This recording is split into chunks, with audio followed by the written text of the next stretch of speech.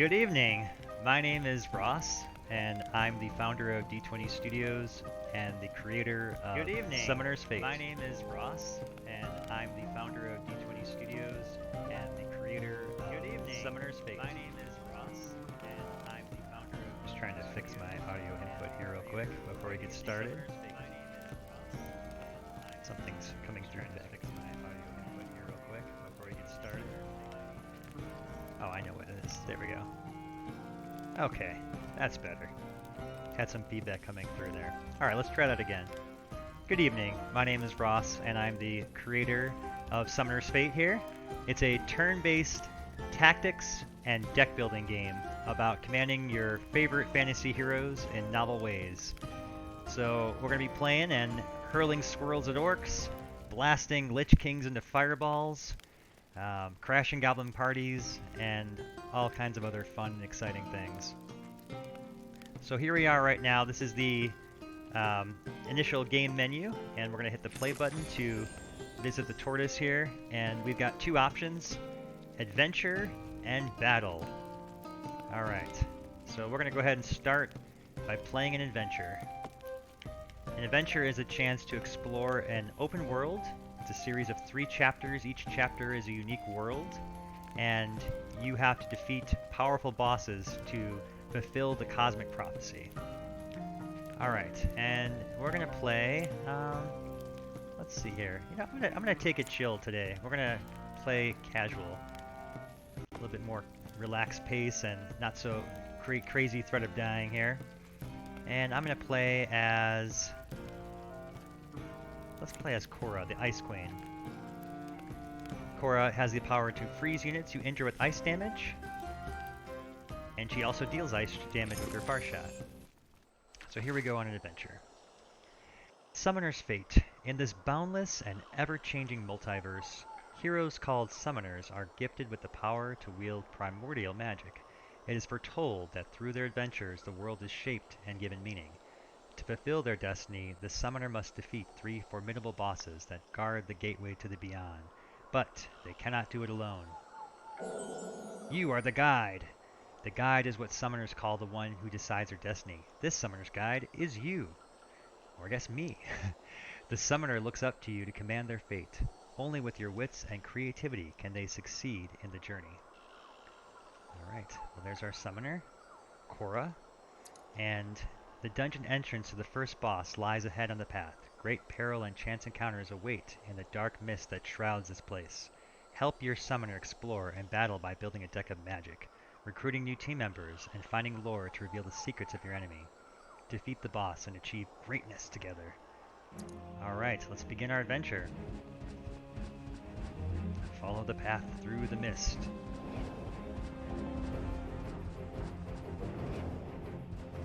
There's some boxes here. Let's smash those boxes. Looks like we found some lore. Weapons of the Lich King. An ancient being battled throughout the ages. The twisted, withered Lich King is a formidable opponent in combat, armed with 2 powerful weapons. Its enchanted sword cuts effortlessly through both armor and shield. Its sinister energy staff sucks the life force from its victims and replenishes the Lich's health. Found some gold. Ah, the stairs. You shall descend into madness.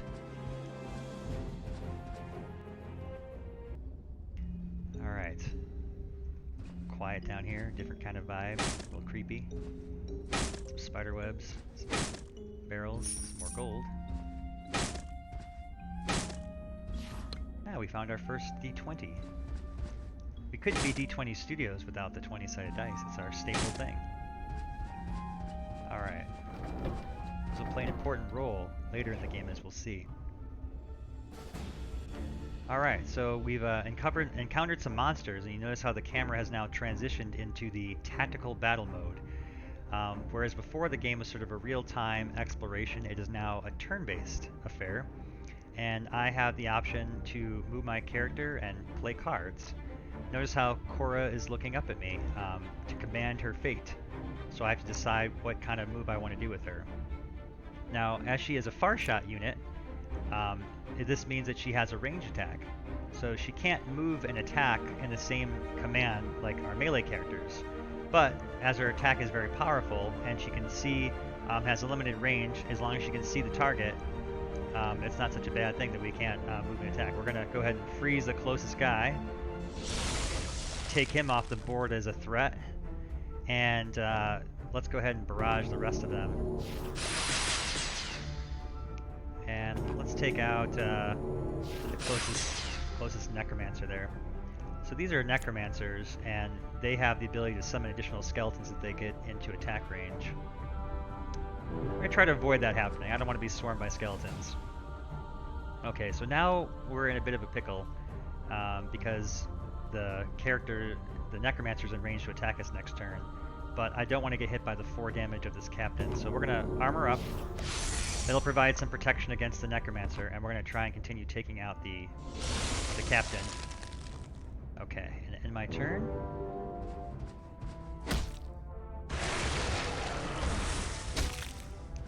Nice duff at the staff there. So there is a counterattack mechanic in Summoner's Fate. The way it works is the first time you get attacked during a round, your character will attack back if they're able to do so. So it's important to decide who you want to attack with first, because that first attacker will typically take the brunt of the enemy's counterattack. Okay, so what we're going to do now is finish off the captain, and I should point this out too, the captain actually has a sort of an aura ability where the other ally skeletons are getting +1/+1. So by taking him out, we're going to reduce the combat strength of all the other skeletons on board, which is very good for us. Okay, so now that we've done that, end our turn and enemies retaliate. And we're taking a few more hits here, but the good news is with that armor giving us the +2 there, it's really helping us out to avoid getting taking life damage. So we can keep sucking up damage here as long as we keep the skeletons from getting too overwhelming in number.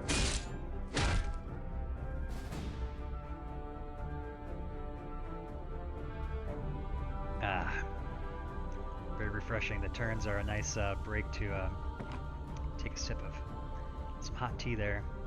Okay, let's take out this necromancer, and we're going to end our turn.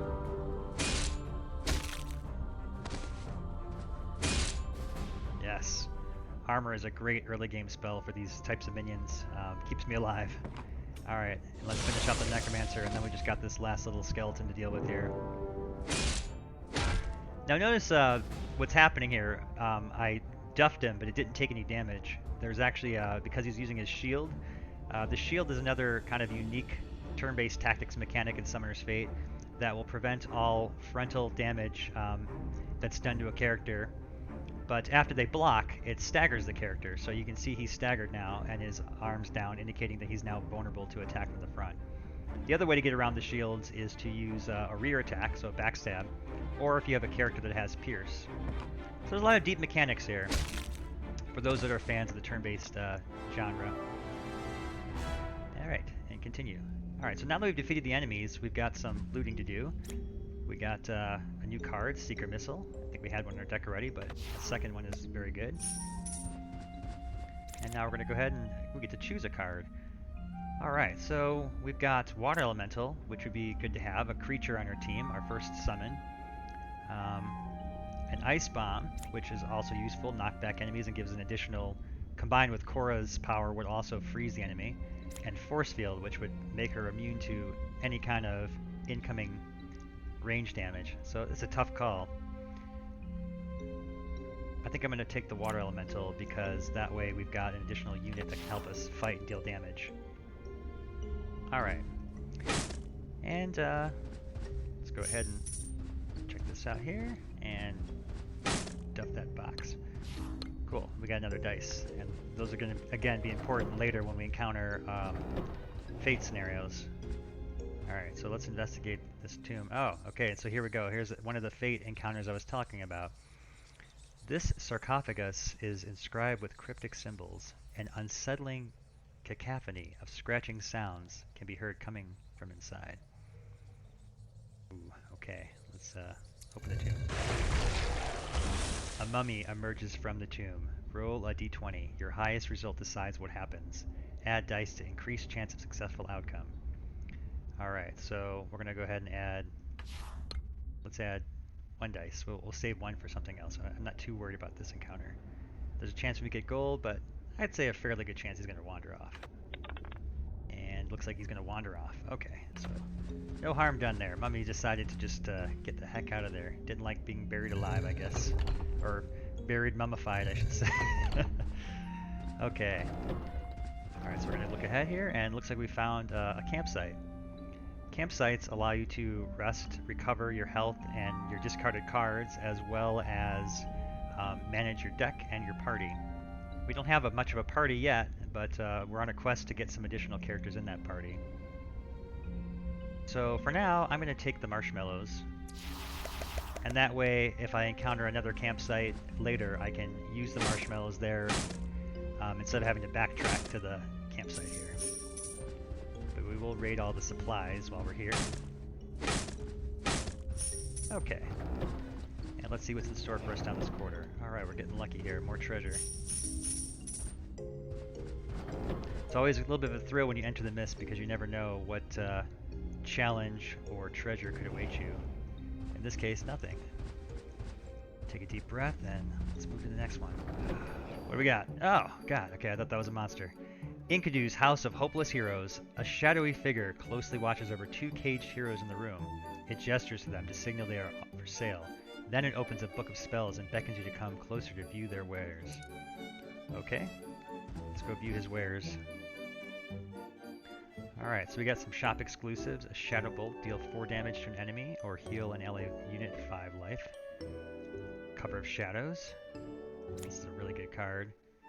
So when you're attacked, give them stealth until start of next turn. Basically it makes you cloaked, prevent further damage. Necrotic Blast, give all units in range 3 cone -3/-3. We got a classic freeze spell, a mana surge, and a poison cloud. Alright, now let's go see what else he's got here. He's got these heroes we can unlock. There's a mountain troll. And he's kind of a big beefy giant unit there. But they cost 500 gold. And we've got the skeleton breaker that we can hire here. It's this guy. Alright, so could also attempt to free the hero. And yeah, maybe let's try and attempt to free the hero and see how that goes. And I think let's get the mountain troll. I'm just partial to trolls. Alright, attempt to free the hero. Enkidu sneers and gives a long, glaring look as if sensing what you're about to do. There's no telling what the repercussions of angering the shopkeeper could be. I don't know. Open the cage. Alright, we're gonna add an extra dice to it. Roll the dice and... uh-oh. The cage won't open! Oh no! Displeased with your actions, Enkidu casts a sinister spell and attacks. Maybe this wasn't such a good idea.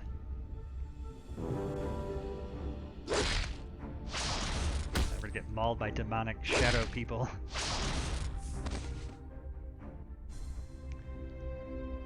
Well... Thankfully we're playing in casual, so we have a little bit of some forgiveness here. 8 more retries left for our adventure. Welcome back! When you retry, your last autosave is restored. In addition, your summoner is healed up to 10 life, your deck is restored up to 10 cards, and any debuffs are removed to give you a fighting chance. Okay, well we learned our lesson here. We're sorry, Mr. Enkidu. We didn't mean to rob your heroes, even though it's kind of cruel they're in cages like that. But we'll come back and get those guys later. We got some more power to fight with. A long corridor filled with skeletons and the soul harvesters. Alright. We go ahead and start off by taking out the range guy. And let's pepper the rest with the Seeker Barrage. It's a oh so satisfying spell to cast. Alright, let's end turn. Take a sip while we're waiting for them to move. That was quick. Alright. Freeze the first guy. Feel like I got enough of distance here with my range character to not worry too much about these guys. Let them leapfrog their way to me.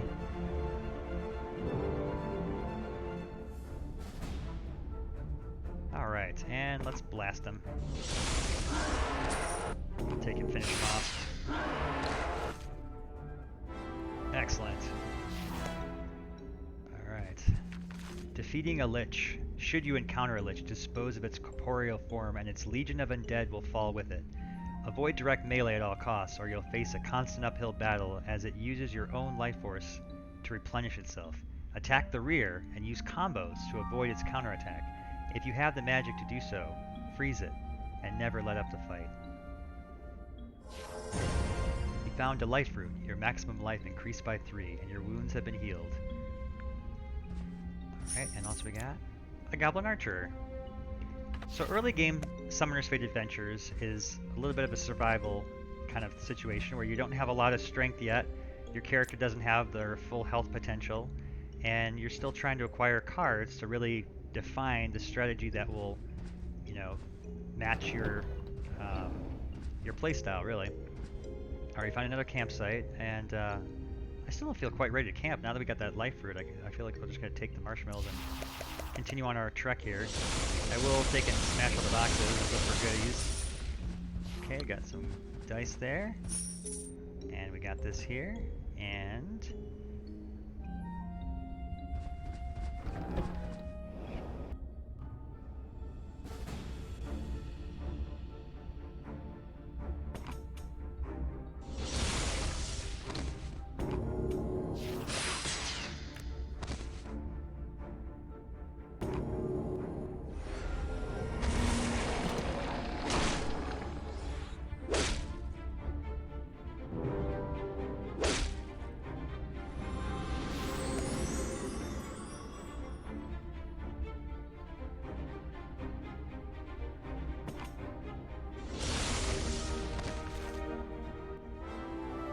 victory! Alright, let's see here. Maddened by eternity. Maddened by the ravages of eternity, the Lich King was convinced of a most unsettling notion. Existence is nothingness. We are empty beings, devoid of meaning. Our only salvation can be to satiate the constant hunger of the void by consuming life. Ooh, that's dark. Ice Bomb. Deal 3 ice damage to an enemy and knock back 5. Alright. And with Korra's special ability to kind of command the cold, that will also freeze enemies as well. Alright, looks like a fairly easy encounter. A little bit more challenging for a melee character, but we're just going to go ahead and sling some ice at him. Alright, let's see what's in the thing in the tomb. Obsessed with immortality. They say the Lich King was once a top scholar at the Academy of Arcane Arts. Obsessed with becoming immortal, he dabbed into the forbidden art of necromancy and was cast out. And we got another water element spell. Let's continue our trek through the dungeon, hopefully to find some allies. Oh dear. Alright, so it looks like we've encountered our first enemy summoner, the Fallen Kidsman. He has the ability to inflict power debuff until the end of next turn, and also knockback. So this is a melee-based summoner, and summoners are indicated through their life bar stylization here. And so we got to be especially careful. He can cast spells, so we don't know exactly the full extent of his powers until he starts playing his cards at us. Alright, we're gonna attempt to fight him. I'm gonna move out a little bit so I can get into range of line of sight for him. In my previous position, I wasn't able to shoot him because the blocks here block line of sight. It's a very important component of Summoner's Fate, is the line of sight and environmental positioning. Also notice there's some traps on the board here. And if we are able to knock him into the spikes or even these spike blocks, it can do additional damage to him. Alright, and we're going to armor up too, just to be on the safe side here. Alright.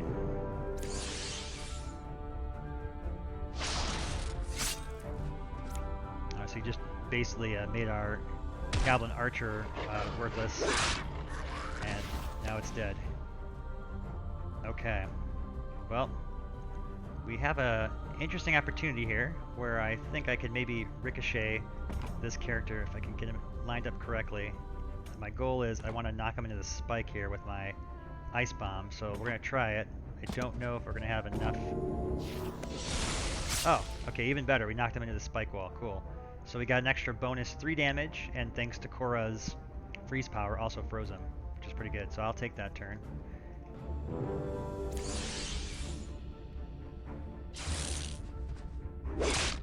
The tactics in Summoner's Fate is all about trying to maximize your potential each turn while minimizing what the enemy can do. And one of the best ways to do that is deny them of their counterattacks. Another great way to do that is to play the right card after the card that they play to counter it. So they throw scissors, you throw rock. Kind of a strategy there. Alright, let's pin him down. And then we're going to fight against the dog with the water elemental here.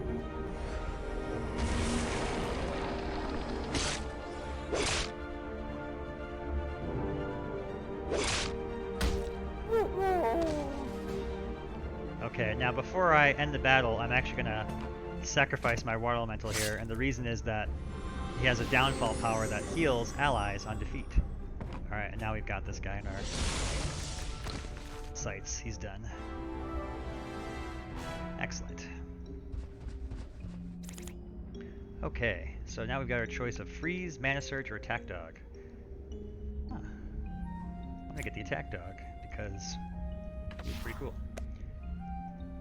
Alright, once again we've got a life root, so we've one step closer toward achieving our full health potential. Never underestimate the cunningness of the Lich King. Just when we thought we had won the battle, it summoned a heinous being of sewn together corpse flesh. This golem was a literal meat shield, absorbing all damage we dealt to the Lich and replenishing him. So you can get an idea here that the lore's purpose is to paint a picture of the story that's about to unfold. It's sort of a preview into your fate, kind of giving you hints as to what things populate the dungeon, giving some character and some flavor to it. Ooh, ouch. It's gonna hurt. Alright, well it's a good thing we got our attack dog here to help us out. Get past these guys. Let's see if I can go around the back there. So, remember those shields are gonna block from the front.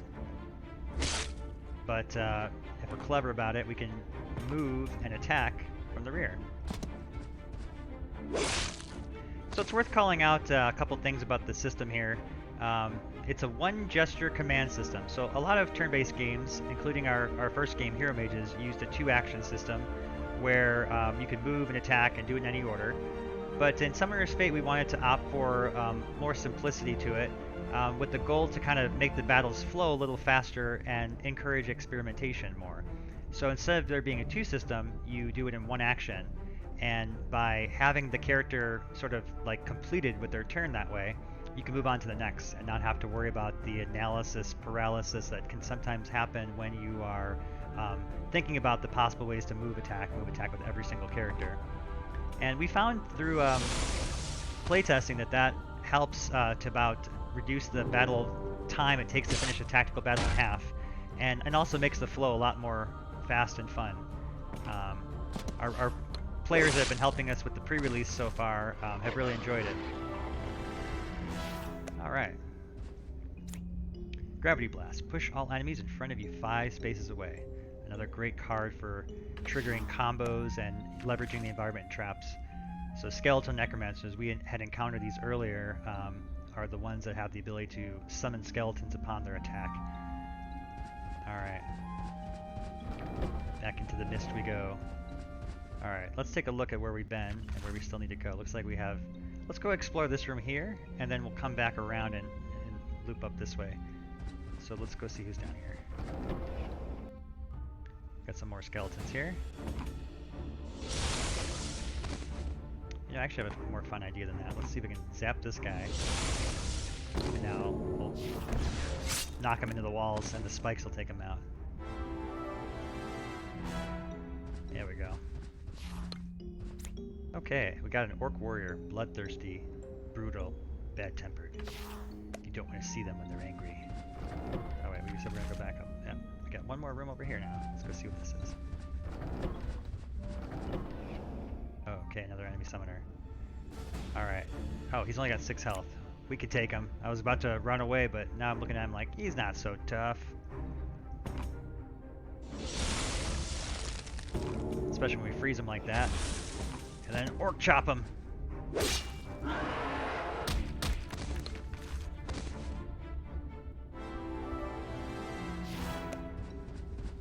Excellent.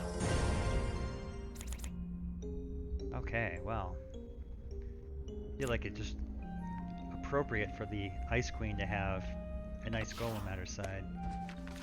Primordial magic. The 5 primordial magics each represent an emanation of creation. Void is non-being, the eternal emptiness. Chaos is the infinite potential of eternity. Celestial is the divine order of time and emergence of consciousness. Arcane is the foundation of reality and psychic boundary. Nature is the ensuing need of life to grow. So, kind of something unique that we've done with our spells and groups of magic is that they're tied into this kind of philosophy of the creation of the universe, if you will, and they represent the coming to being from non-being and the various stages of chaos and order coming from chaos and things like that. So it's kind of an interesting play on things, and it ties in later to like the whole fate and free will concepts that are explored in the game. Alright, this may be a battle that's beyond our match right now. That's a lot of units coming at us. And unfortunately, we don't have any cards left, so it's probably a good time for us to find a campsite and rest. I'm going to try and just pull back and retreat. Retreat is free if you haven't, if it's your first turn. After the first turn, if you try to retreat, it will be a dice roll to decide if you escape successfully or not. Alright. Ooh, okay, treasure room. Excellent. We're going to go ahead and raid this place.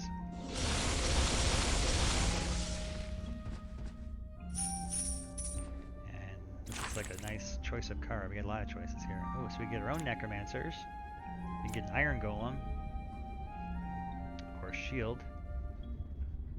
These are all good choices. I'm going to take the iron golem, just so we have another creature in our team, and also causes knockback, which is great, especially in these dungeons where lots of spike walls seem to be common.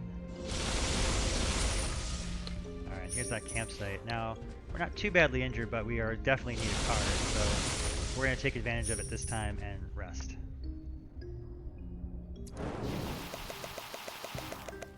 So, among other things, the campsites will restore your discarded cards back to your deck, so we have access to all of our spells again.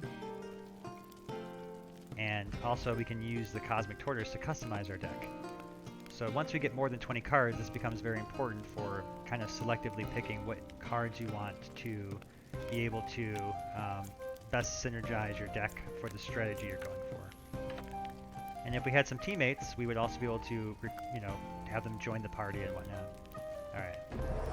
Yeah. So those the label on those buttons is missing because I'm currently developing the game still, obviously, and working on integrating localization and so that the game will be available in as many languages as possible.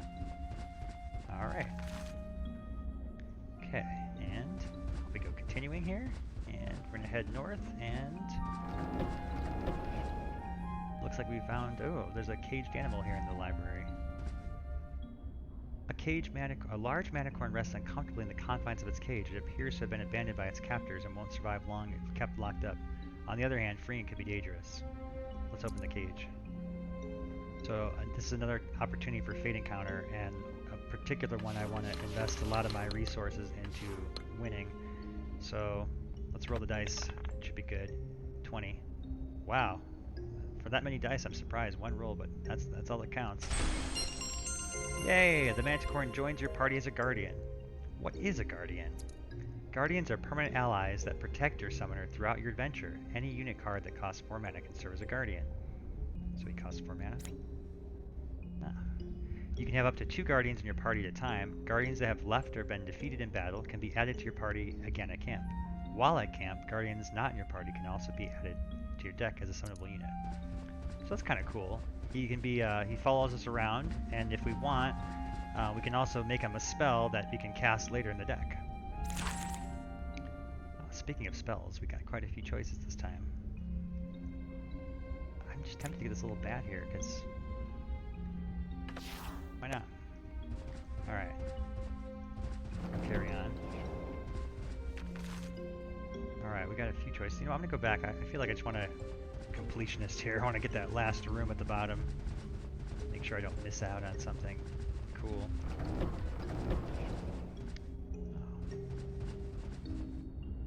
Angels are selfless celestial beings that have fully opened their hearts to helping others. From time to time, they fall from the heavens to protect and guide others in their spiritual journeys. Unfortunately for this poor angel, she miscalculated her landing and was fatally injured. We will try to help the angel. You do your best to help the injured angel. Oh, darn right I am. Roll dice. The angel miraculously recovers.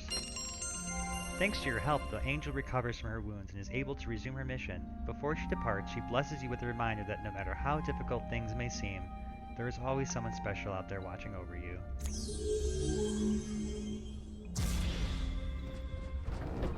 Goodbye, angel. And we've received the guardian angel buff that will protect us from danger. And we get to choose another card. Alright, let's get the flesh golem because any damage dealt to our summoner is redirected to our friendly bodyguard here.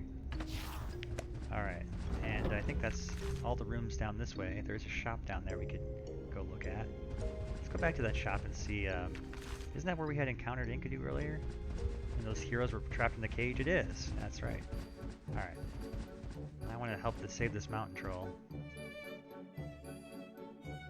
Well, I could just buy him. Let's buy him. And let's see if he's got any cards I might want to. Got anything for 150 that's good? Let's take Necrotic Blast. Alright, now I'm going to try and free the skeleton. And get greedy. I've got no dice left because we saved it all on the angel, but that's okay. Ah, we got him! Look at that lucky roll. Skeleton Breaker joins your team. Excellent. So now we have to choose who we want to keep in our party. We can only have 2 at a time. Until we go back to the camp, then we can put one of them in our deck as well. So we haven't had a chance to really use either of these guys. Let's just stick with what we have, and we'll see you back at the campsite, Skeleton. Alright, Enkidu's not happy about that, though, and he's got some more monsters at us. Alright, let's take this demon out. Ah. Luckily, our guardian angel is here to protect us. Take that blow on our behalf. Nice. Alright. Let's freeze Enkidu. He's not going anywhere. And then get the angel over here.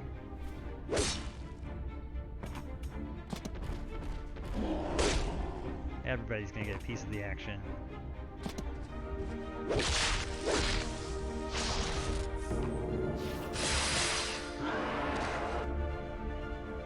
That's what you get for locking up heroes in cages.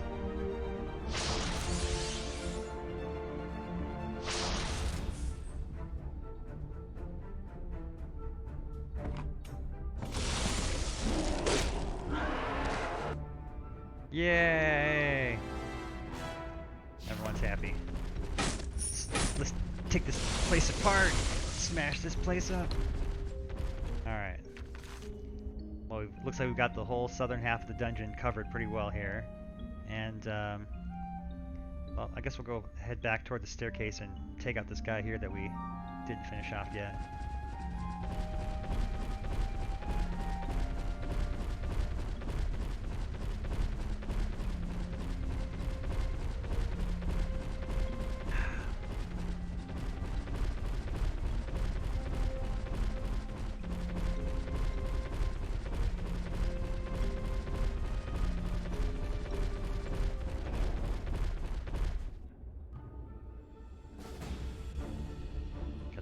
Motley crew going on.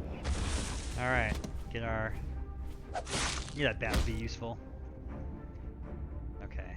Ooh, gravity spell would be useful if I can somehow get them all lined up in those spikes.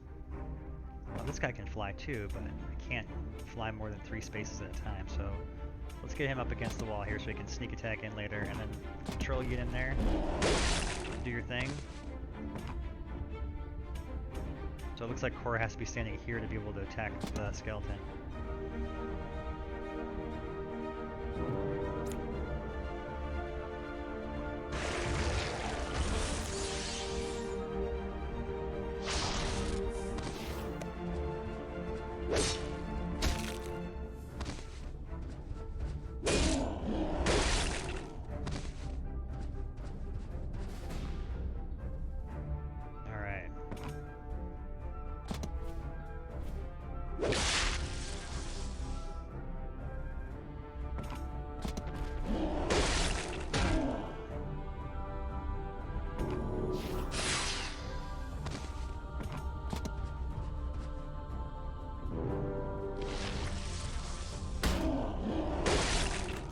the end of the evil necromancer.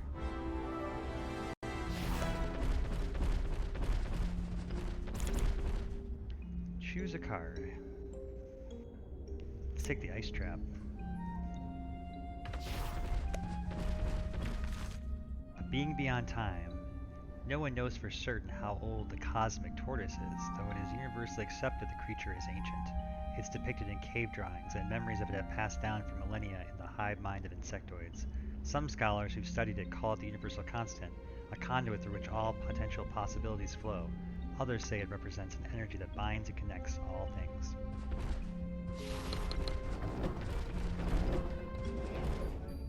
Oh, another little shopkeeper. Ooh, frozen blades. I've only got 25 gold though. Can't afford anything here. Alright, let's leave the little imp alone. What do we have here? Beetlejuice. The Alchemist's Diary recounts a lifelong passion for studying insects and their extraordinary strength relative to small size. It seems this person struggled with frequent ridicule for their own small size from the bigger dungeon denizens. A half-finished vial of potion reads, "At last! This will show him." So somebody was getting bullied here. We're gonna drink the potion and see what it does. Alright, yeah, that'll show him. We grow and receive +5/+5, knockback 5. Super Cora! I'm ginormous now!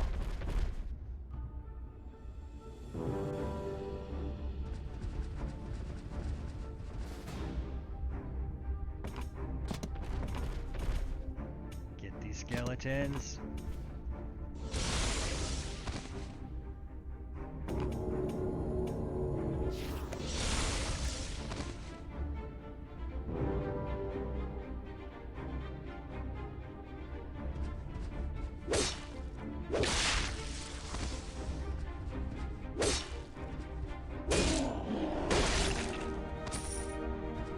Skeletons.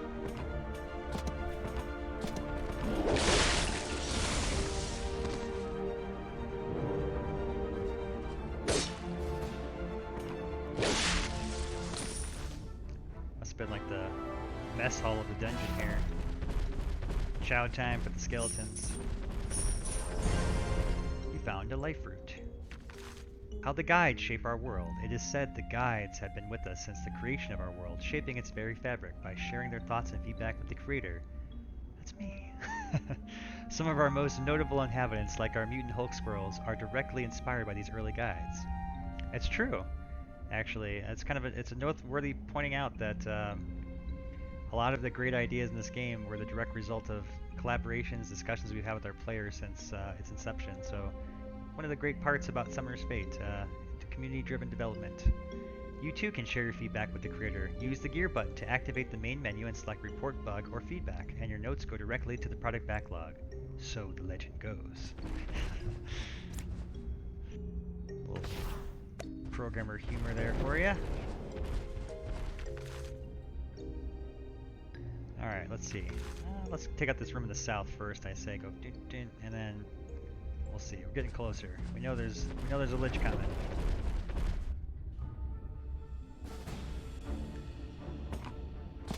Very different experience playing the game on casual mode, which is the mode I'm playing on now. I just kind of wanted to relax and kind of experience the game a little bit and not have to worry so much. Earlier we did some demoing of the game on normal, which is actually hard, very hard, because you only have 3 lives, but the monsters are also significantly more powerful. And for those that love to be punished, we also have a hardcore mode where you have a single life, permadeath, and it's much more like a roguelike traditionally in that sense. And yeah, that is a very difficult mode. You gotta really know your stuff and be really sharp throughout the whole thing. It's very intense. The casual is just sort of a nice segue into the game. If you're new to turn-based tactics, it's a great way to get onboarded. It'll still provide a pretty good challenge as well. Alright, we're going to take the marshmallows because we're still pretty well stocked here and continue on. Okay, so now we've got those rooms. Let's head on over here. And door 1. Let's see who we got. Oh, a character. A mercenary. We need 500 gold to hire them. The Soul Reaver, who has taunt and vigil, and armor. Okay, we're gonna see if we can find some more gold then. Oh! We found the boss.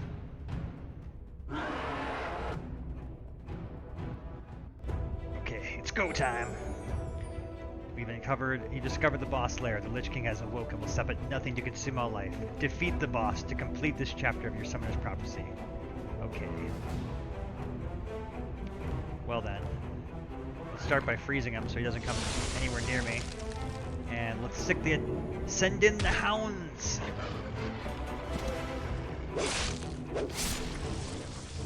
Dare you strike a puppy.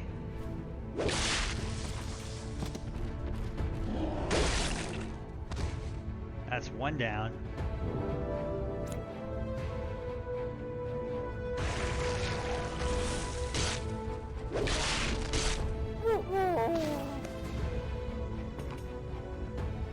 Let's combo him into Korra. Combo!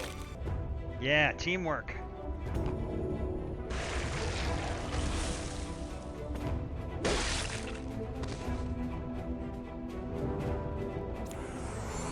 Uh-oh. He's back for more! Oh, man! That was brutal. Oh, man, I thought we had him, I thought this was going to be a cakewalk there for a minute, but he's putting up quite a good fight. Alright, let's freeze him, unless he caused more trouble. Keep him on ice.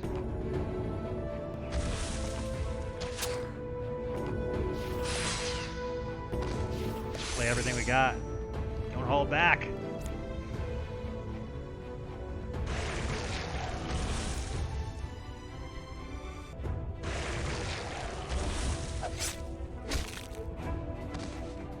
Man, the intensity's heating up here. Jeez. I thought this was casual. Alright, how much life does he got left? 7, okay. Well, unfortunately he's too close within range to freeze. For far shot you have to be at least one space away. So you know what, let's make him further away. Combo! Yeah, think about it. Let's put this trap here in case anyone tries any funny business, and let's weaken him. No, not without hitting our troll too. Let's not do that. But let's freeze him. You're almost there! Keep pushing the fight! Yeah!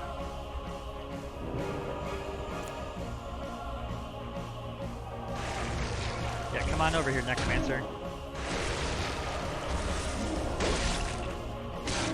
Oh. There's that trap. Ow. No, troll! Oh man, they're gonna make us work for it.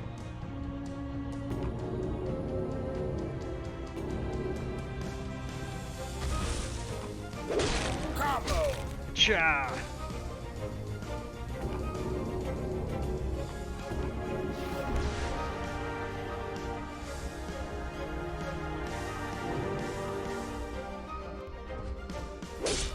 Yikes.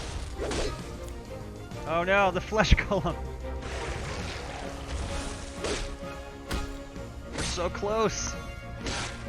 But we're all surrounded now. We're getting swarmed. It's gonna be a tough kill. Let's get the ice golem. Oh, that's right. He's got the flesh golem, so he's still defended. Let's neutralize him. That worked. That worked well. Yes! And all of his minions collapsed. As the prophecies foretold. Kill the Lich King, kill them all. You've defeated the boss and are one step closer to fulfilling your summoner's destiny. 2 bosses remain. The portal will take you to the world of the next boss. Enter it when you are ready. Wow, that cost us our whole team to do that. Choose a card, Counterspell, Incubus, or Skeleton Legion. Ho ho ho. that's a tough call there. Summoning a legion of skeletons sounds fun. A legion of skeletons to call my own. I command the dark powers of the undead now. Chapter 2. Fantastic creatures and deadly enemies call this forest home. Somewhere in the mist, the second boss makes its den. Keep your wits about you. Your collection of cards is growing. It's time to think about your strategy. Help your summoner by building a deck with synergies, combinations of cards that create power greater than some of its parts. Defeat the boss. Let's do this! Alright, so let's up here, man. I guess you know what, let's follow the path. Seems like, why not? Got here, some bugs. Insectoids. Oh! Like a weird glitch there where oh, okay, I guess I just didn't update my position. Alright. Well then. Bug. Take that! And that! And let's get some...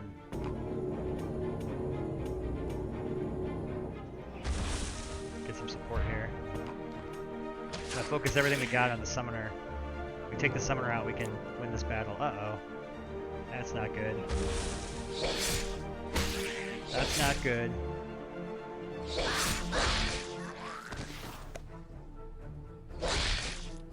Ow, man, they got everybody in there. Jeez.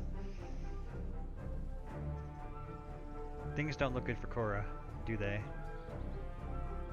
Okay, we're going to take some precautionary steps here. There's no precautionary steps. We're going to get the heck out of here.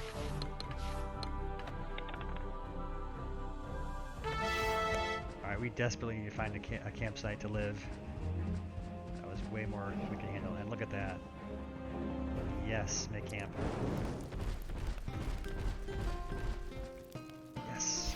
We're all, the old gang's back together. And let's customize our deck. So looks like we have 21 cards. We can put the Skeleton Breaker in our deck if we want. Let's do that.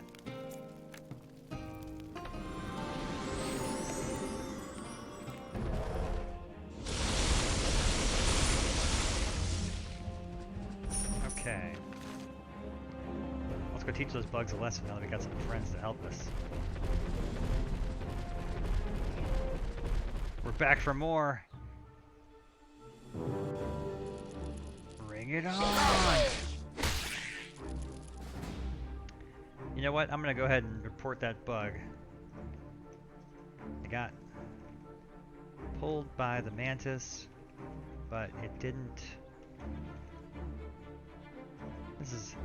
I mean, I'm serious about feedback here. So this actually now sends a bug report directly to my inbox, where I will get the details of the game state and everything to be able to fix it. It's pretty cool.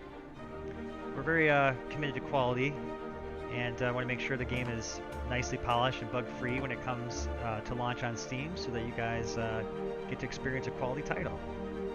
All right, let's get let's set a little trap here. What we're gonna do is get everybody lined up like that, and then oh wait, I forgot. She's not actually standing there. She's over here. Oh. Okay, maybe we'll get to see what it's supposed to look like now. There we go. That's what actually happened. Okay. Alright, so now I can plan my turn accordingly. Alright, so as I said before, we're gonna get a little trap set up here.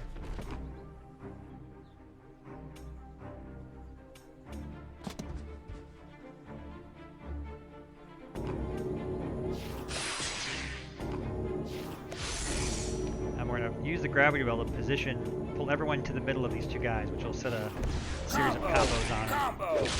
Yeah. Excellent. Yeah, you run, bug.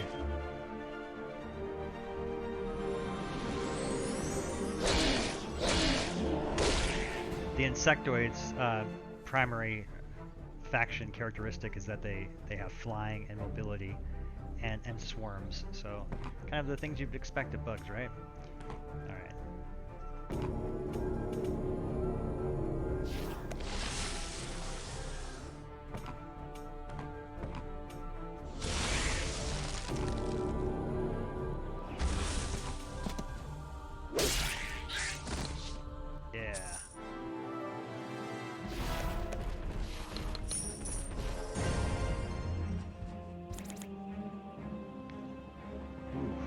partial to mind control myself. Alright.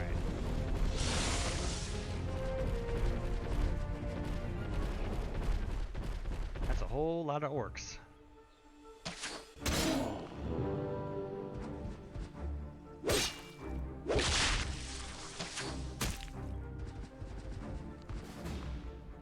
Okay, well, let's stop the archers from getting at us.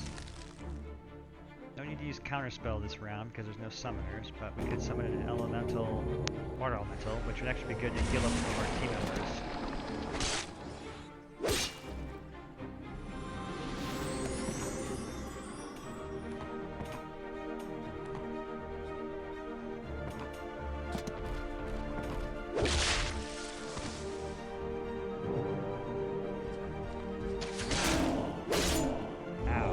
Trolls down!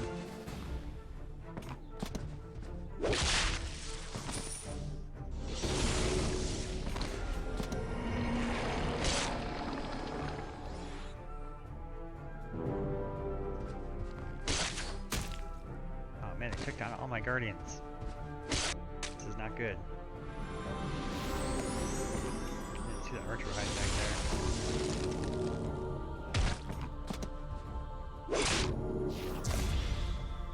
Set a little trap for that guy in case he comes running at my dog. Oh, didn't put it in the right spot though.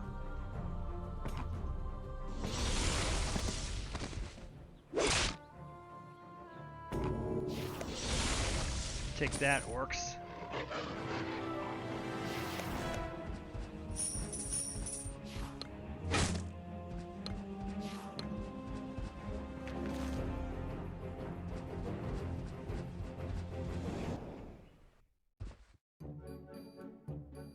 McGee's shop. I want that Yeti. Knockback, wreck, gain +2/+2. Excellent. Alright, and... excellent. Okay.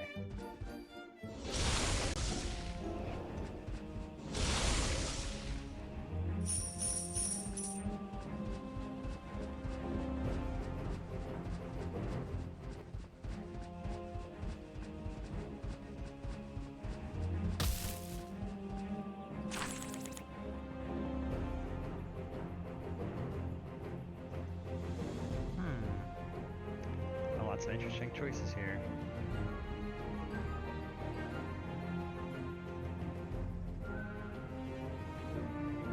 Let's take the rust.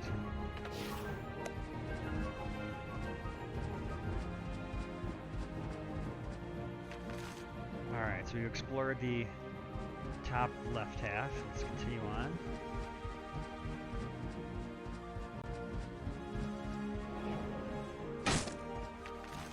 The legend of Grandma. Like any good mother, the Ma nurtures its young, except in this case, nourishment is powerful, regenerative, and transformative nature magic. Our first clues to the boss that inhabits this world. A saber-toothed tiger.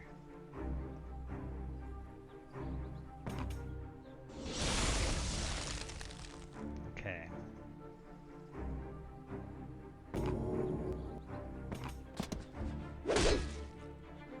This should be pretty easy as long as we keep them frozen.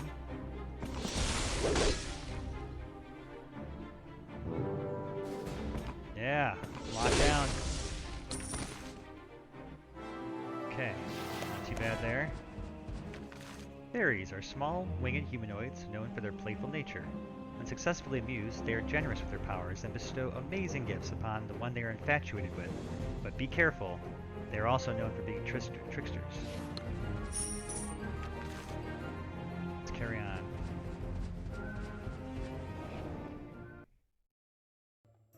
Finding the perfect tree. Goblins are chopping down the forest to find the perfect Christmas tree. They don't actually know what that means. They just like chopping stuff. Heavily alarmed by the behavior, a treant is trying to stop them. The goblins have now turned their axes against the treant and it's about to get dicey. Ooh, let's help the treant.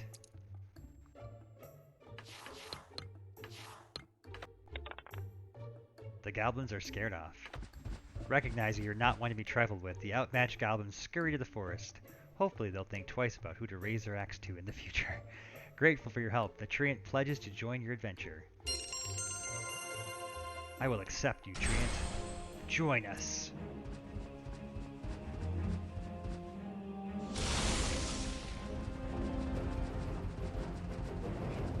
And a campsite. Good, we needed one. Their other buddies are dead. The tragedy of Rabidus. Long ago, a powerful mage experimented with magic to unlock the secrets of evolution. Without care or consideration for the consequence, he mutated a small white rabbit into a monstrous hulk. The creature looked to its creator inquisitively, seeking the love a child seeks of his parents. But, horrified by what he had done, his creator abandoned him. Alone and afraid, darkness swelled in the heart of the creature. It named itself Rabbitus, and now roams this forest, breeding more of its kind. Its singular purpose? To inflict wrath upon those who wield magic, lest they forget the burden of creation and the emptiness that's left when love is lost. Ooh, that creator was a jerk.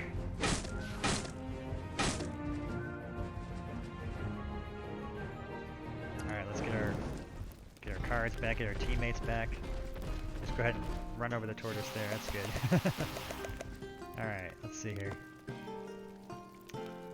Let's get the Yeti in our team. Okay, one less water elemental, one extra Yeti.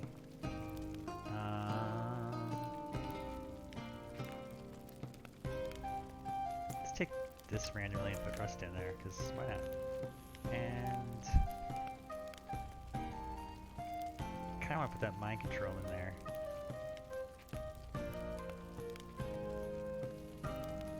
This is a very random collection of assortment of cards, but it's been effective so far.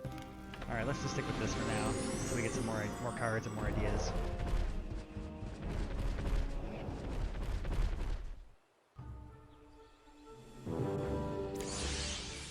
Oh, we got an Orc Shaman here, blasting us with magic.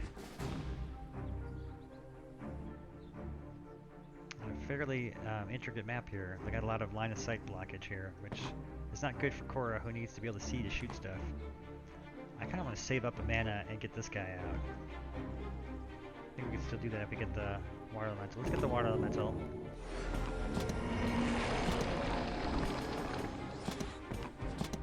Gonna work our guys around here, and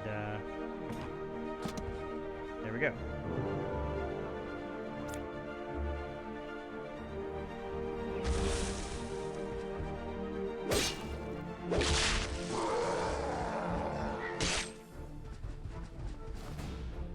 Orcs have a champion out, which will give their fellow orcs +2/+0 until end of turn if they're injured. So we gotta be on the lookout for that. Okay. I'm gonna pull him back until the water elemental has a chance to heal him, and we're gonna summon our skeletons to send in there. Yeah! Skeletal Legion!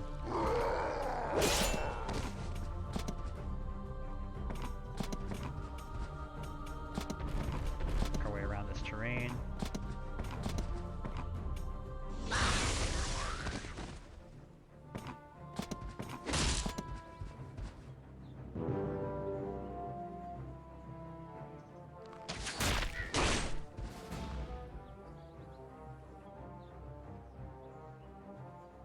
All right. Carrying on here.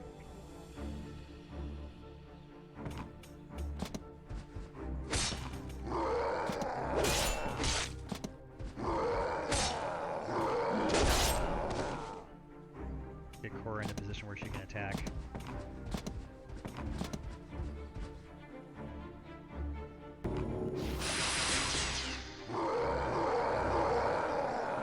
Make those orcs mad.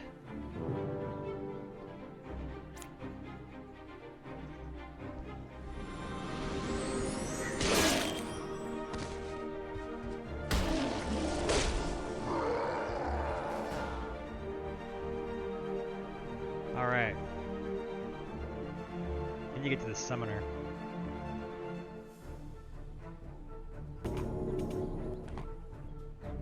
Let's pull him into the troll. Combo!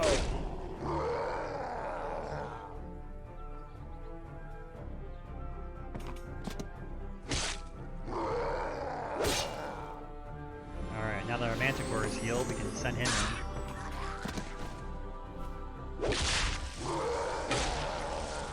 Oh wow, I didn't realize how strong that guy was. Okay, maybe that wasn't the best idea. Get in there, skeletons. Oh, I should have attacked him. There we go.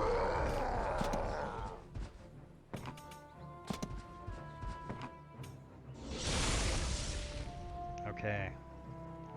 Cora and her legion of skeletons. Oh. It seems like it really hurt to get hit by that bone thing. Ouch! What the?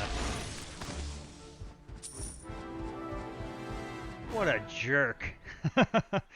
He just blew himself up to take out my two guys up there. That was mean. He knew he was going to die. He knew he had his fate met. And he just suicide blew up himself. My skeletons are like, our job's done. We're out of here. Let's get the Frost Dragon. Cora needs to ride the Frost Dragon. What the heck is going on here? Why is the bridge so strange?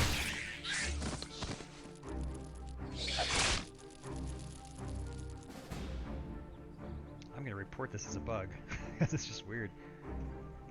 Bridge is a little narrow, no? Alright.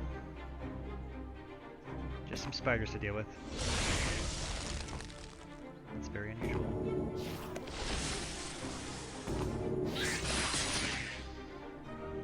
And Troll really has nowhere to go.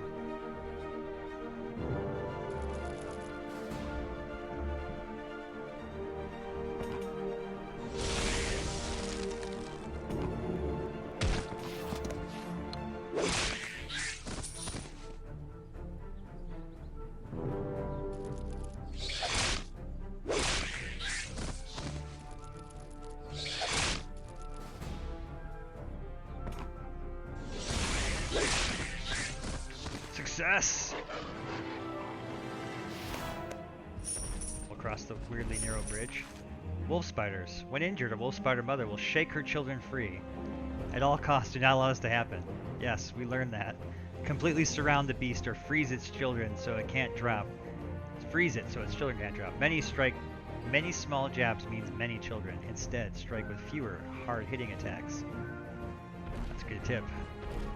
For those who are just joining us here on the stream tonight, this is Summoner's Fate. My name's Ross. I'm the creator and also founder of D20 Studios. And it's a turn-based tactics deck builder game with open world exploration and lots of fun encounters. Legend of Grandma. Wolf spider mothers are known to carry their young on their backs, but have you heard the legend of Grandma? The mother of mothers. It is said this giant spider carries an endless army of wolf spider mothers. That is a weird thing to read. Alright, what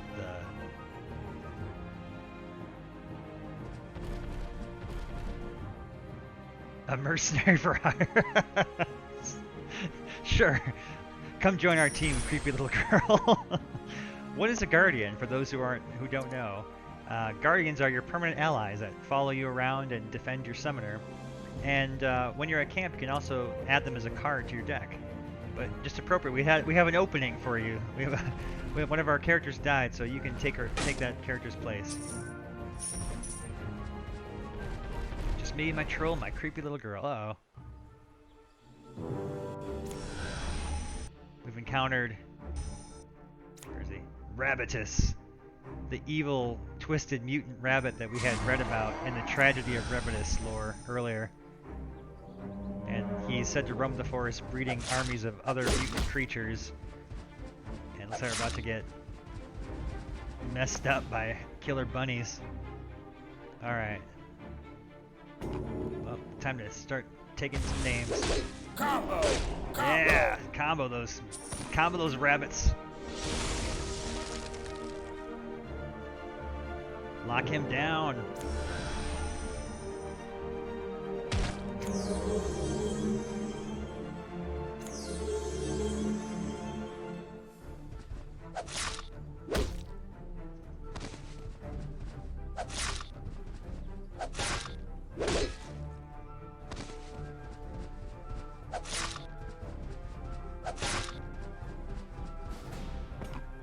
don't want to see this girl when she's angry. My teddy bear! Ah! Take him down a peg! Uh-oh.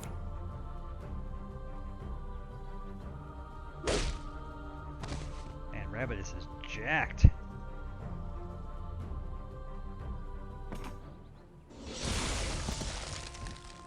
Take that, you creepy bunnies. Alright.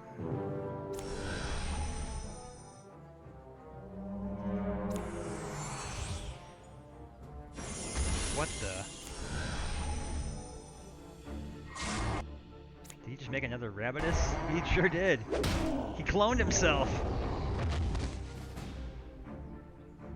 Oh dear. Rabbitus is turning out to be a bit of a pain in the butt.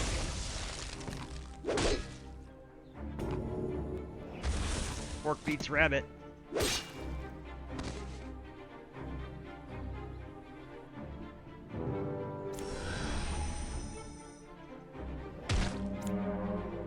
And even frozen, he's turning out to be a pain.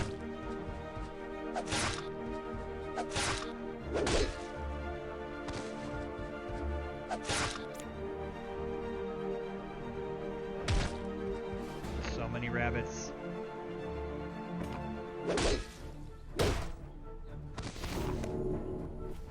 That's it.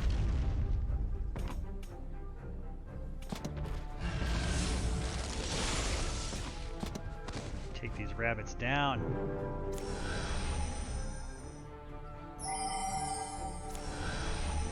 This guy does not want to go down. Time to tap out, Rabbitus. Time to tap out.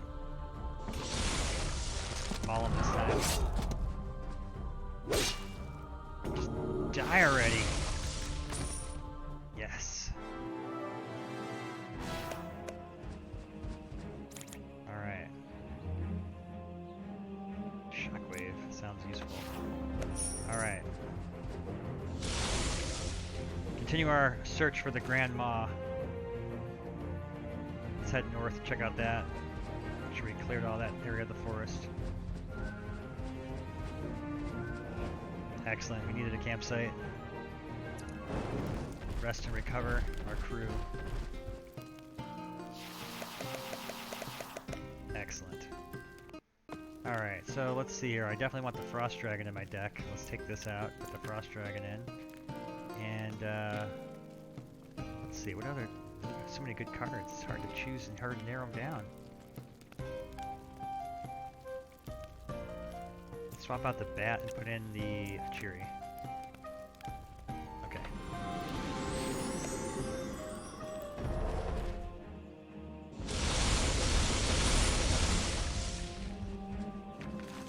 The Maw will stop at nothing to protect its children. Will use deadly toxins to poison would-be threats. Always carry curative spells when roaming into the dark mists of the forest. Better yet, travel with a healer. We have not met a healer yet. That would be helpful for sure.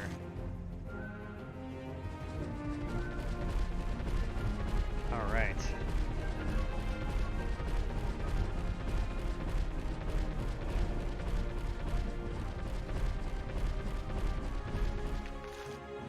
So we got one area of the forest we haven't explored yet. Let's go see what that is. It's a fairy.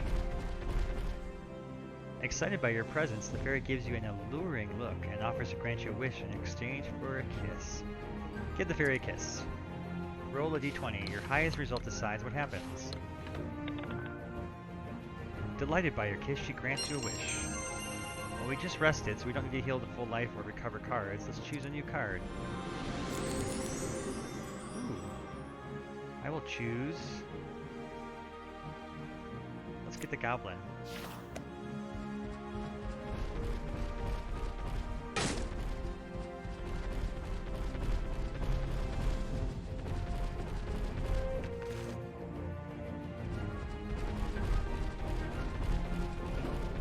What the?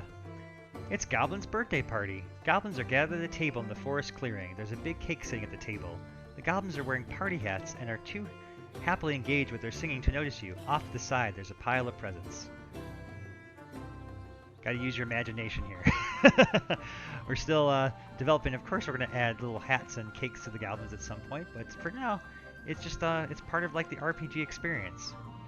Let's join in singing Happy Birthday. You decide to join in singing.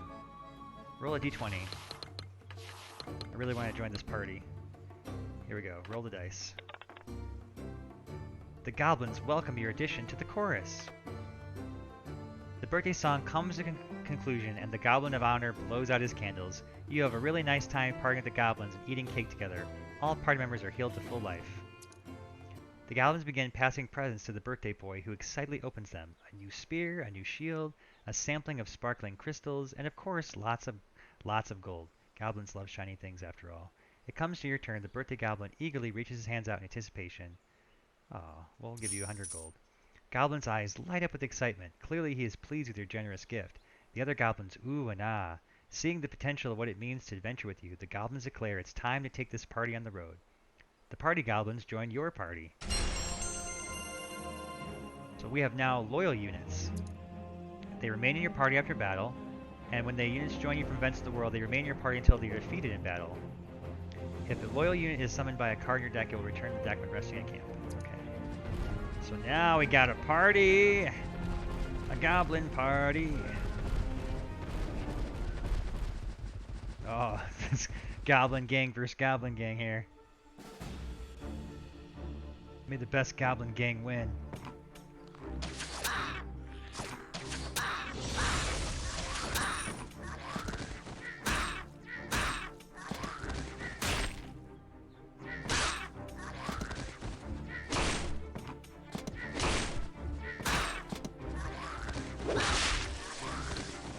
Yeah!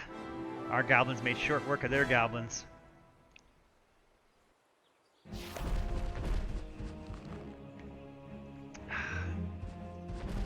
Alright.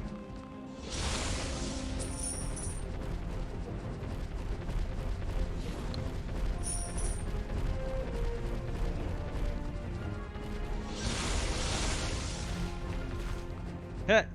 You're invited. Galvin's birthday party. Forest Grove, all afternoon. We're having cake, music, dancing, and of course, the opening of presents. Goblins love gold. We sure learned that one. Loot Hall.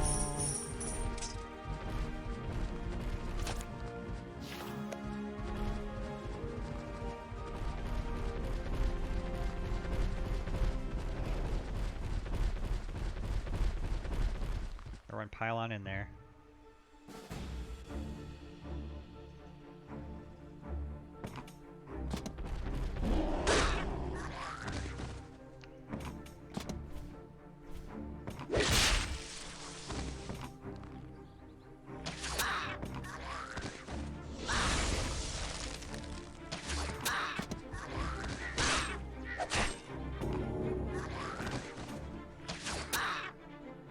Yeah, it's nice having a goblin crew.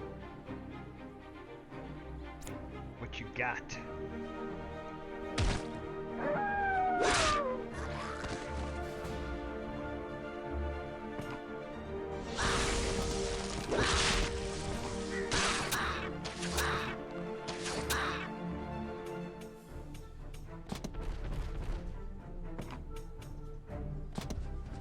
I don't want to have my goblins die. I'm going to try and get them out of there. Goblin champion.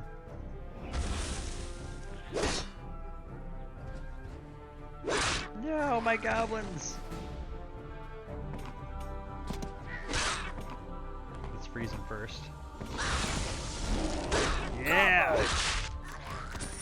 Take that, evil witch goblin. Oh, bandit cutthroat for sure. Okay, let's carry on. That's a whole lot of wolves. Oh man, they're mad too. Ouch.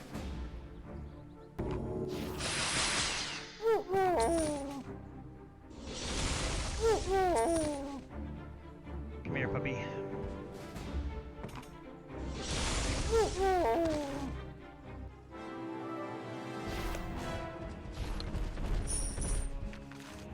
Goblins are famous for their fixations, whether it be grabbing gold, collecting crystals, chopping wood, or stabbing stuff. They'll fiercely commit themselves to their obsession. They're not ill intent or malicious, but their lack of consideration for others in the way of their gold gets them into trouble far too often.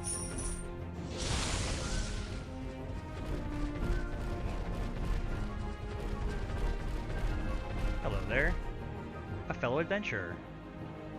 Why don't you join us, adventurer? The adventurer accepts your offer. Alright. Continue. Alright,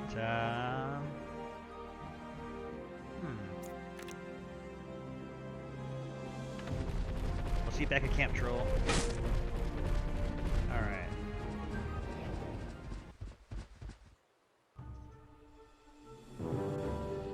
Goblins in this forest. They're like, we've heard what happens to goblins when they face you, we're out of here.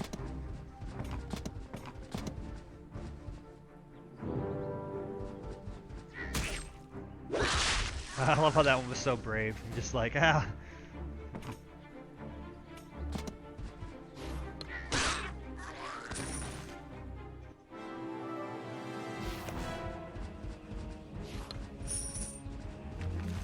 Primordial magic. I think we've seen this one.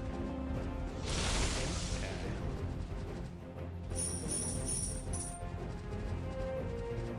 Alright. A couple areas left to explore up here still. Some yellow jackets. Alright. Gonna clear out these monsters. Can't quite reach that one. Let him come to us.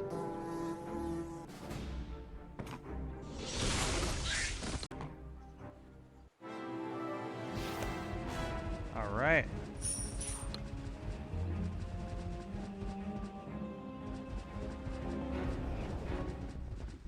Ooh, a bandit blockade. A gang of tough-looking bandits blocks the path ahead. Their leader demands all travelers pay a toll of 200 gold in exchange for safe passage through. You know what? I'm loaded. Take the money and get out of here.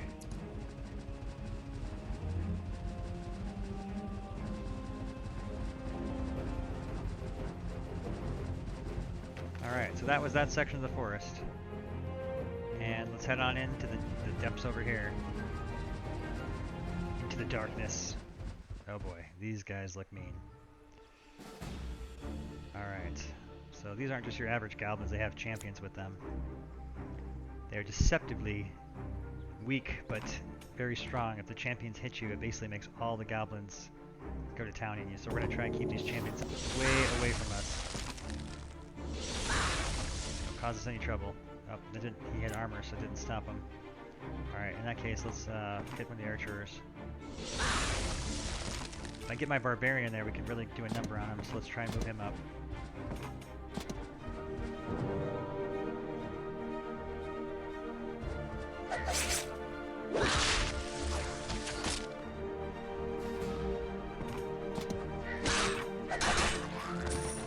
Alright, so Barbarian has a wreck ability.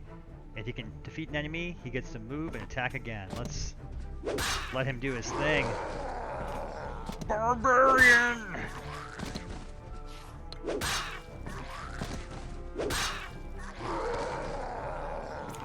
Alright, we gotta weaken that armor first.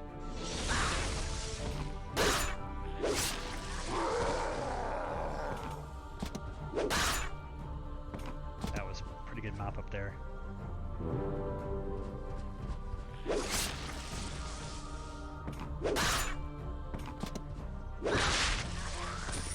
Success!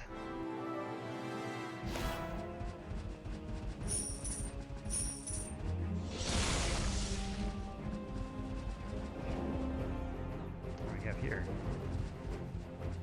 Capturing creatures. This powerful creature could prove a useful addition to your team. If you can both successfully capture and train it, it will join your party. However, attempting to do so is not without risk. Let's capture it. The creature is scared and runs away. Get back here! Get back here! Where are you going? Oh well. Next time. another shopkeeper, and we got lots of gold to spend too. Ooh, and there's lots of good stuff too. I like crystal golems. Oh, here we go. A healing staff. That would be very useful.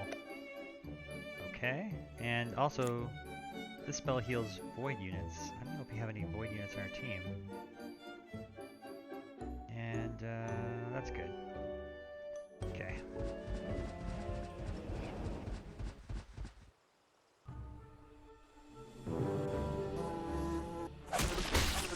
Oh, duff.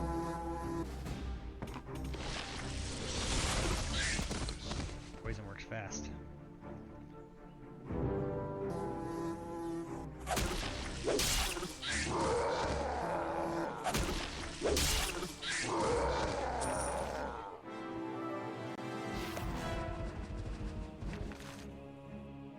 No one knows for certain how old the cosmic tortoise is, though it is universally accepted the creature is ancient. Depicted in cave drawings, memories have passed down for millennia in the hive mind of insectoids. Some scholars who studied it call it the universal constant, a conduit through which all possibilities flow. Others say it represents an energy that binds and connects all things. This, of course, refers to the cosmic tortoise that is our camp companion, who bears the burden of carrying all of our extra cards in our collection. Alright, so we're on the hunt for the Grandma, a legendary spider, wolf spider mother, who is the mother of mothers.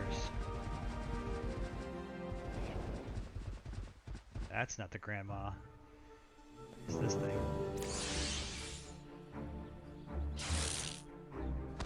Ouch, that was kind of rough. That is a lot of goblins with spears.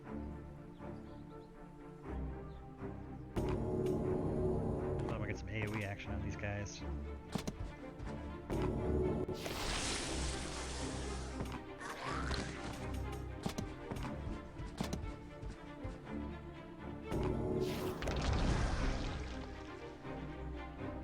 What did I just do? Destroy all buffs and equipment on an enemy. It has buffs on it?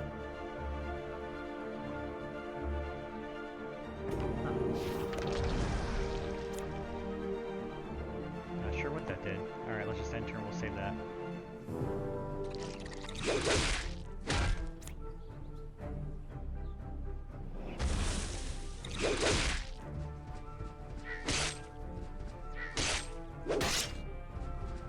Well, that was not a good move. I was planning to summon the Skeletal Legion, and now I've got a pile of these things on top of me, and they're taunting me, so I can't run away.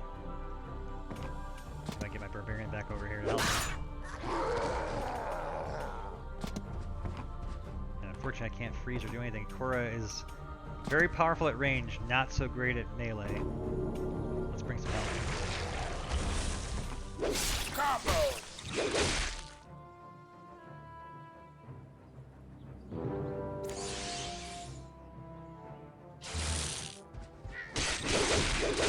Ow, this is very bad right now.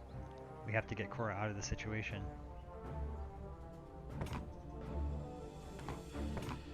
Combo! I can just get that guy off of me. Alright, maybe we can. Let's see.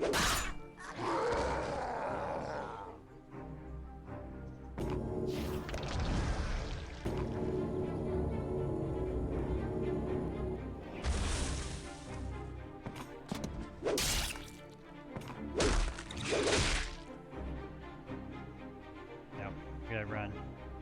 Retreat!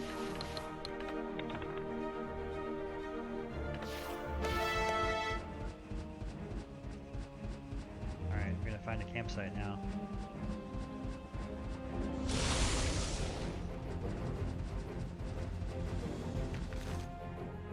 The guides shape our world. The guides are our players. And you can shape the world by providing feedback, and we will do our best to work with you and help accommodate changes within the game. So many of the game's great features are actually the result of collaborations with players.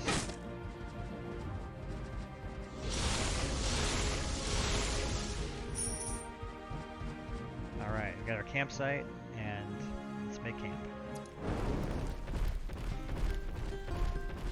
Alright, got our crew back. Feeling pretty good. Let's get our troll back in our party. Let's throw him in the deck here. Let's get rid of this rust and add mountain troll. And we want to add the healing staff as well. I actually like having that work in the deck. What can we take out instead?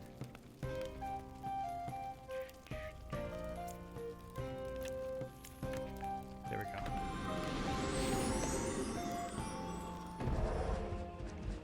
Alright.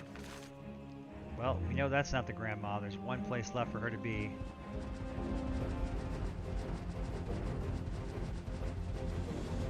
For those of us just joining us tonight, my name is Ross. I'm the creator of Summoner's Fate. It's a turn-based tactics and deck builder game about commanding fantasy heroes in novel ways, like hurling squirrels at orcs, or blasting a fireball at a lich so that it flies into the broadsword of your barbarian, or crashing a goblin birthday party, as we did earlier tonight.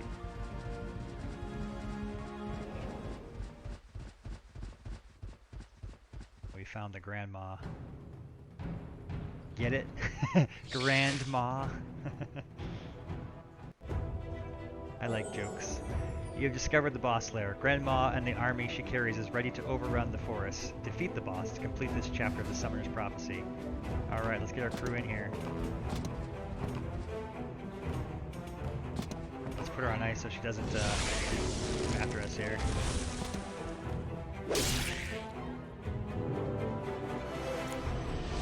Cora is a great character for fighting the grandma because of her freeze ability.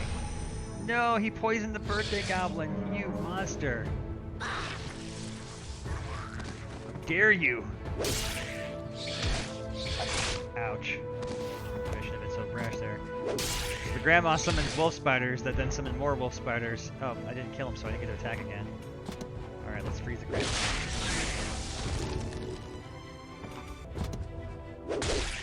Lest there be an army of spiders to overrun us. If they're frozen, they can't drop babies.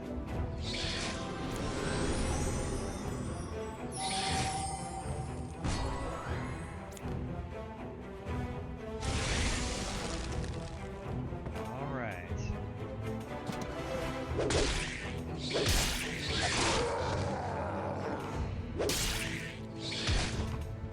Oops. Get him to attack the rear.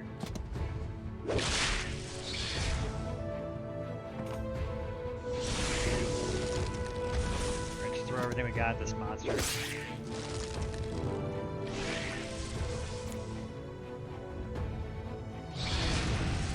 gotta watch out for the poison.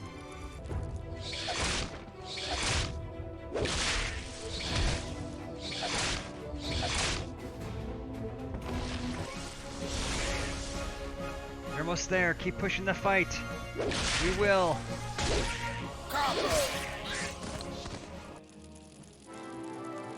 Victory! Congratulations, you have defeated the boss and are one step closer to fulfilling your summoner's destiny. One boss remains. The portal will take you to the world of the next boss. Enter it when you are ready. Alright, more card choices. I will take the Mana Surge this time.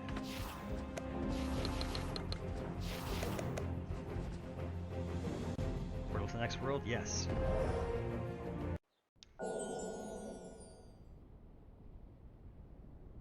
Chapter 3. Across the desert you must travel. This hostile environment will test your resolve as heroes as you seek the final boss. It will take all that you've learned to survive. Heed the advice of lore and get creative with your card and party member choices to amplify your strengths and exploit the weaknesses of your enemies. Time to prove your worth.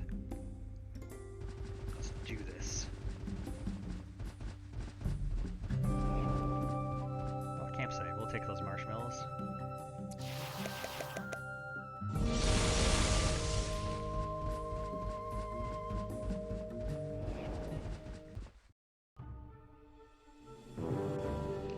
Got some enemy arcane disciples here. Uh-oh. Why is there no art showing there? It's invisible, whatever it is. It's an invisible something! Let's report this.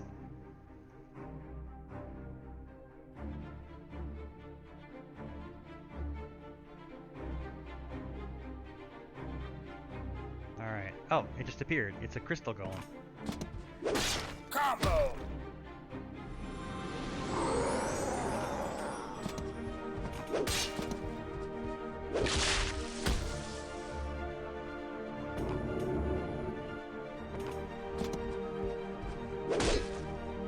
Who is this guy? Do I have a name for him? That's weird, it's not loading the text. Is it loading the text on my cards? Huh, that's strange. This just started happening. Uh-oh. What's happened? Maybe I exhausted my computer's memory or something. Alright, well, let me just take a minute to fix this. We're going to restart the game here, and hopefully it'll come back to where we left off. Alright, let's see here.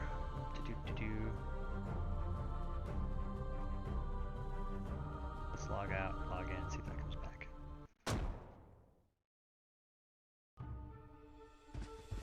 That's better.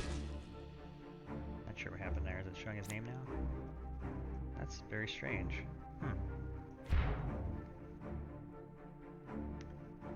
Unusual. I've never seen this before. Alright, let's try closing the whole thing down this time and see what happens.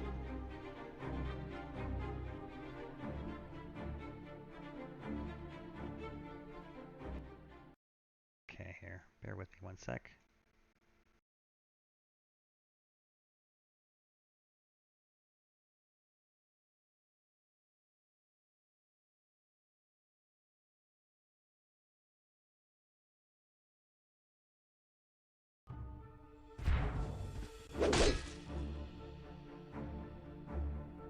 Okay, there we go. Now let's see if it's showing things. There we go. Zareth, that's who we were fighting. I think it was just an issue with memory or something running out with the stream going. Okay, and let's see here. End turn. There we go.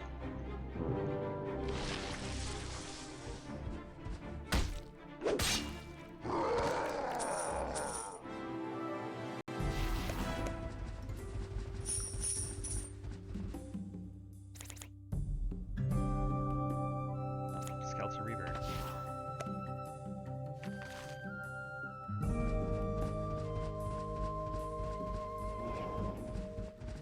It's a shopkeeper. Sides roadside shop. I want that skeleton dragon. Just kind of want the Cyclops too.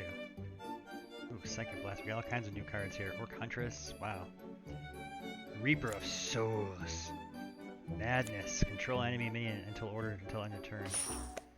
That sounds fun. This is good. Orc Huntress is good. Cyclops is good. Just buy it all. All of our gold's coming to use here. Okay, that's good. Oh yes, more money. You can buy more cards.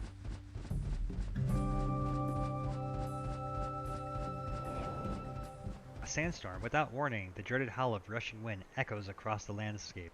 The sand-clouded air labors breathing and swells the eye. The bitter taste of dust lingers on the tongue as the fast-flying particles scrape and sting the skin. All are painful reminders to the unavoidable power of nature. During a sandstorm, your units are blind and may only target adjacent units. Weather events impose hardships that can affect travel or battle, increasing the challenge it will take to succeed in your adventure. Key things to know. Weather duration is determined by a dice roll. You can view the remaining duration by pressing and holding your summoner. It does not affect native enemies. And existing weather. So also resting gets rid of it. Okay, continue. I'd like to avoid this being too long, so... Sandstorm ends after exploring 2 areas. Okay.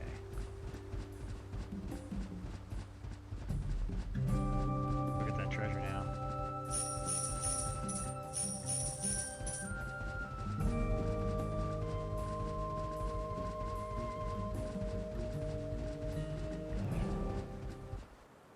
Earth elementals.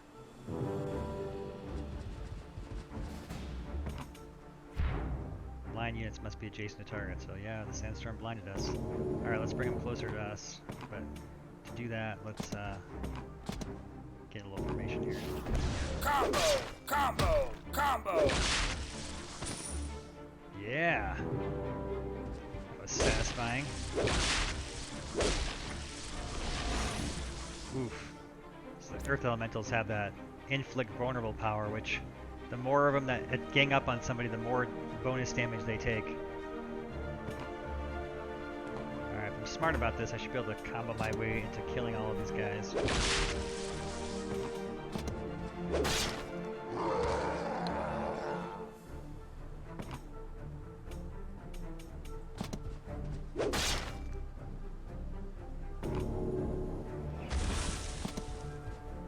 Combo.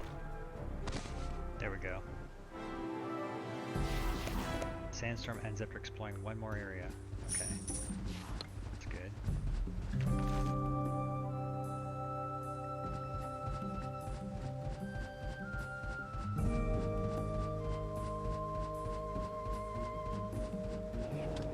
Snap. Uh-oh. I don't like the looks of this. Ambushed. With the speed and ferocity of a scorpion sting, the nets of Marauder Ratare ensnare you. The grim gaze of an approaching Marauder warlord is the last thing your summoner sees before a swift blow to the head makes everything go black. Oof. Sandstorm has ended. Thank goodness. Your party has been captured by the Marauders and forced to fight to the death in the arena. Sunken in the desert with only a single point of entry, your chances of escaping this trap-laden, blood-spattered battleground are slim. Here you will face waves of enemies in combat to entertain the spectating horde of marauders above. Ooh, exciting.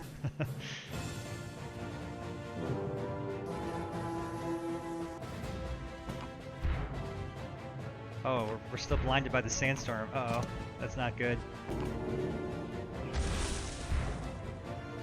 I forgot we're blinded by the sandstorm. But the sandstorm had ended.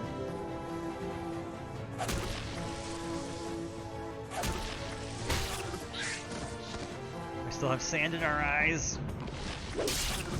Combo. Yeah, take that, bug.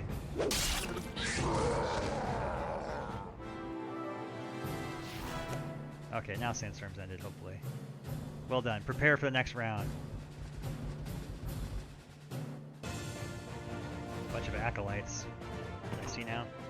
There we go. That's much better.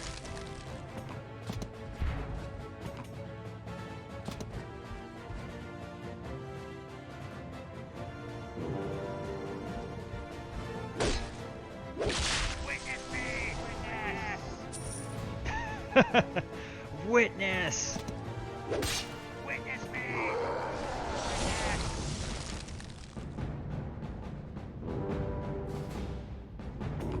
I'm actually going to use this water elemental as a sacrifice to heal my guys, so we're ready for the next round. Witness me. Witness me! What a glorious spectacle! Time to make things more challenging.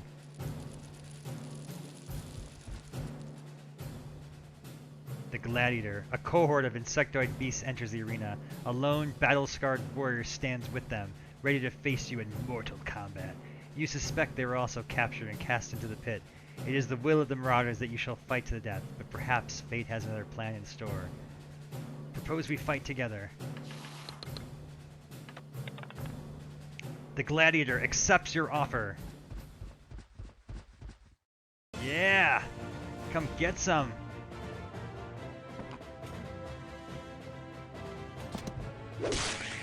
Combo.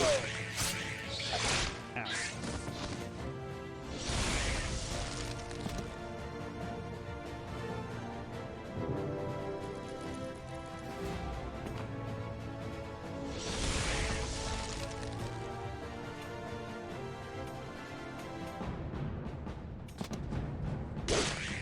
Combo. We've got a little knockback action.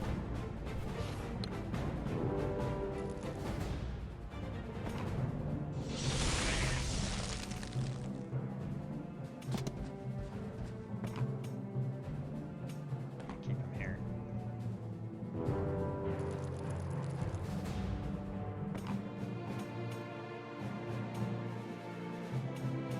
Can I team up with this guy over here, maybe? Let's see.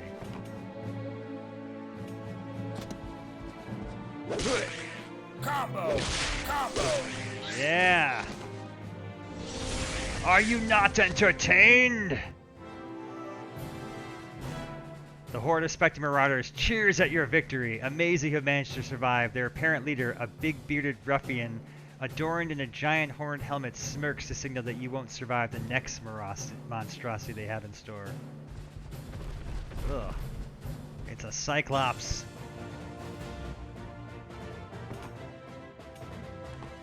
Okay. Gotta be careful with what we do here.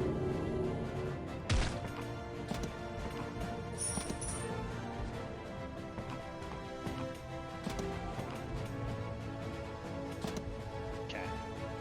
Oh wait, let's see. Let's shoot the ice at somebody.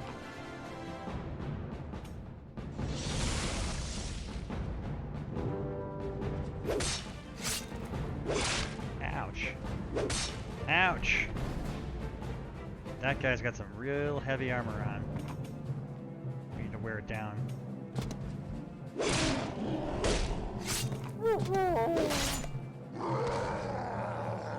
get that guy's armor down further.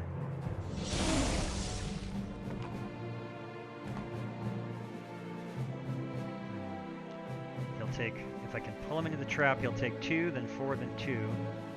But we need to give him a little more damage than that. So what else can we do here?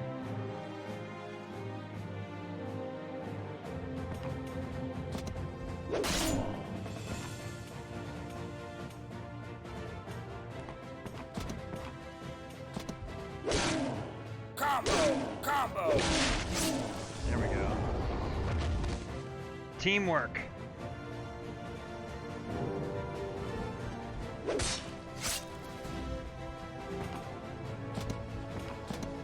Teamwork. Combo.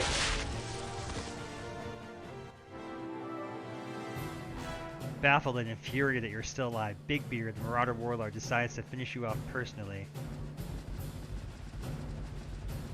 That's a whole lot of Marauders.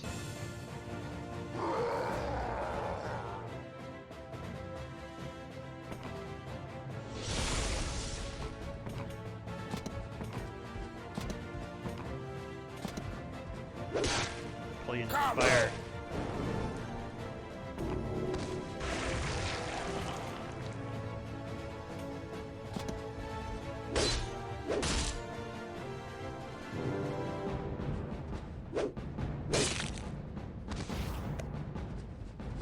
Oh, you just charge right in. Gladiator!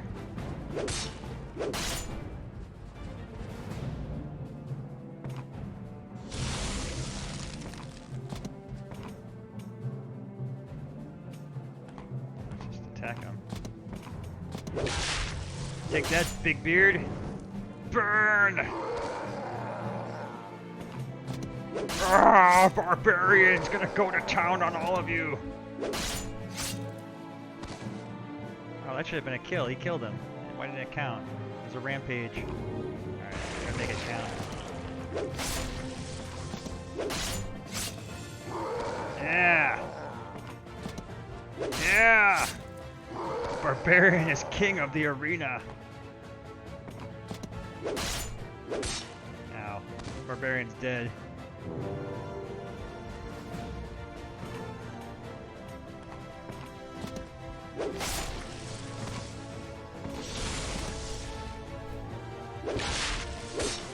Oh. Oh, it took our whole team, but we survived. With Big Beard and his cohort defeated, the remaining Marauders, the audience scatter into the desert. You have won your freedom. I'll say so. Okay. Oh, we got a lot of misty. Oh, alright. That's exactly what we wanted right now. Make camp. Deck building 102. Summer's Fate is about winning in the most creative and satisfying ways possible. It can be a lot of fun to focus on a theme. Looking for some creative inspiration? The All-Star decks and battle mode are designed with thematic synergy. Try it out. Start battle anytime by selecting Settings, Battle Menu. Play against a computer or other players. After battle, you can return right here to your adventure.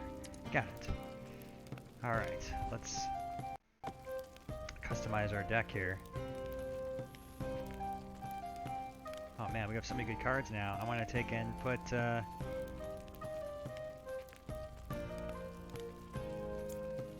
skeleton dragon in.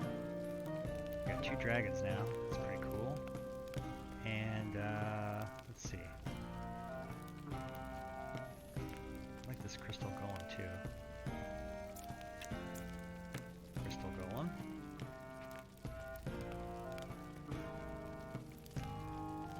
And let's take out the Legion and go with Skeleton Warriors just because it gives us a little more mana to summon our bigger guys here that we've got. So we get a nice little balance. And kind of want to summon this big beefy Cyclops here. We put in for him.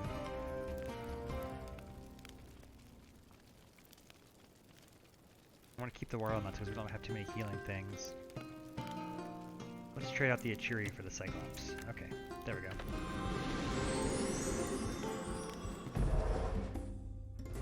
Okay, now let's carry on our adventure here.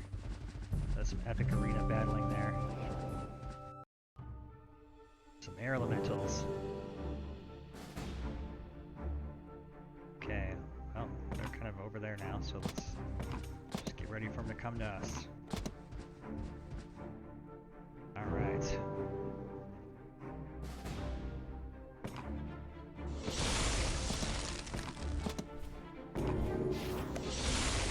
Bam! Alright, let's just let him come to us.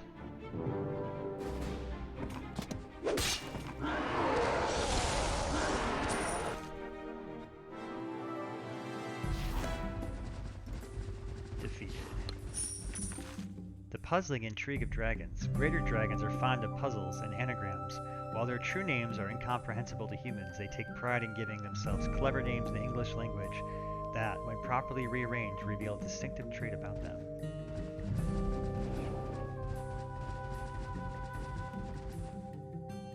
Mercenary for hire. I will definitely hire the skeleton giant. He joins our party. Let's have him take over this guy here. Alright.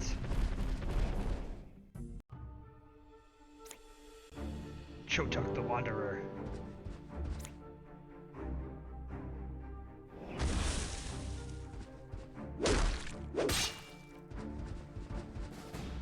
I'll get you, you murderous trolls. Let's freeze him.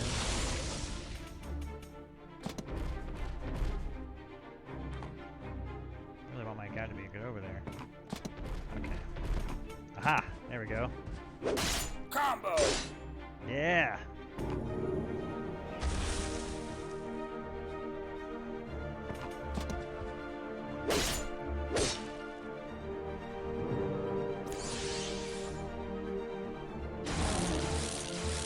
Ouch. Ugh.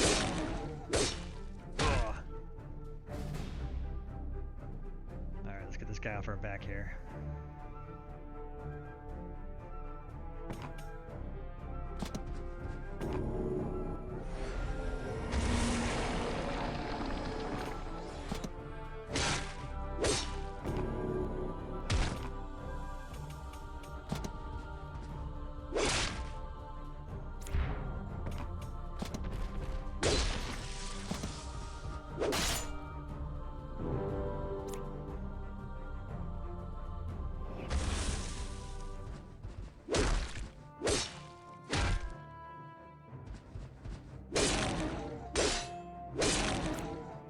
Ooh, man. Just managed to keep summoning guys at us. Alright. He's got 7 life left. I think we can combo him to death, but I would really like to get this guy over here to die so he can heal us. There we go. When water elementals die, they heal your team. It's pretty useful. Alright, now...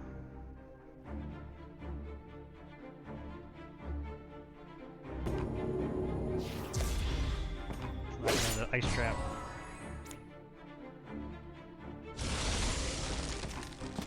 And finish him off. Yes. Look at his minions run. Take heed. Ironclads have issued a general alert that marauders have been spotting raiding the area. Evidence of snares and retiring nets suggests they are setting up ambush to capture unsuspecting travelers. To what end purpose? We have yet determined. Rest assured, the situation is being investigated.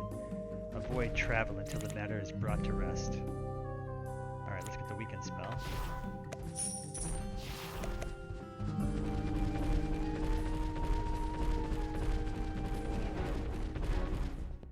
There's Marauders.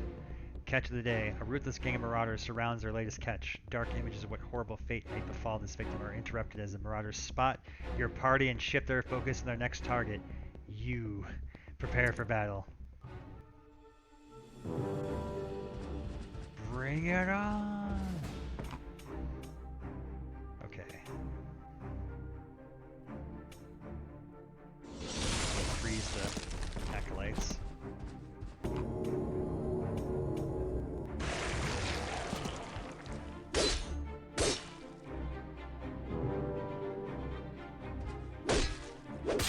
Witness me! Witness! Uh-oh. They've been witnessed!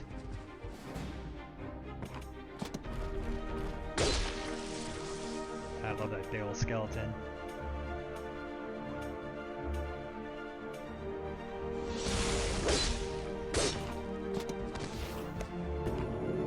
Let's protect this barbarian.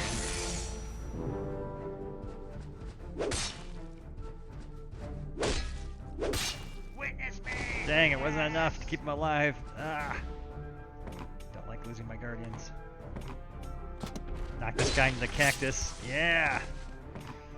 Alright. Let's get the big old troll to come and take these guys out for us, shall we? Troll, troll, troll! One left.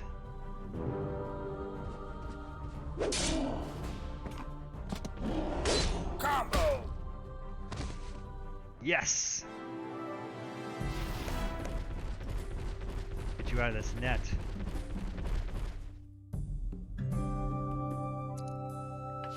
Oh, there's a chance more marauders might come back. The gargantuan makes a run for it. I'm out of here! Just some snakes in the desert. No problems here. Got one for each of you.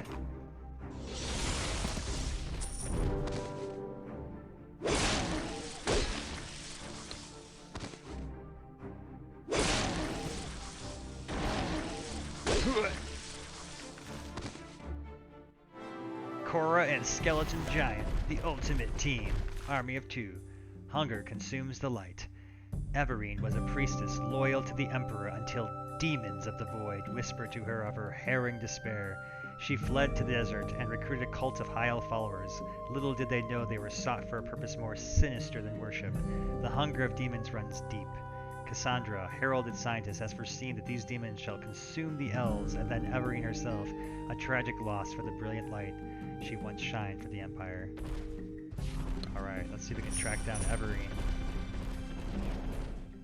Shopkeeper. Some new stuff in here. Shop exclusives. Grapples. Frozen blades. That sounds right up Flora's alley. Drain life is always good. Ooh, cone of cold. Let's get the cone of cold. And let's get...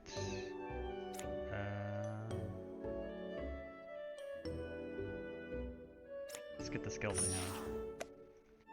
Okay. We'll take a rest here. Make camp.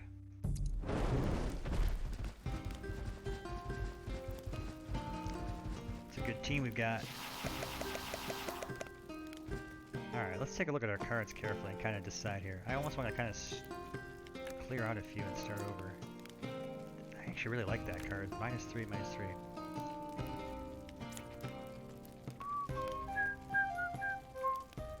Alright.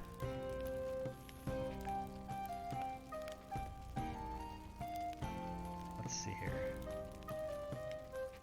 What kind of theme can we come up with these items here?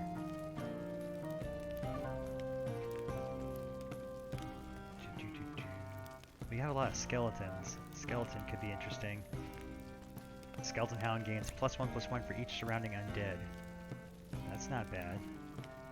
Let me go go skeleton heavy on this. Get the skeleton hound and this guy in there. Let's get this guy. Or this one. Skeleton hound, we want to get him in there. He's part of the combo chain. Alright, let's swap out this guy with the skeleton hound. There we go. Now we got a lot of things that complement the skeleton hound. So we can make a super skeleton hound. Every time we get an undead next to him when he spawns, he gets +1/+1. So that sounds pretty fun. And anything else you want to try that's different?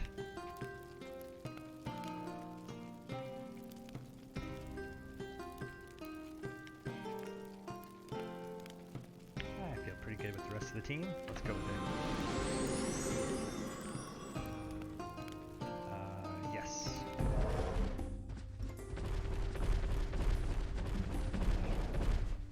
Heat wave. As the sun reaches its peak in the sky, the blistering heat of the desert sand becomes unbearable. Visible steam plumes rise from the ground, disorienting your party. All party members take 1 damage after every 10 dials. Okay. Well, we'll do our best to make that as less severe as possible.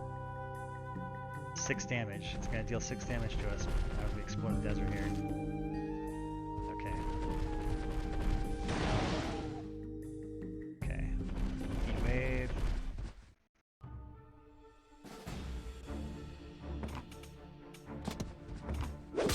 Witness me! Witness!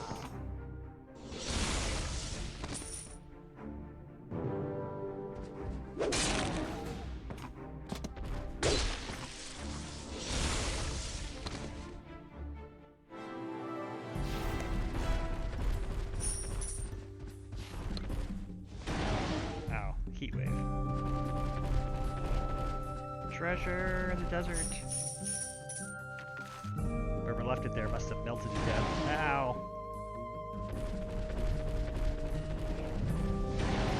Ow. Snakes. We're trying to track down Everine, the priestess who became demonic.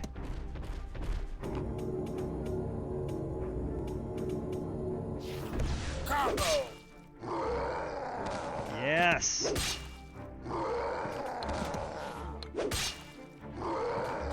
Love Barbarian. Barbarian! Excellent. Ow, heat wave.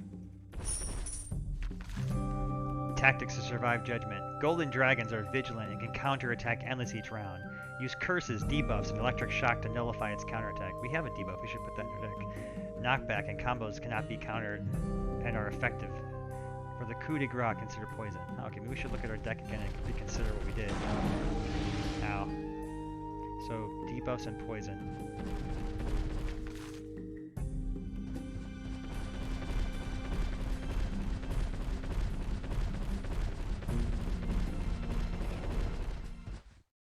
Earth Drakes. These guys are flying, heavily armored, and inflict vulnerable, which means they'll do additional damage to you for the more of them that attack each successive round, stacking damage. Okay, well, that's rather nasty.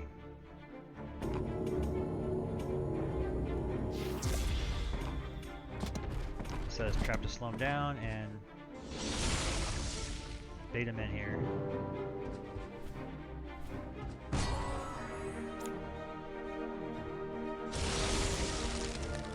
Excellent.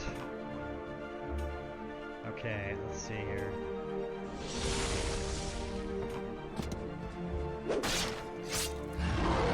Nice. Okay, we're not gonna have enough power to beat the other two. Oops, I don't want to move him that close. Let's move him back.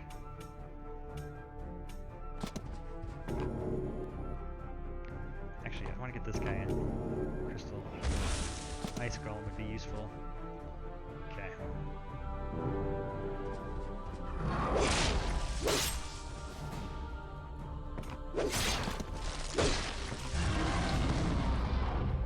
Okay, let's let the last one come on in.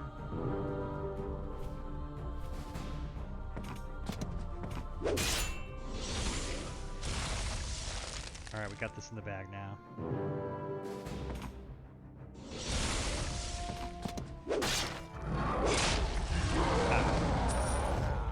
Took a hit there at the end, but got him.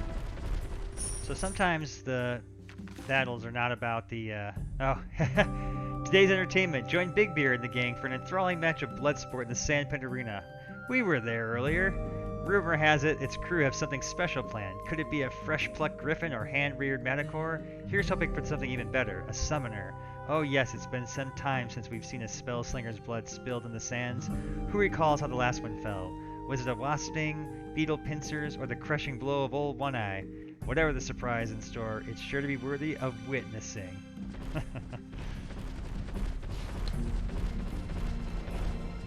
Alright. Continuing our exploration of the desert here.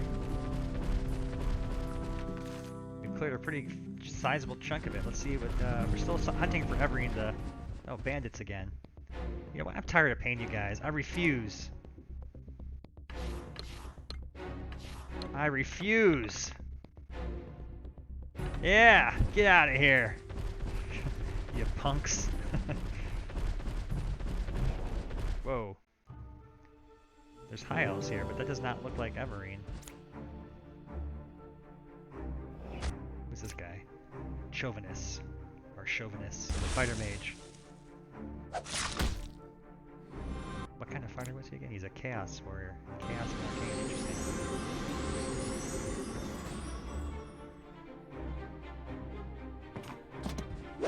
Combo! Okay. Let's get some armor on a barbarian. He's not looking too good. And I was hoping we'd get some skeletons before we summon him, but let's get him out of our hand. Alright. And we're actually looking pretty weak for this fight here. We need to pull back and hopefully... Man, those shields are going to be a problem. Their ice dragon out would help. Uh-oh.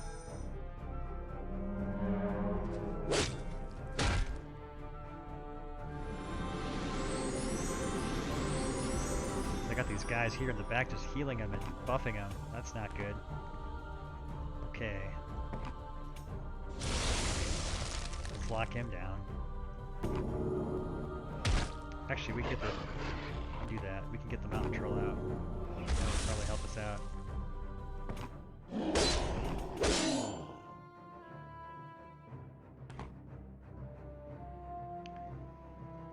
Oh, this is a rough fight.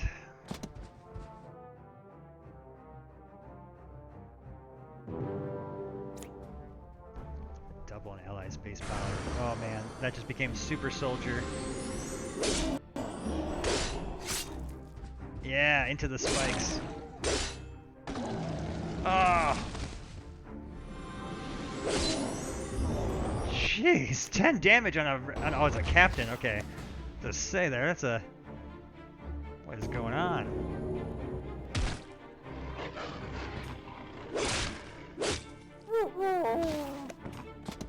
Take you guys out! Undo that. I want to make sure she freezes him.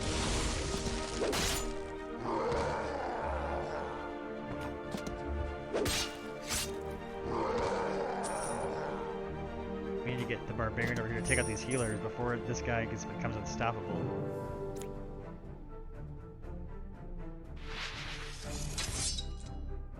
What the?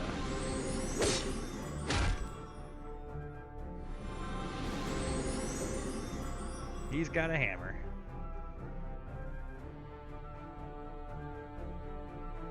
You go away. Get away from me. Alright, barbarian, you're on your own here. Teach those things a lesson.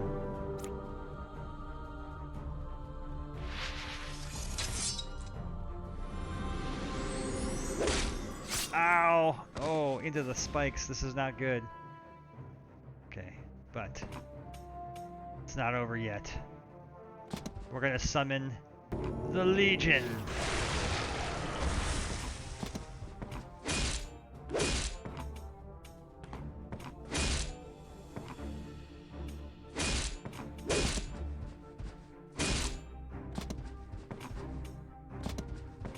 lot more skeletons where that came from. Let's not do that.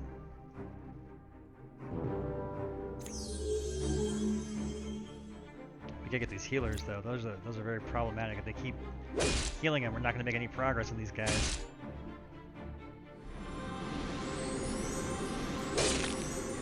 Oh, my skeleton hound now, so I can make a super hound.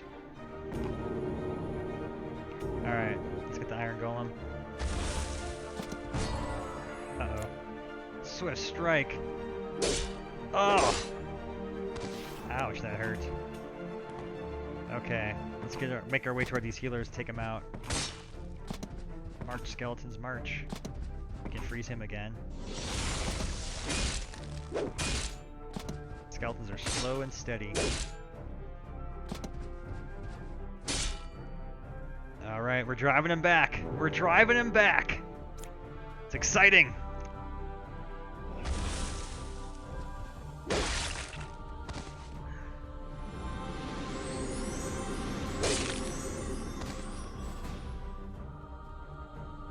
Alright. Get these healers. Get them out of my face. More skeletons. Wait, I didn't attack with you yet. Get in there. Oh, you did. Okay, good. All right, everyone's had a turn. Everyone's got a taste. Taste of elf blood. Man, these guys are jerks. Just keep healing each other. If anyone's ever played Warcraft 2 and remembers the AI on that with the paladins just sitting in the corner healing each other constantly for like 1 health at a time, that's what that reminds me of. Okay, let's keep this. Oh wow, shoot, I can't just freeze him anymore because he's got armor on. That's not good. And he's pinned. Okay, let's oh, better yet, let's summon the Frost Dragon. Alright, he'll take care of you. We're gonna lose our skeleton anyway, so get in there.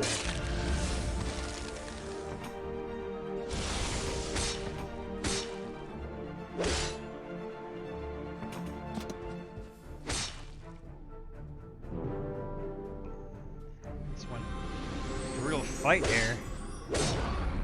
Some resilient elves. Okay. He's got taunt. I have to attack him. I want to attack him though. Let's attack the. Here, you attack this guy. Kill that corner elemental for me. Ah, jerk. Okay.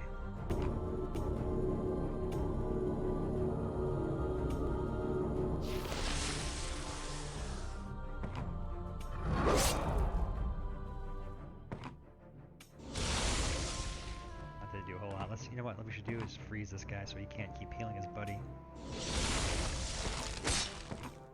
Kill these guys already.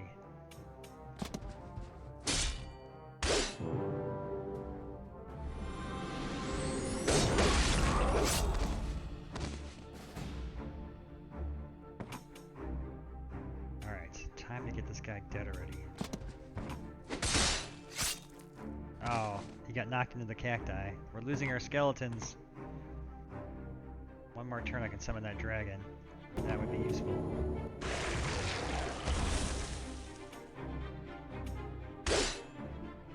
I didn't realize he had the taunt there, so that's going to be a problem. Alright, let's freeze him again so he can come back.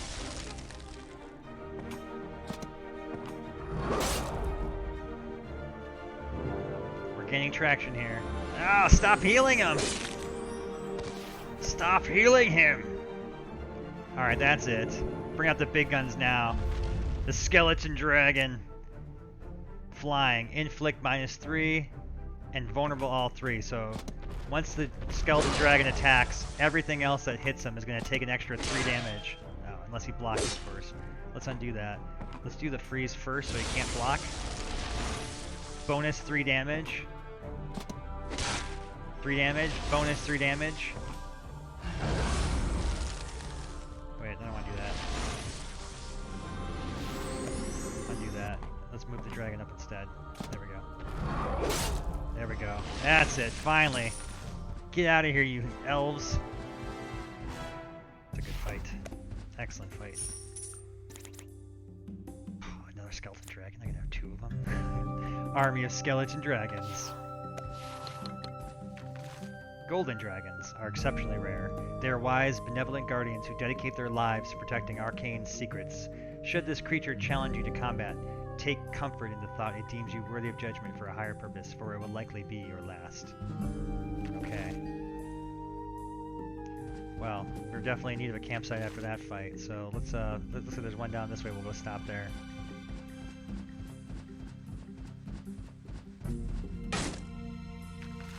Countering the Shimmering Veil.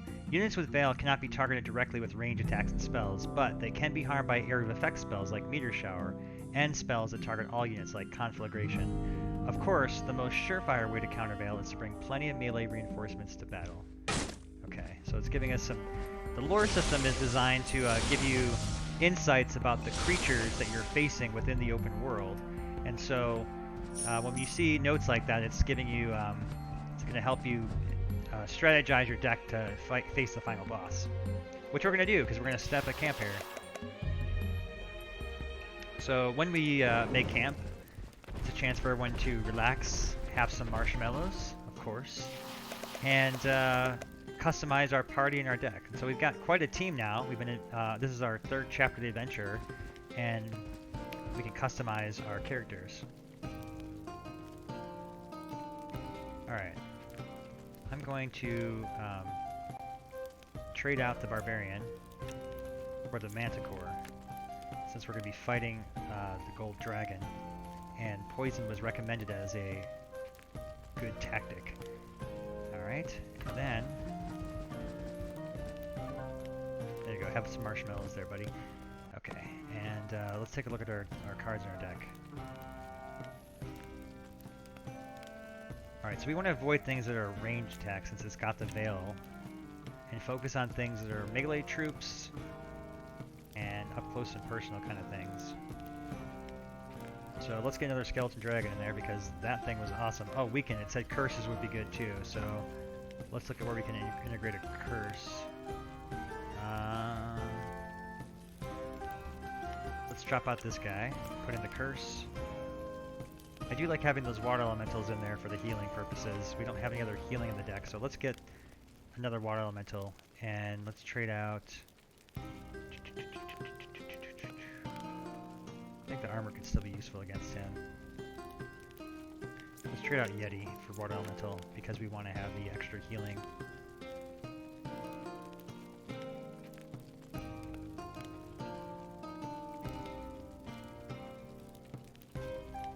Okay. I think if I want to change any other characters. I do like the idea of having a shaman staff.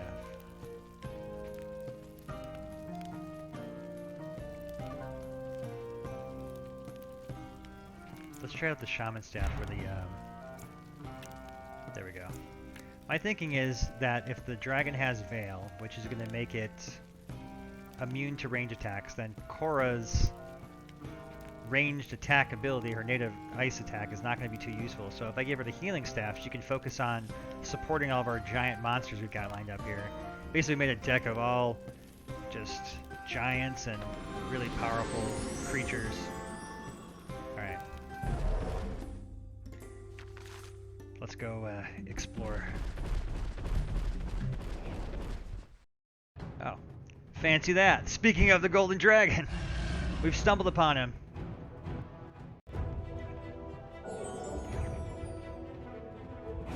The Golden Dragon. You have discovered the boss lair. Dolgamish Grim will test your soul and judge if you are worthy to ascend to greatness. Defeat the boss to complete this chapter of your Summoner's Prophecy. So, earlier we found a lore that said the puzzling intrigue of dragons. They like to make their names are anagrams that give a unique trait about them. So if anyone's curious, there's a little puzzle, little noodle scratcher for you. Alright. Oh, and he's got some friends. Great.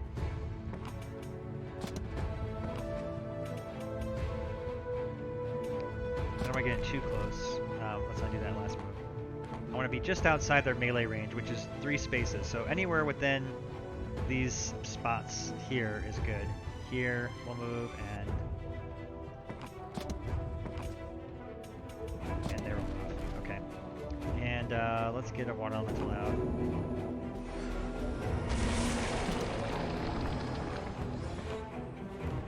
Even my freeze is even worthless against these guys too because of their armor. She can't freeze if she can't penetrate the armor.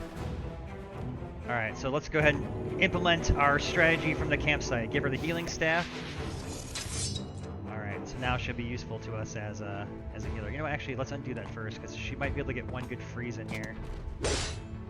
Yeah, let's let her do one freeze. Now we'll give her the healing staff. Okay, good.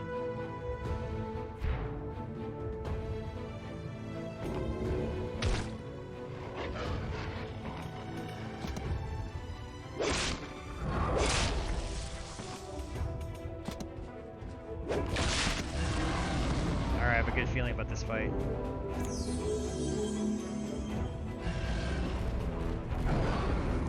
Just walked right into the fire.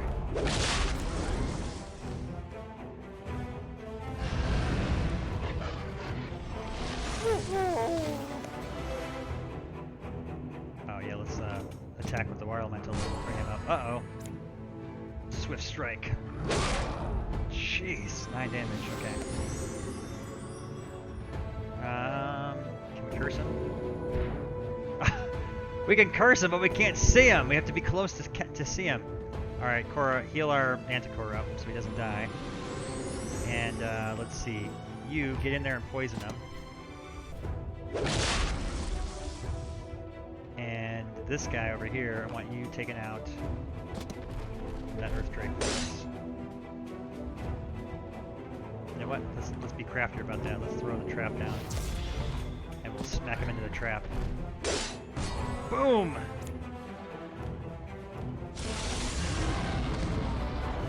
Okay. End turn.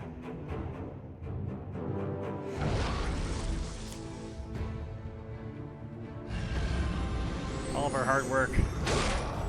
15 life restore. That's just nuts. Okay. Well, here's what we're going to do to him. We're going to go behind him, poison him. Any of our buddies need health? Looks like we've actually kept all of our guys alive at full health. Good. Okay. Let's sling him into the trap.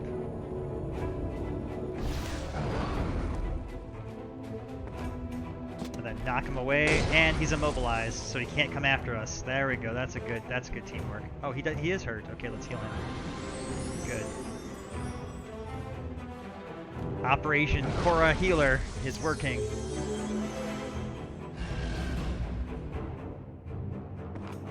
Alright, so the other good tactic for Vale was lots of melee, and so here they come. The skeleton horde has arrived. There's something so awesome about just plopping down an entire army of skeletons. It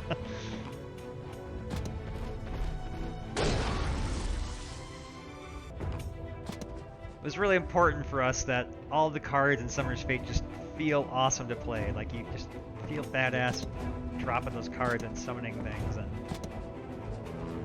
yeah. If it wasn't fun, it's not in the game. Alright, end turn.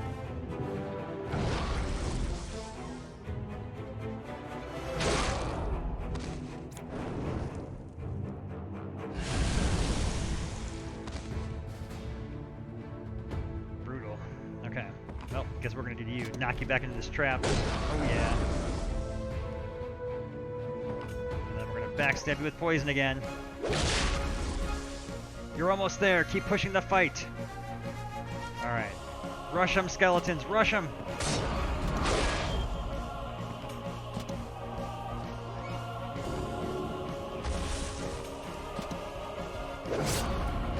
Yes! Victory! Dun, dun, dun, dun. You have completed the final... defeated the final boss. Enter the portal when ready to complete the destiny of your summoner. Get some new cards. Power overwhelming.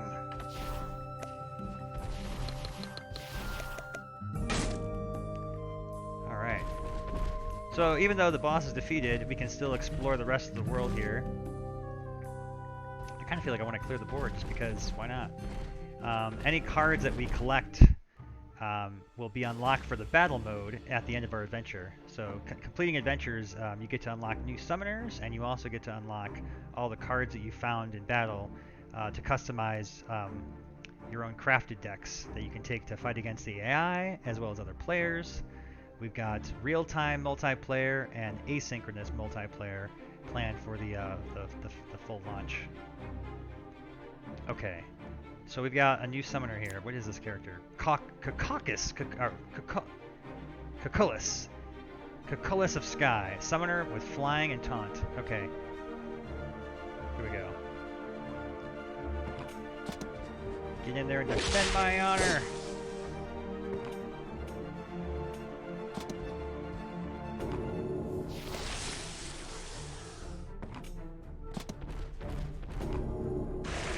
Got a whole bunch of these lightning elementals. What do they do? Oh, spell damage +1. We don't want to have that happening.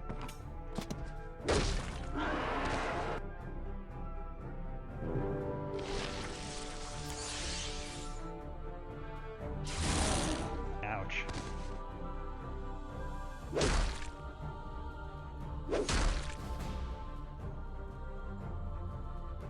I can make a +2/+2.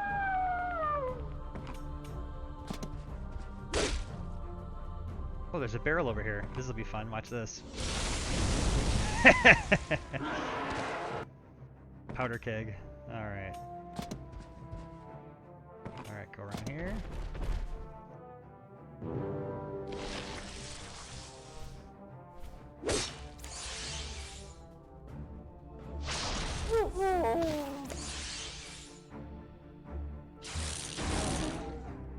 Ow. Alright, we gotta be careful. Skeleton dragon in there. Finish this lady off.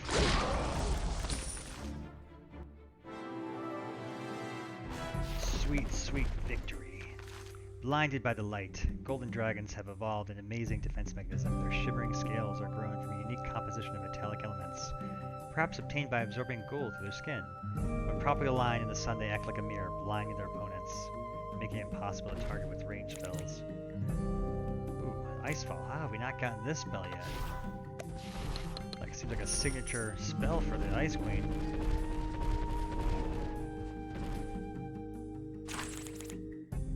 Oh, there. Look at that. Speaking, there's another one right there. Let's get two of them. Hospital, not hospitable. The snakes don't kill you, and the scorpions don't kill you. The desert itself will. Sandstorms, heat waves, and getting pushed into cactus. All nasty things that we saw happen on our adventures this evening so far. Okay. Bow and arrow. That's a fun piece of equipment. Hey, a campsite. Good. We're gonna need that. Rest up. Bosses have highly specialized decks focused on key strategies. While this makes them challenging to defeat, remember, every card in Summoner's Fate has another that can effectively counter it. I actually get asked a lot, how do you balance a game of this scope, of this magnitude, with all these different things, especially for multiplayer? And that's really the answer to it. Just have a rock for every scissors and a paper for every rock. Use tips found in lore or learn from fighting the boss yourself to discover their weakness. Get creative and design a deck that can crush them like a rock against scissors. There's that rock again. Okay. Break camp. You know what? I kind of want to, now that we know the golden dragon's dead, I kind of want to put the barbarian back in my thing, because I like him. Okay, barbarian. Get the two heavy hitters in our camp.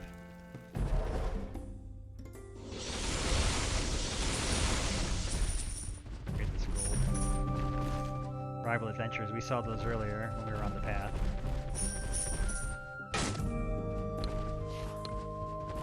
Desert we have left to explore. Let's finish off the rest of the desert. Alright. It's a phoenix. Just a phoenix. Nothing too bad there. Marauders.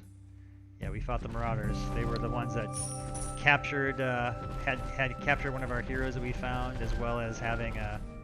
There, we've been searching for Everine. That was the ones we read about in the lore. She's the one who was a priestess of the Empire, and she was seduced by demons, and is now she has far shot, give enemy -1 support, and support, remove debuff. So she was a healer of the Empire, but demons came into her brain, whispered to her, and she went mad, started this cult of elves, and then Cassandra, like the scientist at the Academy, had foreseen that the demons would eventually consume her. So this is going to be a challenging fight. Alright, let's start up by... I want to pull him into the barbarian here just to get an early first whack on him. Oh, I didn't quite bring him over there. What's the range of this? Pulls 3 spaces forward, okay. Let's get these guys a little closer.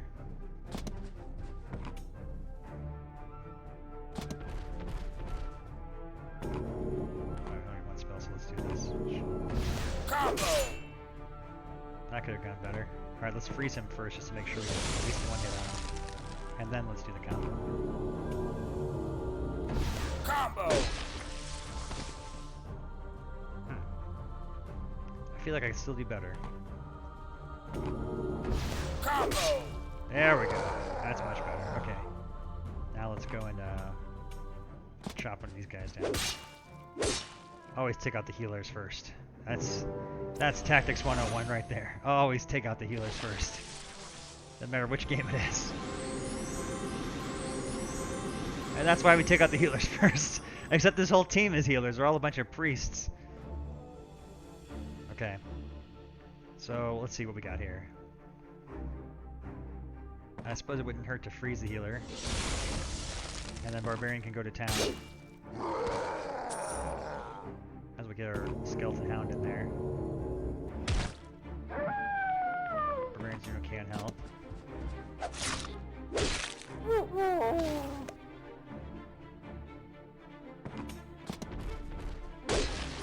Combo!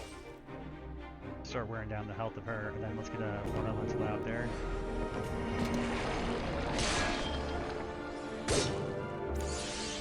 Reaper of Souls.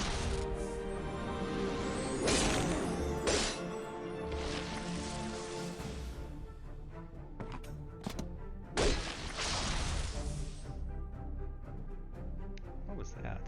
Just curious why I got zapped there. Huh. Is there a curse on me that I'm not aware of? Not sure what that was. If that was delayed animation or what. I want to try that one more time. I'm just curious what this graphic was. Oh, he's cursed. Okay, I missed the. I was talking and I missed the mummy curse on her. So whenever he damages, it hurts my summoner. I see. Okay. All right, let's take out the last of these healers because that's going to be just no fun if we get they keep healing each other. Okay, and if I do it smart, I can probably get an attack on both.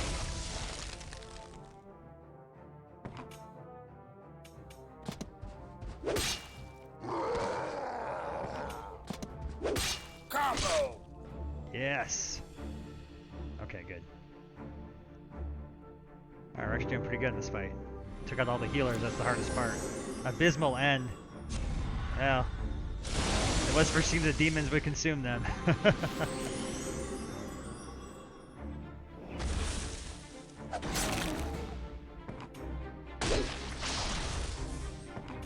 Into the cacti with you.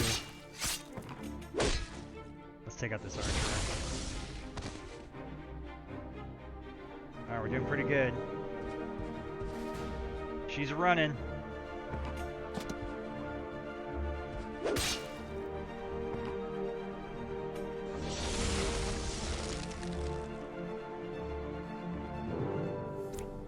Mummy Queen.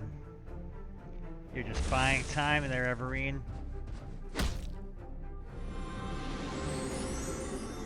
Clearly, all of her powers are focused on adding more life to her.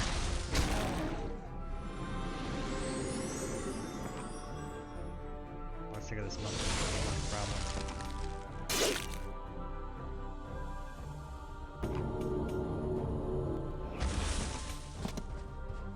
problem.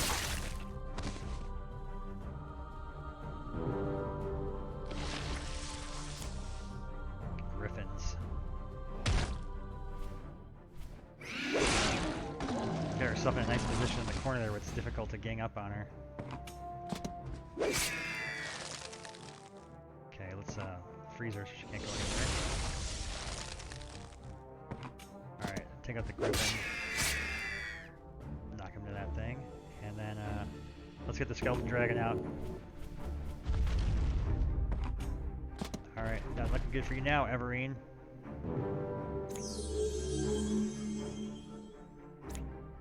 Horse demon.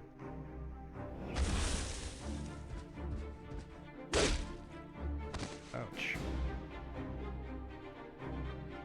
So horse demons. At the start of your turn, sacrifice closest ally minion or else deal 8 damage to your summoner. Yeah, that's exactly what she's got left. Let's just end our turn then.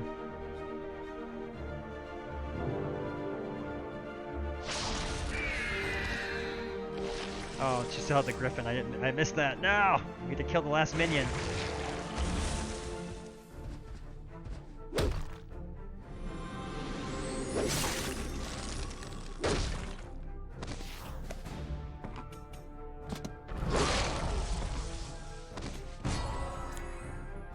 Oh, nasty.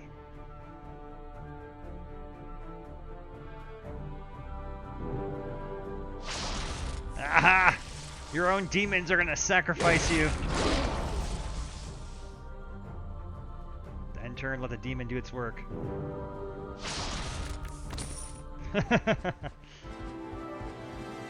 And so the prophecy was fulfilled. As Cassandra had said, she would be consumed by her own demons. So a cool story about the horse demons. Those are actually another one of our player collaborations. We designed it together in the Discord one day and then implemented it together on one of our live developer streams. We're real big into community development, driven development. So yeah, if you've been enjoying the stream so far and have ideas that you think would be cool to see as a character or card in Summoner's Fate, hop on by our Steam store page or our Discord and give us your thoughts and the discussions. I'd love to hear from you. Alright, so have we cleared this desert yet? We've got a few areas. I just want to complete it. I feel like I want to just have the satisfaction of saying I explored everywhere and beat everything. Got a lot of bugs here. I think I can take these guys out. No problem.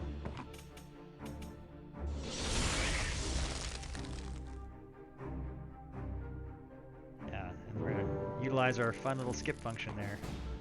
So if you got battles like this where it's pretty much a guaranteed thing, you can just skip your way through without having to watch all the animations. Okay. You want to speed this up a little bit.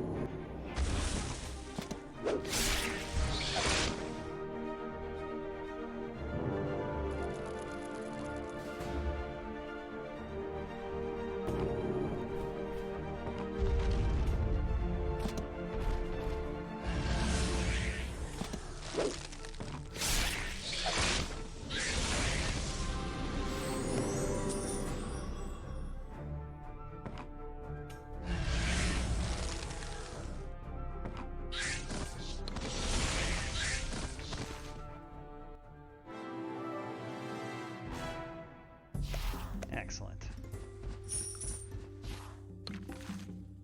The primordial magic. Oh, let's talk about this. For those that are new joining the stream, the 5 primordial magics, the different spell groups that represent the cards in Summoner's Fate, are based on this idea of the creation of the universe, being coming out of non-being. So void represents the eternal emptiness, the nothingness that is always ever present, which gives rise to chaos, the infinite potential of eternity.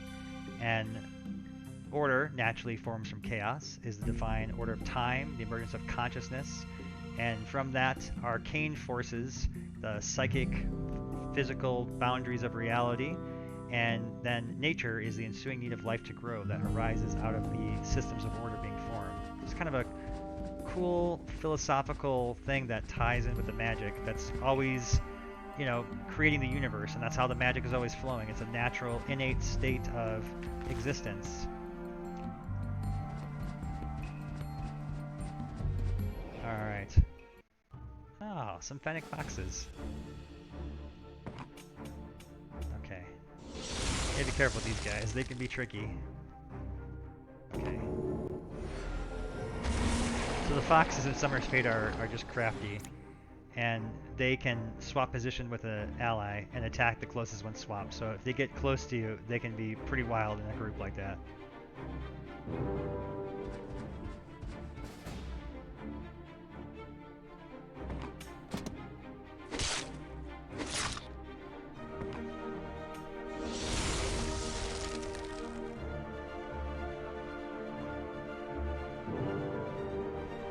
Combo.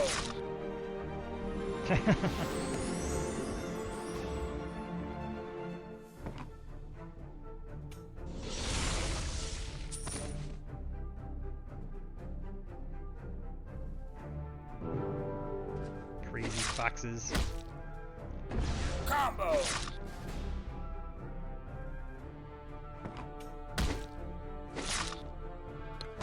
Ouch.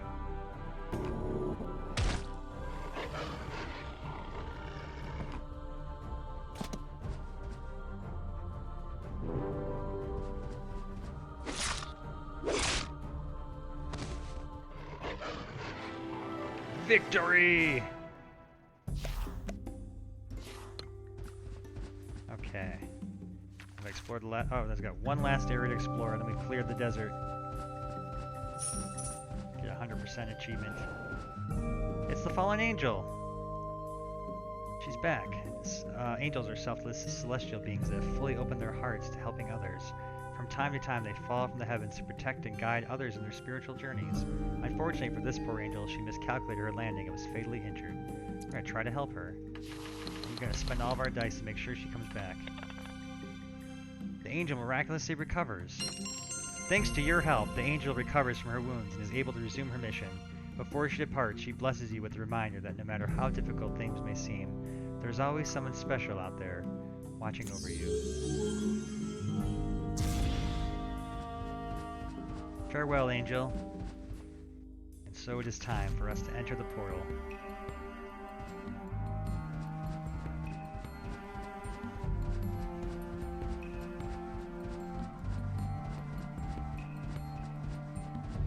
Alright, it's been a long and difficult journey, but we've defeated the 3 bosses and we're ready to enter the portal to the beyond. Are you ready? Here we go.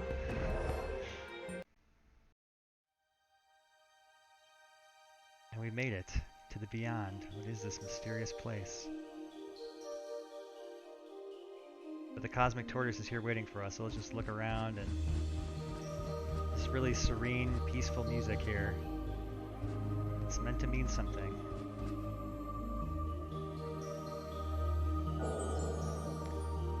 The Prismatic Realm. This is the Prismatic Realm, a space beyond spaces. Look closely and see all of eternity, each light a potential world, shining bright for but a moment. Embrace this moment. Its purpose achieved, the light of this world now fades away, so a new world may begin. Here I, the guide of guides, stand at the nexus of existence, traveling a forever journey. All that is, a constant motion. It sings in harmony, merited by the experiences we share together. You have fulfilled the destiny of your summoner and achieved greatness in this grand design. With my deepest gratitude, thank you for bringing meaning to our world. May your ever-changing adventures continue.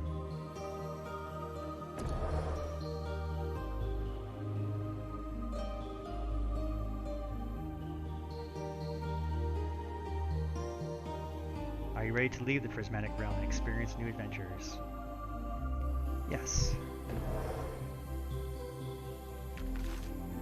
Thanks for playing. Thank you so much for supporting Summoner's Fate. Many years of love and sacrifice have gone into my creation. I'm very grateful for this time and for the many people whose love and support helped make it possible. When you're ready, I welcome you to join our wonderful online community to discuss the game and play multiplayer matches together. See you on the battlefield. Ross Shabilsky, D20 Studios. That's me. I'm Ross Shabilsky. Thanks for watching. I appreciate it.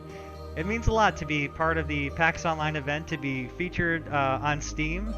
We're new to the community here, and it's it's just been really enjoyable to see the reception and all the people playing and wishlisting our game. Thank you so much. And I really hope you enjoy it. We put together something special here. Something we think will mean something. Something that I hope to be working on for the next decade and beyond.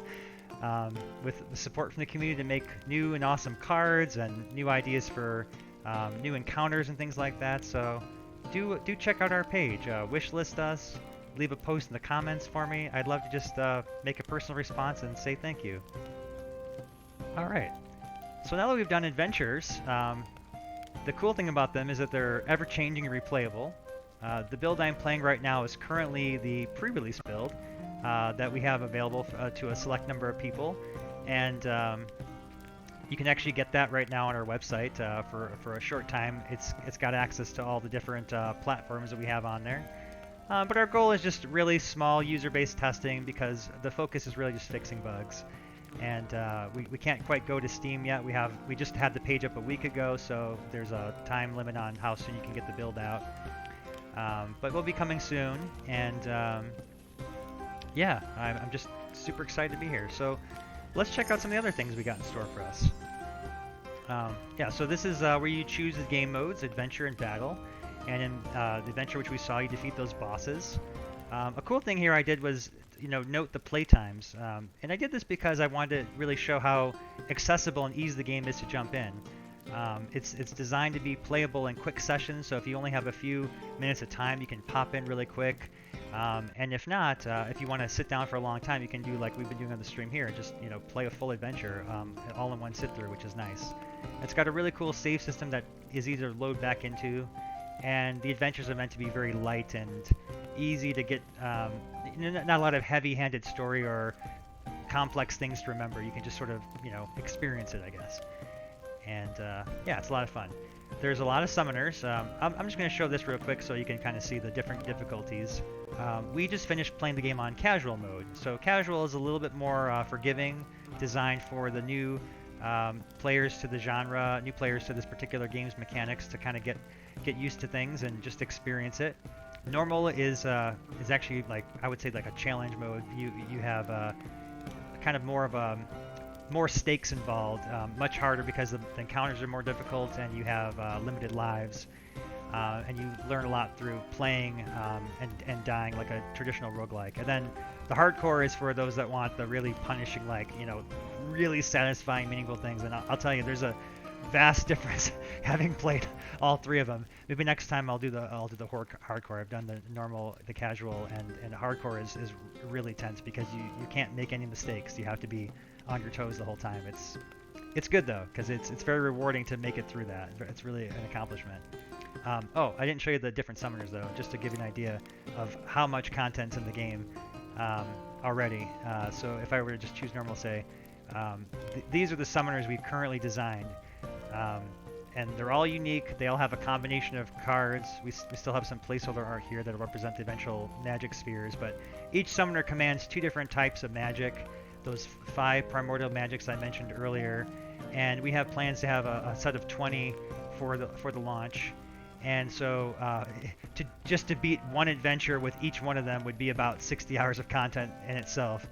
And there'll be more added to the content as well. So we're going to be adding randomized worlds and different types of worlds. So there'll be all kinds of different things, new encounters that we want to design together with the community. So if you've got ideas for fun things, like we saw a goblin birthday party earlier, or we did some alchemy at the alchemy table in the dungeon. So if you've got ideas for those kind of things, I want to hear them, because that's what makes Summer's Fate really special, is just all the different ideas of the community, like your favorite experiences from playing games growing up and stuff, and we like to find creative ways to incorporate them in here.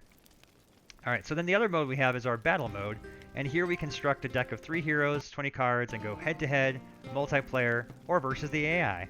And as you can see, it takes about 4 to 6 minutes for a battle, so really fast for a turn-based game. My goal was to get it under like the kind of industry standard average, about 15 minutes for like the quote-unquote fast turn-based battles, and we're well under that for AI. And then if you're playing a player, right now it's about 7 to 10 minutes. I think we'll get that faster once we have implemented like the shorter turn timers. Right now it's just sort of open-ended for testing. And the other cool thing is we're going to have real time already working. We can play multiplayer now.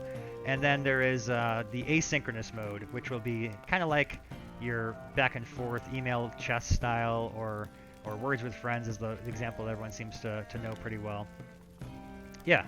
All right. So let's look at the. Oh, here we can take a quick look at some of the cards here too. So this is the collection. You can just see there's lots and lots of cards with lots of cool inspiration from things like we got Back to the Future, you know. There you go. Some time travel mechanics there, and you saw our Angel Warrior in the game earlier. This one is pretty fun. We didn't play a nature character, but they've got all kinds of cool things like transforming plants into monsters and things like that. And let's see where some other fun sports ones calling out here. Oh, this is a great one. The Cat of Nine. This came out of another one of our community discussions on Discord, and it's just like a funny cat thing, and it dies 9 times. So it's really, and there's all kinds of weird exploits that players have found using the Cat of Nine that have been kind of fun over time. Let's see if we can find some more. Oh, this one, kind of another combination with the squirrels. You summon the squirrels and you breed them, or you mutate them, then you breed them and make a pile. But I just love the artwork on this guy. Pretty fun. Let's see what else we could show here. I love this guy. Just the art on it is just brilliant. Little imp in the fire bath. And let's see here. We got so many in here. Of course, the dragon whelp. My son loves this one. Every time I get the dragon whelp, he's like, "Yeah, son, we gotta pick the dragon." That's his absolute favorite character. The Dream Stealer is a pretty fun new character we just got into this build that attacks and steals cards from the enemy summoner. Causes a lot of chaos. We have a whole demon faction plan that's going to be all about just causing chaos. And it's fun because it's not necessarily going to be the best, like, it'll be powerful, but unpredictably powerful. So it's for those people that just like to watch the world burn, you know. Let's see. This character here we saw in the game is a character from our first game, Hero Mages, and this was a very popular character. Hero Mages was a little bit different. It played, it still had tactics and turn-based, but it had more of the traditional, like, 2 action point moves, and it had a shared deck of cards. So it was like a CCG, but you didn't build decks. You just had like one shared pool, and the characters you picked would determine what kind of bonuses you had on those cards. So each character had like a different benefit with a particular spell, and the casters could cast everything. In Summoner's Fate, they're limited to 2 colors, and you get to customize the deck. But Flesh Golem was cool because he dealt damage. Whenever your summoner takes damage, he jumps in like the bodyguard and takes the bullet for you, which is kind of fun. Alright, let's see. What else can we show here? Got a few of them we're still working on, coming out, but coming soon, you know. The Hellhound Puppy, this guy is cute. We still working his power. I kind of like the idea that he's like loyal and just keeps coming back. So he's just like a persistent character that never dies. But he's like the little cute version of the of this. He grows up into becoming a hellhound, and there's like this joke that the Demon Lord has these kennels of them, and one rare encounter you're gonna try and find the hellhound puppy to get him on your team in the kennels. Yeah, we saw the Horse Demon. This was the one where players again helped collaborate, and we wanted to have something that was just sort of like a horror type character that had this. Again, demons are all about chaos and having some kind of consequence to their power, so there's like a price to pay for it. Yeah, there's so many here. So many good choices. This guy was pretty fun. We saw him in a few of the battles we did earlier, and he ended up hurting us about as much as he ended up helping us. Very difficult to play. You got to really watch what he does. Let's see here. What else? Cool to say here. I'm just looking for something that just like kind of stands out. I'm just going through really quick. Yeah, power overwhelming. Oh, the Red Starling is cool. So this is an homage to Daniel Spurl, who's the creator of the Starling engine, which we've used to build our game. But just a really great guy. I admire so much for his just his real love and passion for what he created with his engine, and I just admire him so much. And I had to put this in there because he gave me a lot of help and support during our development to do a lot of the cool effects like our light shaders and VFX and things like that. Just great stuff. Transform into a bear, always fun. Yeah. Oh, yeah. These guys are worth calling out. So we have this entire faction called the celestial steampunk timekeeper rats. So I mentioned that the celestial spells are all about order and time and things like that. And so these are a race that Kelly, my wife, she's our marketing support person and also does a lot of the creative work and things like that. And she came up with the idea of the homage of these different things. Like I had just sort of planned to do, you know, your typical mutant sewer rat type thing that everyone has in every fantasy world. And she was a little more creative and said, you know what, that's kind of boring. We gotta try to do something different. So she came up with this steampunk idea and said they should be more prim and proper. And they turned out looking really cool. The designs of these guys came together really good. And our artist obviously did a really good job rendering them, and they're really clean and easy to read, especially because they're so small on the battlefield, and you can really just see the detail in that. But they control time, so there's a lot of weird time control mechanics. I'm not sure if I ran into that time golem yet. I'll have to search for him. There's actually, here he is. Yeah, the Steam Clock Sentinel. This is going to be really trippy. When you summon him, it warps the game backward a time, and then he gets to basically start at the beginning of your opponent's last turn, and so they have to replay their entire last turn, but now there's this giant buzzsaw-looking robot in front of him. Spoil the surprise, is pretty unique. It counters counter spells. So we don't have any mechanics where you play instants like in real-time Magic or anything, but we do the mechanic where you play a surprise on your turn and the opponent doesn't know what it is, but then you can use this to counter that surprise. So it's kind of fun, but I just love the concept in on that. This card is ridiculously fun. It backfires about 50% of the time, but even when it does, it's hilarious, so it doesn't matter. I should say the thing that makes this work so well is the fact that it plays automatically. See, there's always like a catch to these mechanics. We never know exactly what's going to make it fun until you play test it, and it's like, it's not really a good idea if you just steal it. Like, stealing the card wasn't fun, because it was just like, okay, I got your power, and that was it. But because it casts it automatically, and you don't get to control whether you want to actually cast it or not, it creates really funny situations. Like one time I had summoned it, and I stole a sacrifice card, which is designed to like sacrifice one of your own guys to heal yourself. And of course my whole team was healed, so I stole it, and I just ended up sacrificing a guy for nothing. So I was like, oh, that was... Or you cast a fireball on yourself. Or we had one game where I actually cast a wall of fire and burned to death in the corner of the map. Not the bees! Not the bees! This card is also gratifying. Just plopping a whole swarm of bees on top of somebody is just great. If anyone knows the reference to this one, I'll give you props. This is... Yeah, it's got a cool animation for it too. Okay, let's see. Oh, of course, Sylvia. We gotta mention her. This is our druid, and she hurls squirrels. That's right. Hurl a squirrel. It's pretty fun. So originally she was just going to summon squirrels, and somehow we just like got to talking, and this idea built on itself of like, would it be more fun to just like shoot the squirrel? And then it became hurl a squirrel. And then of course there's the card that mutates them into the superhuman Hulk squirrel. I don't know if we've passed it or not yet, but here's the another one of the timekeepers. I just shown off that cool artwork again with the steampunk rats. It's pretty fun. She's got hyper speed. Oh yeah, so we were originally gonna the whole original theme around the rodents was the RUS from the Princess Bride. We wanted to have like an homage to that, so that's kind of where those came from. But then we have the other one that does the actual mutation. That came as a result of playing with our engine that we built for the game, where we were kind of realizing that we can do a lot of cool flexible things like, you know, reuse the parts and combine the armatures to make weird creatures and stuff. And yeah, that's how we had the squirrel mutates. This guy is really crazy. Wolf spider. Whenever it's hurt, it summons wolf spiderlings, and it's just creepy.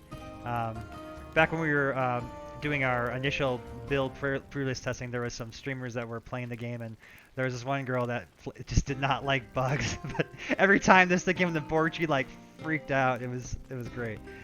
There's another one of the timekeeper rats. Just love the design of this guy. He's the opposite of the last one I showed. This one throws time bombs that slow you down, so speed up and slow down time. And then Zenon the Archmage, he's a kind of an evolution of our wizard character from Hero Mages, but all about creating combo chains. So we're going to see him in the battle mode. We're going to do some battles next, and I think you're going to like the mechanics of how this character plays when you synergize him with the other arcane characters and sort of the psychic abilities we talked about. All right, I'm going to go back and find that animal growth so I can show you. Let's see here, sort animal growth. Yeah, this is the one I was talking about. So you cast this, and it actually will mutate the squirrel into the superhuman Hulk squirrel, and everyone always gets a kick. When we're at the pack shows, the thing we always hook people on is, "Hey, you want to hurl a squirrel at an orc?" And they just look at me and go, "What? Did you say hurl a squirrel?" And the reactions are priceless. I love the people who just come and say, yes I do. That always gets me excited and happy. But then of course we divulge them into the things and say, well, do you want to hurl the squirrel, or do you want to take and what's the other card called? Detonate. You know, if you're more sadistic, you know, you might cast this on your squirrel, right? And so this gives the squirrel basically like a suicide bomber ability, where when it dies, it blows up. And so you just have like these charred remains of squirrels just littering the battlefield. So that's another fun thing you can do, or breed them into ankle biter squirrels or whatnot. All kinds of fun things there. So yeah. All right, so that's just kind of an overview. Those are just some of the cards we've got so far in the game and got plans for. But again, there's still a lot of work to do, and we really value the community's input. So again, stop by our page, hop on the forums, leave a note, jump in the Discord, whatever way you like to communicate. We listen on all the channels. We're everywhere. So yeah, we'd love to hear from you. Okay, let's do some battles. First, we're gonna pick a team.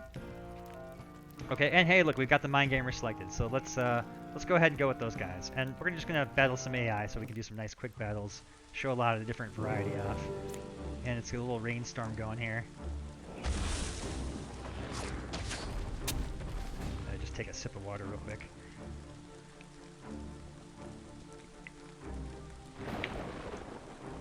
Okay, so we are fighting. Looks like this is the Rugged Rebels. The Rugged Mage has some unique abilities where he can use his kind of like an earthen / arcade mage. So he has gravity spells and nature spells, and he can knock you back, immobilize you, root you to the ground, and then he's got these support units that are all based on like the earth element, which is all about like basically like hitting you like a rock, makes you vulnerable, and then you're prone to more enemy attacks. All right, so we're gonna play a counterspell, and counterspell, the way it works is actually interesting. Surprises in the game have to be cast on a permanent location, so you either place them on a character, and in this case it's a character, or if they're a trap, you place them on the board, and so that character has to survive for the trap to trigger. But we'll put the counterspell on the Scientist here, and that way if they try to cast anything, they'll automatically counter it. And then notice I've got this card here that's got the back revealed. So now I have an opportunity. If I want to, I can reveal this card, but I won't be able to undo it, because after some discussion, players decided it was kind of cheating to preview the cards and then be able to undo the casting and stuff like that. So if you reveal it, which we're going to do, you have a discount to it, but now I can't undo that move. I can just replay it. Alright, so let's have our Scientist go. And actually, we got a fun opportunity here where we can zap this guy. And her special power is that she deals psychic damage, which gets past armor. And if they have less than 3 life, you command them. And so this guy will. And now he's my little goblin, and I get to tell him something to do. I'm gonna have him shoot the mage. And now it goes back to the enemy team there. So just kind of fun, mess with the enemies. And let's get them over here, and let's just blast them over here for now, because we're gonna toy with them, you know. We're gonna have some fun. Oh yeah, redirect. That would be a redirect the next spell cast on enemy target. So that's great if they've got like fireballs or things like that. You throw it back in their face. All right, so we just countered them. That's how the counter spells work.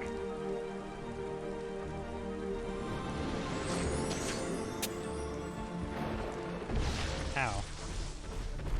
Okay, so let's go ahead and let's put the redirect on my summoner here. So the next thing he throws at us, we're gonna throw it back at him. And then since he healed his goblin, he's back. We're gonna go ahead and just do the same move we did last time. And now what we're gonna do is take our Soul Reaver, and this character has is actually another carryover from our first game, Hero Mages.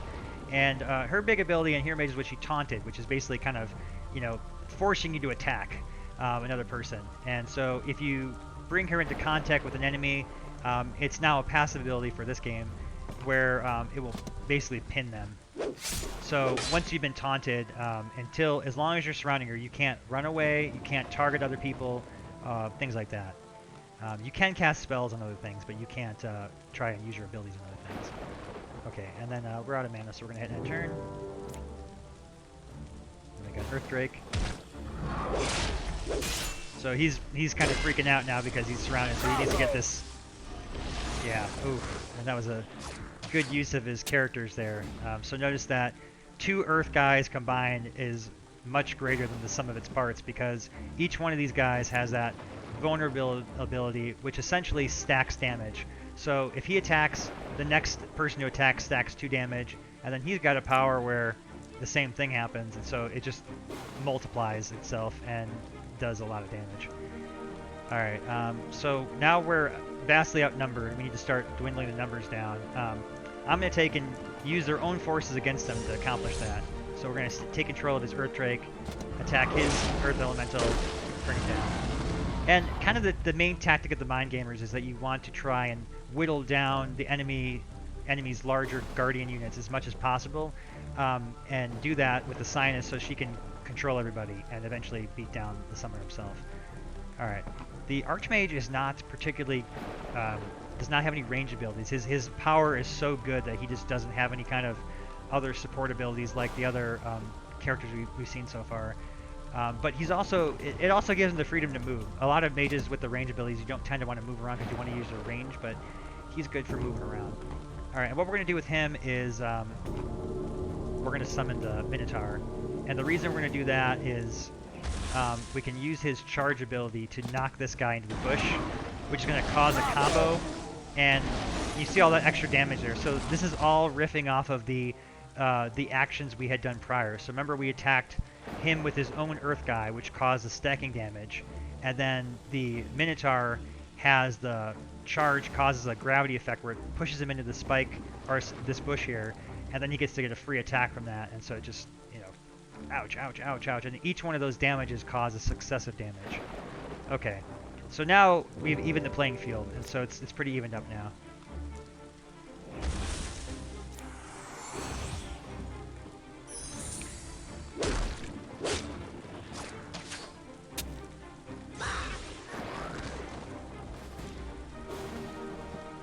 Alright, so you see it's a lot like chess. And there's even almost a points way of looking at it, and the points are literally represented on these cards. Each one of these cards has a value to it. And you want to be thinking about your tactics in terms of this, almost like a scoring system. So if I cast a guy for 3, that's like pretty much all the mana I can make per turn. Each turn you get 3, you can store up to 5. So 4 and 5 spells are very heavy investments. And you always want to be trying to think about how to rob your enemy of points while maximizing your own. So one way you do that is by making it so they can't counterattack you. If you use knockback or things like that, or overkill them, they can't counterattack, and you'll gain advantages that way. Or things like using a counterspell at the right time, like right when they're about to cast a 5-mana dragon. That's a good use of gaining advantage.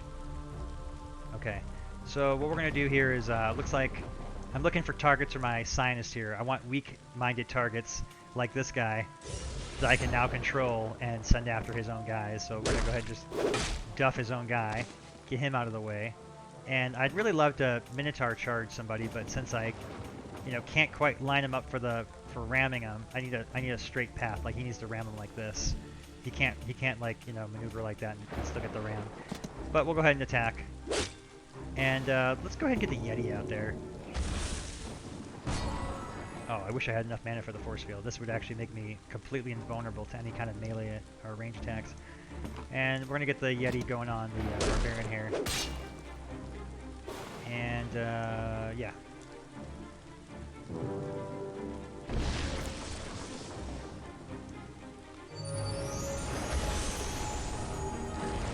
All right.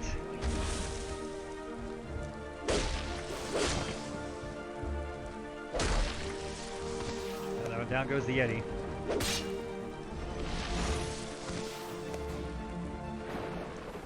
All right. So now I'm going to go ahead and use the force field. We're going to protect my Sinus because, as you can see, she's pretty important to this deck's synergy. We do not want her getting attacked. And I'm going to even go so far as to block this guy from getting in there. And now let's take and prey on his characters. So Earth Elemental to this guy.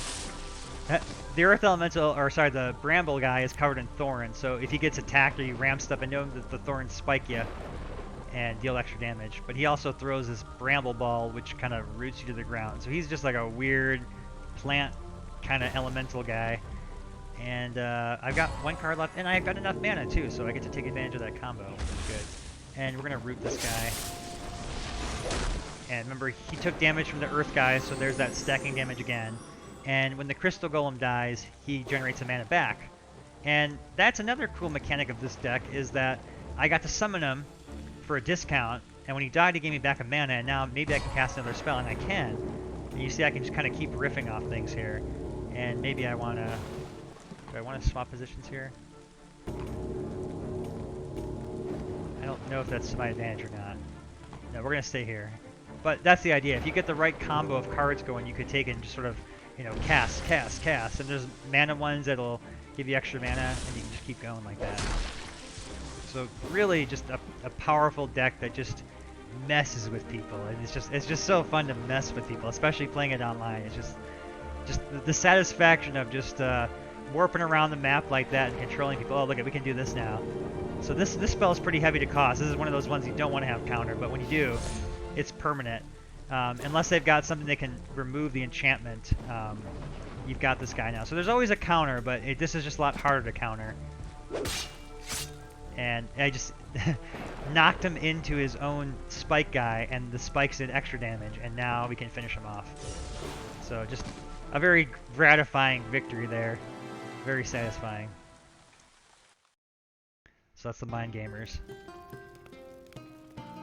That's another cool thing about Summoner's Fate, is that there's not any kind of rarity system. There's no grinding to it. It's just you start up the game and it's just fun to play out of the box, like Dominion would be, I guess. You know, just you don't have to worry about grinding to get commons and cards that are like just throwaway cards. There's no throwaway cards. Even the little tiny squirrels have a purpose in the right deck. So there's always a use for them. You'll never have to worry about just cards you won't use.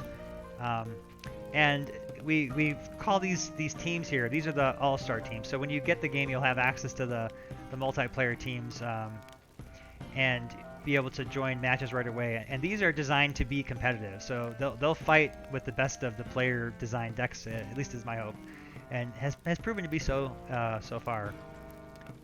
Let's try another fun one. This is the birds and the bees. I really like the insectoids, and the combination in sort of the plant words is pretty funny. So let's see who end up fighting as the birds and the bees. Oh, we're fighting the squirrel hurlers. Okay. And this looks like a dungeon-based map. Take note of the terrain and how it, you know, how the layout might affect the battle here. So notably, we've got line of sight being blocked by the spike cubes. The spike cubes themselves are spiked, and they cause damage if you collide with them. So if you push people into them, they deal damage. The walls have spikes. Not quite as much as the spikes here, but then there's also kind of little goodies on there. And if you pick up the goodies, you can have a chance to pick up weapons. So let's see if we can find a weapon. Yeah, we did. We got a spear. So now I've got an extra card. Unfortunately, I did it when my deck was full, so it just went to discard. But if I were to have cast something first... Oh, this is a great card. So I told you about time control. Doubling an ally's movement. If you double... Oh, let's double the Griffin. So this guy, the Griffin normally can go 6 spaces per turn, and now he's hyperspeed, so he can go anywhere, and that gives him incredible advantage. Just look at that guy go, and his animation speed up too, which is fun. And I guess I'll have him go. Let's go have him raid the weapons. I didn't get one this time. Darn. My Scorpion has a discount because of my Preserver here, and the Preserver is like my healer slash insectoid expert, I guess, and so all my insect spells cost less. Natural choice to go with the bugs, of course. Alright, so this time instead of mutating a squirrel, she used it to buff her bear, and now that's one big old bear. Yes, it is. 7 damage is a force to be reckoned with. So we don't want the bear getting to her healer. If you're playing smart against insectoids, I would always advise players to go for the healer first, because anytime someone has a healer, healing just naturally is just awesome because you can just get free points back. Remember I told you that whole thing with the points back and forth? It's just great. It's great to heal. Healers are good. Of course, you got the anti-heal poison, which we're going to do. We're going to be really nasty about it too. So now she's got a recurring 4 damage every turn. And let's see if I can make it even more. Alright, so the scorpion stings whenever it's like triggered, when it counterattacks. It uses its talons normally, its pinchers, but then when it gets attacked, it stings you for 2. So now she's got 6 poison. So unless she pulls a miracle card at this point, I would say GG at this point if I was playing multiplayer. But I have seen players come back from this. It just takes a cleansing card or something like that, or a full heal could bring her back. But it's just, you got to have the right thing at the right time. So, alright, we're going to do everything we can to maximize our win, though, as quickly as possible. And to that end, I'm going to go ahead and get my Griffin here.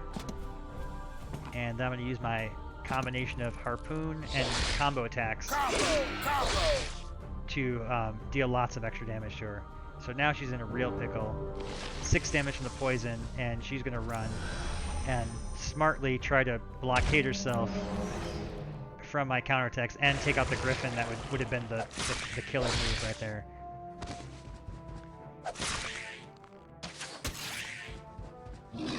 Yeah. Okay. So that was a great play. She's still going to die though because she's got the poison. But I mean, I give props to AI for that maneuver. That was probably the best move she could have. But just to be fun, we're gonna go ahead and stick her with some more poison here.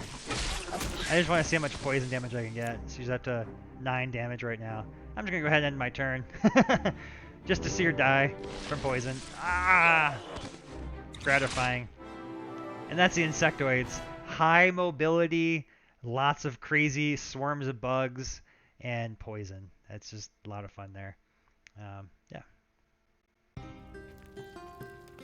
If anyone's got any questions for me, I'm not sure how the chat works on the PAX broadcast. It's not the easiest thing to use, but I believe if you click on the little link somewhere in there, there's a broadcast or view broadcast channel button, or if you go to my store page, I think you can get to the broadcast page from there in the community hub.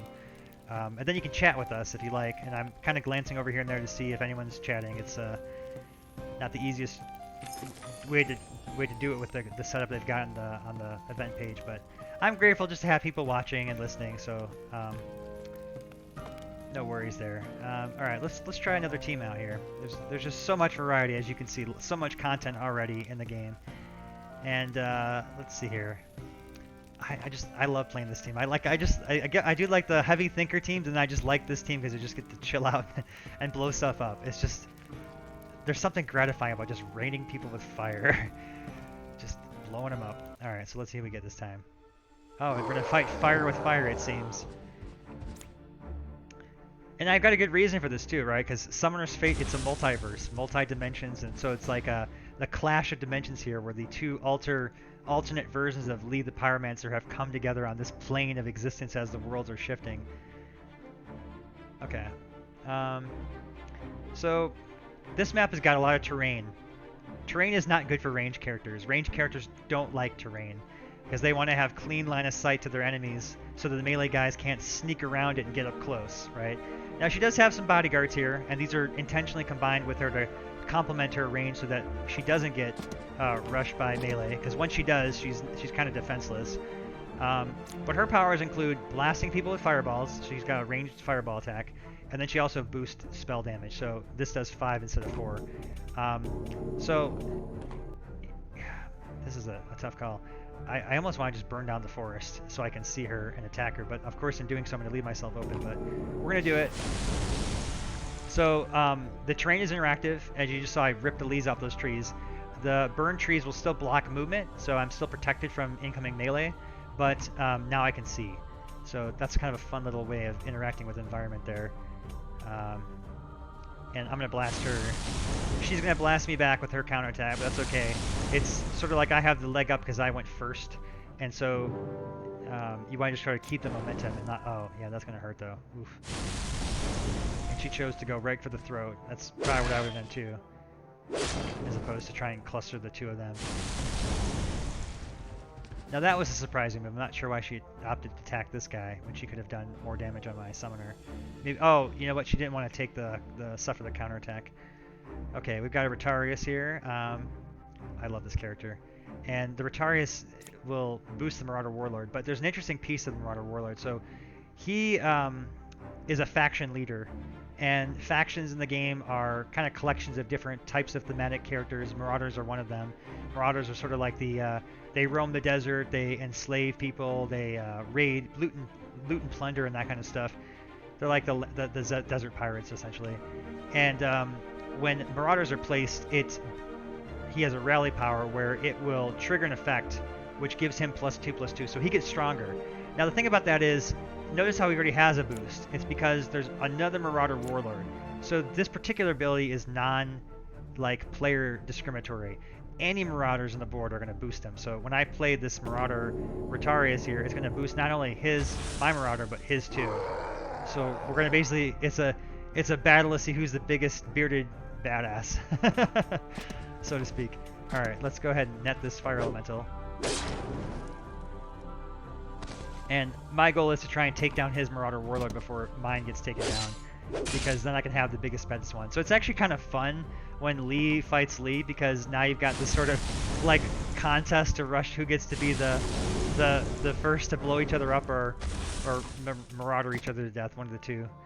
And she's actually ahead because she did that fireball earlier. But we're going to come back when we get our next turn. I hope she has her guys still clustered together like that too. Oh god, really? Okay, so she opted to go for the cluster this time because it amounted to more damage. And yeah, that was well played. Okay, and she was smart too. You notice that the distance gap here, it's just enough where I can't quite hit. I have to choose. Time to choose Gray Stash. But you know what? I don't have to choose. I'm going to have to choose this. We're going to go with Meteor Shower. It'll hit everybody. Yes. Okay, good. Alright, so his Marauder's armor's down now, which is good. I really want to try and kill that Marauder, but I've also got this guy's armor down too.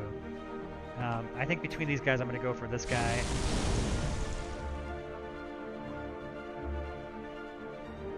You know what? We're going to take out him.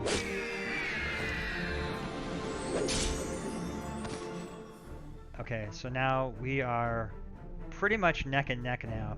I would say that the enemy has a slight leg up because it's currently their turn, so they have a chance to kind of really gain a lead right now. Nothing too particularly noteworthy there, just attrition, exchange of fire. And she's only 1 point ahead, so I actually feel pretty good right now. Now the question is, do I fireball her or try to kill the Marauder? She used a cleansing fire on me, I just noticed. I should have mentioned that, and that spell is going to be a problem. Alright, so let's blast her. Let's go for the kill. Okay, and we got her. It kind of would have been funny for us to both kill each other. I'm dancing and I'm on fire! So that's Pyromancers. I'll do another one here in just a minute.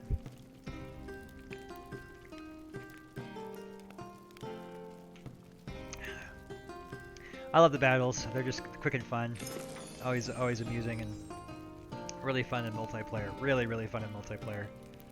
I think some of the best moments we had designing the game, Peter and I playing at Starbucks together, trying to figure out how to balance the squirrel hurlers. Speaking of which, let's try out the squirrel hurlers. So I can show you I promised I would hurl squirrels at orcs, and maybe they'll play as the orcs. That'd be awesome. But yeah, playing together, balancing the game, figuring out the best ways to make it fun. It turns out with the squirrel hurlers, the big trick was we had to make all the spells cost 1 mana, so they were really easy to cast. Because otherwise it's too hard to pull off the combinations. I also have enjoyed playing with my son. He's an aspiring young game developer like his dad, and has been instrumental in helping us test the game and fix bugs and things like that. Let's buff our... You know what? I want to show a mutation. Let's get the rabbits out. So these are kind of like the Monty Python killer rabbit inspired killer bunnies. And then when you mutate him, they kind of look like that rabbit that haunts the guy in Donnie Darko. Giant killer Easter bunnies. Let's put him right there. Okay.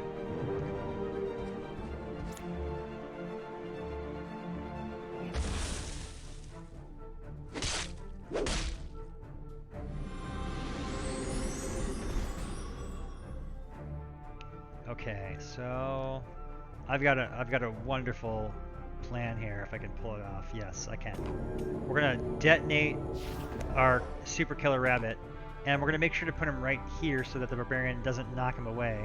And then the detonate is gonna trigger and boom, blow open the forest, which is great because now I have line of sight to his mage, and I can hurl a squirrel at him. And I don't have anything to do with that squirrel just yet, so we're just going to chomp at him once. And then we're going to get the bear to come in here and just maul this barbarian away.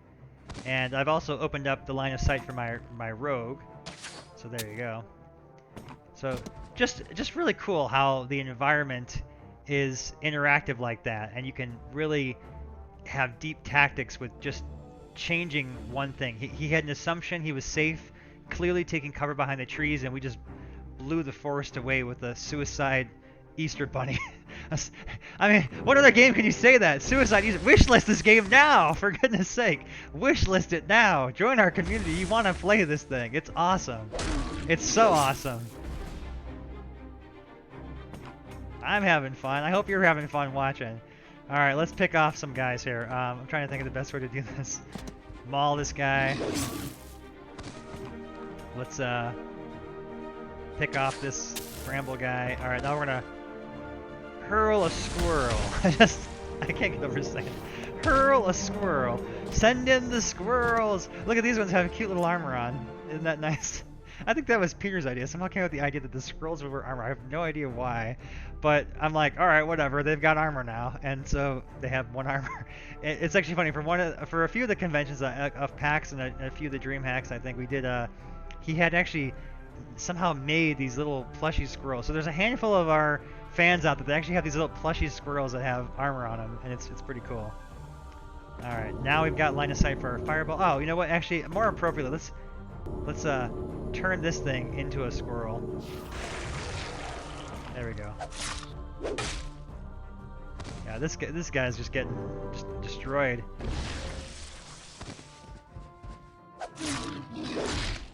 Yeah, I think the AI just didn't know how to cope with this trap we weaved for him. Let's just blow him up out of his misery here. Ah, finish off the trees. Make way for the bear to get in there and maul you now. Roar. Okay, get this guy in here. Get this guy there. And what could be more appropriate? We're gonna hurl a squirrel.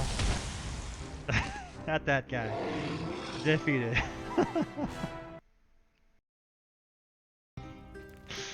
I hope you're having fun. I'm having fun. I'm Ross, founder of D20 Studios, creator of Summoner's Fate, and we're doing some battles.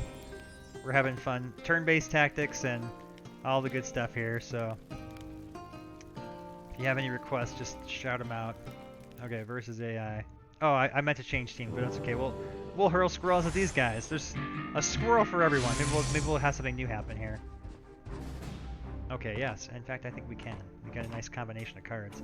First thing we gotta do is kind of navigate around this nasty trap there. We'll pelt him with an arrow. And he's out of squirrel hurl range. I need line of sight. Alright, let's get you down here.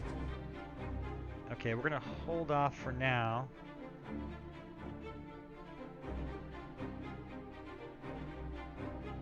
I'm thinking. Alright, we're gonna leave it like that.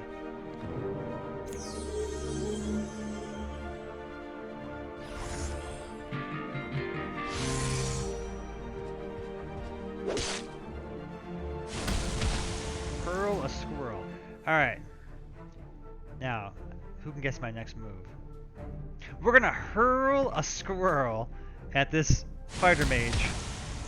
And then I'm gonna play a card and mutate that squirrel into the superhuman Hulk squirrel.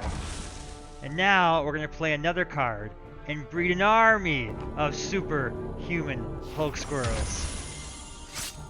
And now we're going to play another card and transform this squirrel into a suicide bomber squirrel. And then we're going to hit this guy, and we're going to hit him again, and blow him up.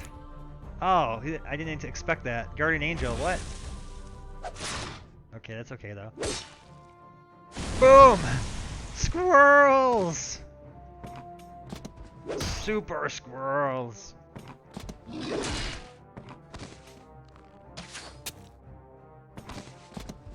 Alright, feeling pretty good about my squirrels. This guy's got nothing on squirrels. Except for maybe that griffin. Bear versus griffin. Oh wow, I was like wondering what he was doing there. He's taking out my squirrels. Oh, so he beefed up that guy there. Okay, that's fine. That's fine. We got something. You know what we're gonna do? You know what we're gonna do? We're gonna hurl a squirrel. And now we're gonna play a card and make those squirrels go ape crazy over this guy. And angle bite attack there. Get this bear. Bear wants a piece of that. And then, oh, I should have shot him first. You know what? I'm going to. It's okay to make mistakes in Summoner's Fate because you can undo. Oh, I still can't see him though, so I guess we're gonna move down here, but then we're still gonna maul him. And then, yeah, we're just gonna go ahead and blow him up. And there we go. End turn. He's not giving up. He's persistent. As if you have a chance against the squirrels. Ouch. Yeah. At a certain point, you have to realize that you can't get caught up in the attrition. You've got a target, right? You win the battles by defeating the summoner. If you defeat the summoner, the enemy, the rest of the forces will retreat or scatter away. So if you are finding yourself in a battle where your summoner is losing health, and all you're doing is killing their guards, you should rethink tactics and go for the throat. As we like to say, and that's exactly what he did with the griffin there. Put the pressure on me because it can change the tide of battle pretty quick, right? It seems like I'm winning now, but next turn, say he pulls out a full heal card or heal 10 card, he'll be back at full health, and I'll be halfway dead, and in the maws of a griffin here. So, yeah, we're gonna have to deal with that. And of course, he's out of range of that. So, sadly, I can still hurl a squirrel. We're gonna hurl a squirrel. That was not a very good squirrel hurling. Fail. Squirrel fail. Alright, we're gonna get this griffin out of the way though. And you know what? We're gonna freeze it because I don't want it to be eaten up next turn. And then do that and this. Perfect. I'll take it. Alright, so the soldiers, ironclads are another faction in the game. And they also synergize with each other pretty well. So of course the captain has the ability to buff the other soldiers. And then there's also some a legatus that will give them additional abilities and powers as well. Each of the factions have kind of different powers that complement them. But the soldiers are pretty good, especially with captains. Okay. I'm just going to go ahead and squirrel this guy. And now I'm going to... Oh. Hurl a squirrel. Squirrel fail. Ah, that was a good shot. Bear got to maul both of them. He's got a swipe attack there, so that's why I got to hit both of them. Okay, and then, what is with this guy? Just chilling on the spikes there. Okay, whatever. Kind of want to blow him up. There we go. I can detonate his own guys too, so that way if I get somebody in range to attack him, I can blow him up. Okay. Let's see if he stands next to him or runs away.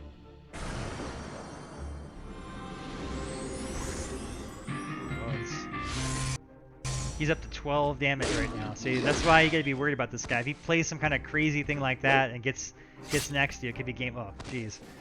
Yeah, that's fine. Take out the bunny, not me though. All right. So unfortunately, he did not take note of what I was going for, and boom! Awesome. Very satisfying. Just a charred, scattered. I love the persistent charred remains there. Okay. I see an opportunity here. And what we're going to do is hurl a squirrel at that soldier. And then we're going to summon some more squirrels. We're going to get them in close, like so. And I'm doing this purposefully. Combo. Combo that squirrel.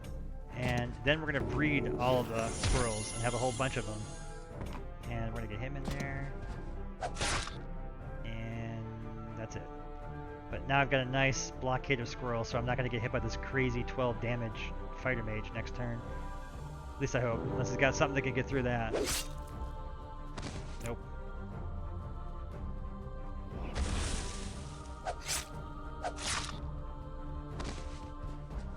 Squirrels are tiny, but they are massive in number.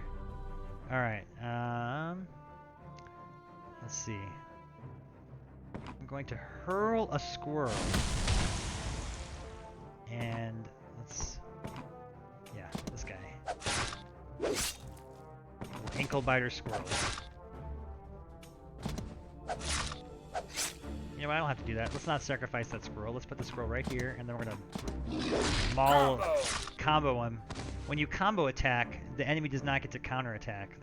It also occurs when you overkill. So if you deal more damage and they have life left, they don't get to counterattack. That's one of the ways of robbing enemies of their points. One of the tactical strategy type things you have to be mindful of as you play Summoner's Fate. Oh, actually, I should have called this out too. Attacking with squirrel bad in this case because shield blocks squirrels.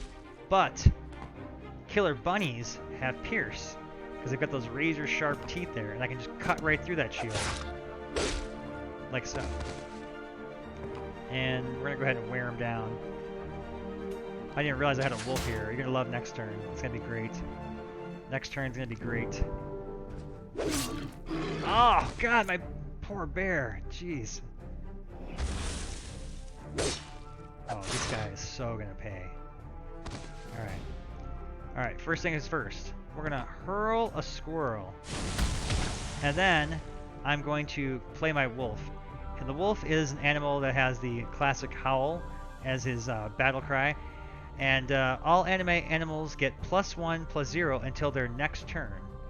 Its bark is as bad as its bite. It literally is. And I don't know why squirrels get enraged by wolf things, but why not? We're going to go with it. And oh, we're taunted because we have to attack this guy. That's okay. Teach him a lesson. You're not getting past these squirrels. Death by squirrel! Yes. Hurl a squirrel. Okay, just a moment here. Take a sip.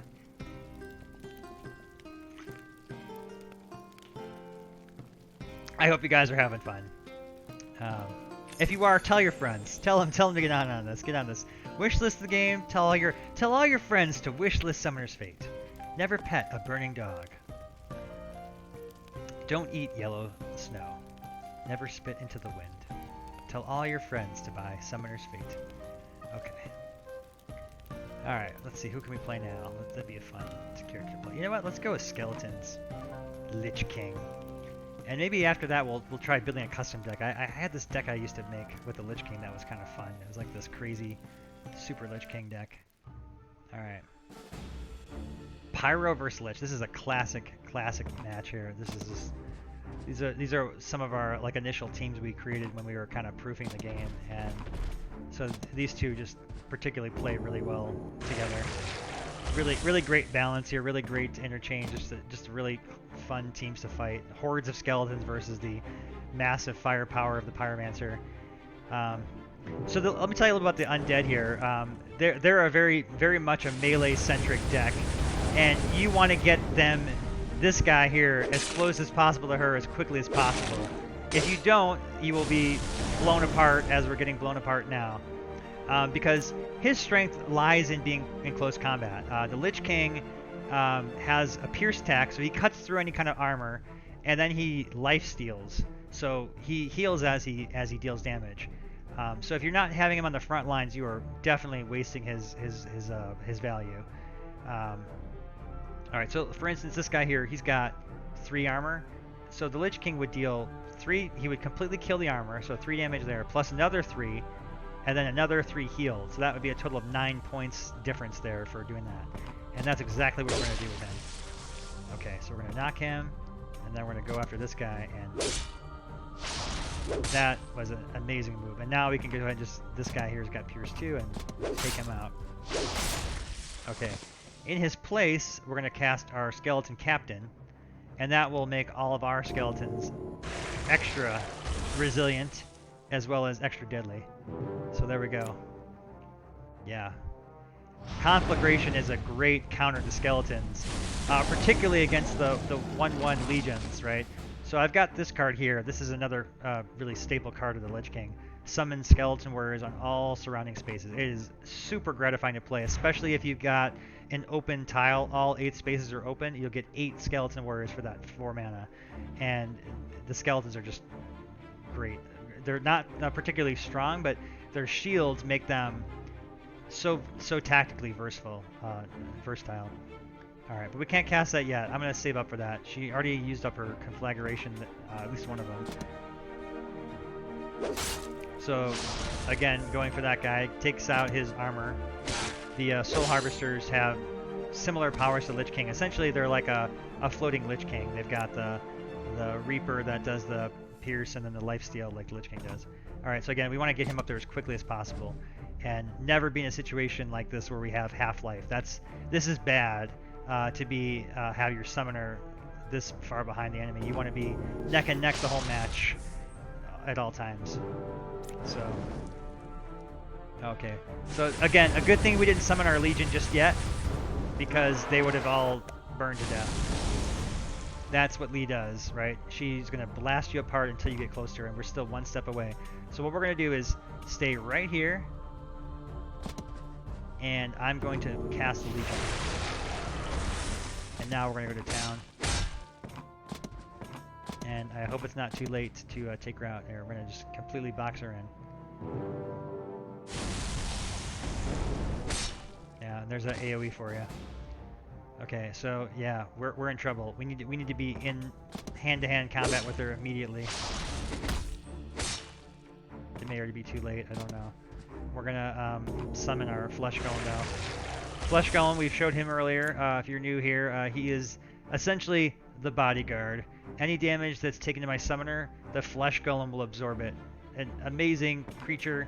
He is a carryover from our first game, Hero Mages, which was one of the first ever tactical card mechanic type games out there, and it was launched in 2009 originally and had CCG mechanics. It was cross-platform like Summer's Fate here, and originally built as a tabletop board game. So all of this is meant to look like a tabletop board game come to life.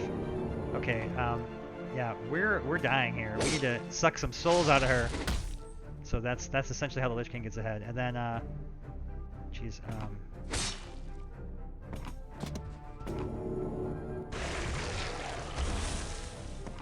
gotta move back to be able to shoot her. Okay. End turn.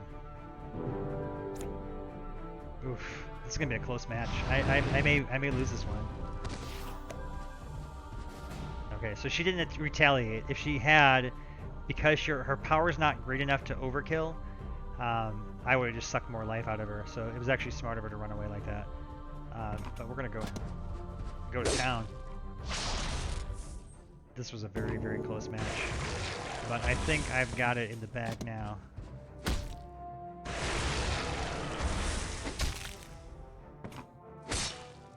Alright. She's got to deal 5 damage to kill me. Let's see what kind of summon this. Oof. Let's not take any chances. Yeah, if I had ended turn here, I have a strong suspicion she would kill me. I have the game right here. But just to show that, if I hadn't thought of that move, let's see what would have happened. I'm just curious. Would she have won? I don't know if she would win with Phoenix.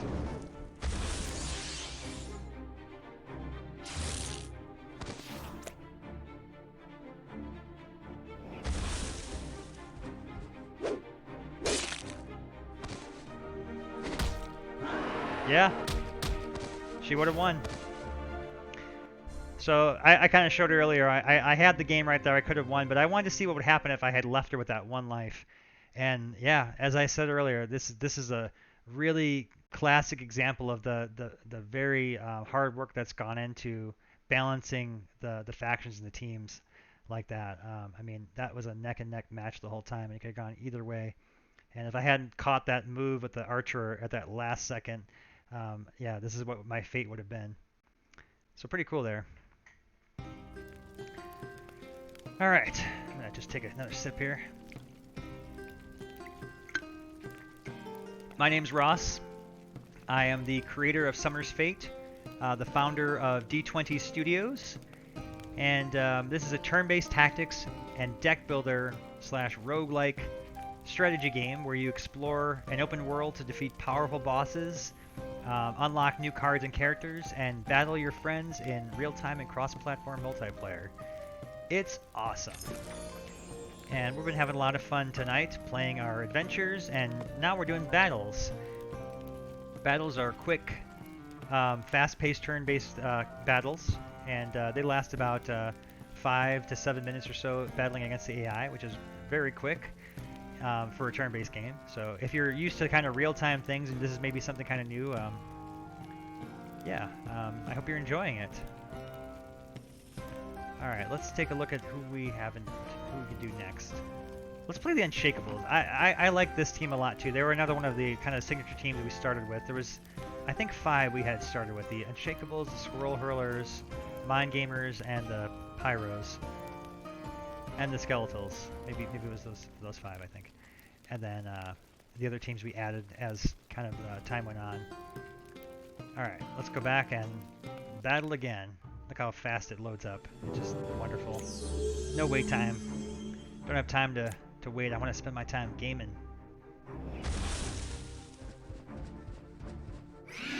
Oof. This will be an interesting match. In many ways, the bugs rival the power of the fighter mage here, because they both. This was the original character to have the sort of harpoon ability, attack and pull injured enemies toward you. But we like the idea of the bug mage having it too. So Clicklick's got it. All right. Our gladiator's in trouble, so we're gonna help him out. We have 2 ways to do that. We obviously have the healer. Notice the healer also buffed him. So he got +2/+0 from the mage and also healed him 3. But then we're going to go ahead and buff him again.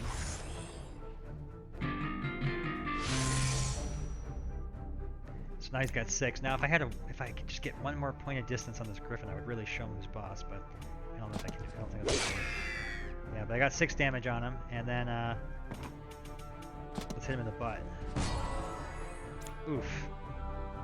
Well played, sir. Well played. Ouch, that hurt. Fortunately, the fighter mage is pretty bolstered with health there, because he's the fighter mage after all, so that makes him have a bit of an advantage. Bugs are a little squishier. Except when they start playing 1,000,000 of these starlings, then they start to become a problem.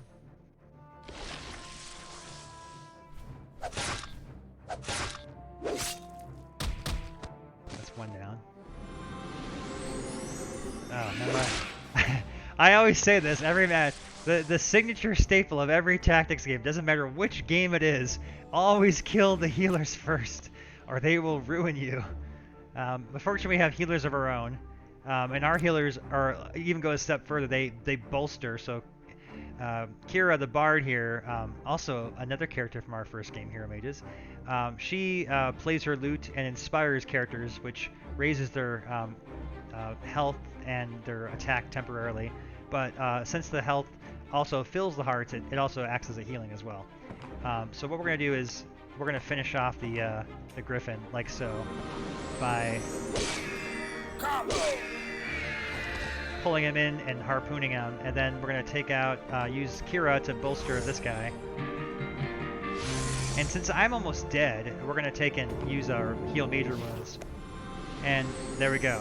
So I've said before that Summoner's Fate kind of teeters and totters a lot on the edge, and we were just in a situation where it could have been game over next turn if we didn't act appropriately. But with the right cards at the right time, we can come back from a losing situation and surprise the enemy. So now we're neck and neck again. His summoner still has more health, so that's still an advantage. We want to be roughly about the same to be on par. There's that healer again. I told you, he's that healer's trouble. Okay. We need to deal with that. We need to deal with the healer. We need to deal with him soon. But he's all the way over there, which is where the healer should be, in the back, with line of sight to everything. That's the best place to be.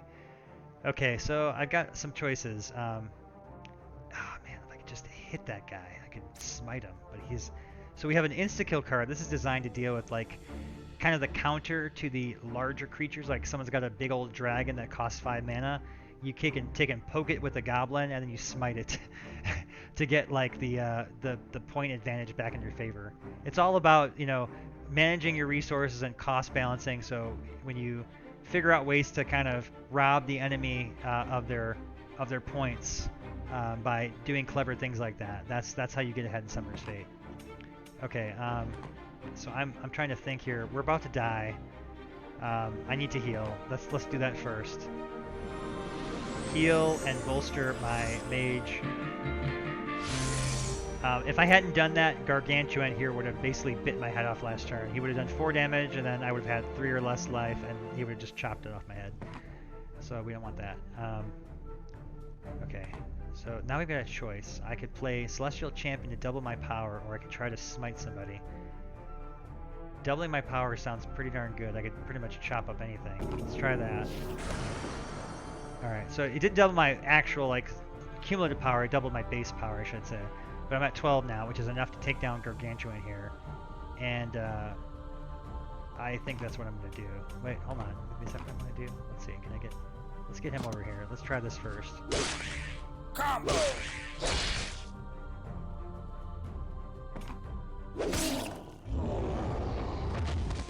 Okay, now we're going to send the soldier in. And the soldier is going to injure him just enough so that next turn we can smite him. And that'll take care of our healer problem. If I don't die first. Eesh. I guess I didn't realize I was poisoned too. How badly am I poisoned too? Okay.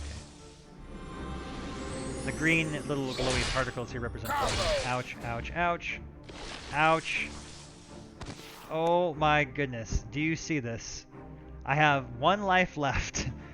I am lucky I have another turn, to be fair here. I am lucky to have another turn. Alright, we have to do some serious shenanigans here to come back from this. Okay, so he had me on the complete brink of death. Can I do enough damage? Let's see. I've got 12 damage I can do, plus 4 from the Gladiator. Okay, so that's 16. And then I can do another, what? 16, 17, 18, 19. Oh, I can almost kill him.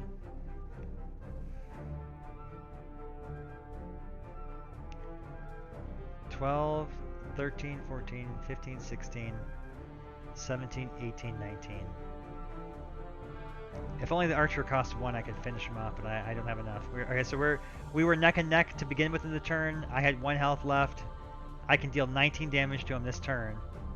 That's pretty incredible, but not enough to defeat him. And if I don't kill him, stop this healer, we're in trouble. So let's stick with our original plan. We're going to kill the healer, and we're going to deal the next best amount of damage instead. We're still going to deal a lot of damage, but not quite as much as I had wanted to.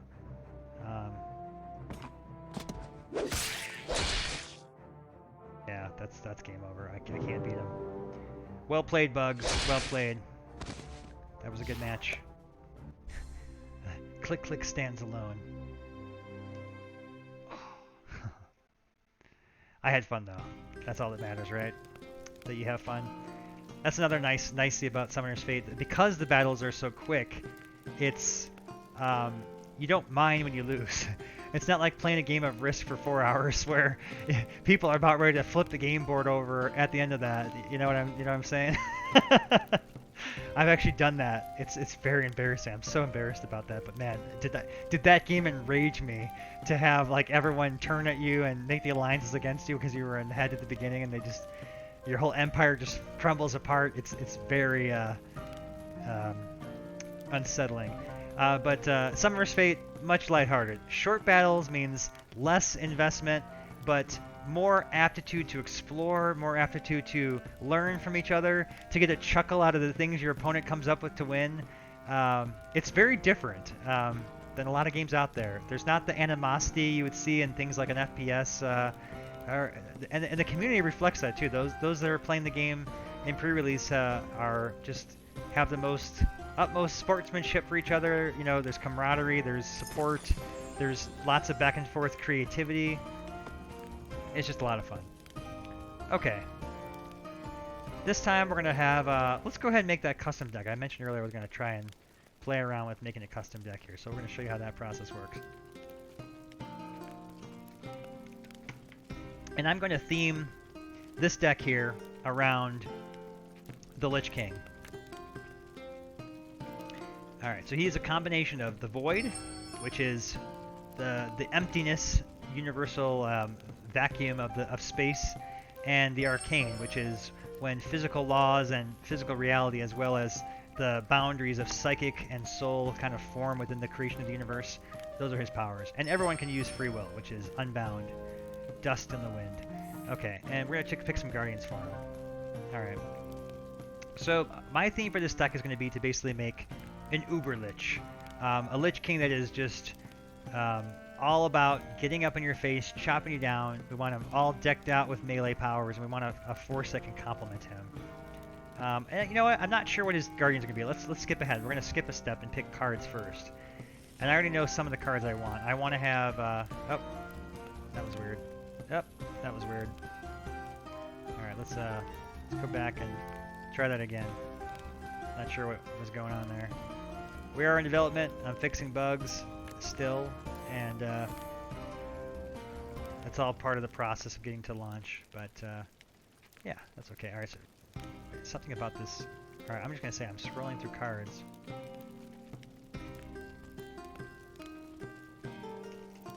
Cards, and I keep getting this.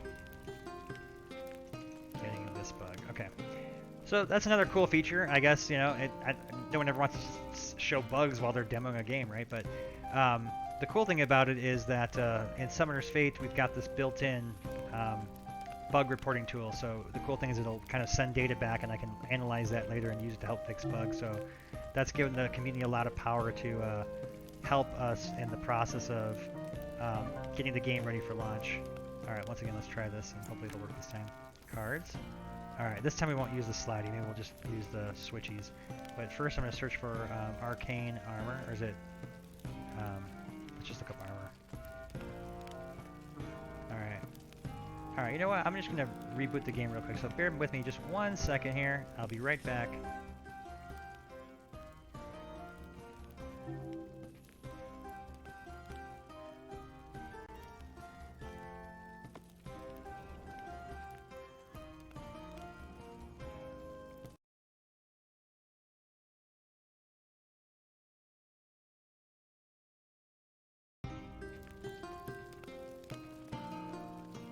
Okay, and we're back. Just rebooted it real quick to get rid of that bug. Whatever we did was stuck in the memory and wasn't going to go away by just pounding at it, so we're going to try again. And we were trying to make a custom deck with the Lich King. So here we are. Thanks for sticking around. Alright, cards. Alright, as I said before, I want to search for armor. I want to deck him out with the... kinetic armor, that's what I was looking for. I've changed it. It's been Arcane Armor, it's been... you know, Celestial Armor, it's been Energy Armor, I can't remember the name of it. I think for some reason we settled on Kinetic Armor. Alright, so I got double armor. Alright, now, what would be fun to go with the Lich King now? Maybe a power overwhelming, like just a Lich King engrossed in kinetic energy. That could be fun, I like that. Let's go with that. Alright, let's see what other kinds of spells we have. Take out armor in the search term. Alright, so right now I'm just looking through the spells, not the characters just yet. I want to look at things that would be... I'm going to put this in there because I feel like this could be fun. Bloodlust. Yep, that sounds like it'd be useful for making a super lich. Maybe a Kona Cold, you know, since he's up close in melee action. Let's throw one of those in there. Force Field, not too useful. This is really good if you're going to be hanging in the back as a range character. Awesome for that. But what else can we do? Ooh, maybe a Frost Nova. Yeah. this is a really great spell. It only costs 1 because it comes with the requirement that you have to be surrounding the enemy. But awesome. If Lich King gets surrounded by a bunch of dudes, we're just going to take and Elsa stomp the ground. Blow them away. Alright, and what else could be fun? Oh, yes. Here, this grapple. Just can't make the distance. You use the grapple hook to pull them in. That would be an awesome Lich thing. We're going to making the super... I'm going to call it like the kinetic Lich King deck or something. Okay, what else is fun? Okay, Mana Burn. Necrotic Blast, give -3. Another Cone spell's great. I may like that even better than the Freeze because it's cheaper. And it just makes them weak to melee, so it just kind of goes with this theme. Power Steel, yes! This card. Perfect for the crazy Lich deck. So we're going to give him Power Steel, which will subtract the enemy's melee power and make him stronger. So he's going to be like a... And remember, the Lich King, his power is that he steals life, right? He heals when dealing damage. But he can only heal as much damage as he deals. So if he only deals 3 damage, he can only heal 3 life. If he deals 10 damage, he can heal 10 life. So you can kind of start to see how that synergy plays in with it, with the mechanics like that. It creates a sum... greater than the... I always forget how to say that thing. The sum is greater than the parts. Something like that, but there's a cooler way to say it. Okay, what else would help? I love that the Power Steel was a great choice. There's one more in here I feel like is a really good one. I'm trying to remember what it was. It's something like this guy. Steel Life Force. So this is another card that's really powerful. You steal, instead of dealing damage, it actually steals the health points. So if I have like a character that has like 5 health, it'll make it into a, it'll take 4 of those points and it'll be like a 5-1 person then. But I'll get those 4 health points as permanent health containers. It's powerful, but it requires, again, that you have to be adjacent. So it requires a specific kind of strategy to complement its work. And then, of course, do we want Touch of Death? I mean, that's pretty high cost. 3. It's really good for taking out the really big guys, but I'm anticipating our Lich is going to be a super badass, so I don't know.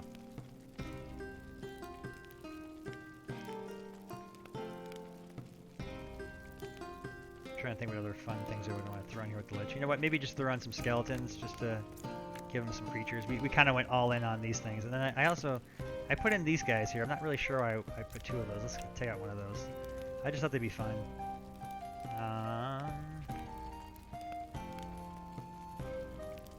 Oops. That's my drag my OBS controls while I was dragging. Get this out of here. Ah. Get back in there. Okay. Reaper of Souls. Yes. Okay, that. Alright. So let's take a look at what we've done here, right? Our goal is to make the Uber Kinetic Lich or whatever, the Psychic Lich, Psionic Lich. We'll call him the Psionic Lich. And we're going to give him Bloodlust. We're going to give him Power Steel. We're going to give him Reaper of Souls. Vampiric Life Force. So the whole goal is steal the enemy's strength and absorb it to create an uber powerful Lich King. I like it. This deck was actually inspired by one of my friends that came up with the idea for the deck, and we sort of tried to keep one-upping each other, making better decks of the same concept. So I thought I'd throw that in there. All right, now we want to find an appropriate combination of things to go with them. So what would complement a melee Lich? A Mummy Queen. After attacking, heal your summoner. Keep that Uber Lich alive while he's on the front line. I like it. And what else would be good? The Lich tends to do really well with skeletons. I like the idea of the Breaker because he's going to be inflicting power damage, which makes them weaker, which means he'll last longer in combat than other characters. So let's go with those. And we're going to call this the Psionic Lich deck.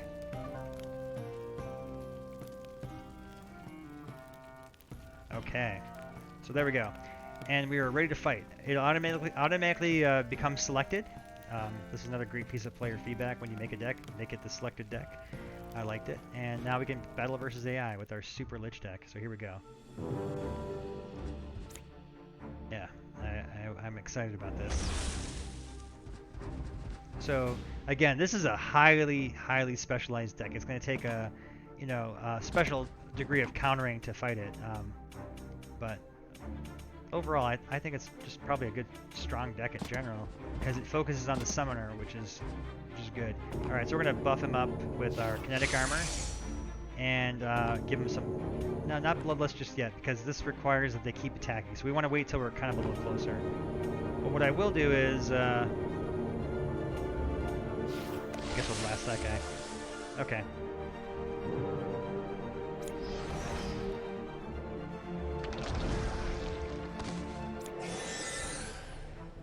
Wow, that was cold-hearted.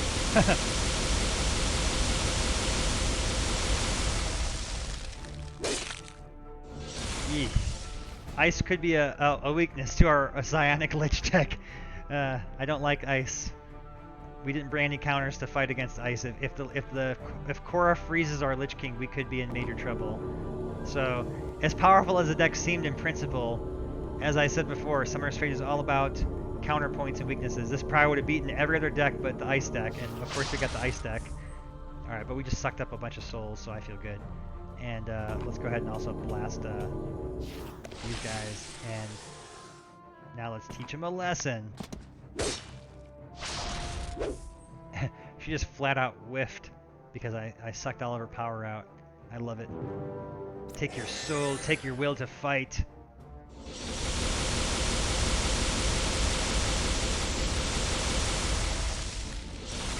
Yeah, ice is going to be a problem. Alright, but in the meantime, we're going to suck out some more souls. Gain some more health back. So we're going to make this Lich as powerful as he can. Hopefully it won't matter how much ice she throws at us. Yeah, we're getting wrecked here. This is not good. Nothing to fight ice with. Okay, I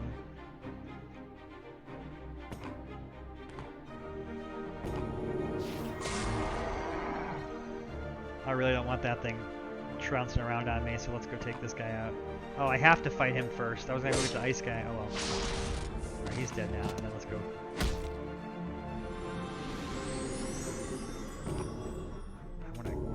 I want to get that girl.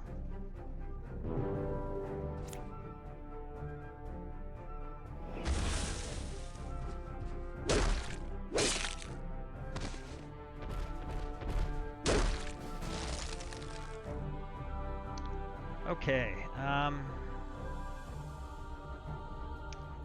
Yeah. Wow.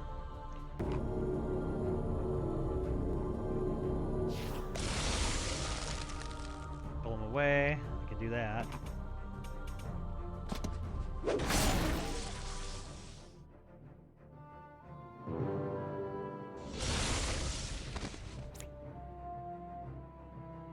Alright, so clearly we need something to combat ice, because this deck's weakness is ice. Ouch, ouch, ouch.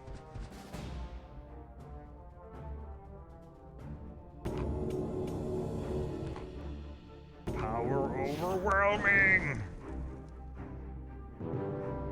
Bring it on, people!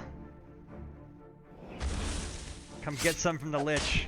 This may be the one saving grace we have is the power overwhelming. If we've got enough health, we could just electrocute everybody that attacks us. See how it's just blasting lightning bolts?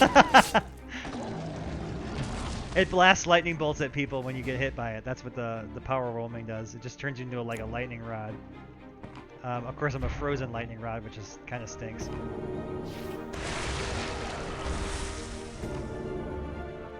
I need spells that let me suck souls. That wasn't the best move because it just made her stronger. I didn't like that. Alright, let's sneak these guys in after Korra. Hopefully we can get some attacks on her. And then let's just... I'm casting that card just to burn it. I need some more health. We need this card. Oh dear. Now I just got the dragon out. I'm gonna be frozen all day here. Jeez. She didn't even care. She just freezes. She's like, I don't even care. I just freeze everybody. Just freeze them all. Alright, well that's fine. I'm gonna suck some souls out of you. I'm gonna suck some more souls out of you.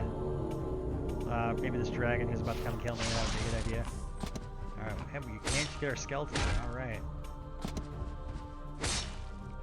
Alright, so... Well, how much health does our Lich have? Jeez.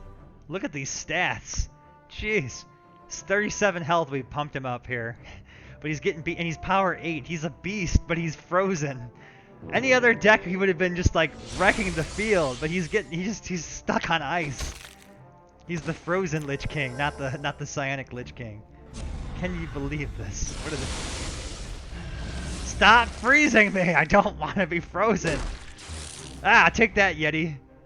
Oh man, if we hadn't put that power overwhelming in there, we would have just been. It would have been GG. But we've got that the lightning rod force field on us, so that's helping out. Now let's put some more armor on too. Look at that. Look at this Lich King. He's got 8 armor, 37 life, power 8. He's a beast. But he's frozen, and he's dying because he's frozen. Alright, let them come to me. We're going to freeze them. No! No! No! No! No! She robbed me of all my buffs, my hard-earned buff. That's all I did the entire game was buff my Lich King, and now he's just a frozen Lich. I mean, to be fair, it seems kind of appropriate, right? The Lich King just frozen in ice, like, you know, kind of a overplayed trope maybe, but it's funny when it happens organically like this, you know. That's just sort of the emergent gameplay story I'm telling myself, that, you know, the Lich King was just too powerful with magic. He was going around just beating everyone, and then Korra came and said, "Enough's enough. We're gonna put you on ice." All right, we'll see how you like it, Ice Dragon. Yeah. Okay. I guess I'll start building my buffs back up. Let's rob more from the dragon, I guess, and then end turn. And we're almost out of cards here, so unless I can get into combat with her, I need to be in melee range. If I can get to melee range, she can't use her ice staff. But okay. That's how we fix it. We give him some teleport powers, right? Teleporting, I could teleport her right next to the ice, and then she can't freeze me all day. All right. In the meantime, we're gonna suck some souls. Soul suck. Look at these. Yeah, man, he was so much more powerful before. Such a waste. We got 2 cards left. Oh yes, we still have power over 1. We can become powerful again. Oh, this ice, man. I can't do anything about it. Power overwhelming. Okay. Well, I'm frozen. But at least the power overwhelming provides a passive benefit. Let me look at all these. He's got like a whole list of abilities. Okay.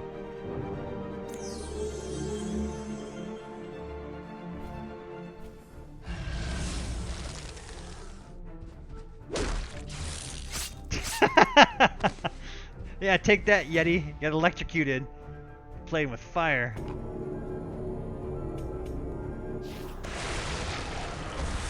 You know what? Hell with it. I'm gonna bloodlust the skeleton because at least he can attack.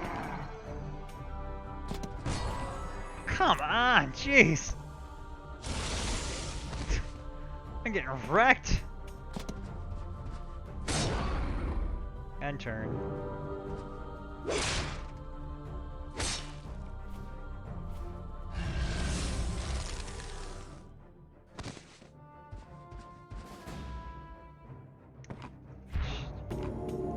Yes!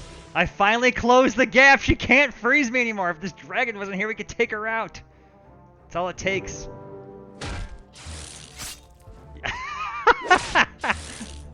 Zapped into the spike wall.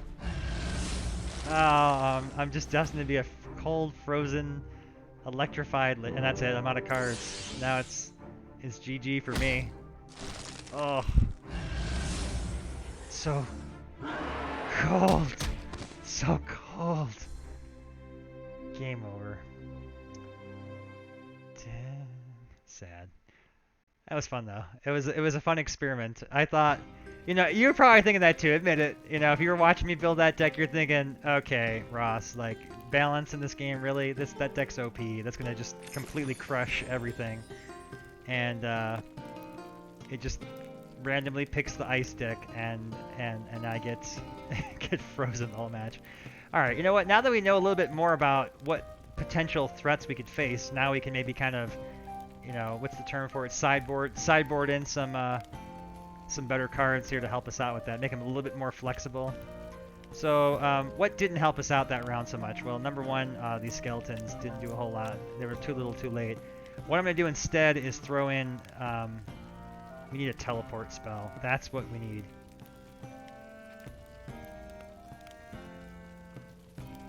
In fact, let's see. We're going to grab 2 different cards here to put in there. We're going to grab teleport, relocate to any space. So if we get Cora again, we'll just jump right on top of her. Okay, and then the other one I'm thinking is a little more fancy. Wormhole. Okay, so it's kind of like a bigger teleport, but it jumps to any space and places a wormhole that jumps other units between places end of turn. So we can use it as a way to bring our other forces into combat as well. That way if we're facing any kind of like ranged guys that might try to blow up the Lich King on his journey over there, or freeze him as we suffered last time, we'll be okay. It might even be worth pulling out one of these bloodless or something just to have another one in case. Yeah, let's do that. Oh, I just got a bug. Okay, you know what? Let's just leave it how it was and finalize it and be out of here. Okay, there we go. End battle.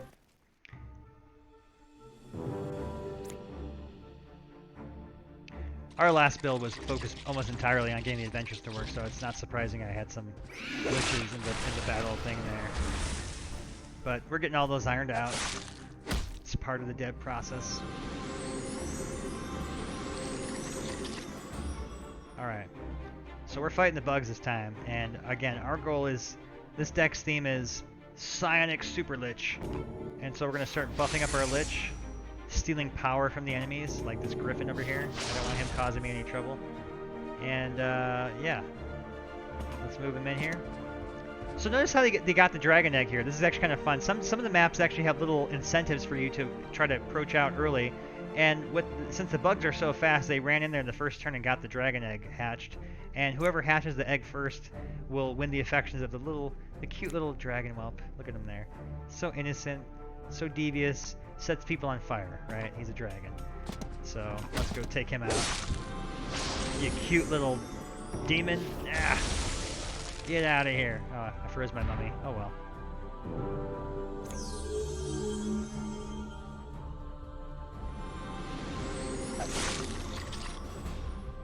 Okay, and now there's a good amount of enemies on the board there, isn't there? Yes, there sure is. We're gonna, but before we do that, do I get souls from the, no I don't. I wanna go hatch this egg first.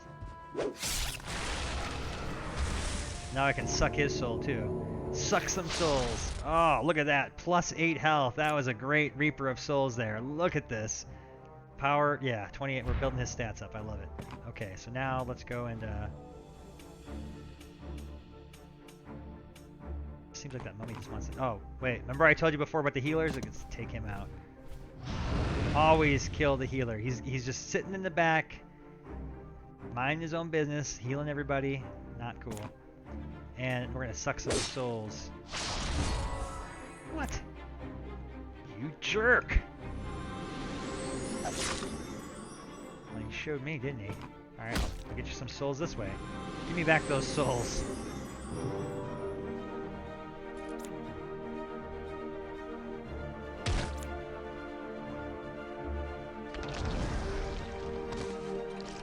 I really wanted this deck to be OP. I've been encouraging players, like, find the meta, try to break this game. Tell me a deck that you make that cannot be beaten by anything.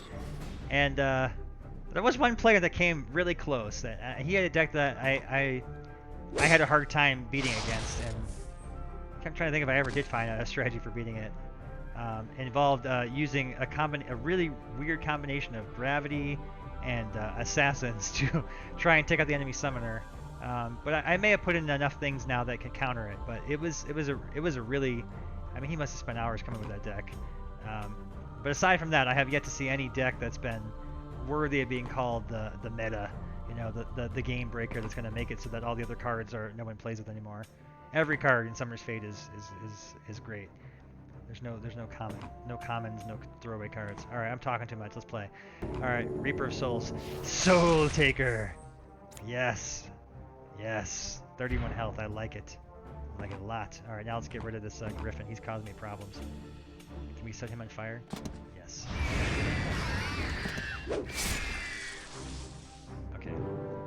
gotta get my Lich King in there. Start. Oh. I didn't think about poison either, did I?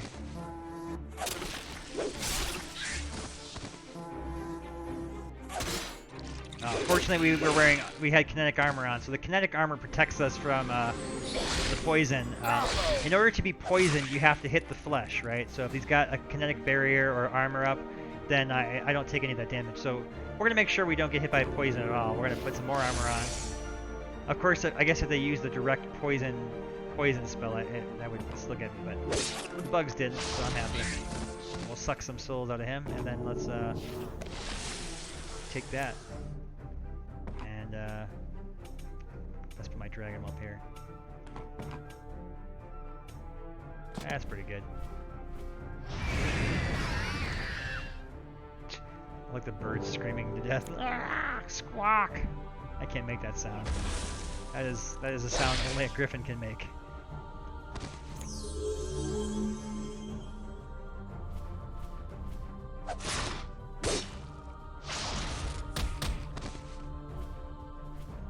Alright, it's time to make the super psychic Lich King. He's coming next turn. Here we go. Power overwhelm. Oh, dang it! I'm short 1 mana. Okay, never mind. All right, you know what? It's time to stop messing around here. We gotta go for the throat, as I like to say. Hop in the wormhole. All right, now if I just stand here, he's gonna teleport back next turn. I don't want him to just stand here. We're gonna just leave the wormhole. And if I had some troopers, I could send him in the wormhole with me, which is pretty fun. I mean, come on, that's awesome. What tactics game's got wormholes? Wishlist this game right now. Go on, do it! Just do it!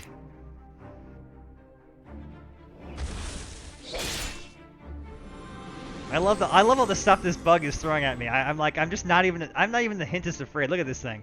This Lich King's got 5, 35, 4. He is a badass. And I have another wormhole.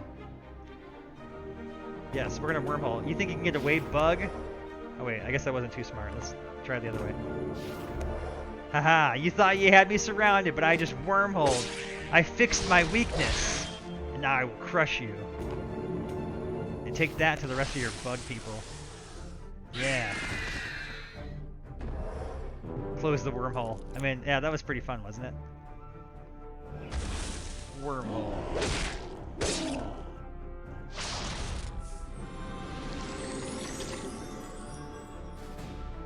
I gotta be careful though. I'm not giving myself enough mana to cast the power overwhelming and get the real 4 armor. Yeah, this is gonna make him a juggernaut right there.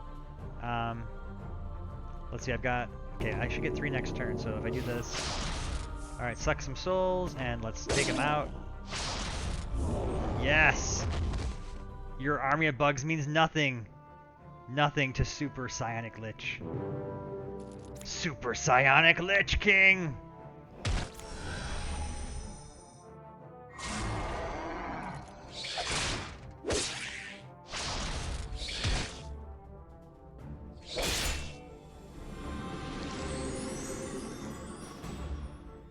Alright, here it comes. Power overwhelming! Yes! He becomes a giant and he's got glowy energy. He is certified badass now. Just obliterates things now. Yes. I'm a god amongst the insects. Super Lich King. Super Psionic Lich King. Go ahead, do your worst. Get zapped by lightning as you attack me. I am unstoppable. It feels glorious. Look at this little spider. Ah! Go on, keep coming. Ah!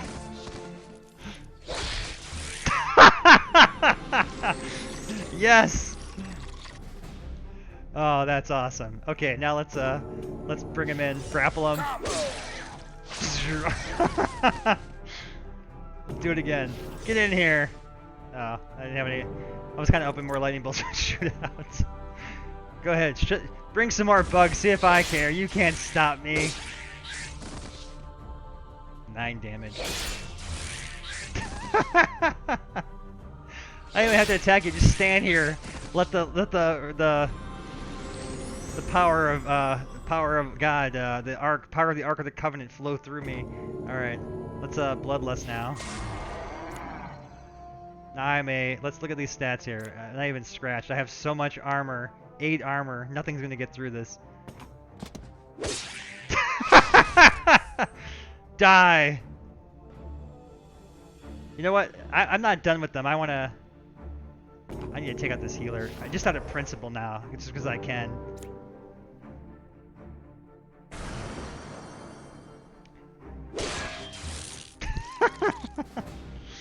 You know, I haven't tried this yet. I'm really curious. I haven't tested this to see if I can stack power rolling. I wonder if it stacks, because that would just be amazing. Oh, Swift Strike. Go ahead. Give me your worst. Combo. Yes! Super Lich King. I want to fight Korra again with the Super Lich King.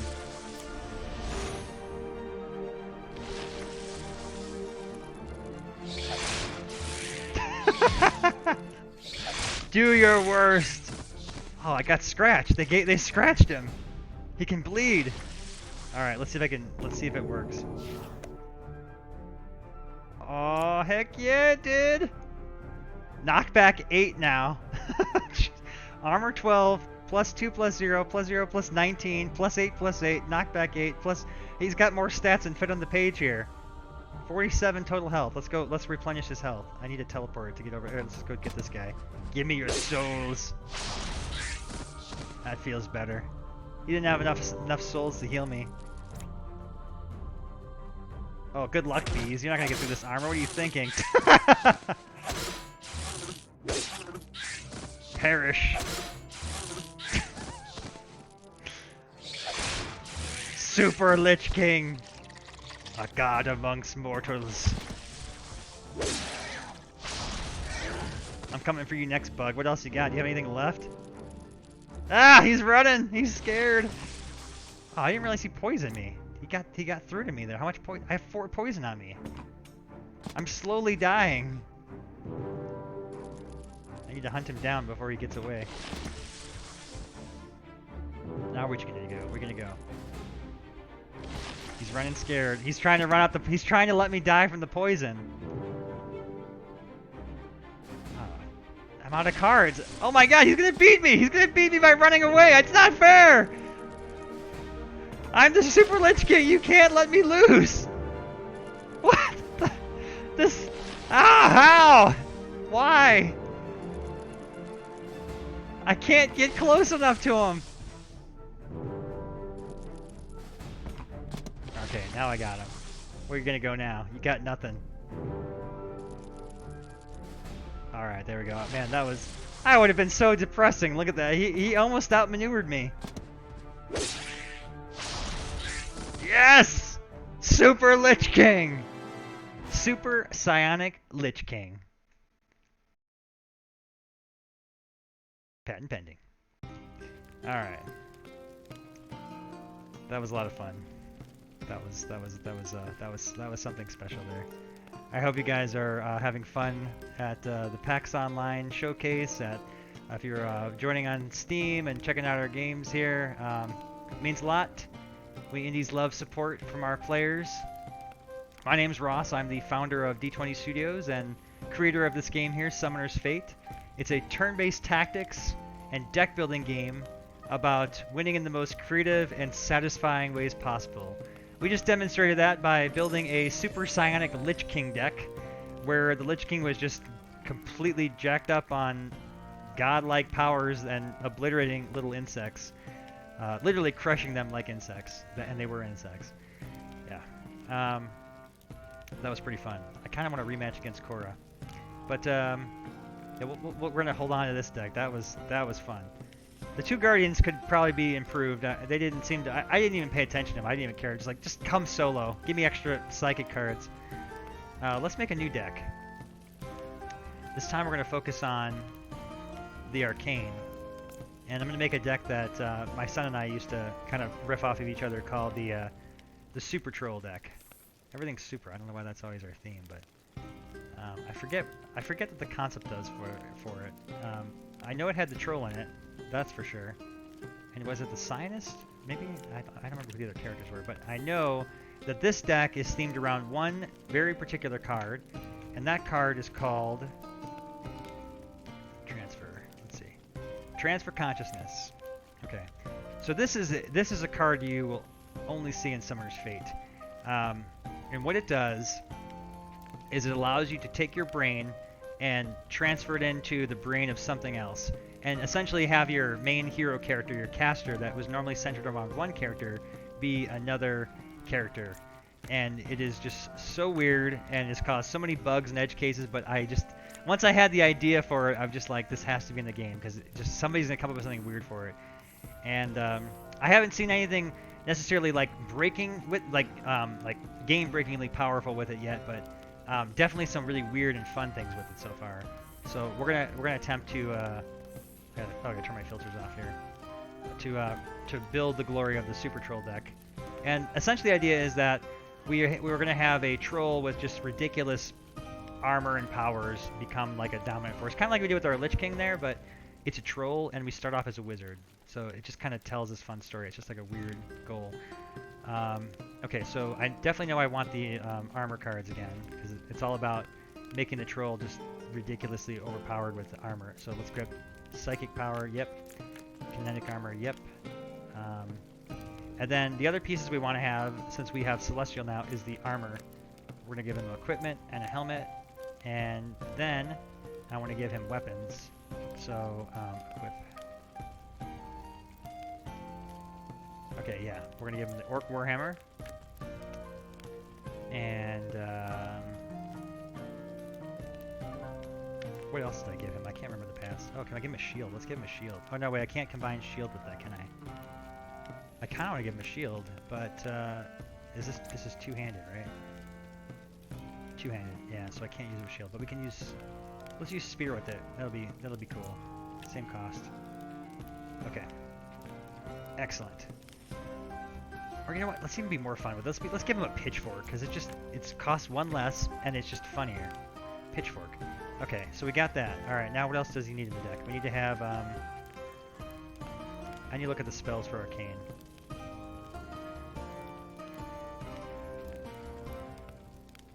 Okay.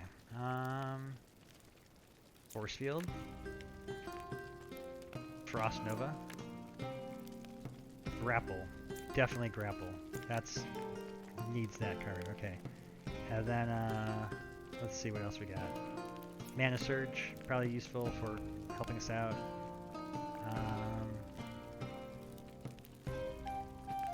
Redirect. If they tries any funny business, we're going to blast it back at them. And then, kind of like with the other Lich King, I almost feel like Teleport would be good too. And Teleport again. And let's throw an Unsummon in there.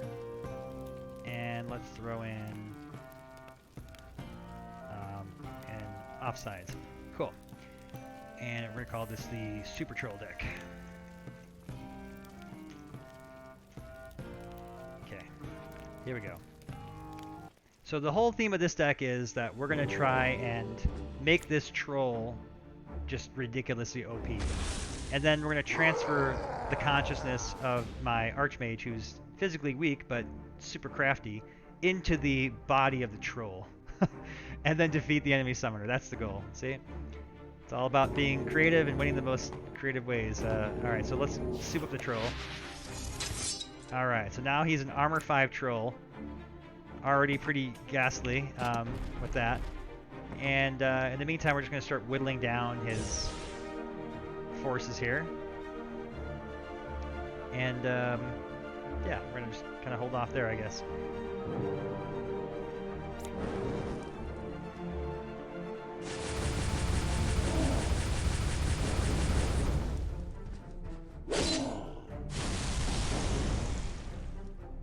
Ouch.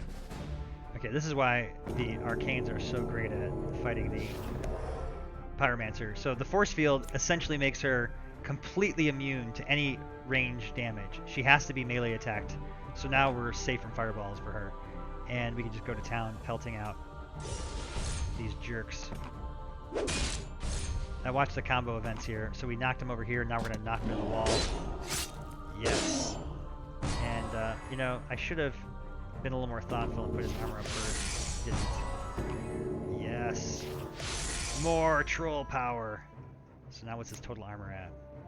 9. That's ridiculous.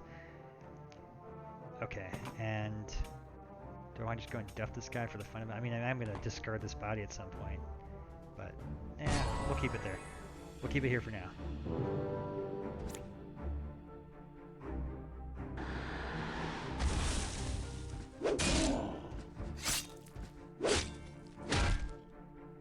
You think you're killing my summoner, but you're not. The troll's the summoner. He's the true threat. Oh, yeah, this is a bad hand here. I got stuck with a bunch of teleports I don't really need right now. So we're gonna, it's okay. You know what we're gonna do? We're gonna pop over here, punch you in the back like a jerk, and then we're gonna give the troll, actually we're gonna pop back over here. Just to be a jerk. You know what, I wanna make sure I'm out of line of sight of that pyro. Where is it safe? Right here I'm safe. Let's go right here. I can summon anything? I cannot summon that. That doesn't necessarily help. Let's go ahead and hit you. Against the I want to get this guy. That's a tough call. They're both so tempting.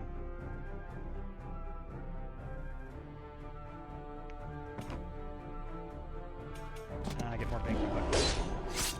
Alright.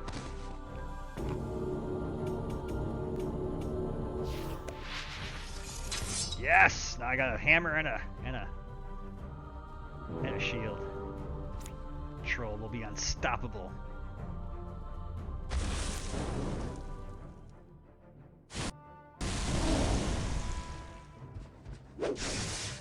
Yeah, I should probably remind myself that I haven't become the troll yet before I get too excited. We're getting chopped down here. Alright, let's try and get a nice... This is why we picked the arcane deck for this too, because he can rip off the combos.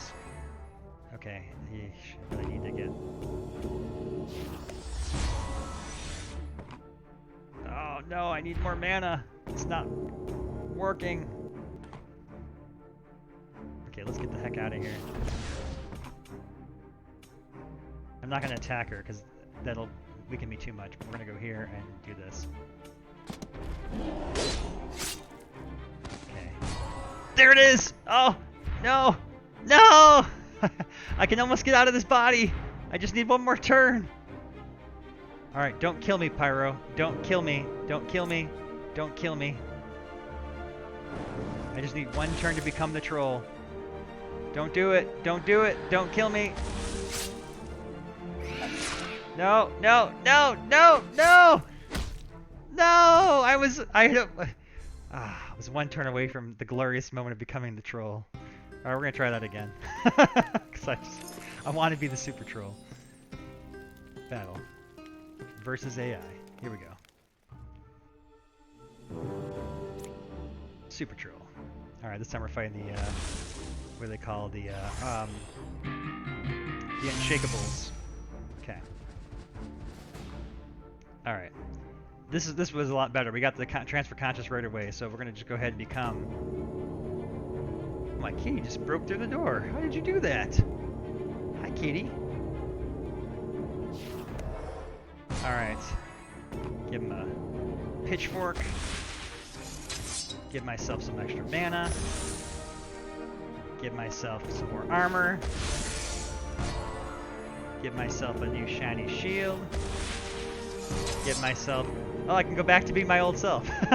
If things don't work out for my new body, we'll try out something else. So, yeah, that is a cool, fun thing we just did. So the Archmage's power is basically to riff off of the cards, and if you get a good chain of cards, you can just gotta go nuts like I just did, casting half your deck in the first turn, which is pretty fun if they're low cost and things like that. Yes? Are you meowing at me? My kitty's meowing at me. Alright, but now we're no longer the frail body of the Zenon Archmage. We are the mighty, unstoppable mountain troll, a force to be reckoned with. Okay, and let's get her over here.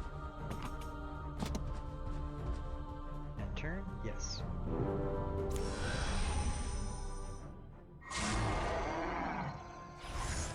You want to come up here? You want to come in my lap? Okay, come on. Come here. Okay. And let's see here. We're gonna go ahead and teleport. Now this is the fun part, see, because now I'm the troll. I can just jump over here and teleport and go to town on his guys. Let's go take out this guy. Super troll. And then let's unsummon this thing for fun. And then I gotta get my sinus in a better position there. Okay. Wait, do I have the? I'm not vigil. I need a vigil card. That's what we need to make him a vigil. We need to make him even stronger. I can become the Cyanist. That's pretty fun. All right, I don't want to just do that just yet. Let's hold this off.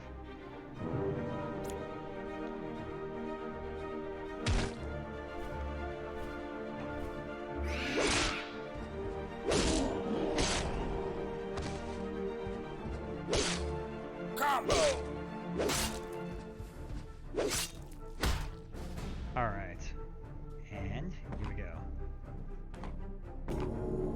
Super troll. Combo. Yes, yes, yes. Now he's really super. Okay, Kitty, don't go over there. No, no, no, no, no, no, no, no, no. Here's. Say hi to the camera. Say hi. This is Carmela. She likes to cuddle. And she's here for her cuddles. She busted down the door to get in. She's a little shy on camera though. She's a little shy around new people, but she's super, super affectionate with the kids. Super affectionate. It's adorable. And with her brother over there, Ginger, who's on the floor sleeping. He's an orange kitty. All right, and let's see. We're gonna go here. Yeah, you might as well just go ahead, attack with your old husk. Oh wait, no, I shouldn't do that because I still need him. The powers of these discounts are still coming from this guy pulling cards. We're gonna take our time. We're gonna savor this moment, really slaughtering these troopers with the super psychic troll. It's gonna be great.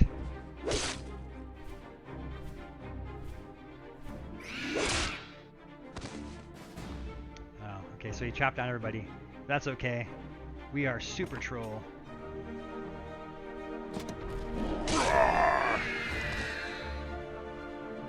And next turn become even more super powerful. It's gonna be great.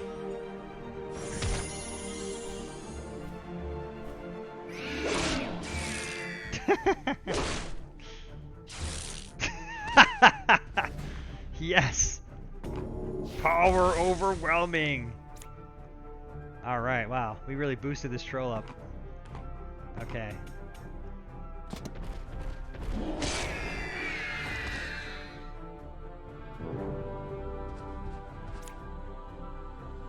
Super Psionic troll with a pitchfork. I mean, that's a pretty great way to beat somebody, isn't it? From starting off as a wizard. I like it. Oh, yes. Even more armor. I just love upgrading him too. It's just fun to see him change. When you get his helmet too, he's got to have the full gear.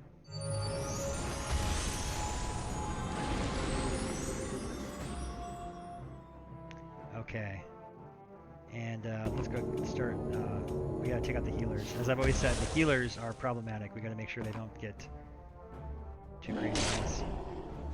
Yes.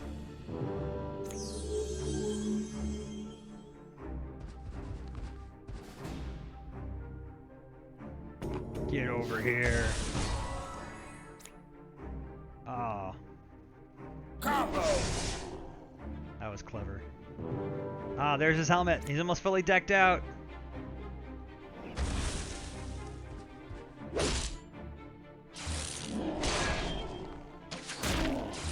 Your powers are inconsequential, archerer. At last, my helmet. Yes! Look at the transformation of that troll. Ah! Excellent. You know what? Actually, can I undo that? Let's see. I have a better move. Combo. Oh, I guess that did that too. Okay, well. A little more satisfying, I guess.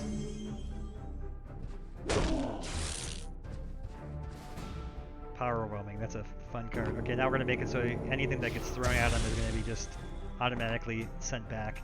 Let's finish off his minions first. You're all alone now, fighter mage. All alone now. Do you have what it takes to face the super troll? Oh yes, more power. Yes! Let me see this. It just looks so weird. He needs to be glowing in his card now too, that'd be funny. Ah. Your antics have only delayed the inevitable. Only delayed the inevitable.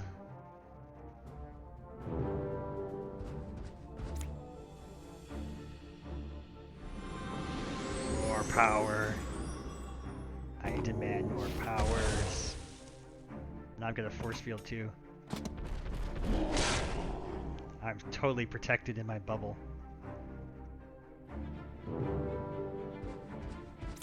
Pure psychic energy embodies the troll.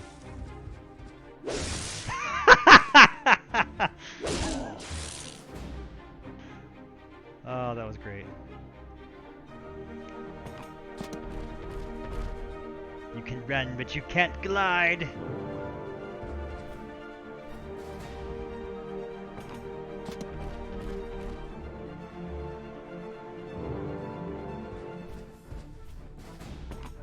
It's only a matter of time.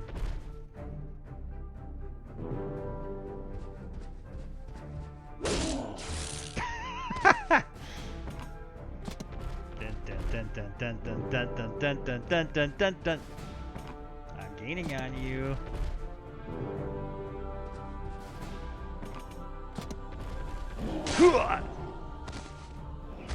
What the? Where the heck did he come from? That's right. I forget. I had to add a special thing in there for adventure mode because I had no idea what the heck kind of consequence would happen if you were in adventure mode and you transfer consciousness into something weird, and then the battle ended and you had no summoner left. So I think I just made it so that if your summoner dies at the end of battle, he comes back and resurrects, and you go back into your old brain. But for this great moment in time, we got to be the super troll, the super psychic troll.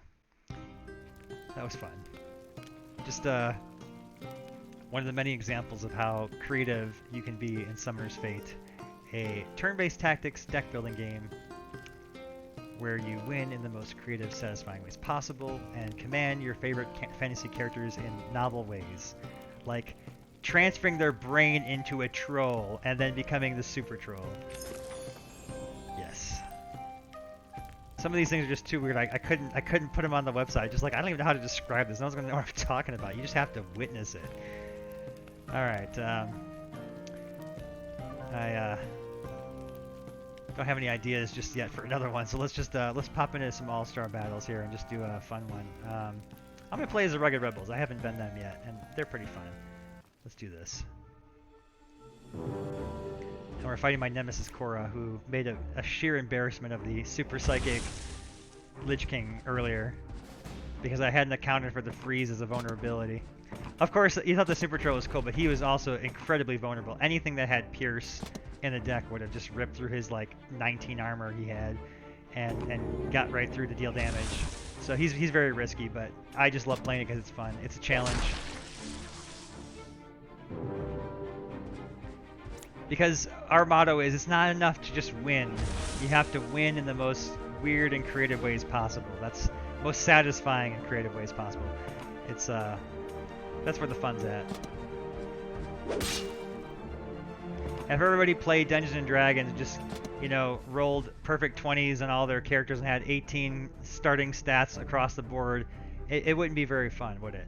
We would just all be OP and every encounter would be easy and there would be no creative problem solving to things, and that's really what makes these games fun, right? And what's inspired Summoner's Fate creation has been to really capture that element. I mean, I grew up playing all kinds of role-playing games, Hero Quest and D&D and Magic the Gathering and Warhammer and chess and just all kinds of them like that. And you know, the thing that made him so compelling to come back to all the time was this ability to win creatively. I mean, I tried to figure out, I'm like, why am I making this game? What is it? What I subconsciously I always knew I wanted to do this, and I was always trying to pinpoint the words, like what was it? And it finally came to me, like that's what it is. It's that those games just excel at unleashing your creativity. You don't just win, your opponent gets to see like this creative thing you put together to win. You know, when you outsmart someone in RTS, like I just love that feeling where you sneak around the back of their base with a whole horde of guys because they weren't expecting it. It's a good feeling. It's fun. It's surprising. And very few other genres have that ability to surprise like that. You know, a lot of it comes down to just raw Twitch skills or raw abilities in terms of, you know, knowing where all the weapons are, the maps are, and the caches and things like that. And that's why it's nice. The pacing of the game kind of gives you the ability to master it over time and understand what the moves are that you're doing.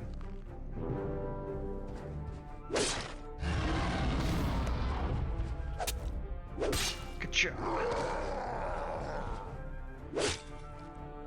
Barbarian is another one of our characters originally from Hero Mages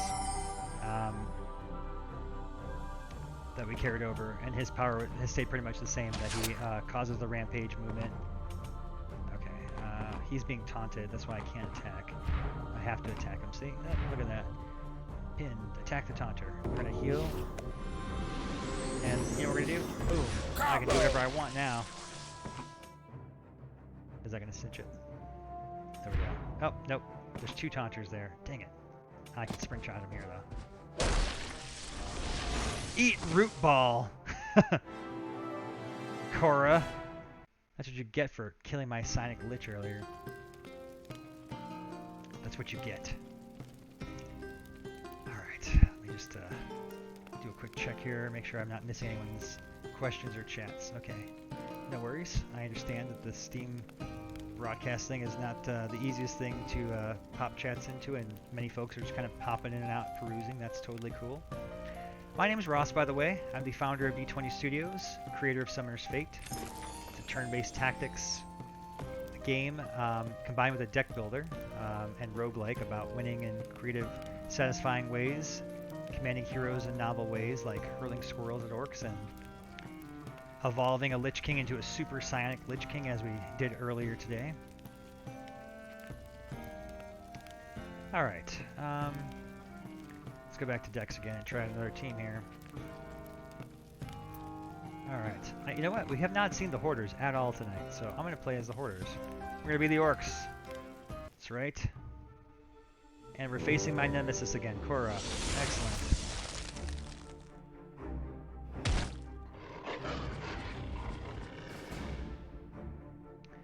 Alright, here we go. Let's start off by getting, first I'm going to move him up. The Shaman's an interesting healer. He's all about, he has to attack to heal. We wanted the Orcs to have like, kind of like a melee, just brute force feel to him. Originally the Shaman had the range attack like the other Shamans, but it felt kind of weird to have the Orc healer hanging out in the back, right? Orc should be up in the front, screaming at people, you know, blood-curdly battle roar and whatnot, and so we changed him. And now he's a crazy melee guy. He's got a shrunken head, he can curse people. It's pretty fun. And obviously Mountain Troll you're familiar with. He's got the crazy hammer with the knockback and the armor. And Dork Slayer you haven't met yet. But Dork Slayer was actually named by our players way back, I was going to say 2017 when we first started concepting and sharing things on Facebook. We had players come up with different names for it, and I just love the creativity that creative play on the different names, and so we picked this one because it was just too great. Dork Slayer. Yeah, you know. Ouch. Alright, so she just blasted me into the terrain here. Summoner's Fate is big on environmental impact. Environment matters like no other. You've got line of sight obstacles, you've got spikes you can knock people into, you've got these spore pods that explode and poison units. And I wish I had something I could pop one of these spore pods with so we could see that and blow up these two guys here. In fact, I'm going to do that. And the reason I'm going to do that is because the troll has got the armor, so I think it'll keep him safe from the poison. I hope it does. Let's see. No, he got poisoned too. Oh well. I wanted to show it. It's fine. Maybe I can... Actually, you know what? Let's just forget that. Let's just... There we go. We cured the poison on him. And then, in case they attack him, we're gonna roar, because orcs like to roar. And then throw a fire trap down there, because I'm sure that she's gonna think that the troll's an easy target. The bandit leader has pierce, which will go through the troll armor, but I'm hoping she makes the mistake of... Oh, even better. There you go. Burn, ice guy!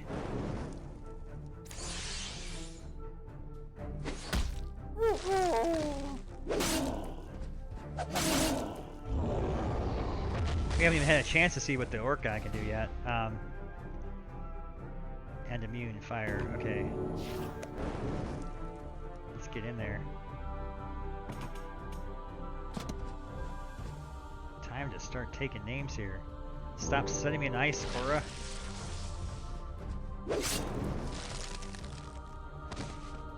I feel like this shouldn't be happening, right? I'm on fire and I'm frozen. Fire should be melting that ice, or ice should be freezing it. One of the two. Anyway, let's summon a Hydra. Oh yeah, Hydras are cool. They've got Vigil, so they basically get to attack with infinite counterattacks. They've got Taunt, so that once you plop them down in front of something, they're going to be stuck there in front of it. And when they get injured, +2/+2. And all that power comes with one weakness, kind of significant though. They're vulnerable to fire. Which incidentally is how the Hydra was defeated in Greek mythology. But since Korra is all about ice, I don't think I'll have to be worrying about this.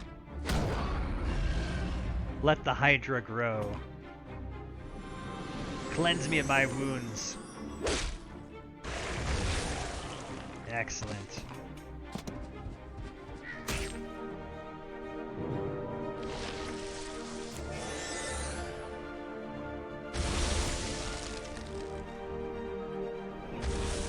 Ah, burn! And burn some more because you're made of ice. Ouch. This could be bad. This could be very bad for me. Why on earth did she shoot that guy? Maybe she just thinks she's got it in the bag. She's that cocky, huh? I need to heal big time. Unfortunately, he's not a natural healer in that way. He removes debuffs, but he has to heal by attacking. We didn't want a cowardly orc healer. So, this is not good.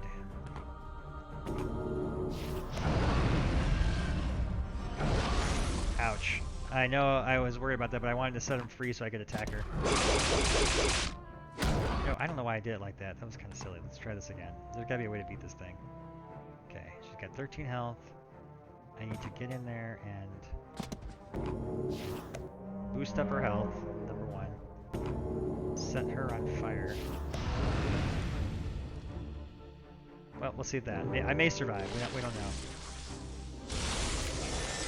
Nope, not gonna survive. Not gonna survive. Wow, I've never seen Korra play so well as I have tonight. That was some crazy ice wielding craziness. Wow. It's funny, I'm usually like the least afraid of her. She usually just ends up being slow and takes time to whittle you down and eventually just crush her at the end, but wow, to see her rip through the orcs like that was something. That was something. Alright, let's see. What do we got up next for you guys here?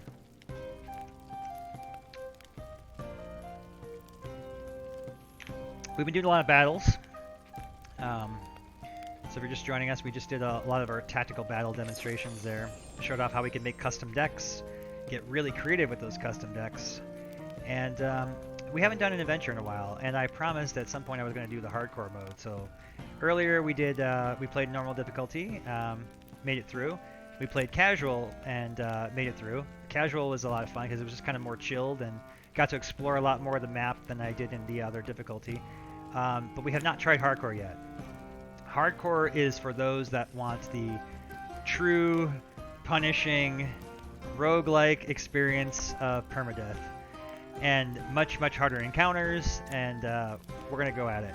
It's much higher stakes, very difficult to play. I've not personally beaten it yet, which is you would think as a developer I would test to make sure I could beat it, but I just could only test so many things before I'm like I have to get a build out to players, and I have at least one player who has successfully done it. It was quite a feat and very impressive, and they loved every minute of it because it was so hard that it made the accomplishment worth it. So I know for sure at least one person's beaten it. It is beatable. I didn't ask which character he beat it with. I guess I would be curious to know. But let's look carefully and choose the right one that's going to be one that can get us to the end. I have a few ideas in mind. You guys have not seen her yet. So Kaylin, the Valkyrie Mage, has a striking resemblance to someone that you may know in our community, in our development team. And that was intended. So we're going to play as Kaylin. Kaylin is a combination of an arcane nature summoner, and notable powers include Vigil, which means unlimited counterattacks, and combined with the other ability of inflicting, cannot attack until end of turn, essentially allows her to neutralize any enemy on the board that she gets into contact with, and then anyone who tries to gang up on her, as long as they're not able to get to her rear face, she can basically go toe-to-toe and lock down the entire enemy team. She's pretty powerful. But obviously comes with some risk. She's not as heavily fortified as some of the other fighter mages are. Alright, I'm not sure who's seen this and who's not, so we're going to just kind of read through this again. Summoner's Fate. In this boundless and ever-changing multiverse, heroes called summoners are gifted with the power to wield primordial magic. It is foretold that through their adventures the world is shaped and given meaning. To fulfill their destiny, the summoner must defeat 3 formidable bosses that guard the gateway to the beyond. But they cannot do it alone. You are the guide. The guide is what summoners call the one who decides their destiny. This summoner's guide is you. The summoner looks up to you to command their fate. Only with your wits and creativity can they succeed in the journey.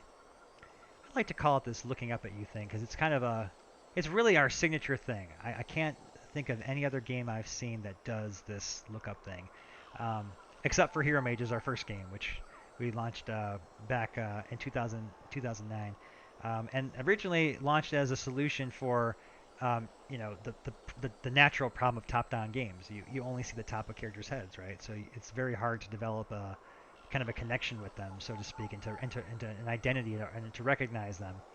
But over time in Summoner's Fate, this has evolved to be kind of a significant meaning to the game. In this world, the player is sort of represents the guiding force, the driving force of their destiny. And so it's important that they connect with you. That eye contact is the only way they can communicate. There's no dialogue or other kind of verbal communication between you and the character. It's a simple gesture of making eye contact with you and looking up that connects their soul to yours. And also is very important because it will signal to you during the game when they're ready to receive your orders during combat, which you'll see as we explore.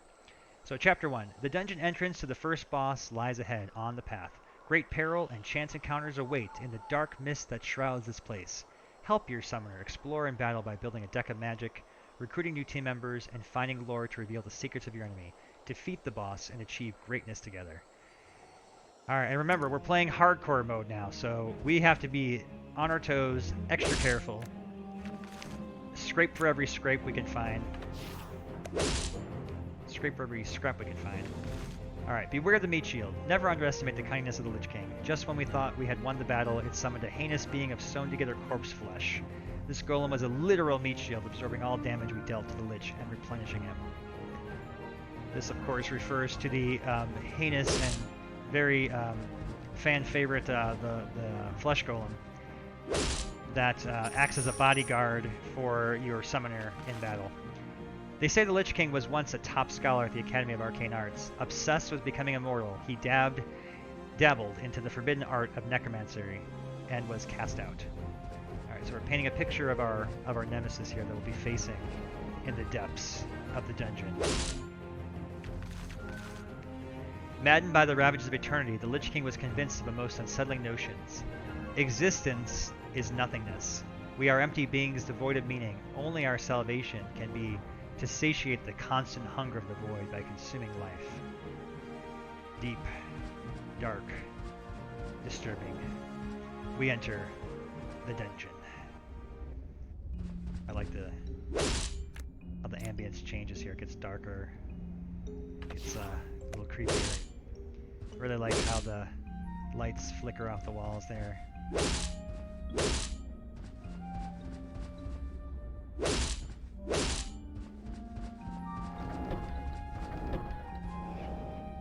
Okay, I gotta remind myself I'm not playing normal anymore. I'm playing hardcore. Everything is a risk. Do I want to open this tomb? No, I don't. I don't have any dice. I don't want to take a chance on that. So that's an example of a fate encounter, and I could take a risk and open it, but I would have to be pretty much 50-50 on odds with if it being a good or bad thing. And without any dice to help sway the battle, I did not want to chance it. Yeah, this looks scary. Do I have a shot at beating this? I'm gonna pull back. We're not gonna take chances in hardcore mode. We're gonna look for an easy fight to kind of build up our strength here and get some cards before we start taking on those things. Now the encounters are harder in hardcore, so it may be that is our easy encounter. We just may have to re-look at it a little closer.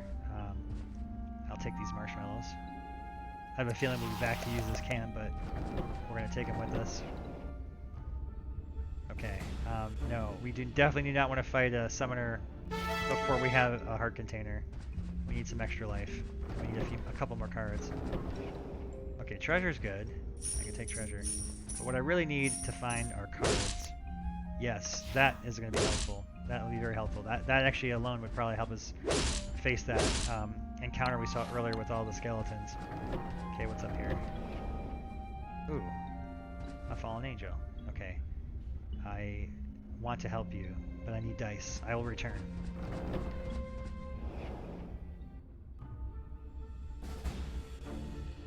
Okay, I would be okay fighting this if I had armor right now. Do I have armor in my deck? I don't. Okay, we have nothing to absorb that range damage, and these archers will murder us. So we need to run. It's okay, we're taking our time here. We're being very pragmatic. There's still plenty of rooms to explore that we can test. Whoa, that's a lot of skeletons. Okay, this room I'm comfortable with. We seem outnumbered, but Kaylin is well equipped to take these out with our secret missiles here. That's 3 down and 5 to go. Alright, but you're going to see quickly how much of a badass she is once we get her in there. We're going to just move up a little bit, let them come to us. Take as many as we can out 1-to-1 first before we let them swarm us. In fact, yeah, let's see how close they can get here.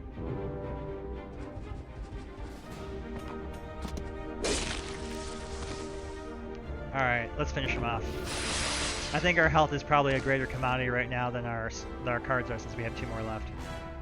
So you kind of have to choose very carefully on your resources early in the game. It really is designed to help prepare you for the kinds of resource management you're going to be doing as you advance to higher chapters, right? Notice I don't have my full deck of cards. I can't rely on my deck to heal me if I make a mistake. I have to be really specific about the types of choices.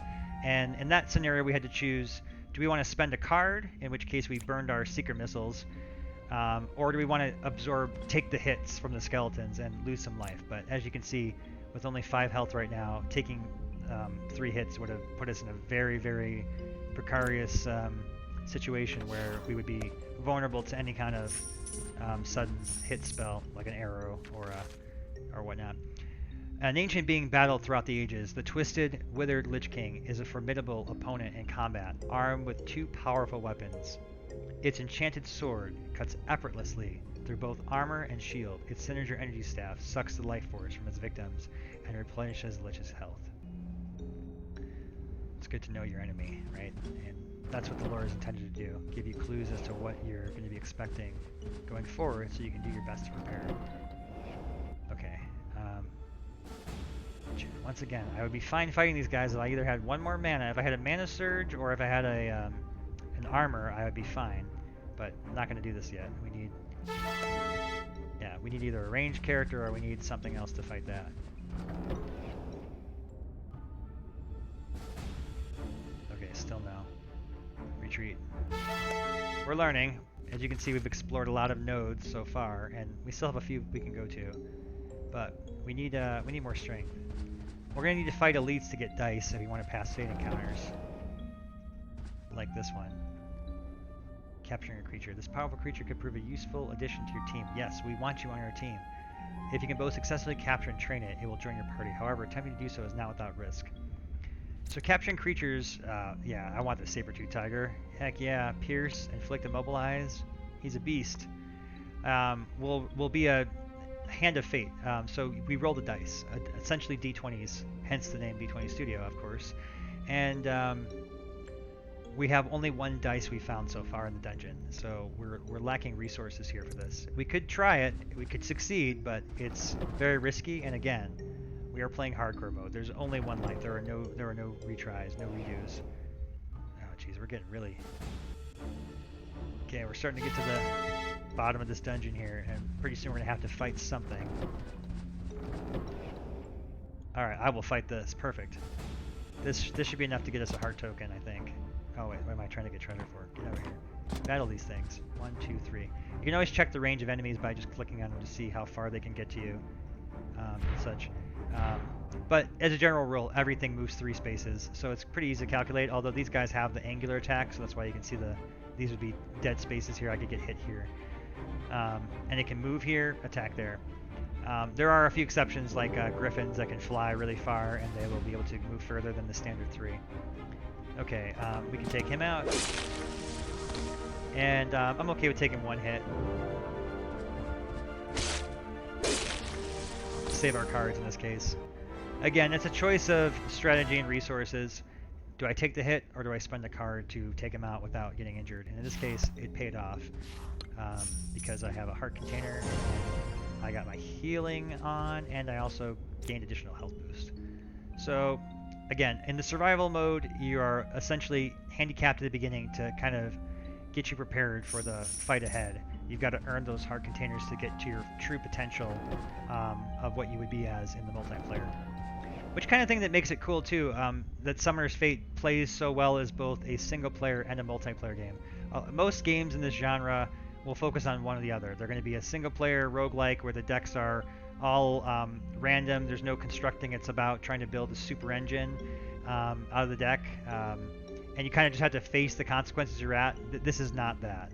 Summoner's Fate lets you construct the decks, contrary to most of the comparison games out there right now, which makes it stand out and is different. And that's done intentionally because with our multiplayer component, we want it to be seamless to have you take the same skill sets and play in multiplayer as well and in battle mode. But we didn't want to make the single player just be a bunch of battles that were combined together. And so hence the different way it's been designed is there to give you a very different experience. I mean, it's very visceral to be in the dungeon with such low health and have to figure out how to beat these monsters, almost like little puzzles that train you for defeating much harder things and more complex scenarios later in the game. It's really cool.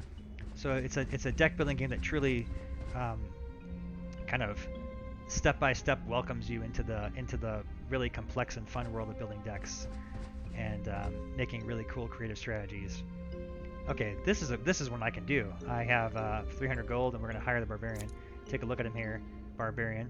Everything in Summoner's Fate's a card, so they all have card stats. You can either use the inspect or just click and hold on them to see what they do. Even these barrels are cards. They explode and they blow up and set things on fire. But yeah, we're gonna hire the barbarian. All right, what is a guardian? Let's go ahead and jump into that. I'm gonna take a sip while you guys.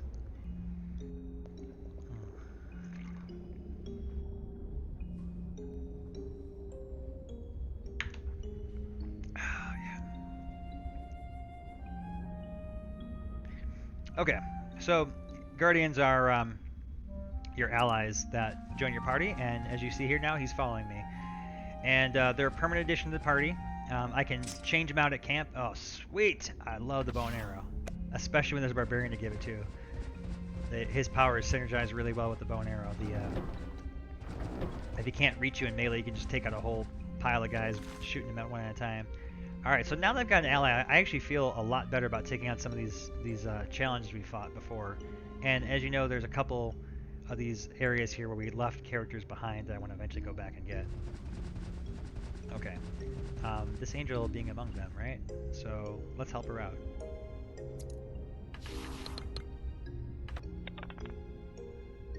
Yes. Thanks to your help, the angel recovers from her wounds and is able to resume her mission. Before she departs, she blesses you with a reminder that no matter how difficult things may seem, there's always someone special out there watching over you. Yes. Alright. So now I want to go take on an elite now. We're going to go skip right past these two skulls. I want to use my newfound powers to go and battle one of these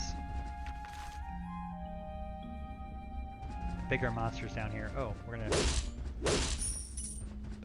get some gold out of that.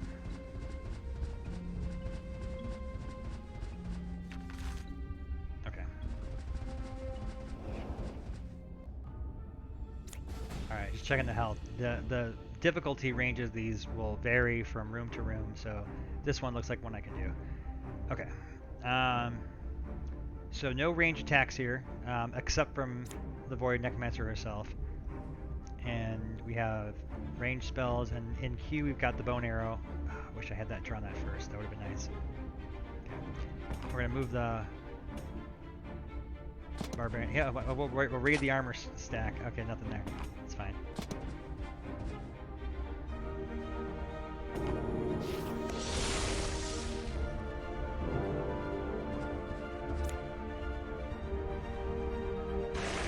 I had to speak too soon about the range attacks, didn't I? Ouch. Oh, but what's that? The Guardian Angel. Booyah! He takes the hit for us. Isn't that awesome? Isn't that awesome? Literally falls from the sky to take the hit for us. That's some real showmanship there. Okay, now I've got enough mana to finally do this Icefall. But it might be kind of a waste because I've got the Barbarian, and check out his power, guys.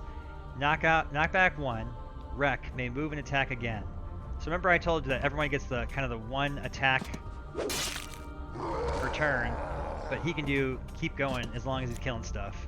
And we just got that armor we've been searching for. Fantastic. Let's go take out this guy. Awesome. And then we're gonna trap this guy in the corner here, next to the angel, like so. Trigger a combo attack and just go to town on this lady. Okay, can I do enough damage to kill her? 3, and just almost so close. All right, I don't want to take any chances. We're gonna put the armor up and blast her. Okay, so she's down to 2 health. We got our next turn. I don't want to lose. I don't want any casualties here.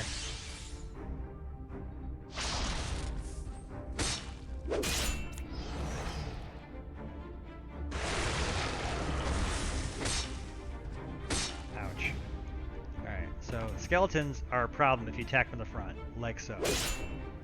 That shield there indicates that they're going to deflect all frontal damage, and now he's vulnerable to attack because he's been staggered.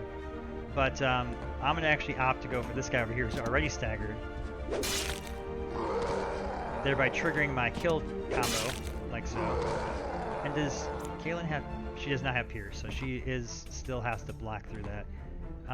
But, oh, this thing's got 4 health, and he's protected by that guy there. I don't like it. You know what? That's okay.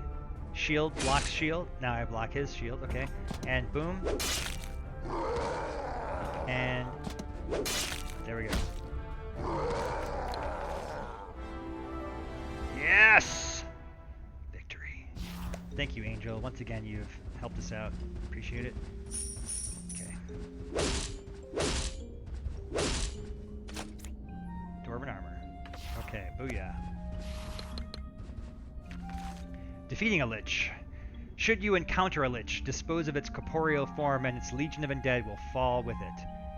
Avoid direct melee at all costs, or you'll face a constant uphill battle as it uses your own life force to replenish itself. Attack the rear, use combos, avoid its counterattack. If you have the magic to do so, freeze it, and never let up the fight. Alright. Whew, this is some good choices here.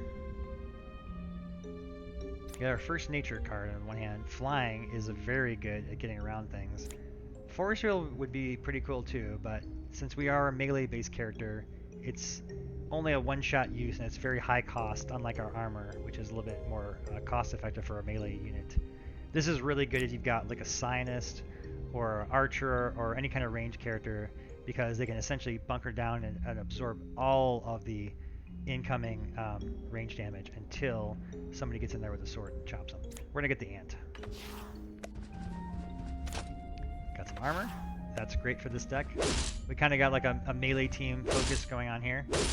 All right, again, I have to remind myself because I'm already starting to slip that I'm playing hardcore mode. I have one life to live. If I die, I will be defeated, and that will be the end of our adventure. So I'd like to try and see how far we can get here.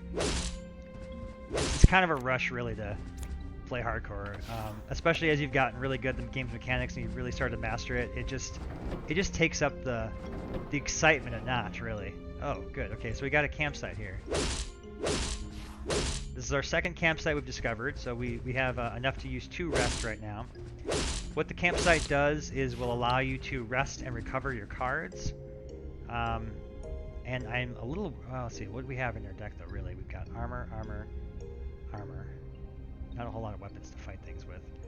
I might be inclined to try and take on one of these minion battles. Let's go poke it in and see what this looks like here. If it looks too hard, we're gonna go back and rest. Okay, so the question is, can the barbarian get these guys? Dang it. If these blocks were in the way, I could kill every single thing in this room. Ah, but you know what? I don't have to. I just realized, because I can't see them, they can't see me. Look at that, see? So I'm protected, barbarian's protected by the spike block. If I move my Valkyrie here, now I'm protected. And so I'm immune to any attacks the next turn. Far shot units, range units in Summoner's Fate are called far shot. And what this means is they have unlimited range, but they can't move and attack. Every other character, like melee-wise, can move and attack in the same turn. But since they have unlimited range, that's their weakness. They have to move and sacrifice or attack that turn. So they're going to have a very hard time defeating us unless they all move up. And that's exactly what I want them to do. So they're in range of the barbarian, he can just go to town. So let's do it. We can beat these guys. Okay, and you know, to be fair, they actually did a pretty smart way of doing it, didn't they? They chose to go in a way where I would have to expose myself. Now, let's see here. If I stand here, oh yeah, this archer here can definitely hit me, which is not good, and I have no armor. Well, good for you. Okay, let's kind of an odd choice, right? You're gonna give the barbarian the healing staff, but I figured this way I can sustain the blow. Again, these are different from enemy summoner fights. They're more puzzly because you have all of the knowns, right? Summoner's Fate is really about a balance of known and unknown, and working with surprises and trying to, you know, anticipate, like a poker game, what the opponent's going to do. In a minion battle like this, where there are no summoners, you have all the pieces in it. It's much more like a chess game, where you have extra advantages you can use against them, but they typically outnumber you, and you have to kind of look at the obstacles in the room, like there are spikes here, all kinds of other line of sight blockage. Yeah, we're gonna enter. So we can take a hit.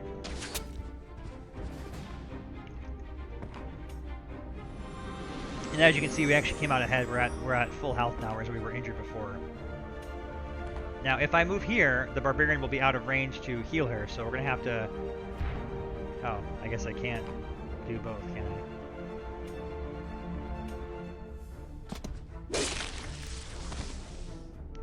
And yeah, that archer is going to hit me, and so will that guy. So I think we're going to end up netting out about the same as we were before. I think we came in the room with exactly 5 health, and that's probably where we're going to end with in the room.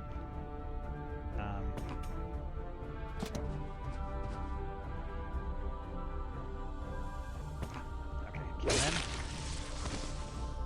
Yeah, just trying to make sure I don't die. That's all I... Playing in hardcore mode, Ross. Playing in hardcore mode. Gotta remember that. Okay. Hey, we're gonna come out 1 health ahead. Alright, I like it. Got a secret missile and a dice. Good. We've been trying to collect these dice so we can go back and train that creature we saw earlier, who was right below us, actually. In fact, I got 6 dice now. I feel... Let's go see if we can get 1 more dice. Let's see who's over here. Why size of the archers. Oh, okay. You know what? It's all right this time because we have some range attacks and we've got armor. Now the question is, oh, geez, if he was just a little closer. And these guys are staggered ever so nicely. Okay, what about this? Will this work? No. I was hoping I could psychic him damage and use him to kill one of the archers. That would have been useful. But we can blast one of the archers. We could do that, and then we could. Geez. Okay, this could be a problem because these guys are anti-armor. Pierce cuts through armor, so our archer defense of blocking our arrows with the armor is not going to cut it. And they fly too. That's going to make them pretty challenging.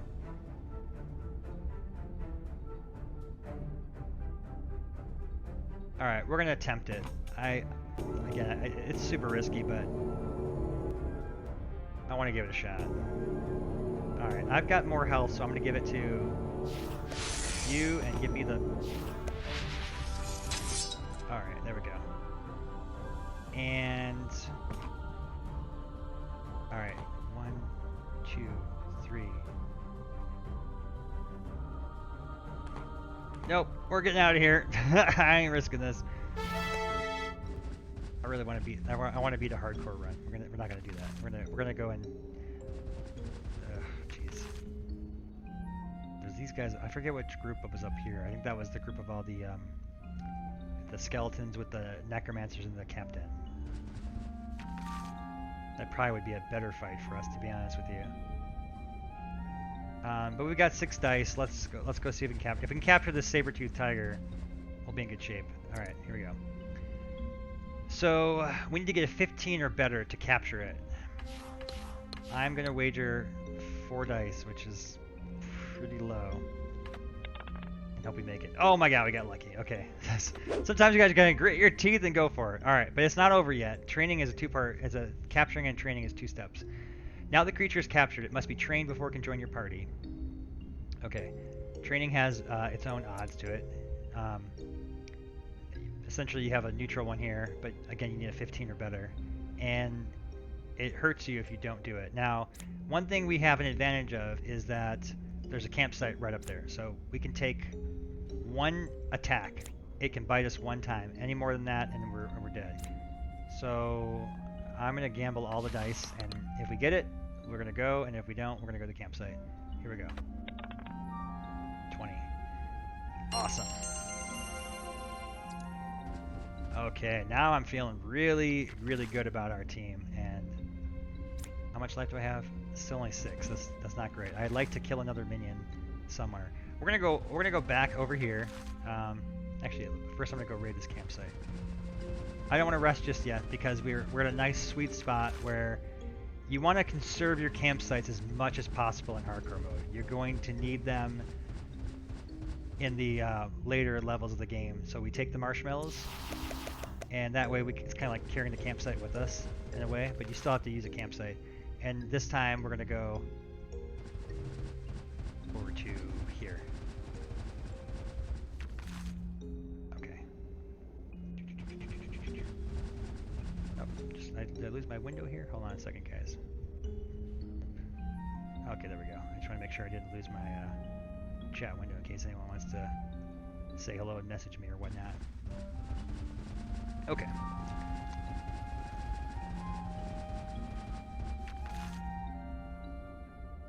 Alright, heading all the way to the left.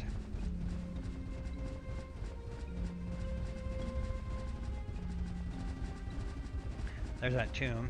Don't feel too good about opening that with 0 dice again, so. Okay, yes, I remember this one now. Alright.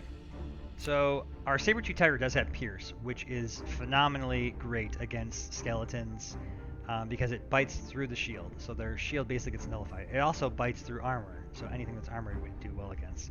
And we've got an AoE spell, which will mop up almost all of these guys. But we need 1 more turn before we can pull it off. So, we need to ensure that we don't get hurt between now and then. I'm going to, therefore, boost up my armor. And it's critical the summoner does not die. So, we're going to double roll on the armor for her. And then, let's see, he's got 5 damage he can deal. So I will take 2 damage after the armor, and after that I'll be in range for the saber-tooth kill. So let's hold here, and I'm hoping this works out. And interesting, it went for the tiger. Oh shoot, he killed it too. Wow. That was I didn't expect that. I expected him to go right for the throat, and he looked like that's where he was going, but actually it was a smart move to get the tiger, because now his shield's still up, and I can't kill him this turn, which is very bad for us. I've got enough mana to wipe out some of these skeletons. Shoot, that was a... Bravo to you. Oh, there's 2 captains in here. That's why they're so overpowered. Okay. Each captain gives the skeletons a passive boost to their abilities. So normally they'd be 1/1 skeletons. I don't even have enough power to kill those skeletons, so we gotta kill one of these champions first. Jesus, this is harder than I thought. Okay, we can combo him, but he's just gonna block it. I can psychic him. That'll do 2 damage. Not gonna be enough. With that saber-tooth dead, I kind of lost my edge now. I'm trying to think if there's any other strategies I can come up with here that will defeat these things. Killing the necromancer is not going to do any good, because the second captain's going to come and just skewer me with that spear. If I could kill him, so I need to deal 9 damage. I can do 7, assuming the shield was down. And I could do 9 with this. Can't do it. We got to retreat.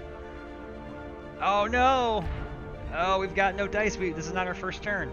Alright, undo. We have to try something at least so that we're... Oh, jeez. Okay.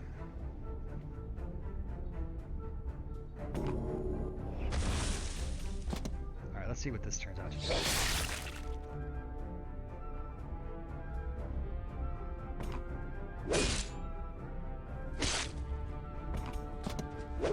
Combo. Oh, sweet! Okay, I did not anticipate that. I forgot about her visual power. Okay, so this is why it's cool to play different characters. I mean, you think I should know all the tricks, but I don't, because it's just that complex of a game where, and that deep of a game where there's this emergent gameplay that happens that you don't see the moves until you experiment, right?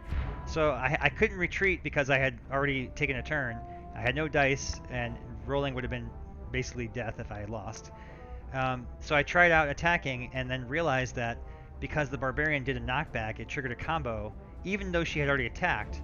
And the reason for that is because of her vigil power, unlimited counterattacks. So counterattacks and bonus attacks for combos kind of are in the same resource pool, so she gets both of those infinite, which is pretty cool. So I was able to defeat that thing, not thinking I would be able to.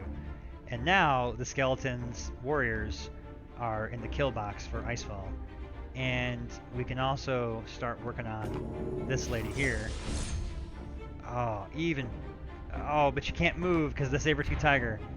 That's too bad. That actually would have been really cool. I could have sent her against this guy, had him kill her, and gotten a free skeleton, but the saber-tooth paralyzes this victim.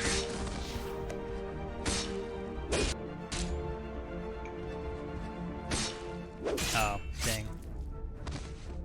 I was wondering why that skeleton didn't kill her. Oh dear, are we dead? No! Hardcore mode is tough. It's very tough. Yeah, okay. Yeah, I got, to be fair, I got a little bold there. I thought, well, I don't need to use this campsite. What I should have done was rest at the campsite, get everyone fully healed up. That barbarian was way too weak going in. My summoner was too weak going in. I got bold, I got cocky, and I paid the price with my life. But I had fun. I learned things. I learned more about how to use Kaelin the Valkyrie, which was cool. Alright, let me just check and see how we're doing here. Oh wow, it's much later than I anticipated. 2:47 in the morning here. Alright. Let's do another, not an adventure, let's do a battle. Dex. Alright, I'm gonna play as I have not been Cora yet. I've been fighting her, but not been her yet. Let's try being her. And how appropriate. It's cold and snowy.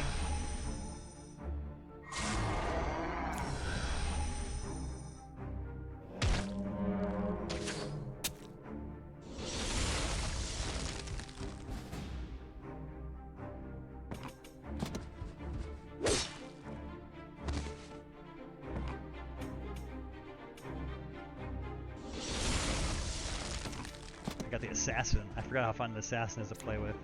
Stealth, backstab for plus 8 damage, just 10 damage if you hit in the back. It's awesome. I don't want to play her just yet. I want to save the bandit for when there's a whole pile of squirrels, because she's really good at killing squirrels.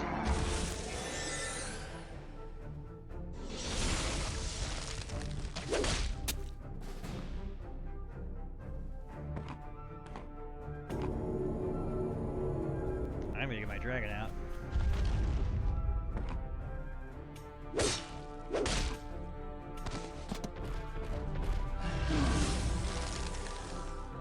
Yeah. Let's go assassinate that bear.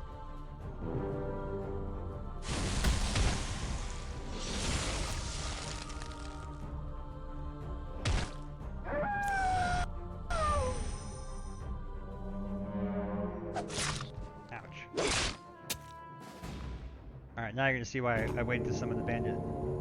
So, I should show you her card. Warcry. Wreck. Deal 2 damage to closest enemy. So, what that means is her deal 2 damage to closest enemy triggers either when she enters the battlefield or when she defeats an enemy. And in this case, 2 damage is enough to take out a wolf, a squirrel, and then some. So we're going to put her down on the board now and watch her go to town. Oh, closest enemy. I thought... Okay, wait, let's try that again. Maybe if I put it right there. Yeah! Triple dagger. 6 damage for that. For a 2-cost card. That was pretty good. Alright, and now, let's put things on ice.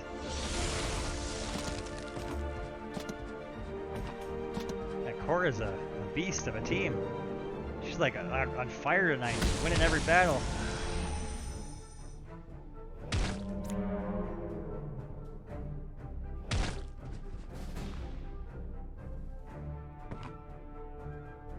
Okay, here we go. Little collateral freeze damage there. Let's go to town. That was great. Oh man, the bandit is an awesome counter to the squirrel deck. Awesome counter. And let's just freeze you. And she is just locked down. This must be so incredibly frustrating to be caught between the dragon like that and Cora and just have your entire team just locked down like that. Unfortunately, my own assassin got caught in the mix there, but if my assassin wasn't frozen, I could go assassinate things. Let's go kill this guy. Next turn, we're gonna assassinate her. It's gonna be great. What the? She's gonna just the final. What the? Did I just lose? Oh my god! I just lost. What the? Man, there seems to be a pattern here, isn't there? Hardcore mode, got cocky, got slaughtered. Here I had their entire team frozen, got cocky, thought, this is in the bag, I'm gonna have fun, and then boom. Did not realize that I got killed. So while you're frozen, you can't do anything except cast spells until end of next turn. We thought it was a little bit OP to have freeze completely lock you out. So there's an arm that's always kind of left unfrozen that can kind of still wiggle around and shake the spells out. Yeah, I didn't. Wow. Kudos to you, Sylvia the Druid, for taking me out. Okay, let's go ahead and do some more battles. Alright, I've got myself a, let's go with Dex. I'll play the bugs. I love the bugs. One of my favorite teams. So much fun. I love the mobility. I'd like to get a hyperspeed on somebody. That's really fun to do that. Okay, and yeah, let's bloodlust that griffin. Just go to town. Whoa. Take a little bit of a hit there, but that's okay. Because we got the healer in the back. And I've been saying all night, the healer in the back, that's the number one thing you gotta worry about in any tactics game is the healer in the back. Take them out first.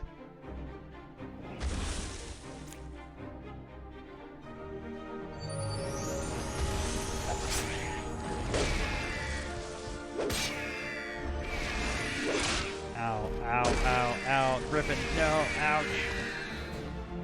That was rough. Okay, we need to slow down a little. Let's give everyone a little taste of the poison. And even better, I didn't lose any of my wasps, my yellow jackets there, so that I can use them again. Or they have to choose to attack him and kill him instead of killing me. Alright, we're gonna go for the throat. Always want to make sure you're keeping the enemy summoner at a relatively low health comparable to yours, because if you don't, if you start focusing too much on the other characters, you will be at risk, like I was last game, and potentially lose from a surprise attack.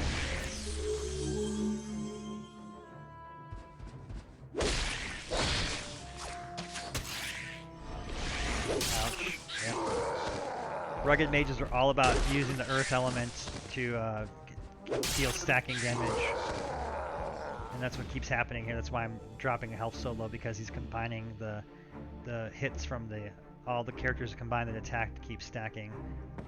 And we're gonna cure myself. Nothing is worse for the bugs than to be immobilized, and nothing is better than to have hyperspeed, because you can do crazy fun stuff like this. Yeah! Combo! Just zip across the entire map. It's awesome.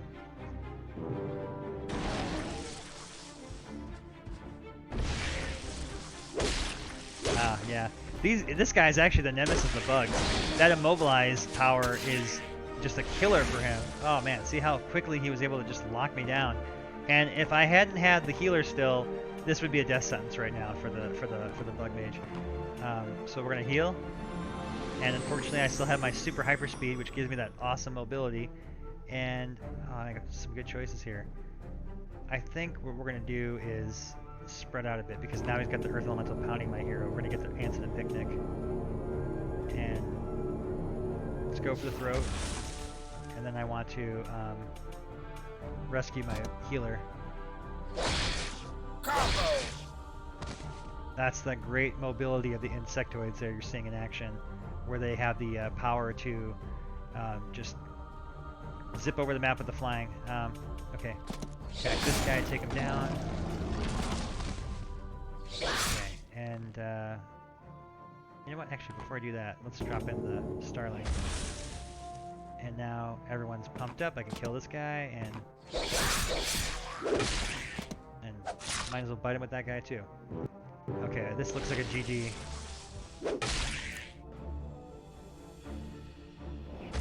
Yeah, if I didn't have that bug healer, I would have been in trouble. So always remember, go for the healer. Always take out the healer. At any game like that, just gotta get the healer in the back that's hanging out. Okay, we're gonna go and finish this off. Combo! Nice quick cut there. Quick death. Excellent. His jumping is cracking me up. So he's got hyperspeed on, so his animations are like sped up like twice as fast, and it just looks really weird with his crazy bouncing like that. Bugs are weird. I like weird. I'm also very thirsty.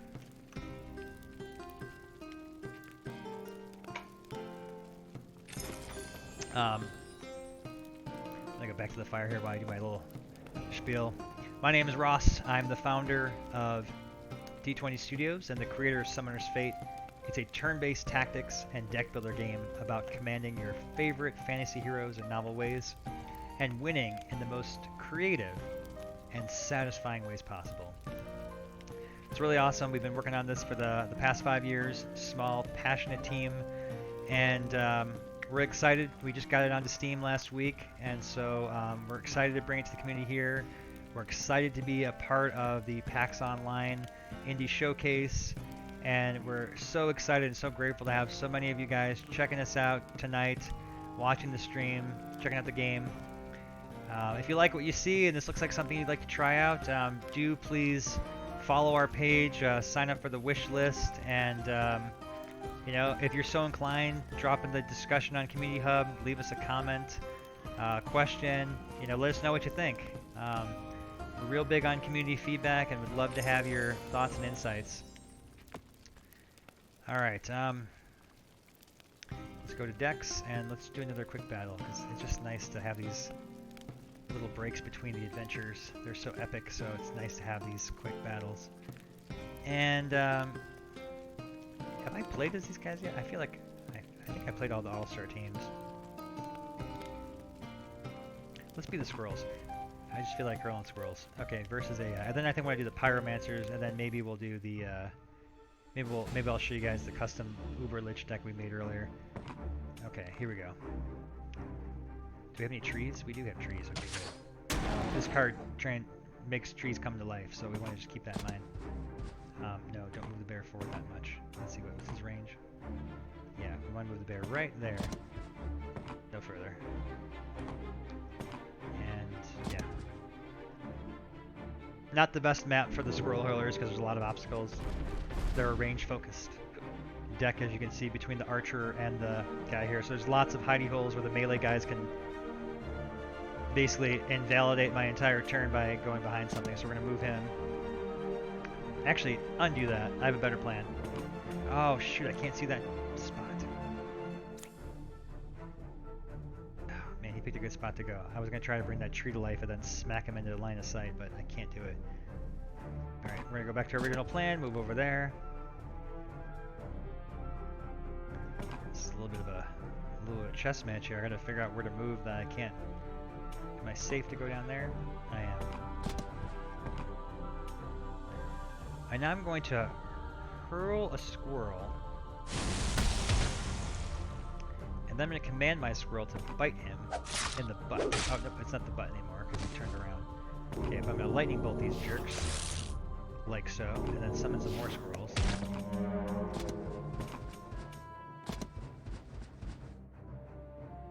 I really want that tree right there. Okay.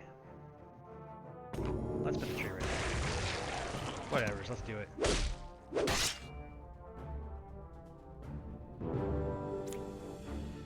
Okay, that's what he was doing. Hoarding his mana up for that. Green dragons are poisonous, and they are very poisonous. Very poisonous indeed. Fortunately, I have just a solution. Just when it seemed like this nasty thing would be OP and totally unfair, look what I've got in my hand. The perfect solution. A rock for his scissors. And that's essentially how we handle balancing in Summoner's Fate. Anything that's OP, we just make a rock to smash those scissors. And then we make a paper to fold that rock. And a scissor to cut that paper. You see, it all checks out. Okay.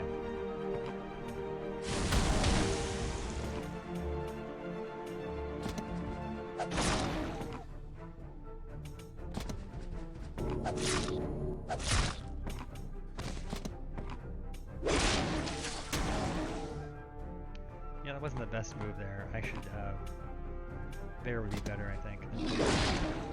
Nope, not the best move either. I love that undo. See, this feature right here is so great. We wanted to make the tactics feel intuitive, explorative. I don't want to have people looking at the board for an hour like this, just going, what could I do? It's not very entertaining to watch that way. You know, it's not very entertaining to play that way.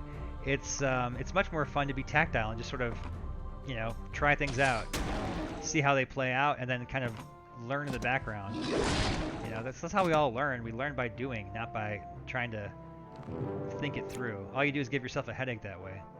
So that makes the tactical learning of Summoner's Fate pretty distinctive, I think, from other entries in the genre.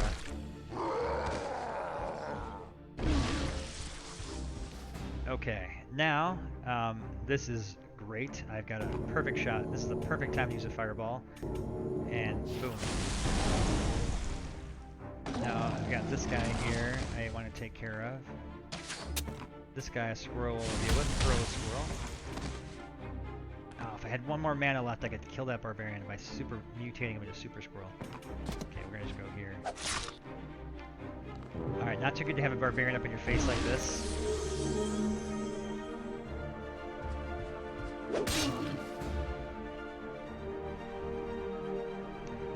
Okay, and now I'm going to hurl a squirrel.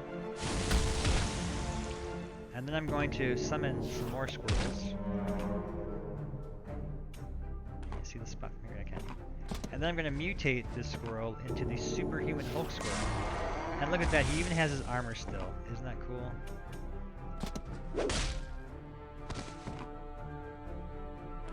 Sadly, I can't reach anybody with him.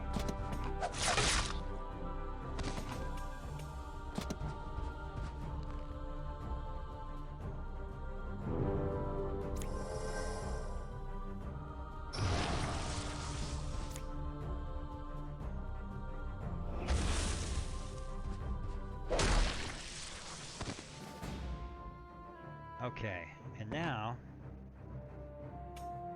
I'm going to hurl a squirrel at this bramble elemental, and now I'm going to detonate that squirrel, making him into the suicide squirrel bomb.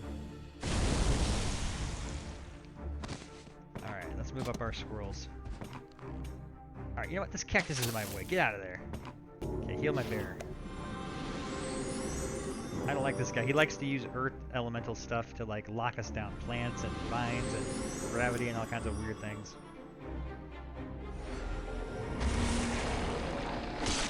He's gonna use that water elemental to heal himself. Alright. And he's really making good use of the terrain, as you can see. He knows that I've got the advantage of range over him. But his little gravity staff has been knocking my guys back, sticking them on the map, and he's just hiding back there now. So, you know what we're going to do? It's time to move up our squirrels, move up our people, and we're going to breed an army of superhuman Hulk squirrels. And now I'm going to attack with my superhuman squirrel. Actually, I take that back. Before I attack my superhuman squirrel, we're gonna put a wolf down, buff the squirrels, and now we're gonna go at him, double style, and then I can still freeze him. Oh yes. Okay, we're in good shape now. Death by squirrels.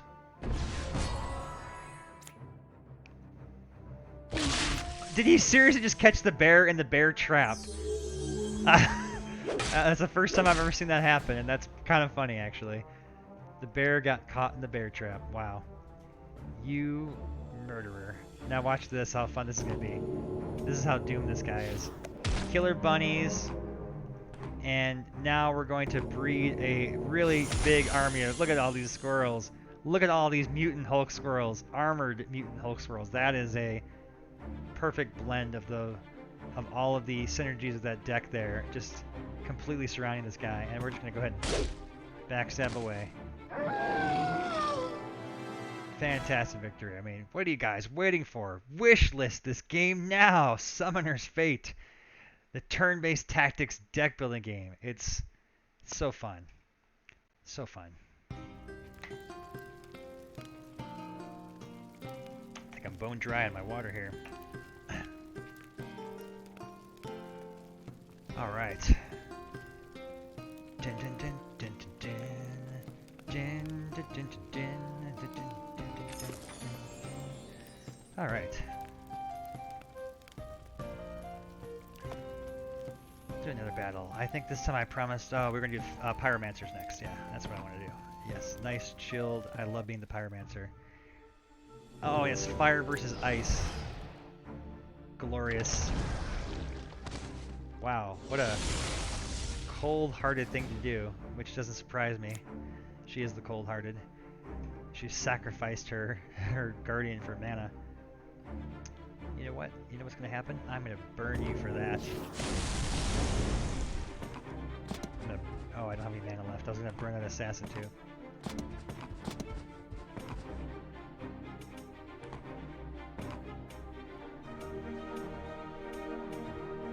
I'm just gonna charge right at her. We're gonna go right to the throat.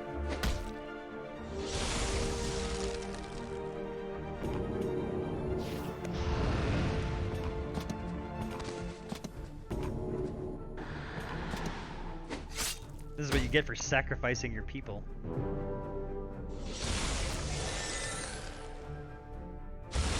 Oh, that was a great play right there.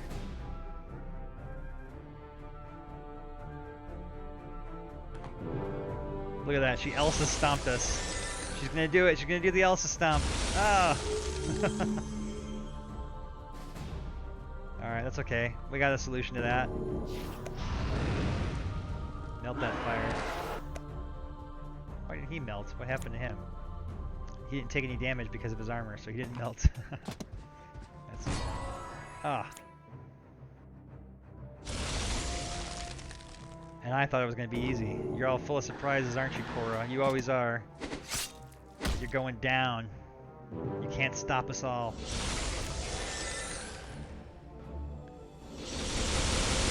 Or maybe you can stop us all. Wow, there's something just ridiculous about Korra today. Alright. Burn!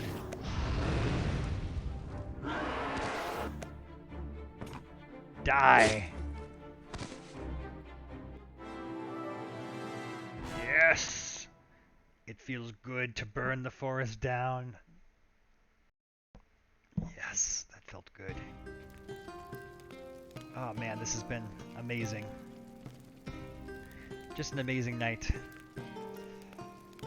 Alright. Let's see here, what are we gonna do next? Let's do, let's play one of the decks we created earlier, a custom deck. And we lovingly called it the Psionic Lich. It's about taking the Lich King to the maximum of his powers by combining the energies of the void and the soul-suckingness of the dead with the uncanny psychic abilities of the arcane, and recognizing his true potential. And our initial draft of the deck failed against the Korra because we hadn't anticipated being frozen the whole time. But we made some tunage and we're able to get in there and do some damage. Alright, so let's start off by snuffing some power on these orcs. They're too strong.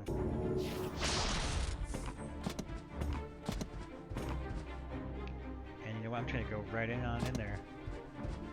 Head first.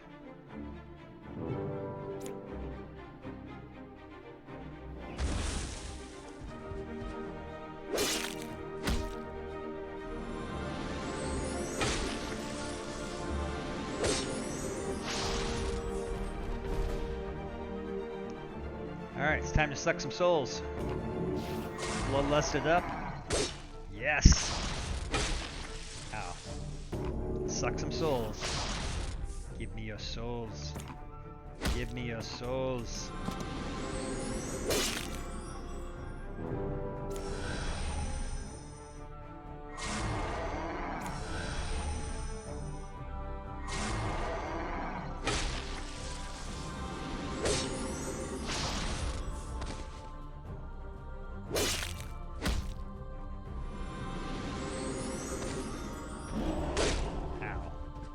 Holy cow, that hurt.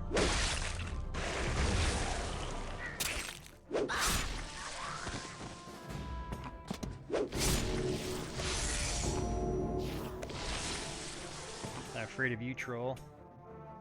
Actually, I'm a little afraid of you, so we're gonna go behind you.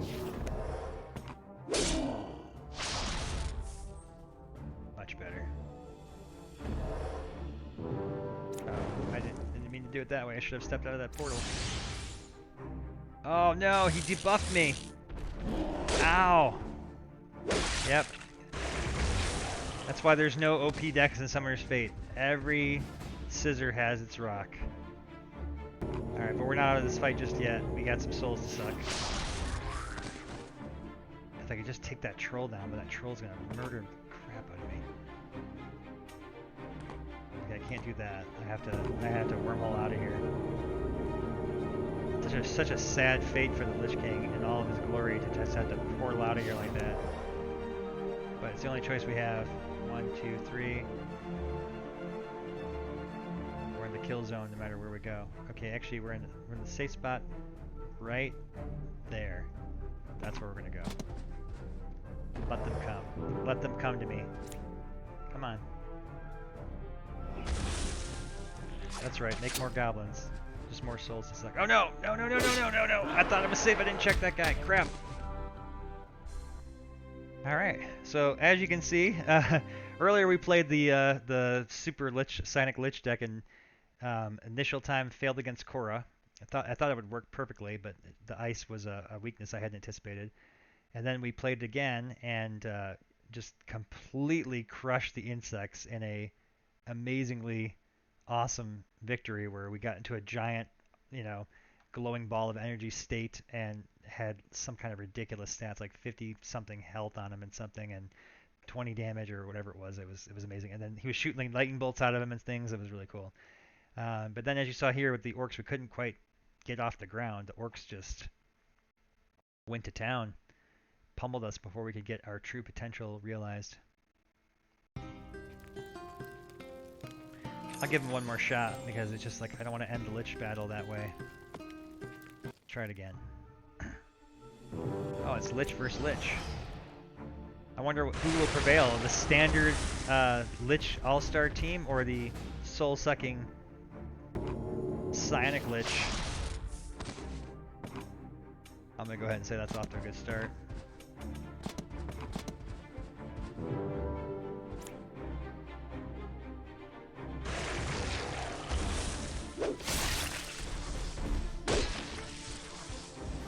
Ouch.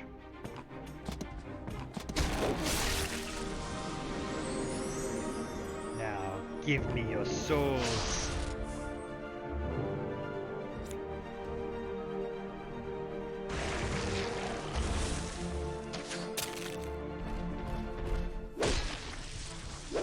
Combo.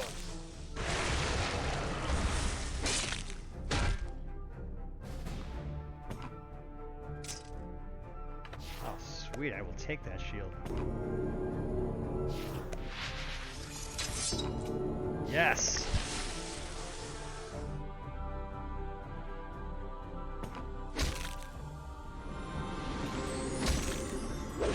Combo. Yes! Oh, that was awesome. Combo him in there. That was fantastic.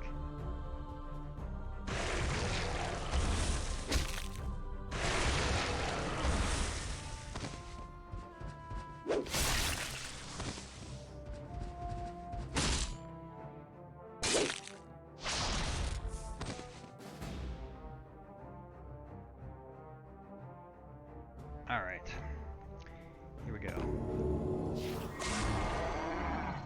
Bloodlust. Time to go to town. Sucking souls. Just waiting for our super awesome power to join us. Oh, wow, this could be a hitch. Thank goodness we found that shield in the weapons rack. Thank goodness for that. We have enough strength to take him down? We sure do. But we're not going to just go at it like that. We want to suck some souls first. Now we'll suck you down. Yes!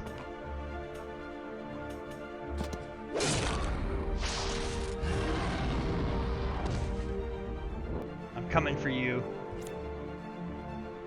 Illegitimate doppelganger.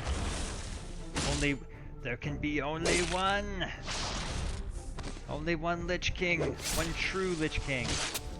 Ow. God, that was a lot of damage. Holy cow. I'm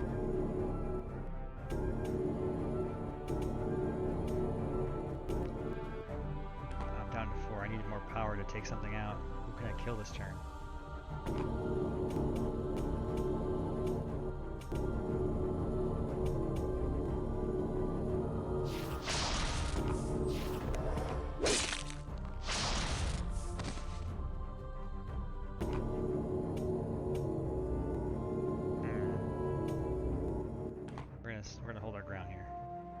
Save this in case we need it later.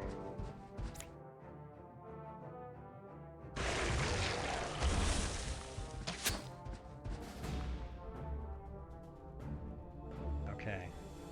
Got 7 damage I can deal now. Still not enough to take any of these guys out, but I can portal in, sap some life, kill one of them. We need to take out these captains, that's what's causing our problems.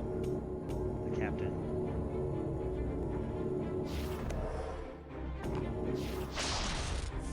That'll work. Suck some souls, armor up, and excellent. Wormhole back in there. Awesome. Wormhole was a great choice for him. It gives you versatility to either teleport, send in troops, or teleport and get back out of there after the kill. Alright, now we just need a few more mana and we can do our power overwhelming here.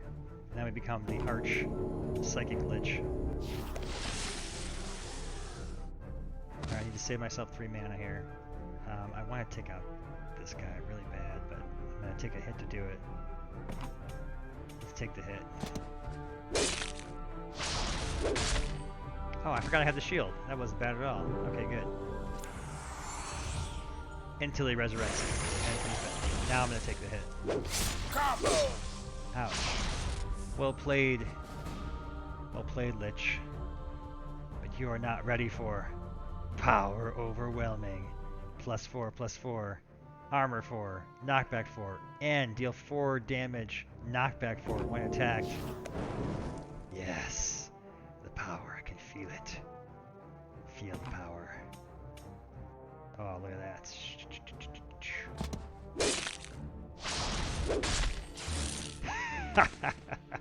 Lightning bolts zapped him and killed him. Great. You're in trouble now.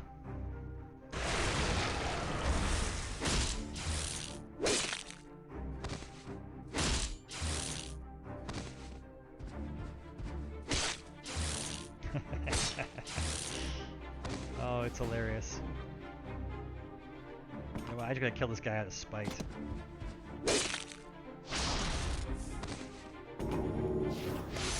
I'm just stacking my armor because technically the Lich here can just cut right through with the Pierce, but it does protect me from his minions.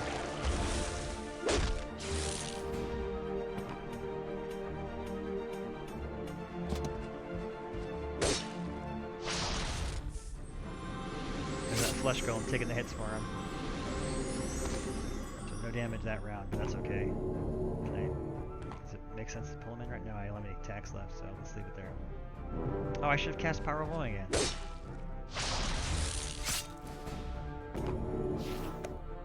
Even more power overwhelming. Fare thee well, false Lich God. Yes. Check out those stats. Oh my goodness, look at how crazy, ridiculously powerful he got. 49 out of 49, +12 power, +12 armor. All these abilities. He's got so many powers. He's got the whole dictionary on him. And he's happy dancing. That's just wish list us now.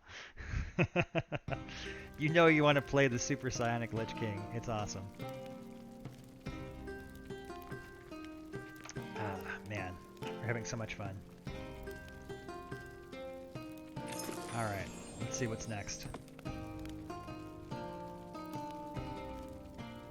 Dex. Should we try the Super Troll?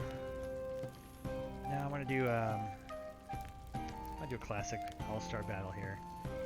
I want to be the Mind Gamers. That's what we're gonna do. Mind Gamers. Mind Gamers are a lot of fun.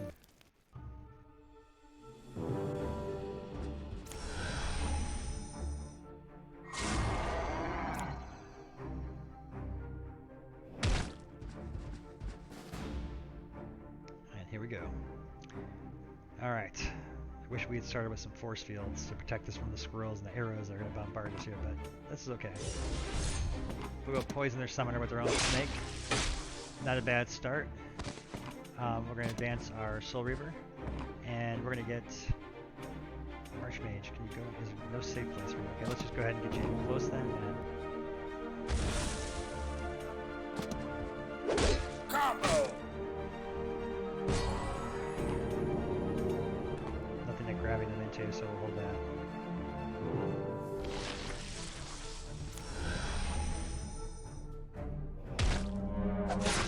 Okay.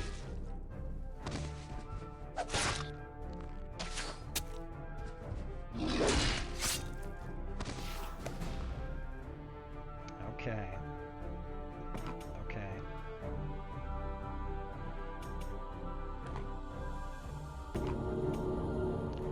Alright, we're gonna use this guy here. Let the bear maul him. That's okay, because he's gonna get back a mana. We'll use that to riff off the mage and use his other powers here. Alright, bear's used attack, so we can go attack him. And then we're gonna blast the bear out of here. And then we're gonna use the sinus to control the bear. And attack that bunny. Just because. Just because. Alright, and now... Oh, I really wish I could use that gravity blast to get him in that spike trap, but just not in the right range. Okay.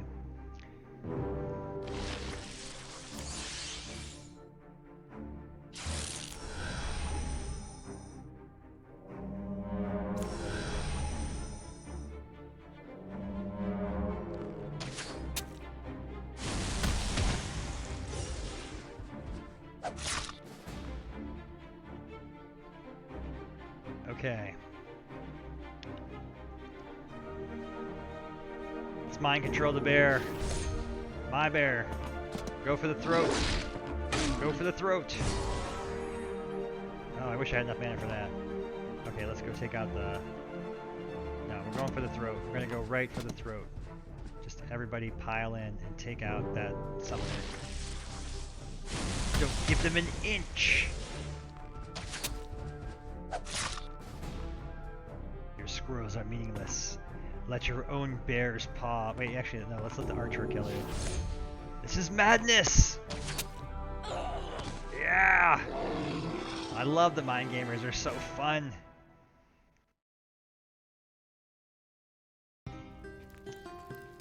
Hello, my name is Ross. I am the founder of D20 Studios and the creator of Summoner's Fate, a turn-based tactics and deck building game about commanding your favorite fantasy heroes in novel ways.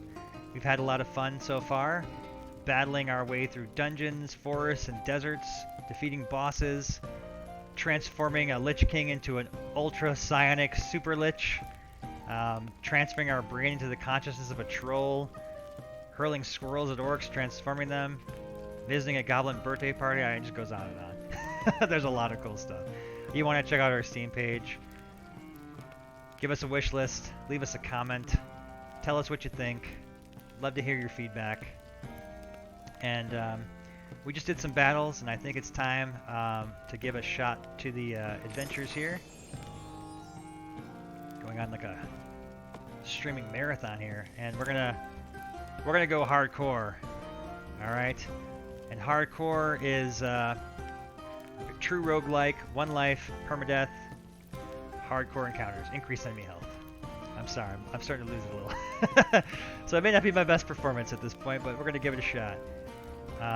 Hopefully make it a little further than we did last time. I'm actually going to pick Kaylin again because I felt like I got a little bit more effective understanding some subtleties of her powers I didn't quite realize before. Summoner's Fate. In this boundless and ever-changing multiverse, heroes called summoners are gifted with the power to wield primordial magic. It is foretold that through their adventures the world is shaped and given meaning. To fulfill their destiny, the summoner must defeat 3 formidable bosses that guard the gateway to the beyond. But they cannot do it alone. You are the guide. Ooh, I just broke the fourth wall. The guide is what summoners call the one who decides their destiny. This summoner's guide is you. The summoner looks up to you to command their fate. Only with your wits and creativity can they succeed in the journey. So, kind of the idea here is that we want it to feel like as if your tabletop miniatures had come to life and started looking up at you. And, you know, the lookup helps break up the top-down, which is very important to being the ease of commanding the characters in tactical combat. Gives you connection to the character, and it also signals that they're ready for you to command them in battle. Chapter 1. The dungeon entrance to the first boss lies ahead on the path. Great peril and chance encounters await in the dark mist that shrouds this place. Help your summoner explore and battle by building a deck of magic, recruiting new team members, and finding lore to reveal the secrets of your enemy. Defeat the boss and achieve greatness together. And get that nice music revving up there. That's the Summoner's Fate theme song. Hey, there's a barrel. Someone left gold in there. Don't leave your money in barrels. Never spit into the wind. Never pet a burning dog. Once powerful wizards, the dark magics of the void have doomed the skeletal beings to a life of eternal war. The necromancers harness the dark arts to summon skeletal warriors whenever she attacks. Quite quickly, the battlefield is filled with undead minions storming her enemies. Be on the lookout for undead in this cold, forsaken place, the depths of the dungeon, of which we descend deeper, deep into the crypt of the Lich King.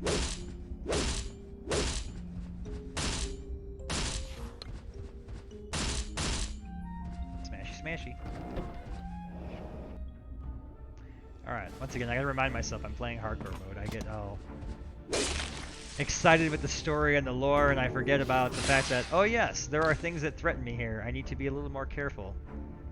Because if I die, it's over. That jerk. Went for the rear. Okay.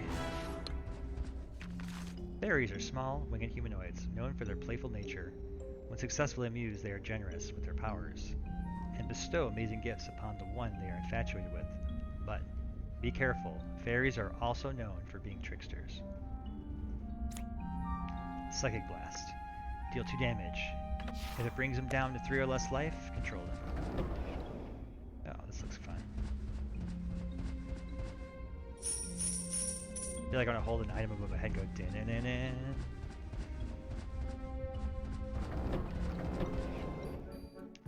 Why, it's a shopkeeper. Blitz's Underworld Shop. Ooh, I'm inclined to take some of this. I want the Seeker Missiles, and I want it now. No, oh, actually, I should have taken the armor. We need to find more gold. I need to come back to the shop. Oh, crap. Gotta go. Not ready for that fight yet. No shame in retreating in hardcore mode. It is a vital part of your survival in the dungeon. No, wait, is this the same map we just came to? Yeah, we don't go that way again. But I need 25 more gold because Blitz had a lot of cards that were useful early game. Late game too, even. Okay, that's not going to work either. Now, what other cards do I have? I have the Secret Missile. Okay, we're going to get out of here. Retreat!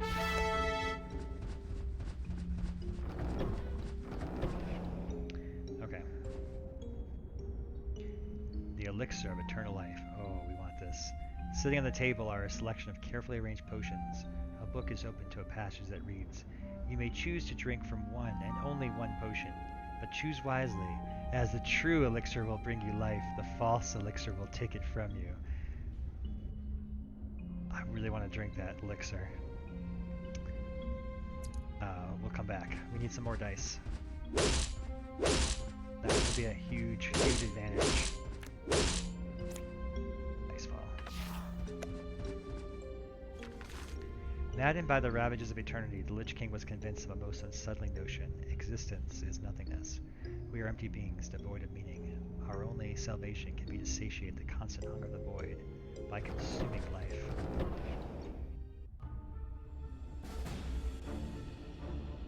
Alright, we can take these guys. We can do it. We're a little hurt. That's okay. Shove that water elemental at them. Let them come. Watch what Kaylin can do. As a vigil unit, she has unlimited counterattacks. She can take and hit each one as they come at her. Oh, I was kind of hoping that this guy would die and heal me. Oh, but that's okay. We have a heart container. Alright, good. Alright, I kind of almost messed it up. A life fruit. Your maximum life increased by 3 and your wounds have been healed. Seeker Barrage. An ancient being battled throughout the ages, the twisted, withered Lich King.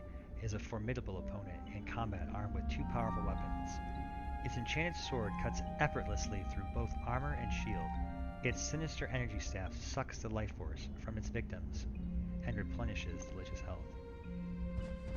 So lore is intended to give you a preview of your destiny, of your fate, of what welcomes you here in the dungeons, in the world you're currently exploring, as well as provide flavor and some depth to the characters of the world.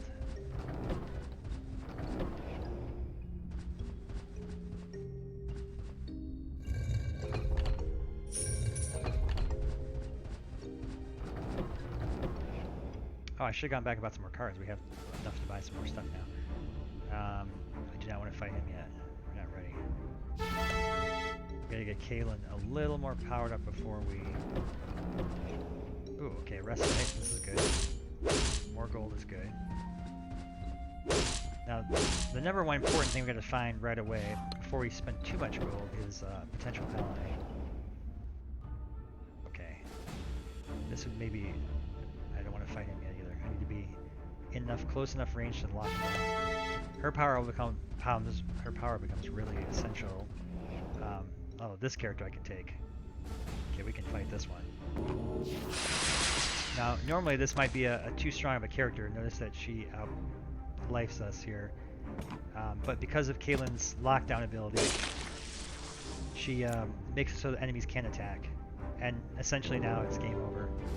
And the enemy can't do anything but run and die. So we're just going to keep ending turns, skip their turn, and just finish them off.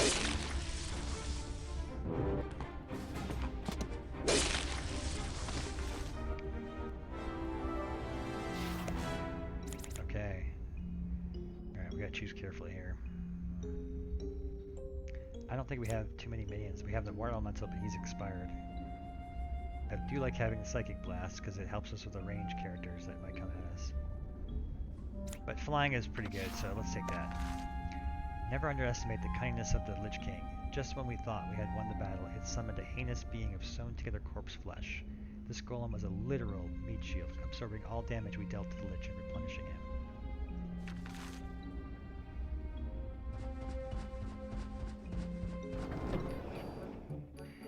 Enkidu's House of Hopeless Heroes. A shadowy figure closely watches over 2 caged heroes in the room. It gestures to them to signal they are for sale, then opens a book of spells and beckons you to come closer and view his wares. Cleanse. That's a good spell to have. Transfer consciousness. Okay.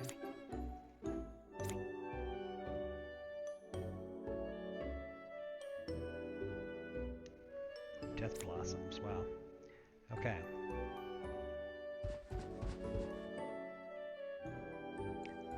$500 gold to get a hero. That's a lot more than we have right now. But I would love to have that Sinist on my team. We need to come back. We're gonna get some gold.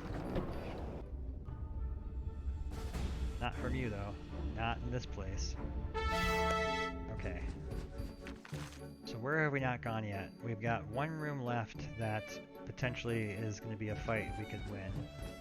And after that we have to make some choices about where we want to invest our resources. Okay, this looks like a great room to go to.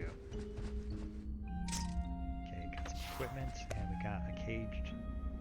A large saber-toothed tiger rests uncomfortably in the confines of its cage. It appears to have been abandoned by its captors and won't survive long if kept locked up. On the other hand, freeing it could be dangerous. Well, I'm not going to leave this thing in this cage. Let's let him go.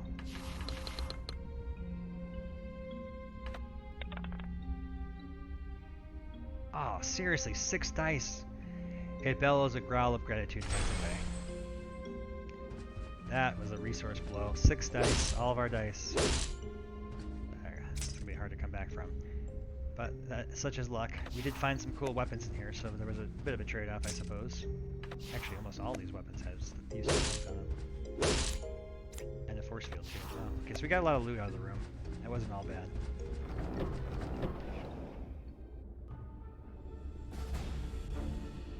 Alright, we gotta fight something. Might as well be you.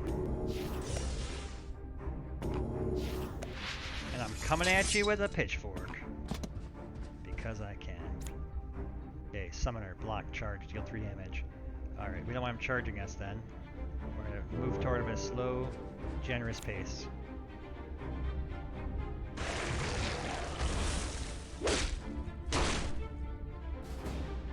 That shield could be a problem. Shoot.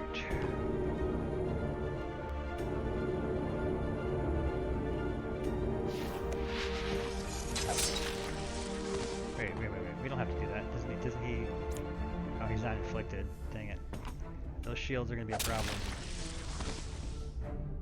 Those shields are a big problem. Okay. This is risky.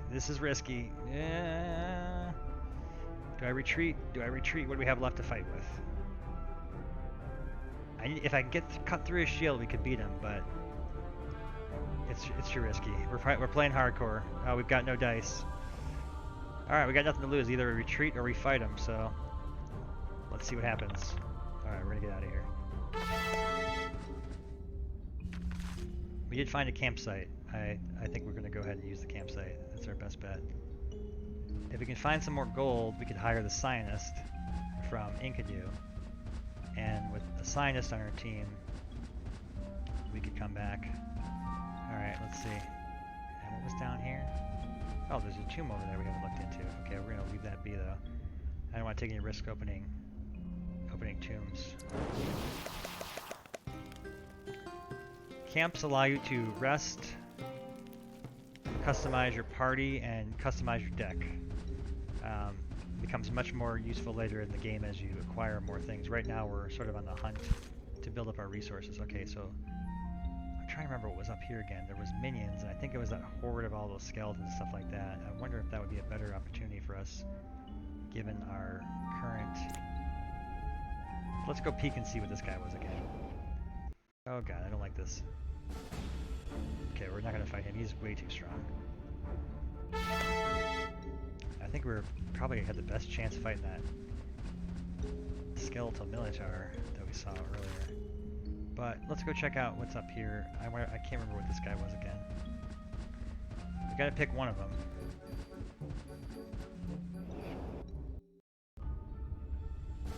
Okay, now she has less life, and we have a force field now.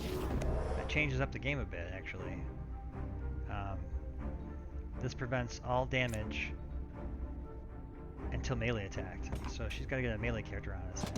That's our specialty. If we can lock her down, hit her one time with the sword, we can get her. Oh, crud. Okay, so apparently she can still summon skeletons anyway. Alright, fine.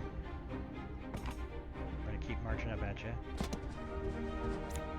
I don't like that she's by those explosive barrels, I'll tell you that. However,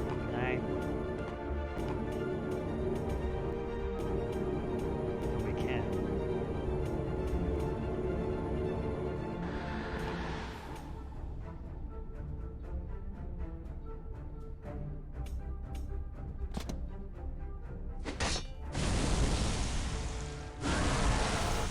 Yeah, take that. You like that? You like that?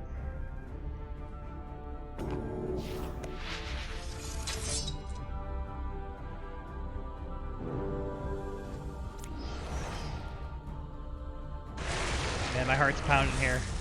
We had to fight something. This could be all over. This could be the end of our adventure. Where did I skip a beat? I don't know. Alright. Okay, it's not over yet. By attacking her, Kaylin's neutralized her powers. Okay. This guy can't get to me without going through the furnace. So we're safe from him. We can get attacked by him and by him, but not the dog since there's no room. Alright. Stay calm like you're treading water. Don't freak out. That's how you win these things. Okay. Now, 2 psychic damage that brings a minion 3 or less life and command it. I want to do that, but I want to wait until she's got her counterattack so she hits the dog back, but maybe I don't. Let's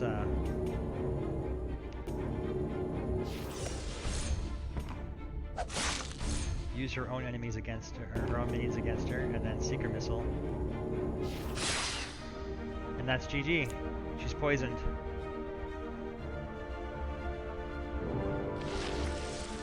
Alright, we took down an elite. Our first hardcore elite. Yes, it feels good. But unfortunately we didn't find any gold, which is what I really needed to recruit our next hero. Alright, so we did open up a new room, I think, didn't we? Oh, no we didn't.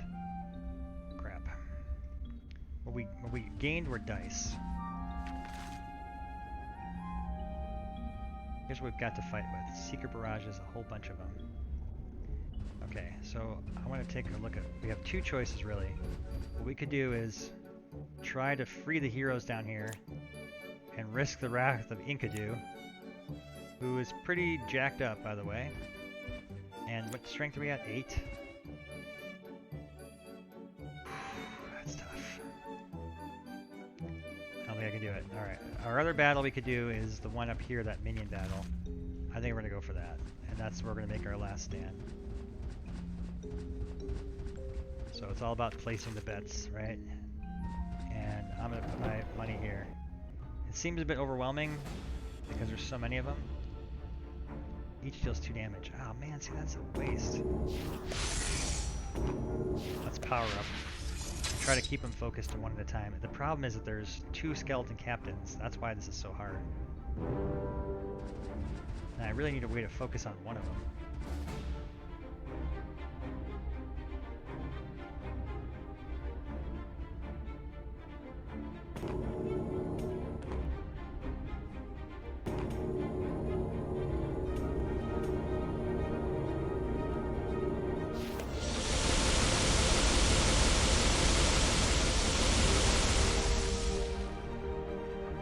Okay. Let's go to the... Where's the safest spot here? Probably right up here.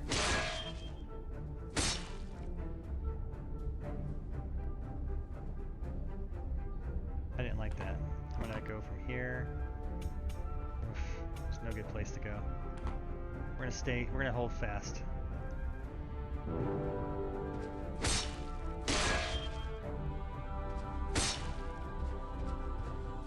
Ow. That's it. Oh! Hardcore is hard. I'm not sure where I missed a beat there. There's somewhere I could have gone or done something different that I didn't try. It may have been one of the other elites. I should have gone after one of those. There's always a way to win. Maybe just didn't get the right hand. I don't know. But it was fun. It was a lot of fun. Okay. My name is Ross. I'm the founder of E20 Studios. This is Summoner's Fate. Turn-based tactics, deck building, roguelike exploration, as you just saw. Me get my butt handed to me in the dungeon there. And yeah, we're grateful to be part of the Steam PAX Online event and the Indie Showcase, and I'm happy to have you guys checking out our game today. We're going to jump in and do a battle. And I forget who we played last time, the Mind Gamers. Let's change up gears and do the Unshakables. Give the Gladiator team a go versus the AI. It's us versus the Squirrel Hurlers. Here we go. I think I want to start with the soldier, actually. I like that shield leading in the front. Give him a stab. Yeah, before I do that, let's buff him up.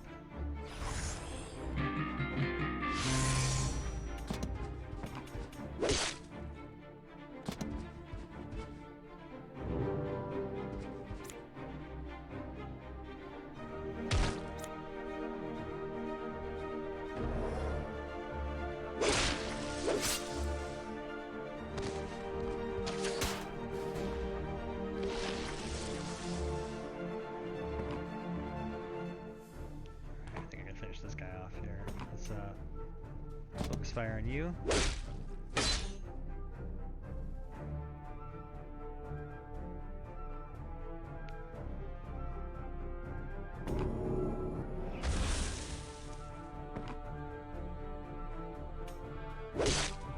Combo! Get over here.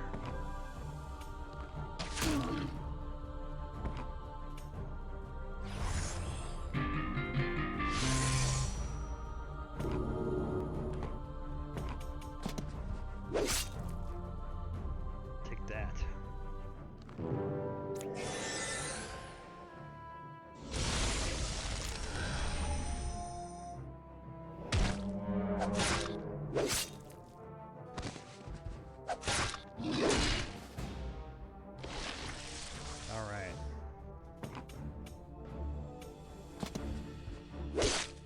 Take out this druid. Take her out.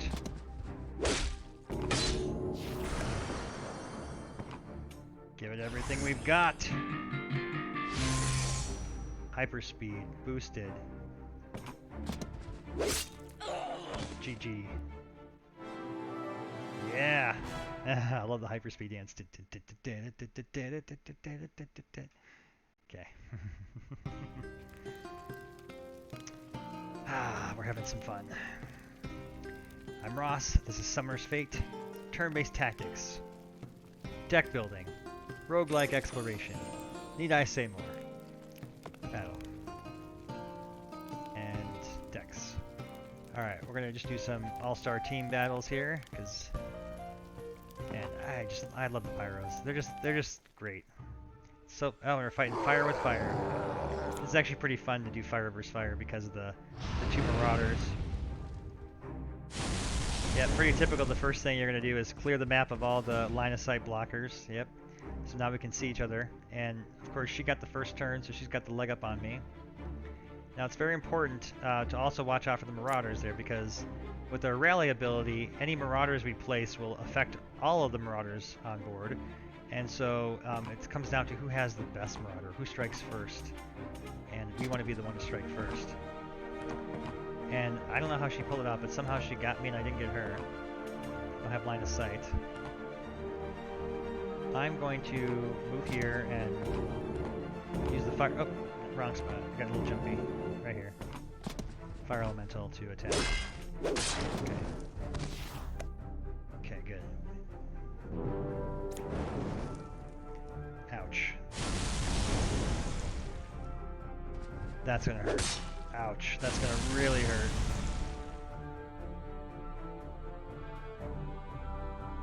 Alright, we're out of line of sight, which is good. Combo!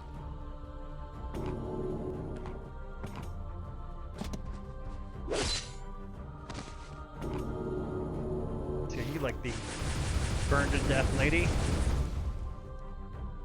Alright, we gotta be really careful now because we're in the danger zone. And she just healed, and we're in the real danger zone now. My goal is going to be to stay out of line of sight with my summoner as much as possible. Using this rock here, that's my safe place, this rock. And basically avoid all potential for range attack from her. Now, this is probably the safest place, but she could still get summons in there at me. Unless I have characters like this defending me from the sides, so we're going to do that. First, I'm going to summon the Brutarius here to capture this guy. And there we go.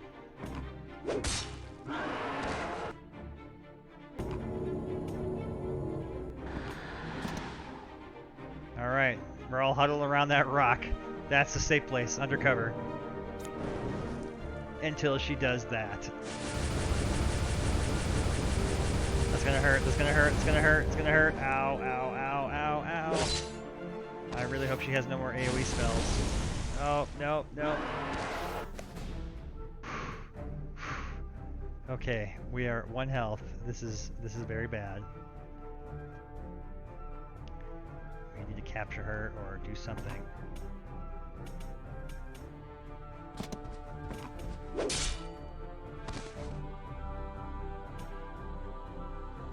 Stop this lady.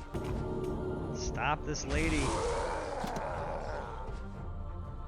Okay, this is still the safest place to be.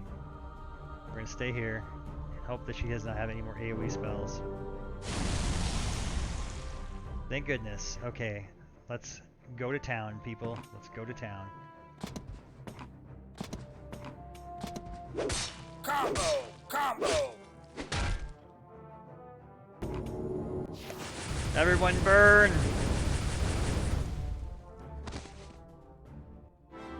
Whew! That was a good comeback there. I like that rock. It's a good rock. Right there. It's a very good rock. Oh, man!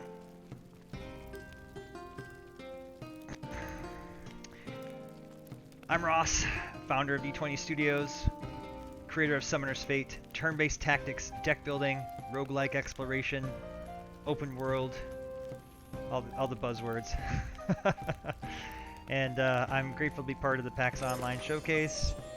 Here with my fellow indies, showing off our awesome games we've been working really hard to make and put on Steam for you. We hope you like them.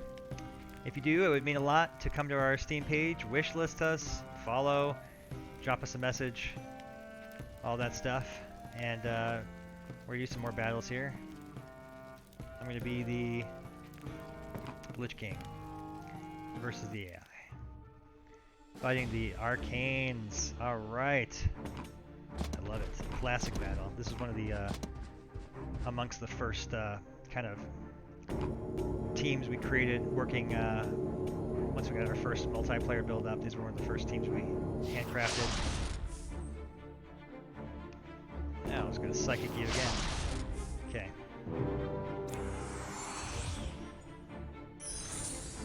Lich King's all about getting up close and beating these guys up, and they want to take and hang back and just sort of pluck me off with the psychic powers until my guys decide that they don't like me anymore and want to attack me. But we're not going to let that happen, are we? We're going to send in the skeleton captain. Do a little jab there. But our real asset needs to be on the front line, so we got to do our best to get him in there. Although I'm feeling pretty good the fact that we got all the minions stashed on him. We're going to get him over here and try to sneak up. Notice that the arcane mage has protected himself with a force field. This will stop all incoming damage until we get to melee range. So any kind of spells we might shoot arrows, it blocks all of it. It's a great, great defensive tactic that complements this team very well. Okay, now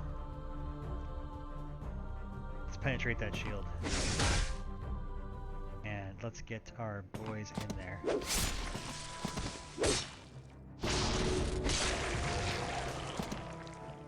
Oh, yes. Alright, so even though she had the armor, we took her out because our Soul Harvester here has the Pierce ability, which overrides armor. So every rock has a paper, every scissors has a rock. That's how we do balance Summoner's Fate.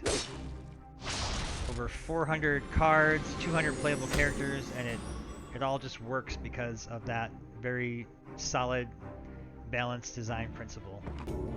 We have yet to find an unbeatable meta in the game. Every deck has a chance. There's no rares, no commons, so if you're tired of grinding and you want to just play and have fun and use your brain to win like you do in chess, and have some exciting moments that you can't do in chess, then this is the game for you. Alright, let's Necromancer it up. This is the exact thing you don't want to have happen when you're fighting against the skeletons, is have them swarm you like that. Because once they do, it's skeleton party.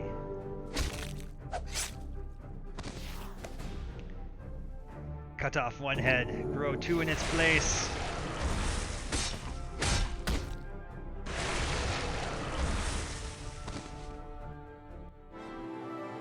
Happy dancing skeletons! Ta-da!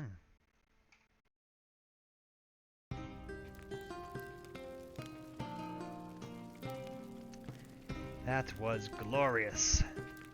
I'm Ross, the founder of D20 Studios, the creator of Summoner's Fate, and we've been adventuring and battling all night long.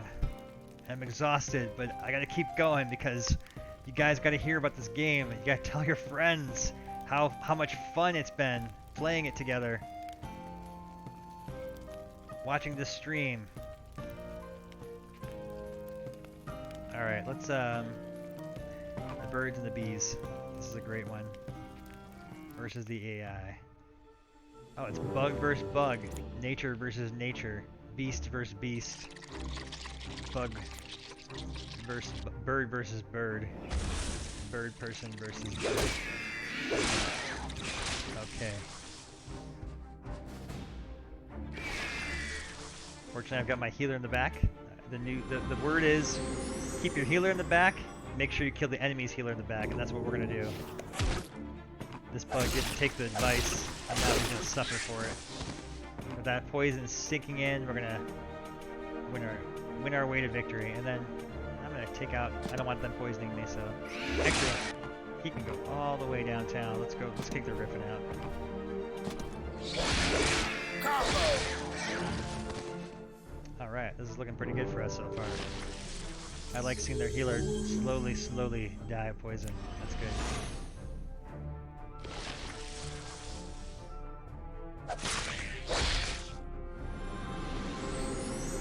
And that exact thing that happened there is exactly why we killed the healer first. Ow, ow, ow. My healer's still alive. Your healer's gonna die by poison.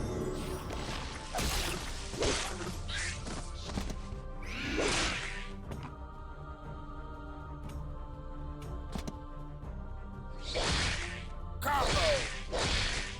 Ouch. Okay. That was not our best move. Let's get the heck out of here.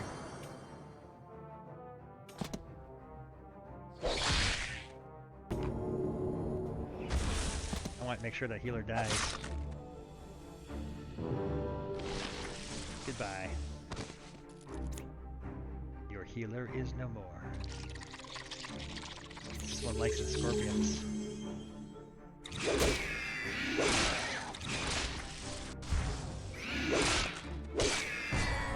Oh, now he's going after my healer. Ouch. He went all in on the Griffin, man. Okay, we gotta get our Griffin out of there. We'll come save you, healer, don't worry. We're not gonna leave you hanging. We gotta come up with a plan, though. We gotta come up with a plan. Check out these tactics. Watch this, it's gonna be great. Combo. Combo. Ow. Didn't quite get enough damage to overkill, but we took him out. And, dang, this guy's got nothing to do. Okay, let's swarm him. Oh, got swift striked.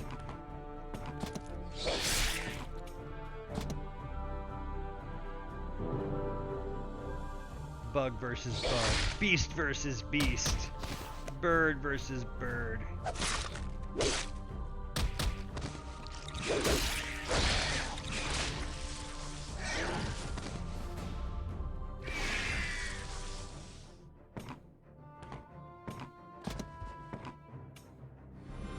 gotta make sure we live. Our healer is alive, which is gonna give us the edge in this battle here.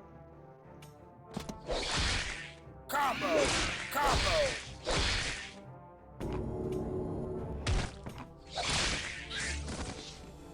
Yes! Hyper bug dance.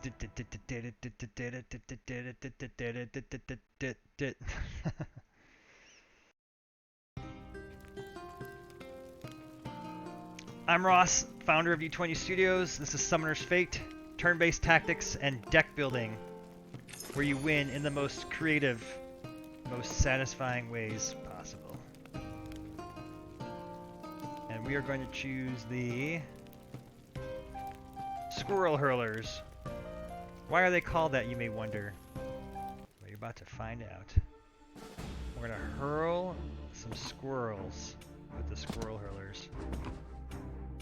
It's going to be amazing fun. Very fast-paced, turn-based tactical battles. Fast and fun. Okay, and there's our killer rabbits. Note the sharp, razor-sharp teeth there. Oof. Very excellent use of the AI pushing us into terrain there and poisoning us. These spore pods are very, very sensitive, and if you graze them, they blow up and poison you. Alright, we're gonna hurl a squirrel. And I'm gonna breed that squirrel. And I'm gonna make them all go into a frenzy like this. And just go to town killing stuff. I'm gonna heal my bear who's poisoned. And our goal is to defeat this character here, the enemy summoner, the Archmage. Combo. While making sure ours does not He defeated. Okay. Well, he pulled back behind line of sight this wall here, which was a good move because I was going to blast him away. But since we can't do that now, we're going to move our forces up where we can see him. Oh, let's see. Get that snake in there.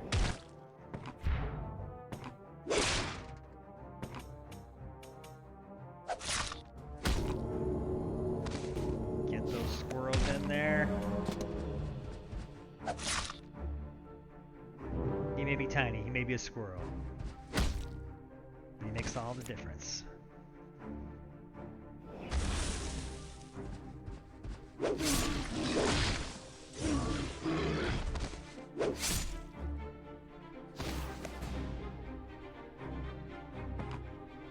Alright. I'm gonna hurl a squirrel. Then attack my squirrel and give him a little frenzy action. And then I'm gonna transform this character into a squirrel and shoot it with an arrow. Because I'm a jerk. Squirrel hurling jerk. Alright. Squirrel hurling druid. Those are some fancy moves there. But what say to my army of squirrels? Squirrel! Death by 1,000 squirrels. So fun, so fun.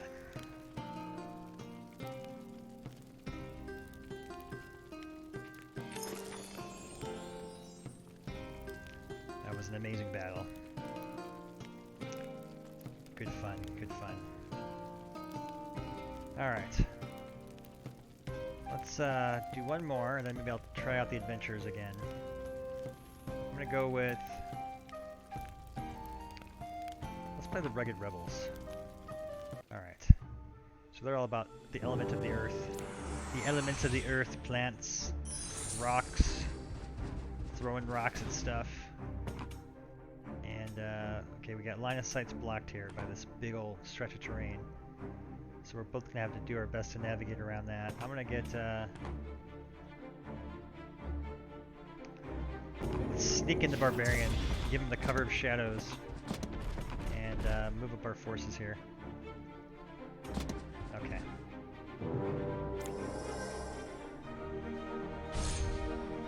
Ouch. That is a painful, painful blow.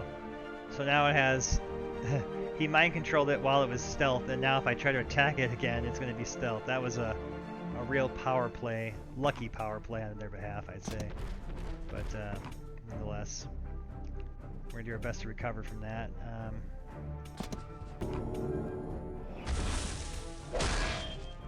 Jeez, the armor. Okay, that's not going to work. You know what, let's just get in there. Let's just get in there. That'll do more damage that way if you're attacking the brambles, the spikes. He got his 2 mana worth out of him.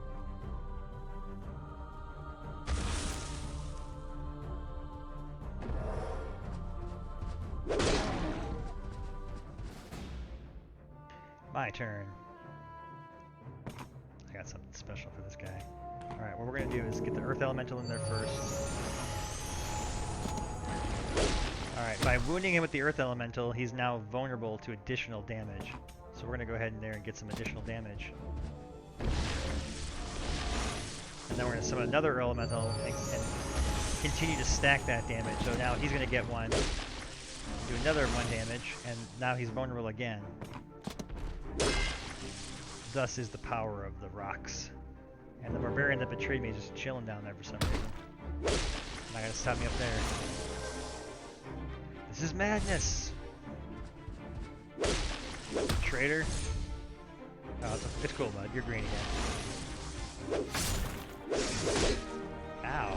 Ow. Ow. Nicely played. Nicely played, computer. But it won't be enough.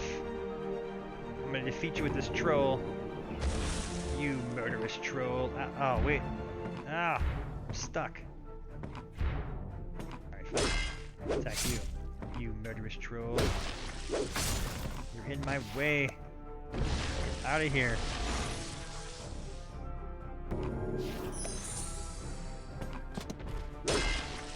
Anyone else want a taste? Alright. Yes! You murderous troll. Excellent. So gratifying.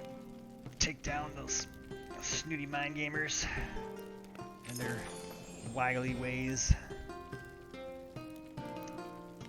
Battle. Dex. Cold-hearteds. Let's be the ice team. Cold-hearteds versus my former self as the rugged rebels. Okay.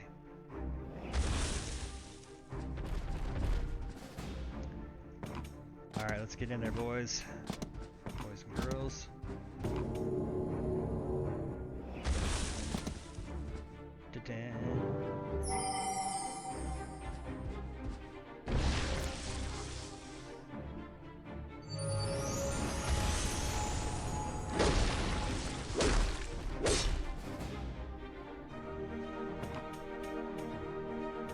Oh yes, assassinate! Step on his corpse. Okay. Get this guy in there. Freeze that guy. Alright, we're off to a pretty good start, I'd say.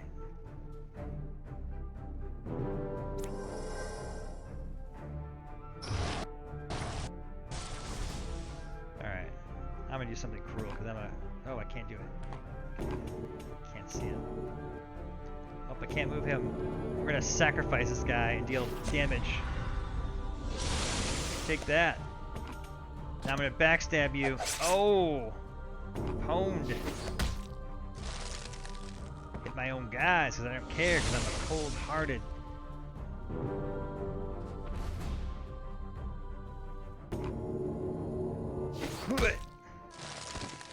Yes. Beat down. How fast these battles are and how fun all the crazy combos that happen in just a few matter of turns like that. Let's do it again. More.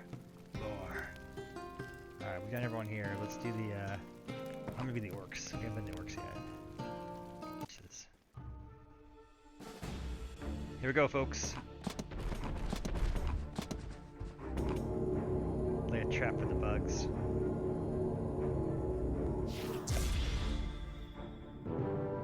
Let's watch them burn. Good bold move. Just coming straight at me like that.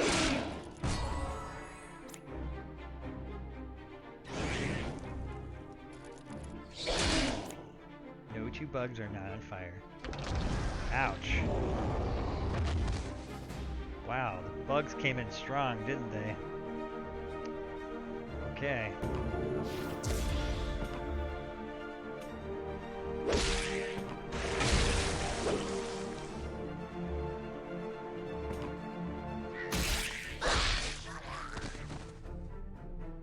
I'm gonna knock him back on that fire trap. That's my plan. Uh-oh, he's behind me. Ha ha! Roar.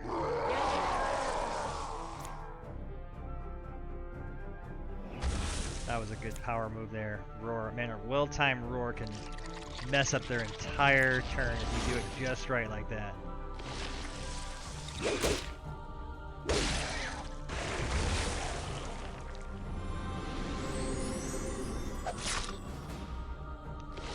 That's not to say we're in good shape here, but orcs do have a lot of health, so we're gonna want to get this healer. He's a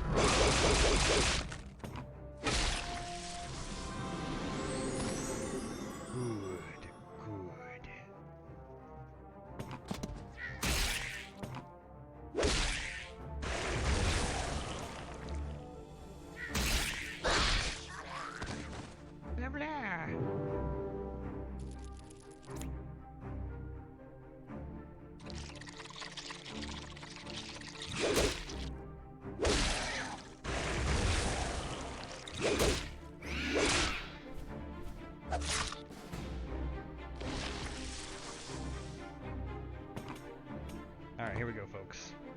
Bugs retreated. Pull back. Using his mobility to gain advantage.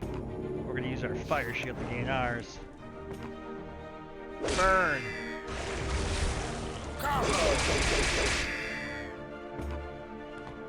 And...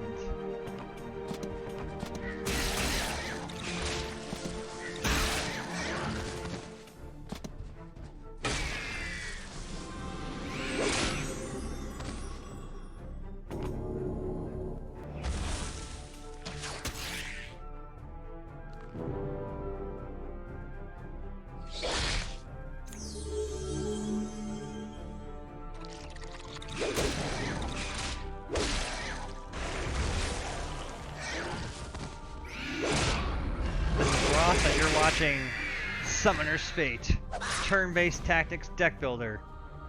Wishlist it. It's awesome.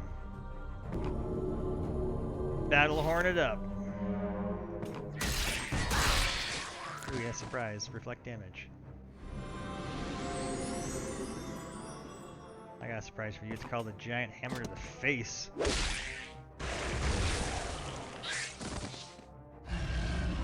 Yes! Victory. Sweet victory.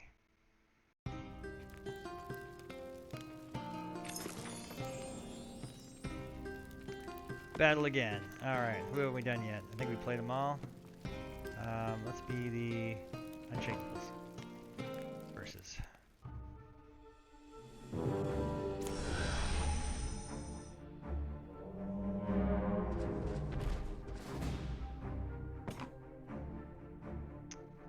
Yes, let's explode that spore pod and blow them up. I love it.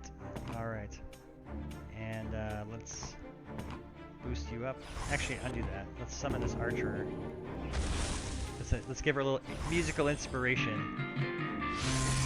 And then have her fire on the healer. We want the healer dead. Always take out their healers. Let's bolster him and move up. We're battling in the jungle.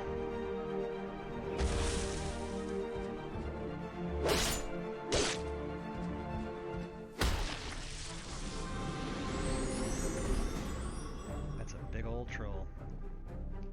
Oh boy. Okay, we need to protect him. Heal him. Good. Take out that guy. Combo. Combo.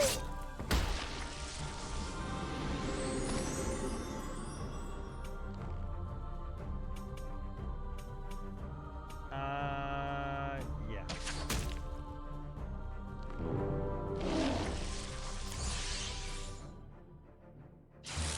It's a real slugfest here. Orcs are just naturally beefier than the elves, but elves are just like crazy with the magic that boosts their fighting prowess, so it's a good match. As you're gonna see right here, it's gonna be great.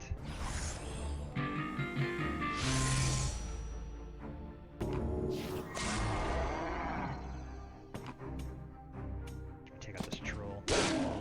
Combo. Oh, yes! Okay, now take out this orc. Alright. We've got his minions down now. We've got all of our people up. We gotta be careful though, we're low on health. Now we just gotta defeat Dork Slayer himself. So aptly named by our player community. We're huge into community development. And we'd like to get your thoughts and ideas about the game as well. So join us on our Steam page, on our Discord. Love to hear from you. Alright, we're in a World of Hurt right now, so what I'm going to do is cast the Guardian Angel. This is a Summoner's Fate, totally original, awesome card. When an enemy targets chosen ally, an angel protector falls from the sky. It doesn't get much cooler than that.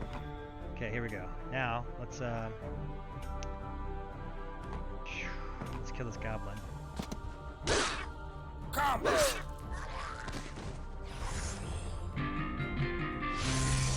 gonna heal up a little bit with the bard. Bolster my strength, and there it is. Here it comes. The Guardian Angel. Surprise!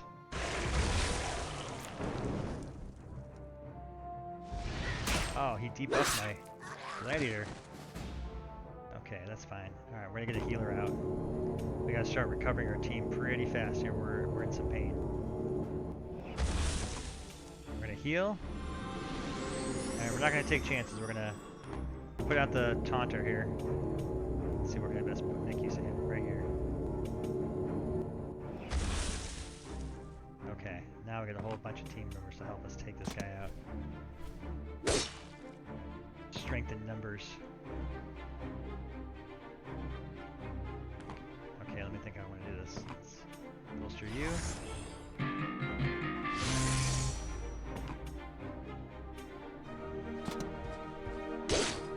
Combo! Slinging orcs around. Okay, now by putting the taunter here, Dork Slayer will be forced to attack him. So we're okay, even though we're a little low on health and we're at risk. I feel confident that he won't be able to destroy us.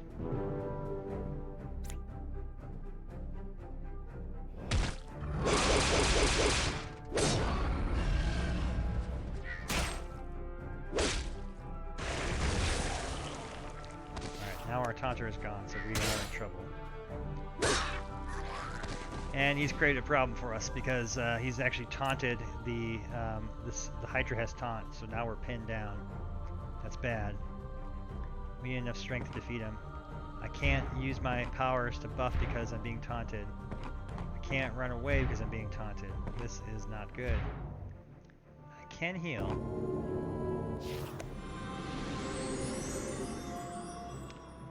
And I can bolster. Actually, you know what? I have a better idea. Let's see. We can be a little craftier. Let's see. Issue another order to an ally. Let's boost him. Let's boost him again.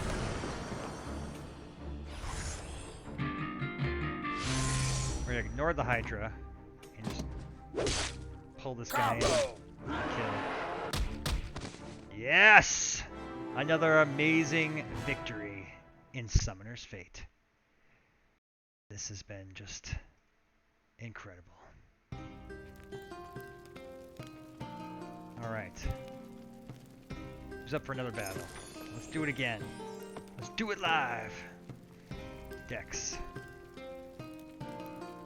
All-Star. I will choose. We'll choose. I'm gonna be the Mind Gamers. There we go. Alright. I don't think we've played this level yet. Nice. A nice serene fall scene. Alright, and what do I do here? I don't want to do that. Let's get our force field up, protect our Scionist. Okay, let's get this guy going.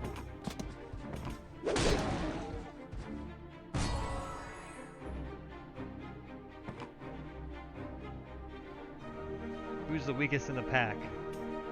We're gonna whittle them down so we can use them to fight against themselves. Break their morale, make them fight amongst each other. That's the motto of the mind gamers. Mess with them, mess with their heads. Combo!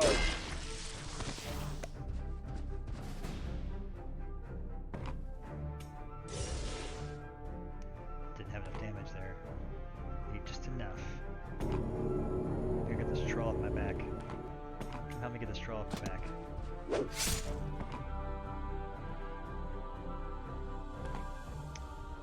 Alright, you know what? Get out of there.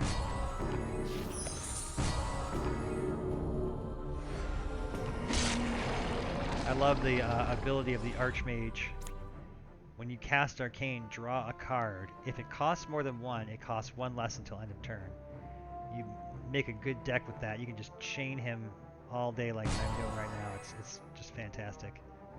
And let's see what we're gonna do next. Let's weaken him a little bit. That'll do. That'll do.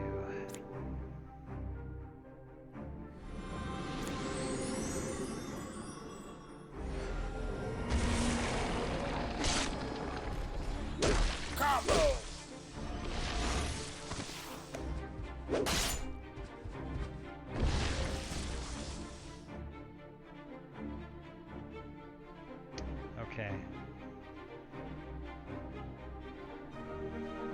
little bit more damage to this guy here so I can mind control him. Is that enough? We need one more damage on that guy. Just one. I don't want to do it with that guy though. You know what? Just heck with it. Join us. Kill your friend. Now you kill your friend.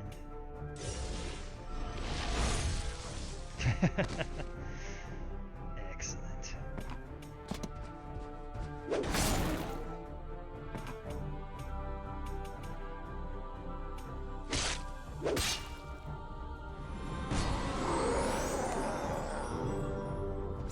It's a vicious fight here we got going on. Everyone's main characters are still alive, which is incredible. That was a nasty combo change. Oh. Well played, well played. He's got the barbarian up my sinus face to the last place I wanted to be. Okay. This is not going as well as I'd hoped. We were losing our advantage. Let's make sure he doesn't do any surprises next turn. And get him out of there. And I need to lock down this guy. Alright, I'm gonna do a few moves here. Oh, I can't. Dang it, I should have moved up and locked him down. I could have saved my sinus. No, I can't. Okay. Whatevers. Also, don't put that on him. Put it on you. Alright, who do we not want moving? I guess we'll go after this guy. Give me an extra mana.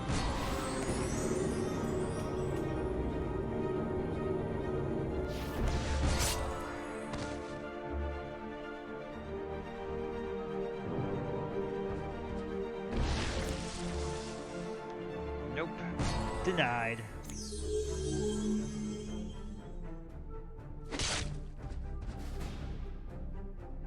Oh, Barbarian's coming after me now, huh? Is that how it's gonna be? You wanna come over here and play?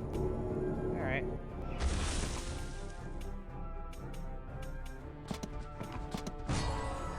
Ow.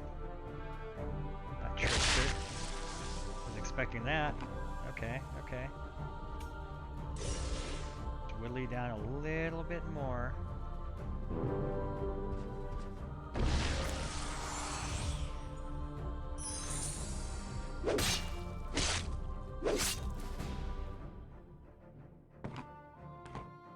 That's enough. Join me, barbarian. Join me. Let's wreck this dude.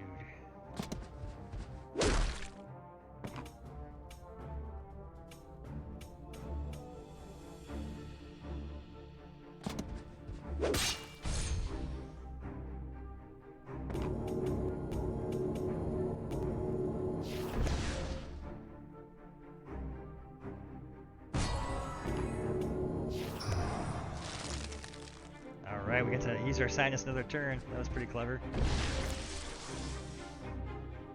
This is a really good fight. A lot of back and forth action going on here. We both still have a character remaining. I'm getting pummeled to death. It's great. Okay.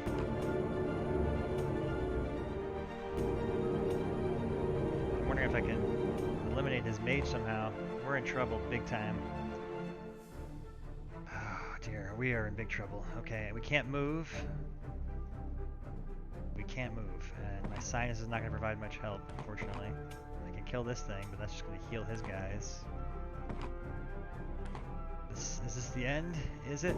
Well, we don't know which card we're going to get when we play this card, so the choice is, do we go after him or the barbarian? I don't know. We're going to go with this. Reposition. Yes! Yes! Yes! We live to fight another day. I love it. Okay, let's make sure he's dead. I'm taking my guy out. And then we got to control him and steal his health. I loved it. Oh, that was brilliant. Ouch. No, we can't. After all that maneuvering, we can't lose to a goblin. We can't. We just can't. Dang it. All I can do is reflect whatever spell he throws at us. It's our last play. Force field would have been good. I want attack that goblin. If I do, I take a damage. But if I don't... How much damage can he do? 2. 2 damage. Plus 1 is... I'll be at 1 life. Jeez, this is gonna be... not good.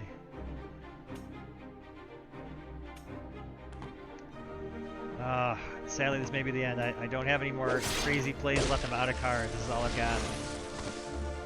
So that's it. This is how the Archmage falls. Combo. Dang it.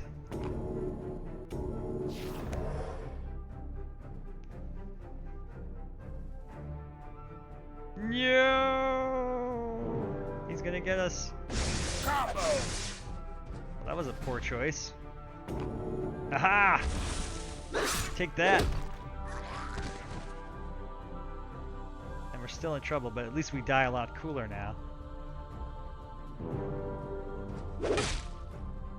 Ah, it was a wizard staff battle at the end.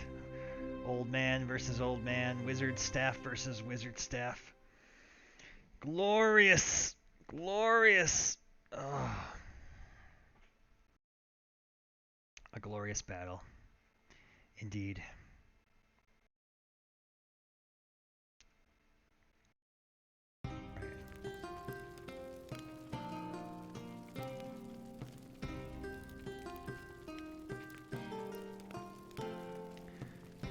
My name is Ross.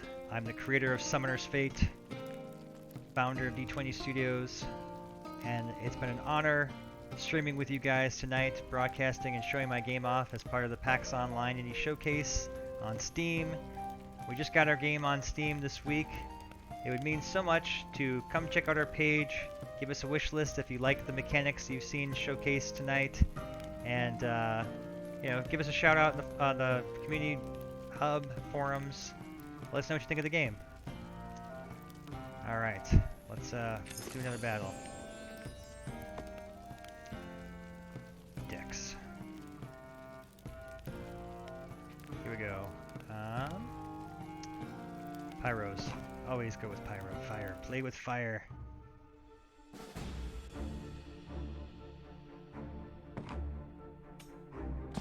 Send in the troops. This tree is in my way. I'm gonna do something about that later. I'm gonna teach that tree a lesson. Can't see the. Can't see him. Oh, jeez. What a humiliating end for such a badass warrior there.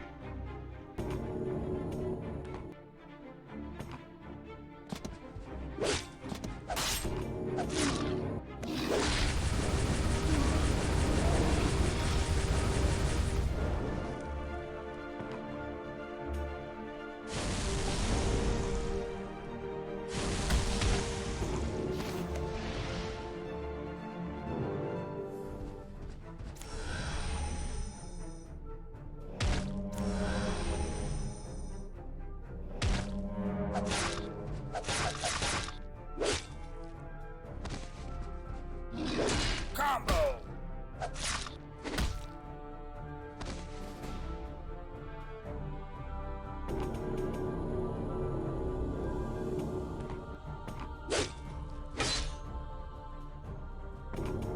Everyone die!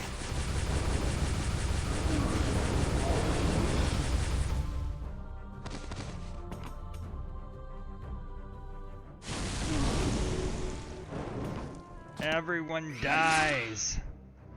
Burn this forest to the ground! This is why I love playing the Pyromancer.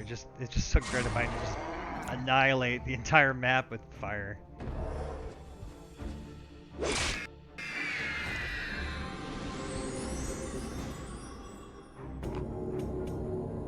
Burn!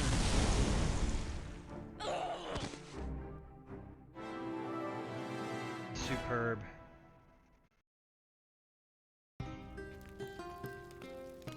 Alright. If you're enjoying Summoner's Fate, be sure to check out our Steam page, wishlist us. Time for some battles. Dex. I'm going to play as the birds and the bees. Here we go. Versus the cold-hearteds in this war room arena here. Alright, let's start off with some defensive tactics here. A swift strike going on this guy. Get this spider guy going. This thing is great. Spider mother, just like in real life, drops the little babies on the ground when it gets hurt. It's awesome. Okay, we're gonna heal it so it can keep doing it. It's gonna be fun. And then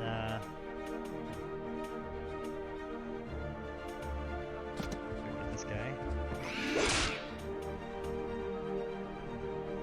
And let's go raid the weapon rack. Nothing there. Okay. Ow. Got zapped. Oh. Throw a spear through everybody. That's not nice. I'll poison you for that.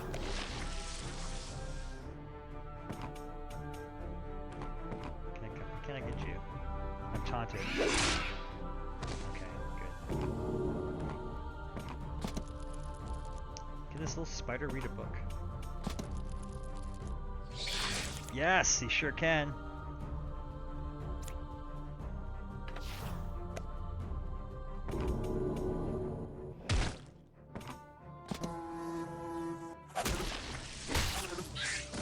Take that.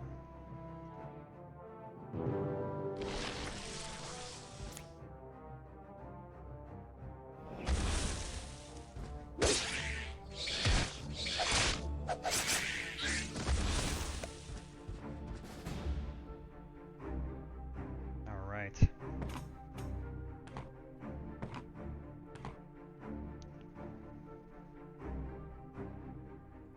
All right. Now we're being taunted by this lady here, so we gotta do something about that. Wear her down. Good. Alright, now how are we gonna take her out? Let's see. Let's bestow the bloodlust on our griffin.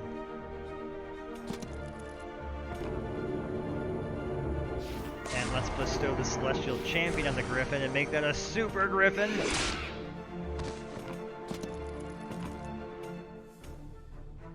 Always be sure to heal. Oh, we got a perfect move lined up for next turn now. Do you see it? Ouch, that was a nice combo. Taking out all the spiders with that. Oh, there's the swift strike. Super chomp right there. Oh no, my perfect combo for next turn. I was gonna hyperspeed the griffin and just send her over to chop this thing up, chop her up. Instead, we'll have to settle for Gargantuan coming and chopping this guy's face off.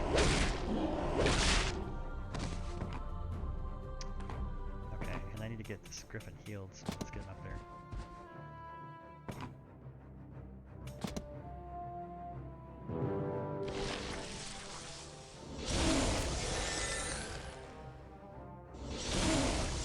Man, Cora's got some fighting, that's for sure. That's not going to save you this time. 8. Oh, we lost our bloodlust. I was like, why'd you get weaker? No.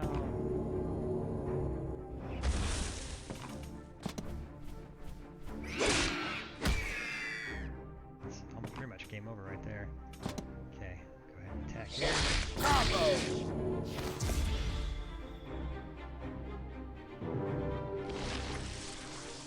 There it is, poison. Yeah! Excellent! Oh, that was so much fun! Bugs beating down the Korra Ice Queen. Wow. This has been an amazing, amazing night. I appreciate everyone's time checking out our game tonight on the stream.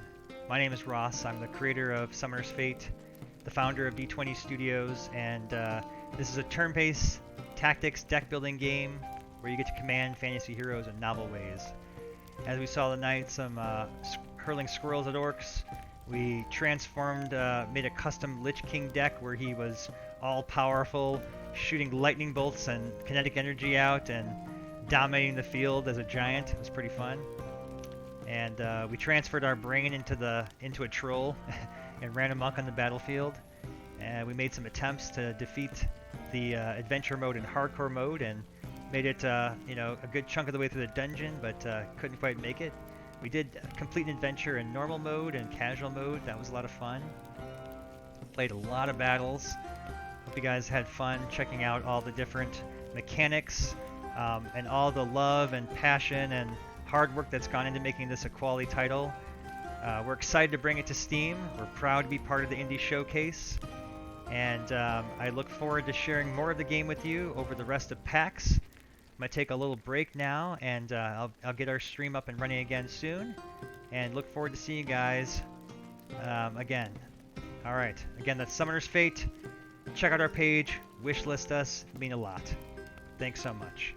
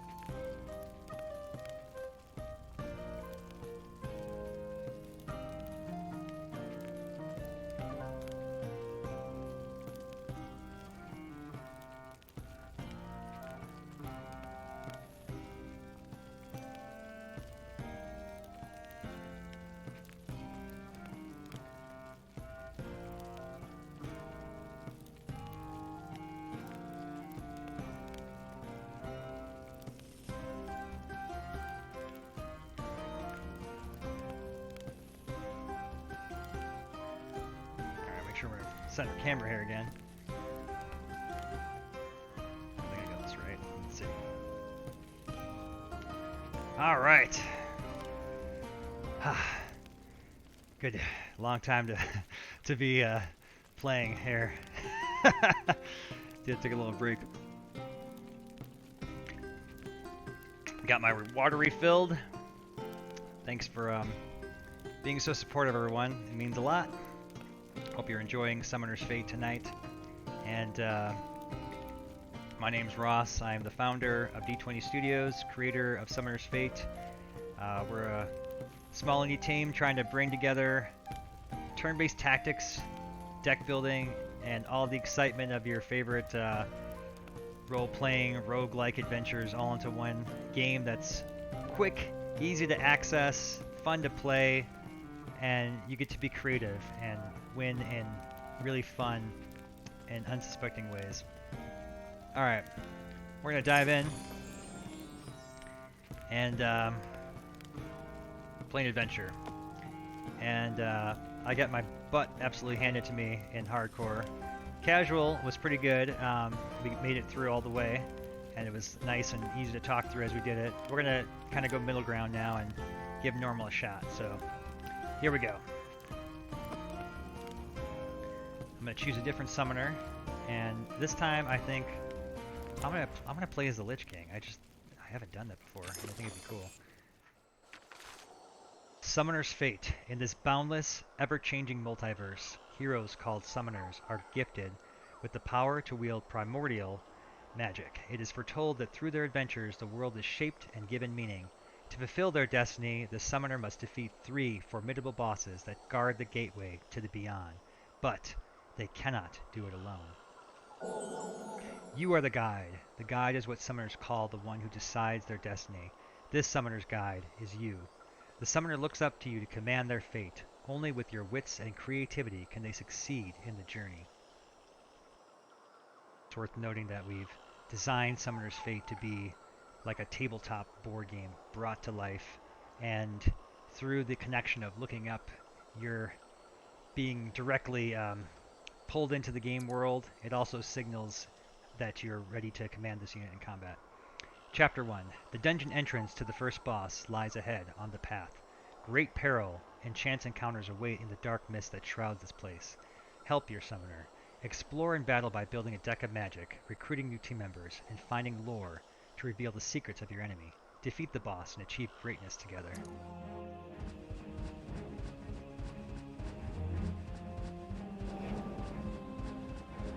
Gotcha!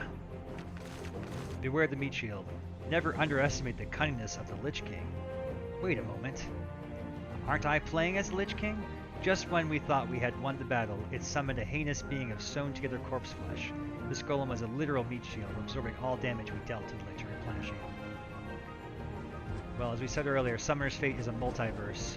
It is not just one world, but several dimensions cross-secting with each other. So, in one dimension, the Lich is a boss, and in another dimension, the one that this hero comes from, the Lich is a hero. So how cool is that? You get to play the bad guy, who is the good guy, but yet also a bad guy. As the theories of quantum physics would say, every eventuality is a possibility that happens in some other dimension. And the really crazy thing, we've got computers now that are starting to prove this to be true. So there's a good Lich King out there and there's a bad Lich King. We're fighting the bad one, a very good one. Enkidu's House of Hopeless Heroes. A shadowy figure closely watches over 2 caged heroes in the room. It gestures to them to signal they are for sale. Then it opens a book of spells and beckons you to come closer to view the wares. Alright, who's in here? Who is this guy? Caged hero. Let's see who he is. The Skeleton Giant. I couldn't see behind those bars, man. You're all crunched in there. That just seems so wrong. You attempt to free him. How tough is this guy? He's different in every world. Sometimes he's a little easier. In normal world, it looks like he's at 16 health, and I am at 5. Okay, that'd be pretty bold. What kind of cards we got to fight him with? Freeze? I mean, that'd be pretty useful. But let's come back. I want to try and rescue that guy.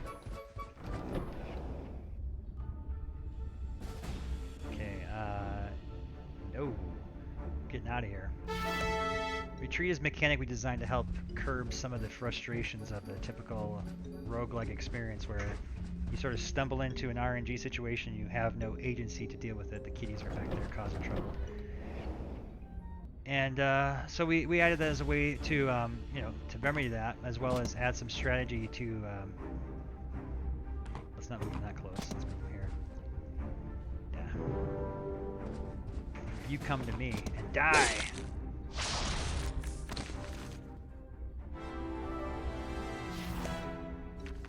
Fairies are small, winged humanoids known for their playful nature. When successfully amused, they are generous with their powers and bestow amazing gifts upon the one they are infatuated with. But be careful, fairies are also known for being tricksters. Oof, these are all good choices. Mummy is really good for replenishing the Lich. The Lich has got pretty good natural regenerative powers. Let's get the Archer, because I feel like the range will help complement his already good melee abilities in this run. Oh yeah, I forgot we came at him. See, there's the example, though, of how you can come at him from different angles. Let's cancel real quick. So we came in originally over here, now we're over here. And sometimes, depending upon how they're configured, can give you advantages to make better use of the terrain. So there is some strategy to that with the moving in different rooms like that. Okay. Hey, look who's that. It's a little fairy we had met earlier. And cards. Precious, precious cards. Let's get another archer. I like archers. The fairy gives you an alluring look and offers to grant you a kiss. You sure you want to kiss this thing? I mean, it looks pretty gross. It's a demon! Okay, that explains things. Receive debuff -0, -4. Oh dear, we need to roll good here. Come on, high roller, high roller. Oh dear. Alright, well, it would have been great to have her on the team, man. This is an awesome ally, but she satiated and runs off, so at least we don't get pummeled to death. What the hell? Alright. Be cheery. Don't be deceived. This harmless little girl will just torment you and then transform into a banshee. With only one life left thanks to that creature, we're gonna get out of here. We're not ready for this.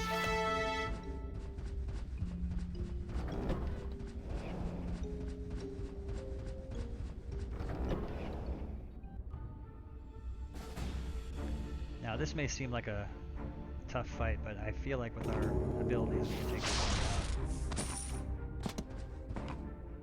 Mana left. Alright, let's just move them up here and 1, 2, 3, nope. Right there.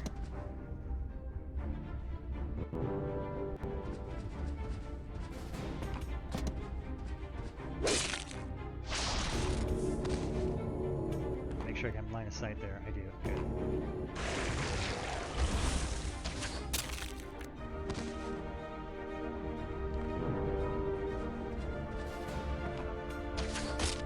He blocked it with the shield. He's coming to kill us.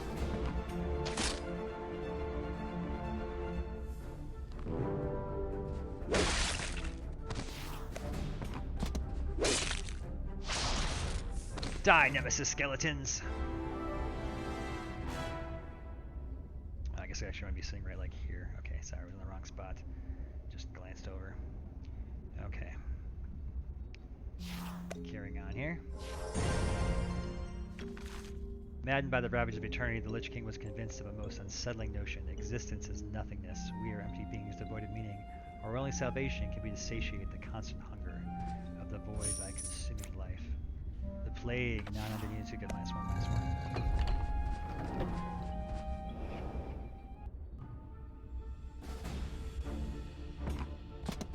Got something for you dudes.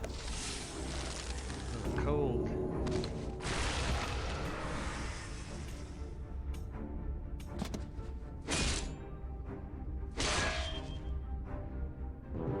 Shield block shield. Stab and kill stab. Okay. Alright. Mummy.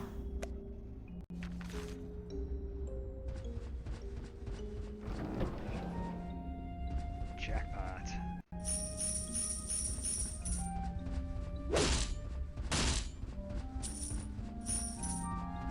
Got a little extra stashed away in that crate yeah, we're rich now. Come join us.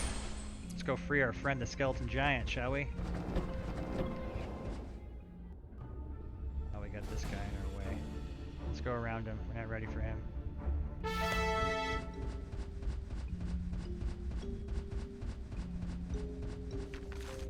Back to the shop. That's where we want to go and free our skeleton giant friend. Although we could use some dice though for that, so let's avoid that one. Let's go back and take out those minions down here.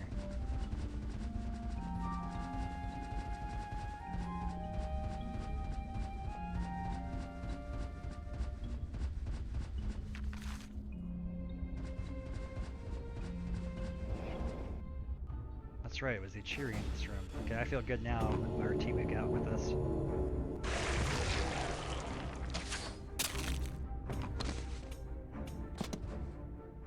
Just charge in there, what am I waiting for here?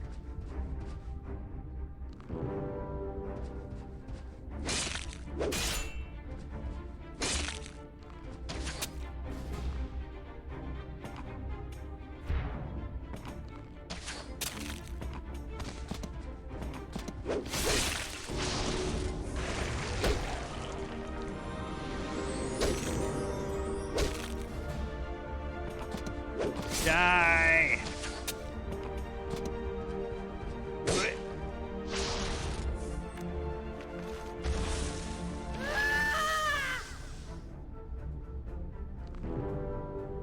And so she transforms into the Banshee. Ouch, that hurt! Holy cow. Yeah, we need to make that a combo attack, like so. Combo! Much better.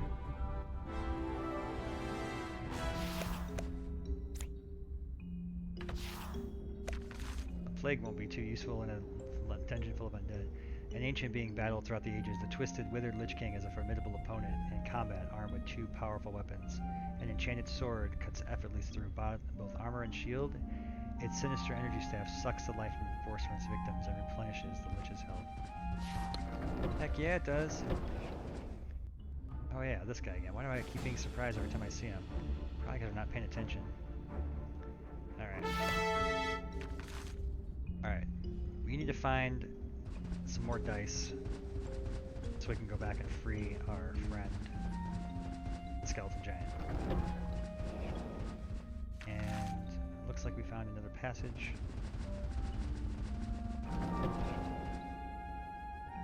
Maybe there's some dice in this chest that could help us. No.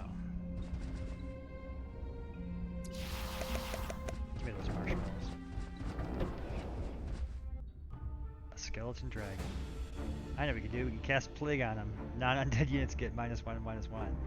Not too useful. Not too useful indeed. Okay, we're gonna have to replenish our supplies here. Rest at the campsite.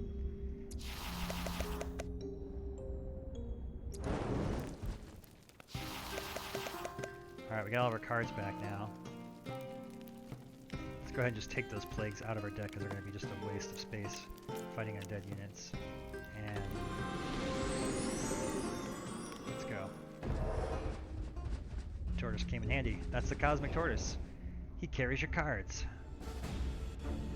Alright, first priority is to take out the archers. Whoa, what is that? What just happened? That's spooky. I have no idea what that is. It's creeping me out. It's creeping me out. Am I seeing things? Are my eyes going blind here, or is this actually happening? I think it's actually happening. What the heck? Let's try it. Let's log out and log back in and see if that fixes it. That is spooky. I've never seen this before. Alright, let me do a quick restart here. Give me 1 second, and we'll try and fix that.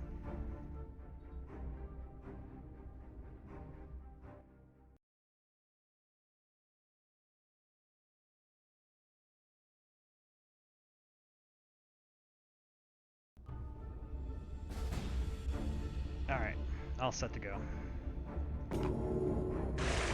Not sure what that was. But the awesome thing is the game just recovers really, really well. Alright, and we don't want to have that dragon hit us. I don't know what I was doing there. Okay, let's jump the gun. The freeze needs to hit the dragon before we get too close to him. Okay, so his range is... Ooh, we don't want to stand there. We're in range. Okay, we are safe.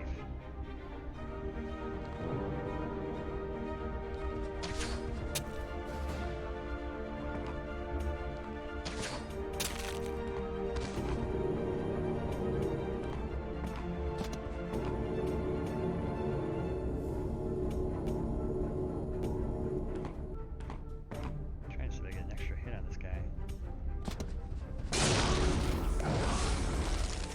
Yes! Take him out.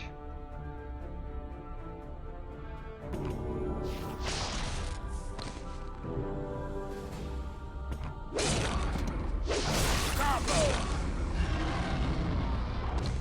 Oh yeah.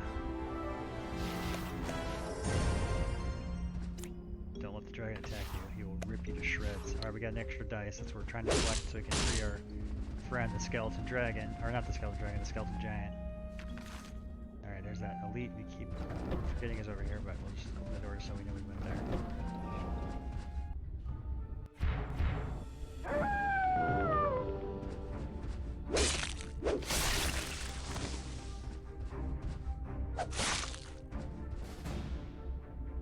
Okay.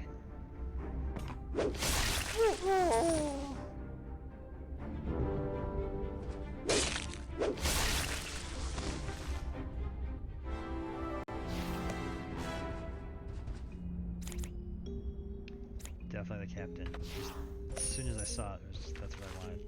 They say the Lich King was once a top scholar at the Academy of Arcane Arts. Obsessed with becoming immortal, he dabbled into the forbidden art of necromancy and is cast out.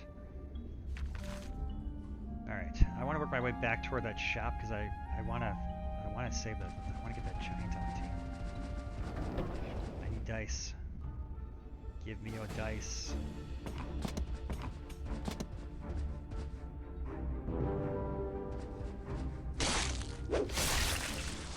There's the dice. The dice are a crucial component of Summoner's Fate.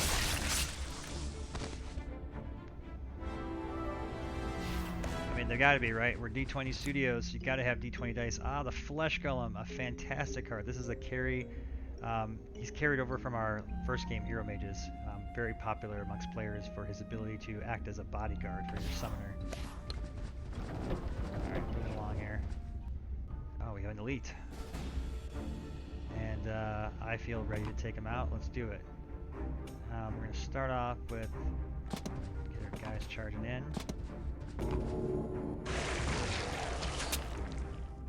Archer. That's why I like those archers. They help close the distance.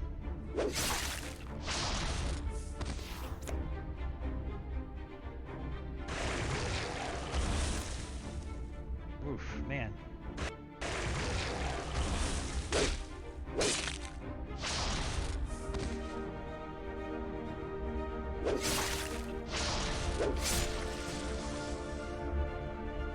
Okay. Backstab with the spear. Love that visceral gut sound there. Okay, chop this guy and...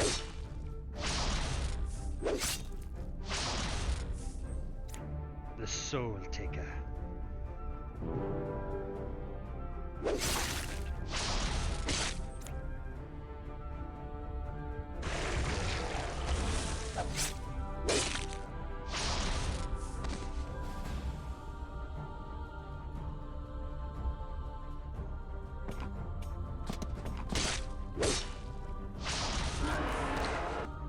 Excellent. Alright, let's loot this room. Oof, man, these are all good card choices. I'm gonna go with Power Steel.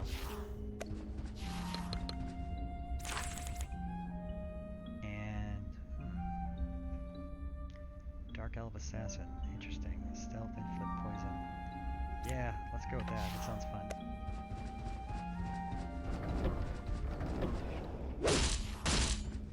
Alright, we got 8 dice now from fighting that elite. Actually, that's a good thing. Just realized our dice count's optimal now. We're ready to go and take marshmallows.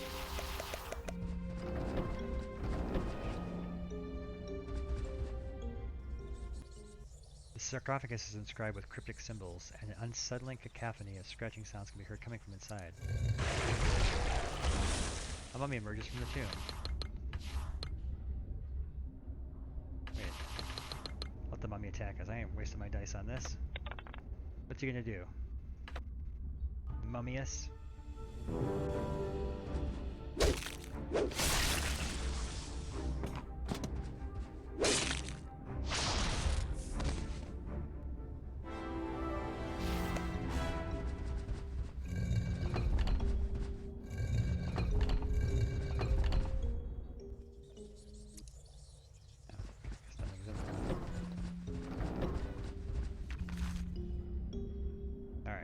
Back to Enkidu. Let's go take him.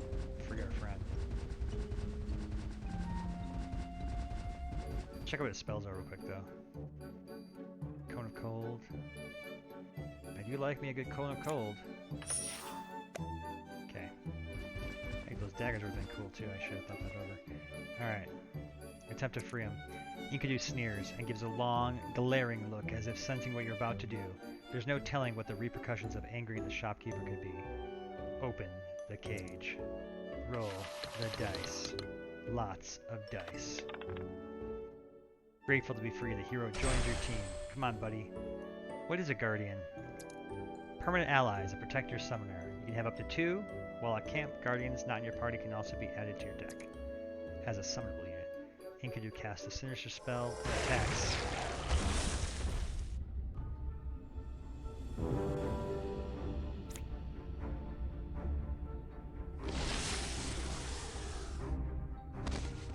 Ouch. Maybe tougher than I thought. We got the flesh golem. And oh wait, that's not gonna work. Let's start off with the combo. Combo! Oh, we're completely power drained.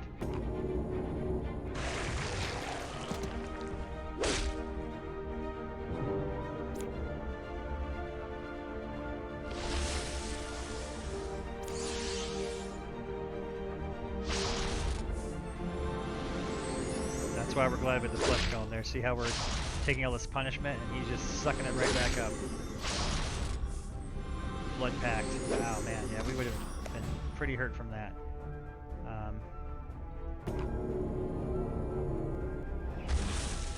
You know what? Actually, let's... He's going to do more damage, but the mummy's going to help us last longer.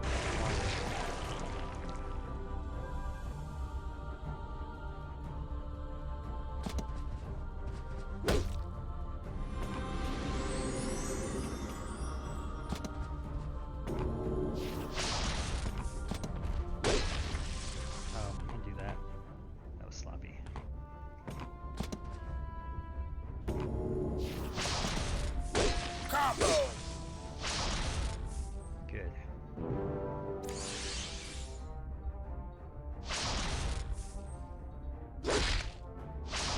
This guy's going to be kind of annoying. Alright. I may have been a more leg to chew with Enkidu here.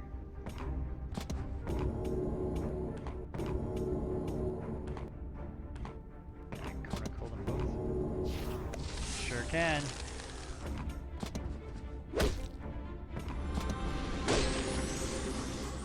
That's gonna help.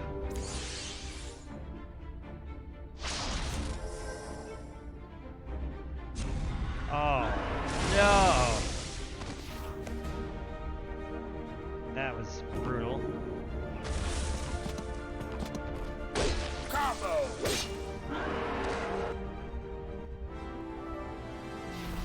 Alright. We got our buddy. We lost our buddy. We get to raid his shop. We found a bat. Cool.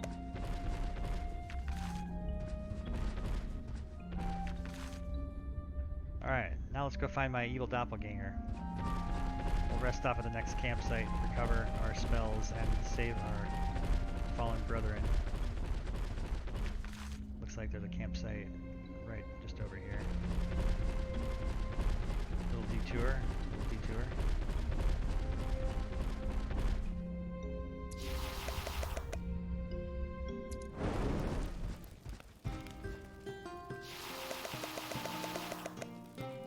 Okay. Feeling pretty good about our adventure here.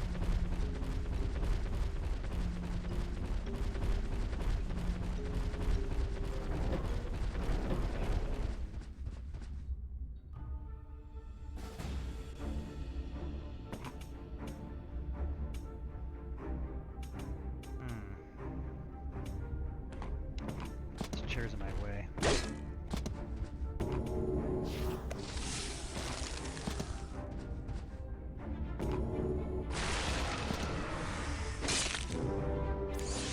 Take no chances with this guy.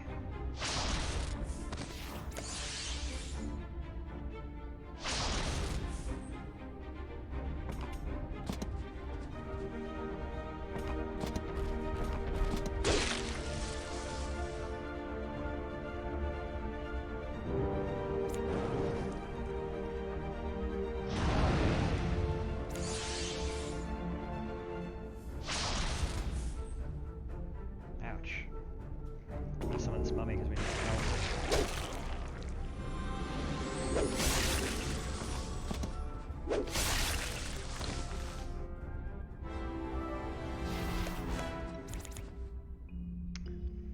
Whew.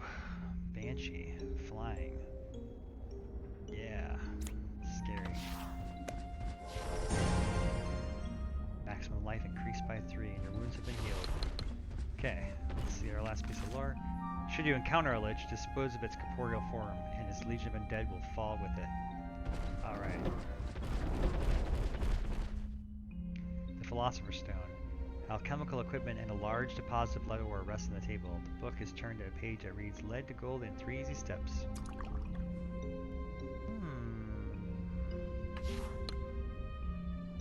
5 damage?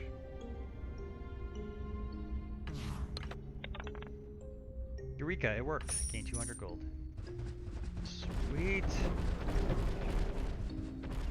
Alright. Take the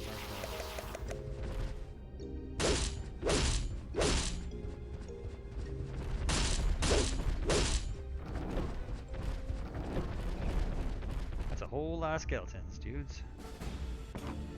Charge! Everybody get into a frenzy!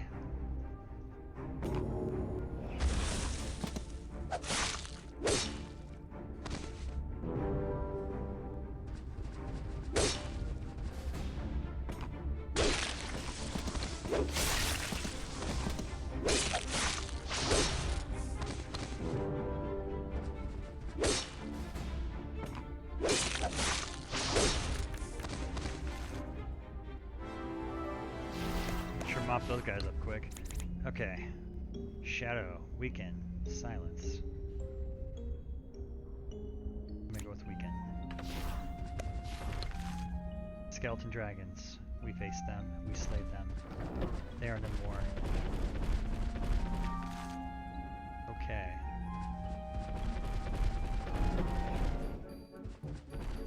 Wyatt Splits and his underworld shop.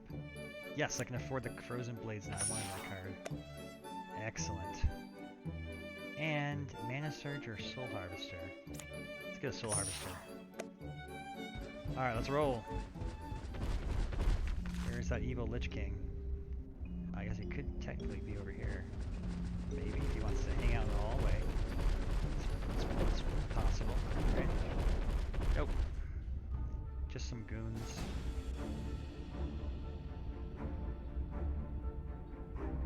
I'm out of here. I could beat him. I could take him. I just don't wanna. I don't feel like it. But get out of there. We got enough goods to fight this guy. We gotta find the Lich King and beat him.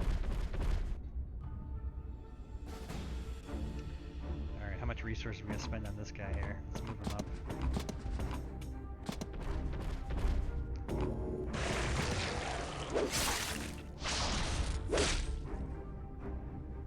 Yeah, maybe a better move would have been this.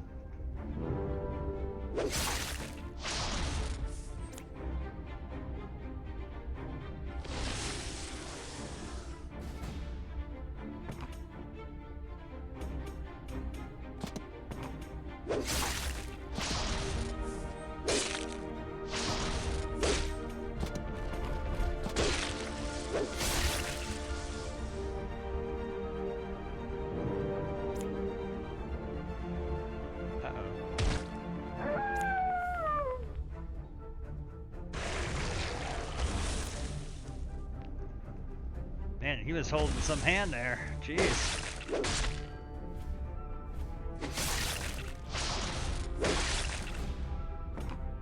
Combo!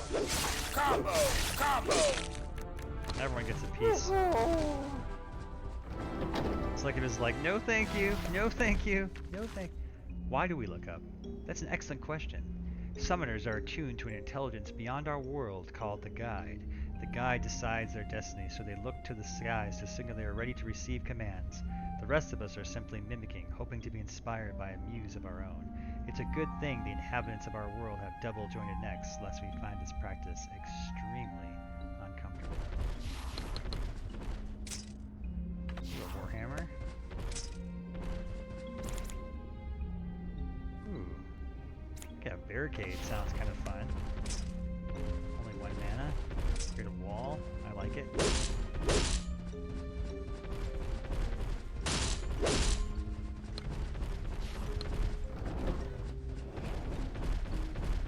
Alright. We got... track this guy down.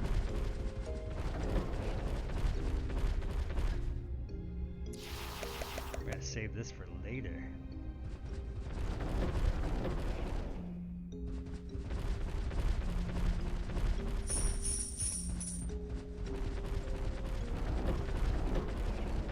At last. It's my evil doppelganger. Lich King versus Lich King. There can be only one. Alright. Charge. If I give him the hammer, he loses Pierce. Do we need Pierce? Does anything have armor here? Heck no, it doesn't. Oh yeah, we're gonna have some fun. Oh, whoa. That was a lot stronger of a hit than I thought it was gonna be. We need to knock him back a little less far. You know what? We'll stop him with this wall so he can't go anywhere. That'll work. Creative problem solving. Combo! Yes! Only one lich can remain, thou who wield the hammer of the orc.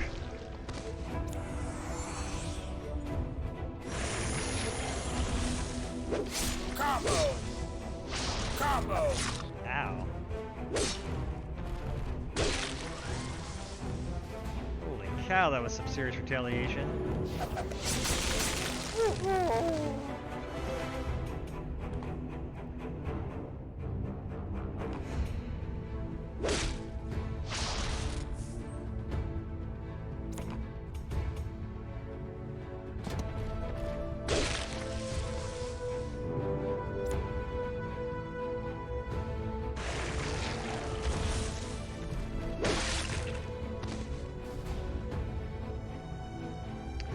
Okay, I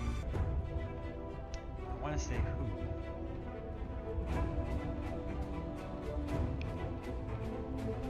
Trying to suss our next move here. I got 3 mana. I can summon the orc and the archer. Probably give you the best bang for my buck because I can get 4 damage into him. And this guy's a big problem right now. Let's get him out of the way.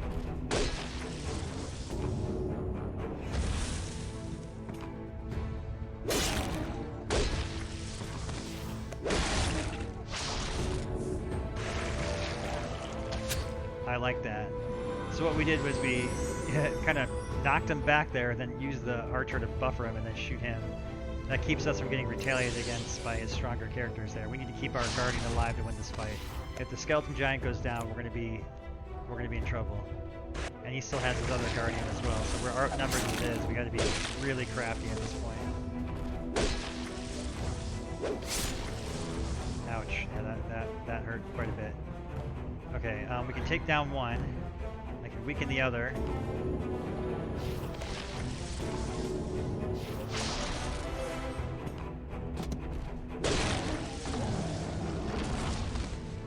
That'll work.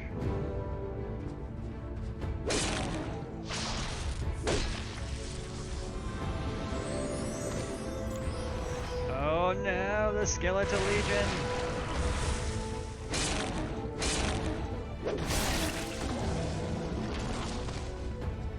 not good.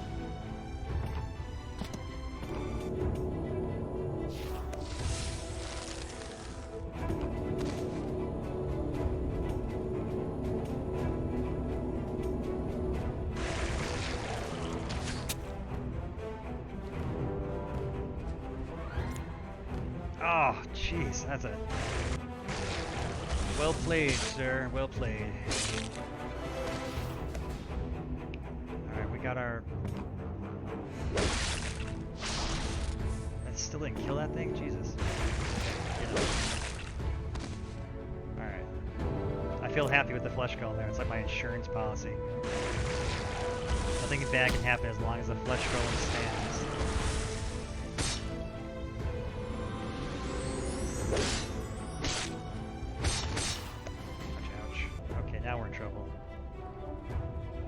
Eeks. Is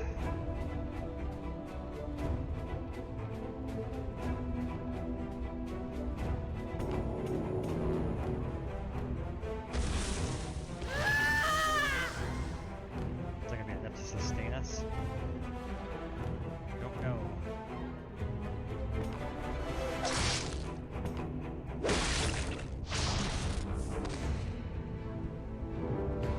Okay, we're at risk. Major risk. I don't think we had enough cards. We didn't fight enough things to battle him first.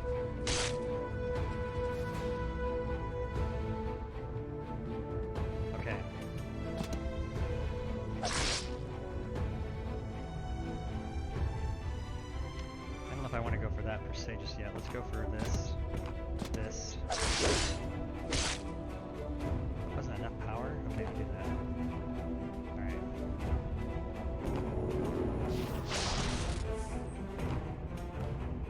Oh, because of the shield, because I don't have my pierce anymore. That's right.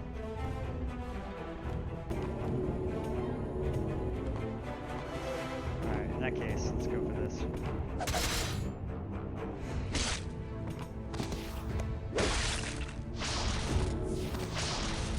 Alright, I'm feeling good about this fight again.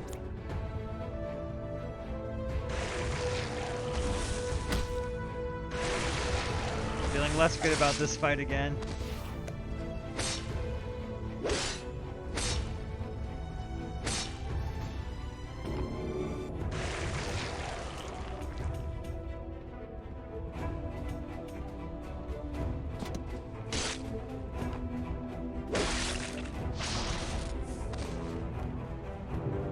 Okay about this fight, not great.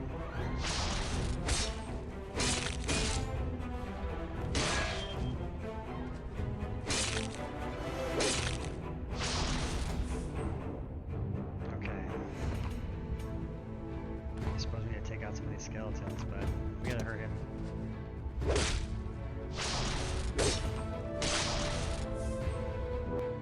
Take him down. Take him down. We need to kill him. No, I needed one more hit with that guy. We would have had it. We would have had it.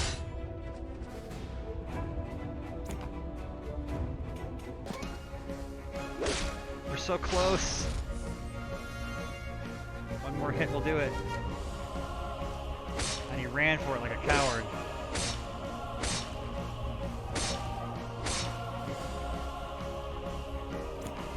I really wish I had my pierce right now.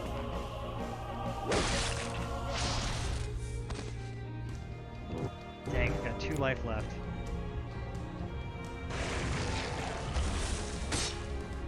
I'm out of cards. I'm out of heroes. I'm down to my hammer. I don't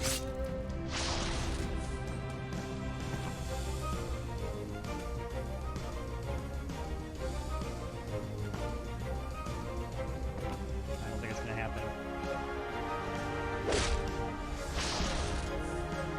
We'll see how long we can sustain ourselves here. Oh, ow, ow. We just need to get through this.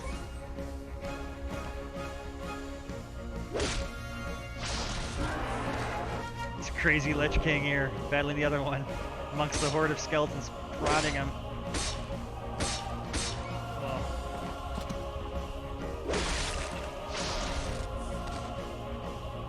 That might be it. take 3 damage. We have to pull back or die.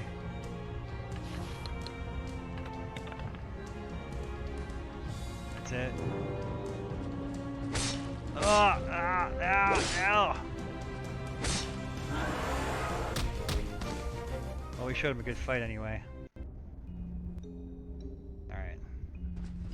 Why did we lose? What happened here? People. Oh, you know what? Our guardians were half dead when we won that battle. Maybe that's why. Maybe we should have rested. Stop being greedy with the marshmallows, thinking I'm gonna not have to use camps. Alright, let's go kick his butt. I want revenge. This time we got him for sure.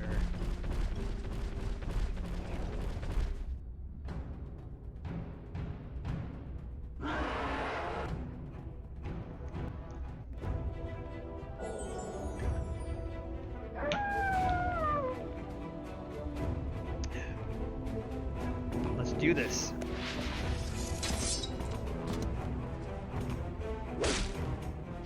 Combo.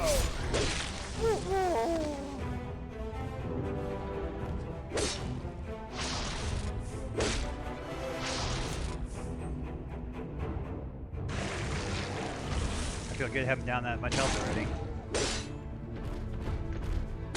Combo.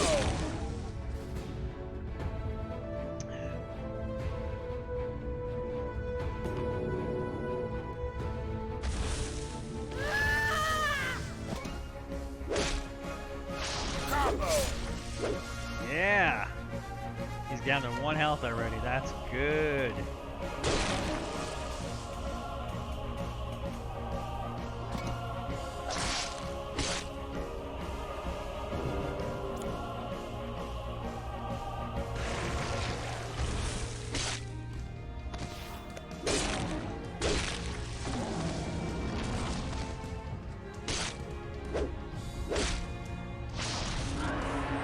Yes!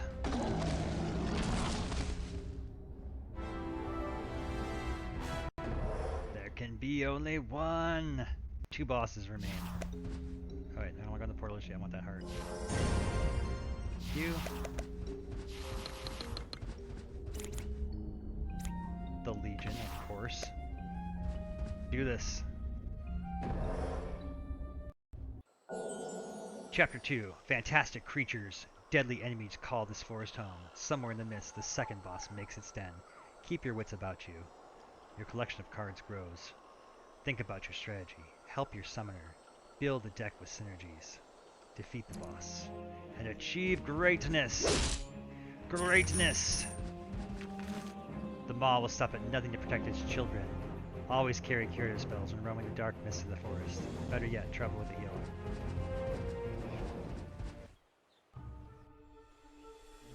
Goblin with a giant horse demon. What?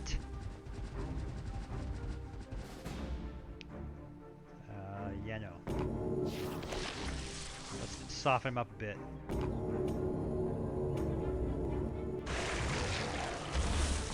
Oh, if I put the guy there, he can't attack. Okay.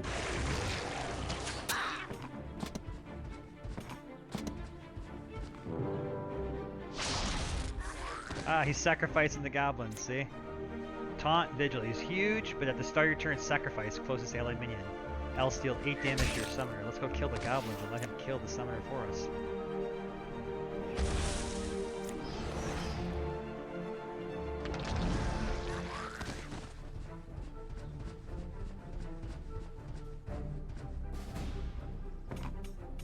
Alright, here we go. Here we go.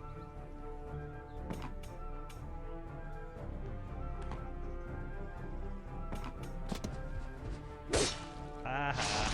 Snuck around you. Okay.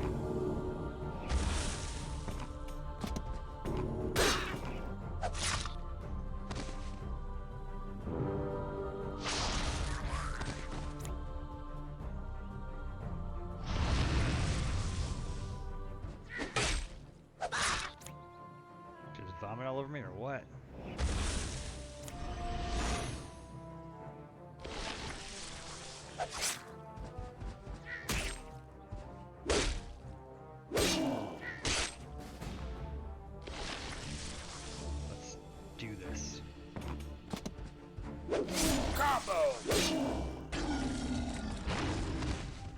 satisfying kill sound.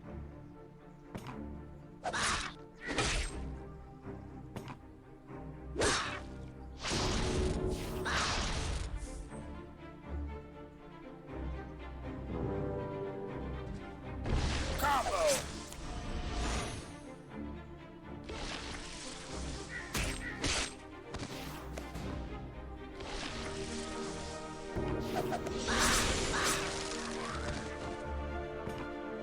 Combo.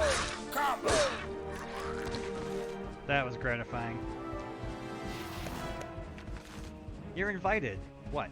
Goblin birthday party. Where? Forest Grove. When? All afternoon. We'll have cake, music, dancing, and of course, the opening of presents. Hints. Goblins love gold.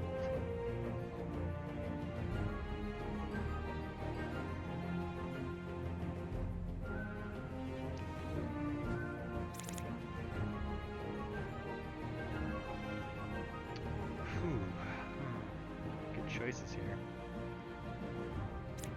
That sounds pretty fun.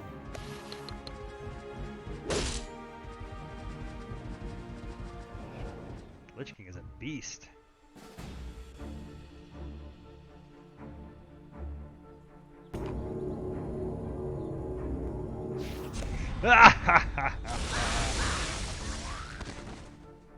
That's kind of cruel, but it's pretty funny. I just assumed it did.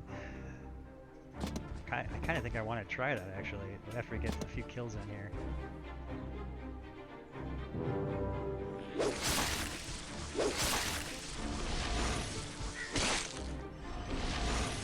Holy cow.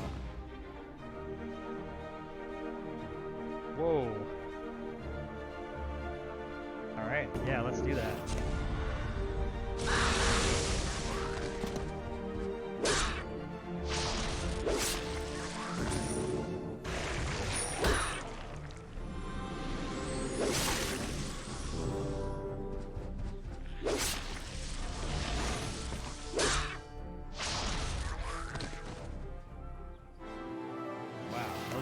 Nasty, nasty goblins. Holy cow. Okay. Hey, shopkeeper. Just stab you with my sword here. Yes. I want it. Give me that. Not enough gold. Also, yes, I want that too. I want it all.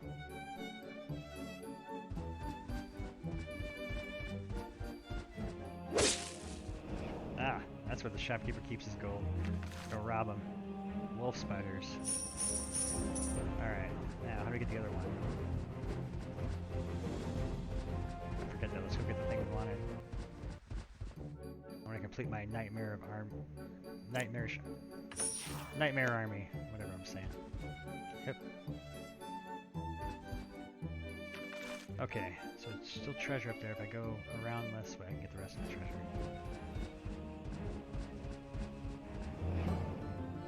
What the? Goblin's birthday party. Goblins are gathered at the table in the forest clearing. There's a big cake sitting at the table. The goblins are wearing party hats and are too happily engaged with their singing to notice you.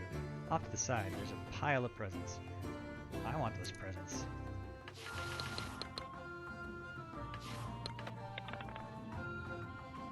You steal the presents without being noticed. Inside the presents you find 2 pieces of equipment and 200 gold. Yes, I can go buy more stuff. The birthday song comes to its conclusion. As the Goblin of Honor goes to blow out his cake, he notices the pile of presents is gone and begins to cry. Annoyed with the racket, an orc emerges from the woods and smashes the cake with his fists. The upset goblins and the orc bully retreat into the forest. It would seem you played a part in spoiling the surprise. I'm a bully. That's real nice. Well, he's an anti-hero kind of, I guess, right?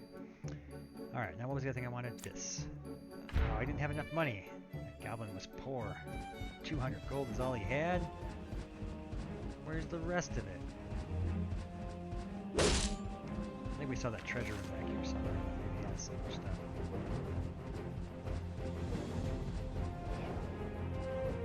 And a campground. Let's do that.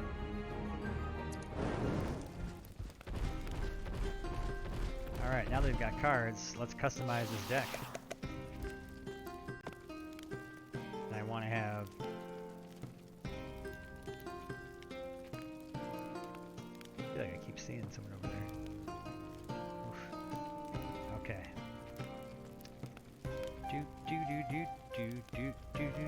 We already have Skeleton Dragon in our deck, which is good. We took the Plagues out, which is good.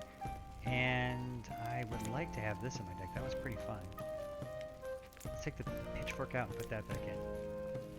And I did want my daggers in there too. So, and the Weaken was really useful. It's kind of fun having the hammer. We don't really, do we need a bow and arrow? Do we have anyone that's going to use bow and arrows? I don't think so. Let's get rid of that and put the ice in there. Got it. Okay. Done. Okay. Now I want the rest of that treasure. What the? Finding the perfect tree. Goblins are chopping down the forest to find the perfect Christmas tree. They don't actually know what that means. They just like chopping stuff. Heavily alarmed by their behavior, a tree is trying to stop them. The goblins have now turned their axes against a tree and it's about to get dicey. Let's get that tree.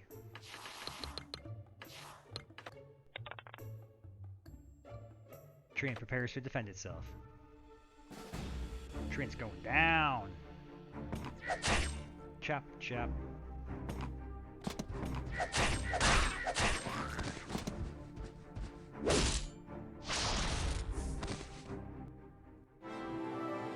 Victory. Triumphant, the goblin swings his axe and chops off a branch in the tree. He holds it up high above his head as the other goblins cheer. Was this twig all they wanted? The musings of goblins never cease to amaze. Begrudgingly grateful to have a haircut, the treant stomps back into the forest. Delighted by your support, the goblins toss you an axe and proclaim you one of their tribe. Wide-eyed and ready for more chopping, the goblins look up to you to lead them. Goblins join your party. Goblins are a loyal unit. Loyal units remain in your party until defeated in battle. Woodcutter axe. Alright. More minions. Come with me, my goblin choppers.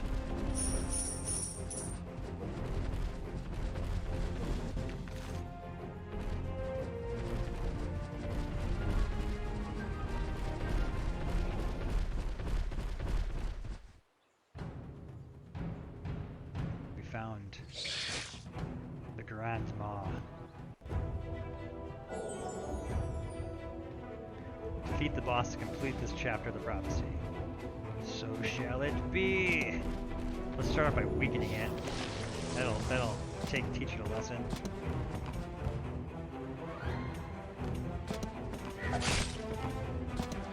Just like chopping stuff. Okay.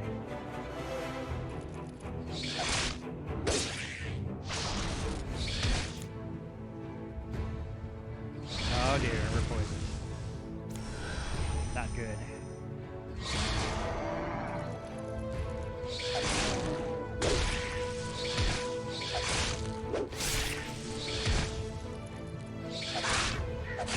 My goblins! No!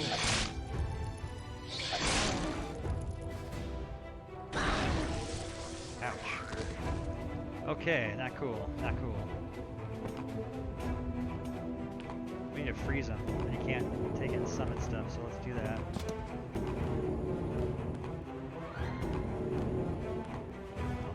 Really don't want to hit my own guy with it, but I don't think I have a choice. Unless we go all the way over here. Let's let him get hit. Alright, let's do it.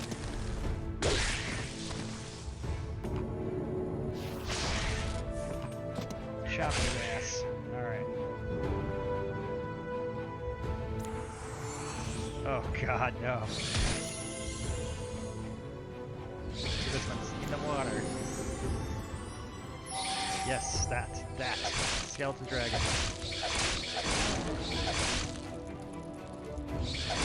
We need a heavy hitter here.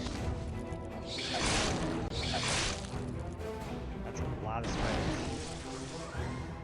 Alright, Archer. Alright, one more turn until we get the skeleton dragon. We just gotta keep him busy here.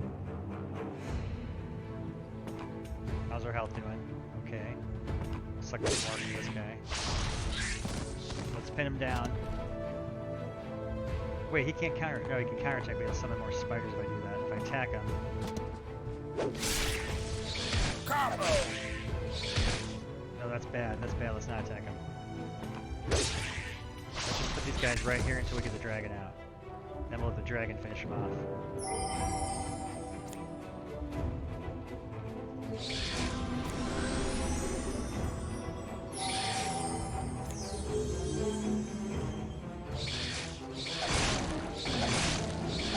We're going down!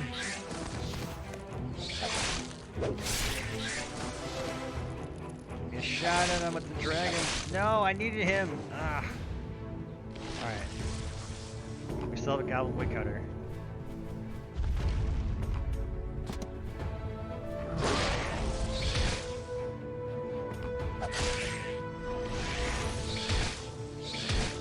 Yikes.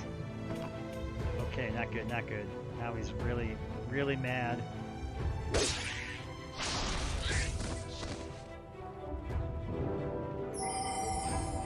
Alright, just gotta keep that dragon alive. Ow. They did warn us to cure it is, and we didn't. Oh, no! No. Jacked up all the spiders. That was a well-played move. Alright, maybe we weren't ready for him. I have one retry left. Alright, we better play it safe.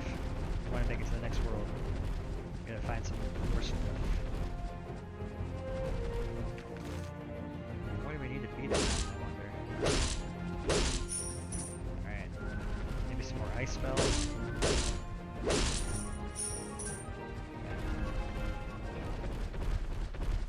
Let's take down these guys.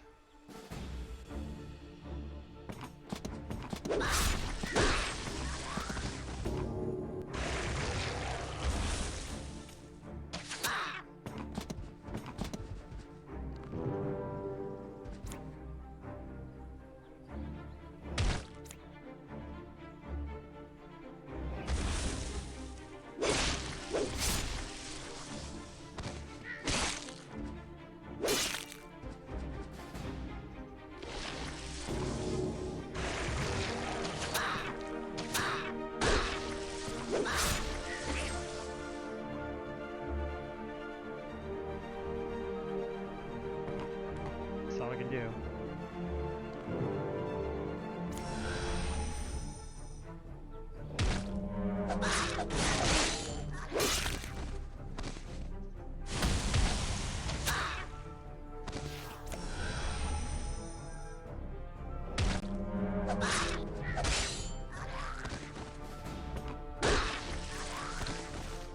Defeated.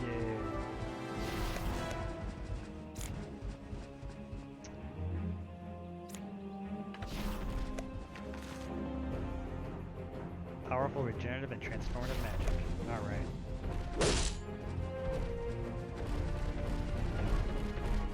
Hey, who's here? A barbarian. 500 gold. I'm 25 short, buddy. You spot me 25? Or I think that was where the boss was, right? Huh. I want to say that's where the boss was. Let's come back.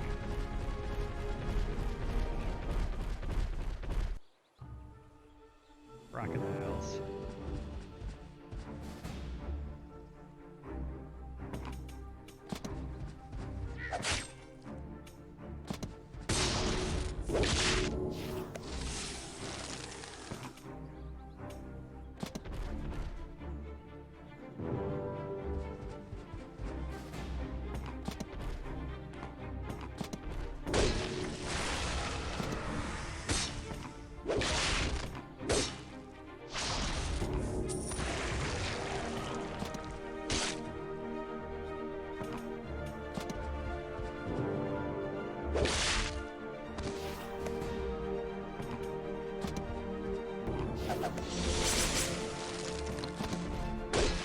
Yeah, take him down.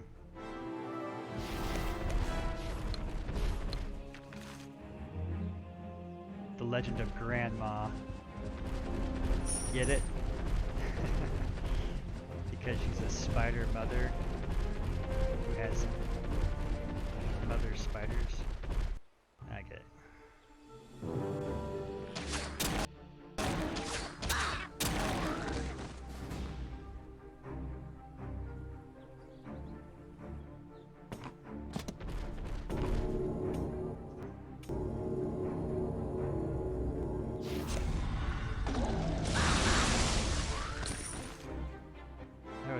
very gratifying. The tragedy of Rabbitus.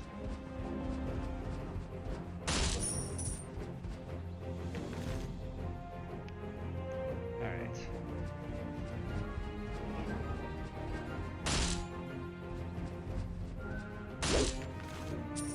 Goblin Obsessions. Ooh, that's a whole lot of orcs. You're going down, orcs! Okay, now, time this a little bit better.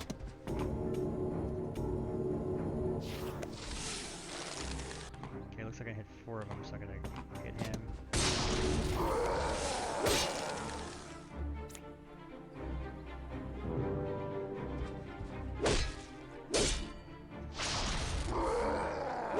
Ow.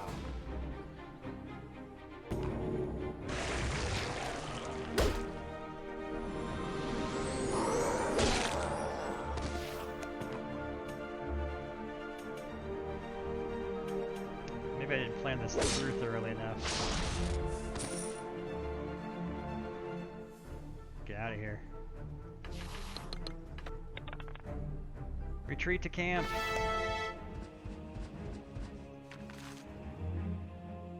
Alright, there's a campsite up north. I kinda wanna take another crack at that spider boss. I feel like we should have had it. Especially with all those goblins on our team, man. You know what we can do? We can afford this guy now.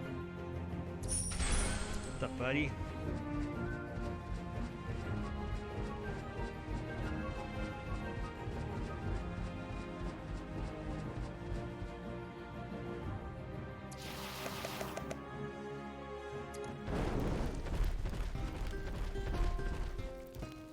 Alright, let's reassess our deck here. I think I saw, yeah, we have a 0 cost skeleton in there. Let's take him out. Alright, we need something that will... This is great. It deals no damage, but it makes him weaker. Perfect. And what else? The bat is flying. He would be useful for getting in there. Freezes are useful. The plague. I wonder if that would help. -1, -1s. Yeah, it would weaken him. Let's put that in there too. That's a debuff type. Okay, let's take out the hammer, throw in the plagues. And let's take out, the freezes are useful because they freeze. The wall, I still think that's useful for boxing him in. Let's take out this. Alright. Alright, let's give this a shot.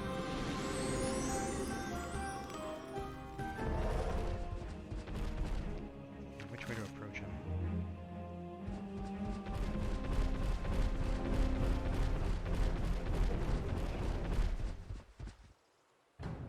Alright, Spider, let's do this.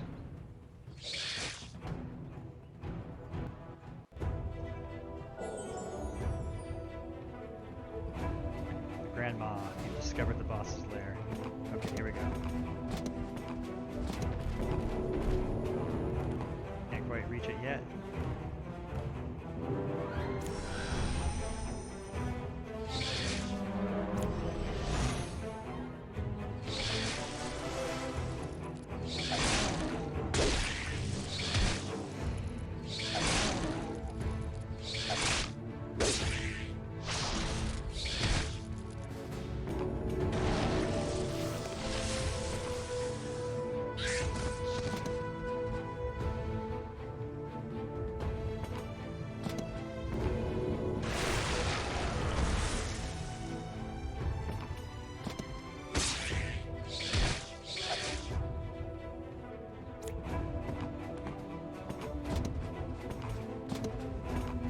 There we go.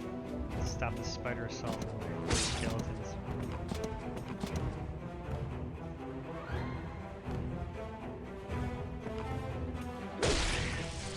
Combo! That was cool.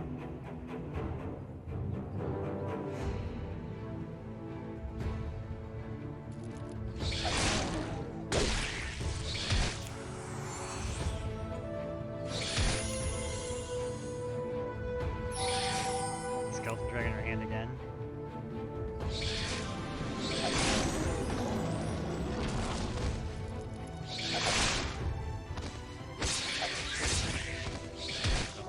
here versus this thing.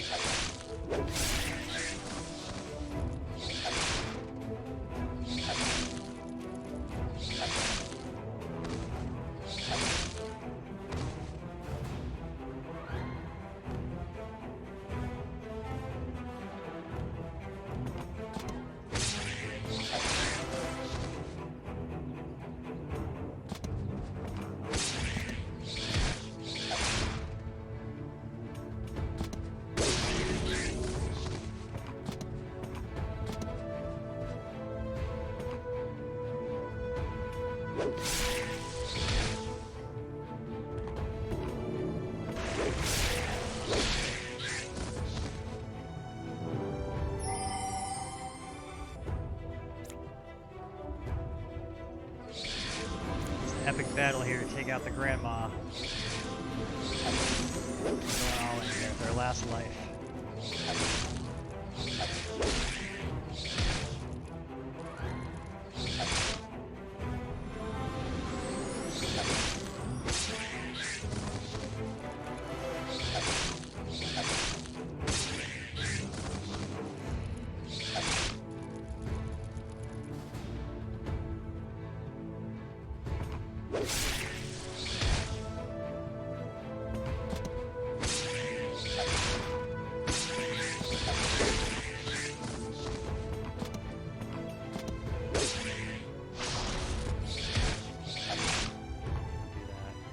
Instead of attacking it, let's just put it down. No, I want to save that. Let's attack it. Let's leave it. Okay.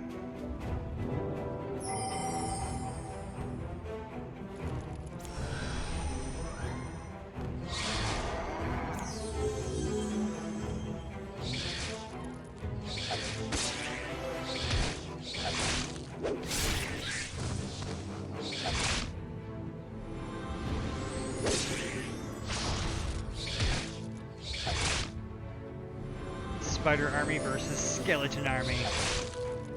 Only in Summoner's Fate.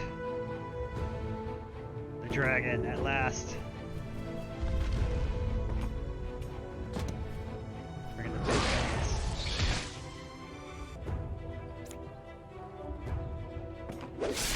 Combo.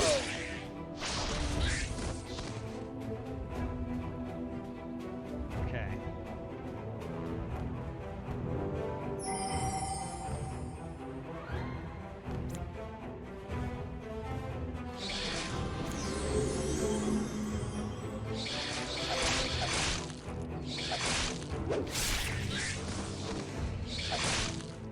Dang it, I was gonna sacrifice him.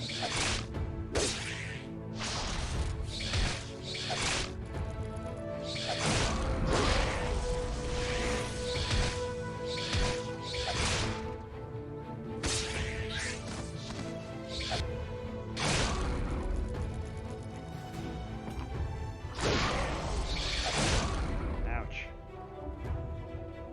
Okay. 7, 8, 9, 10. It'll be at 1 health if I sacrifice the dragon. So I don't want to do that just yet, but I kind of do. Ooh.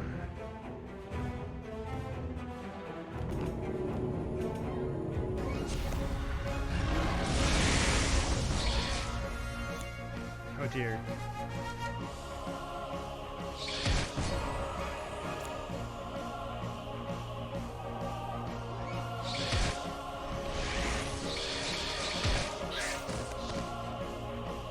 You're almost there. Keep pushing the fight.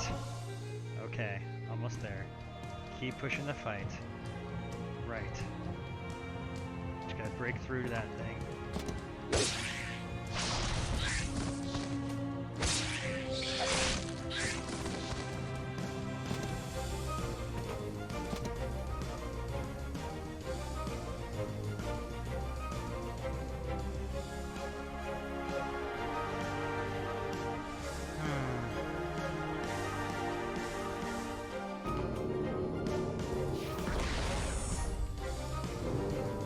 Plug that hole there.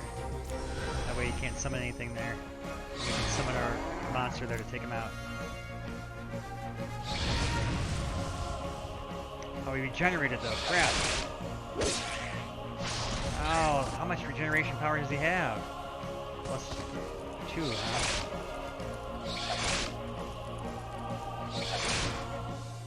I thought for sure we had him. So close.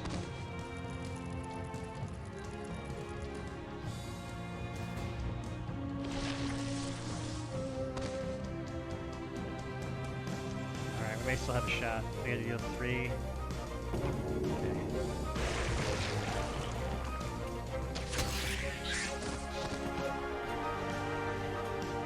Alright, let's weaken him. Can't counterattack now.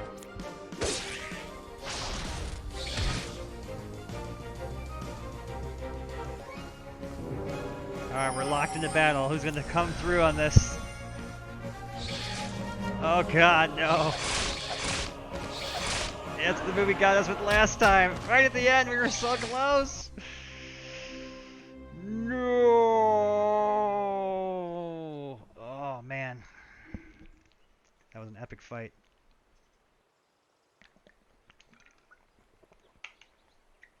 Absolutely epic fight.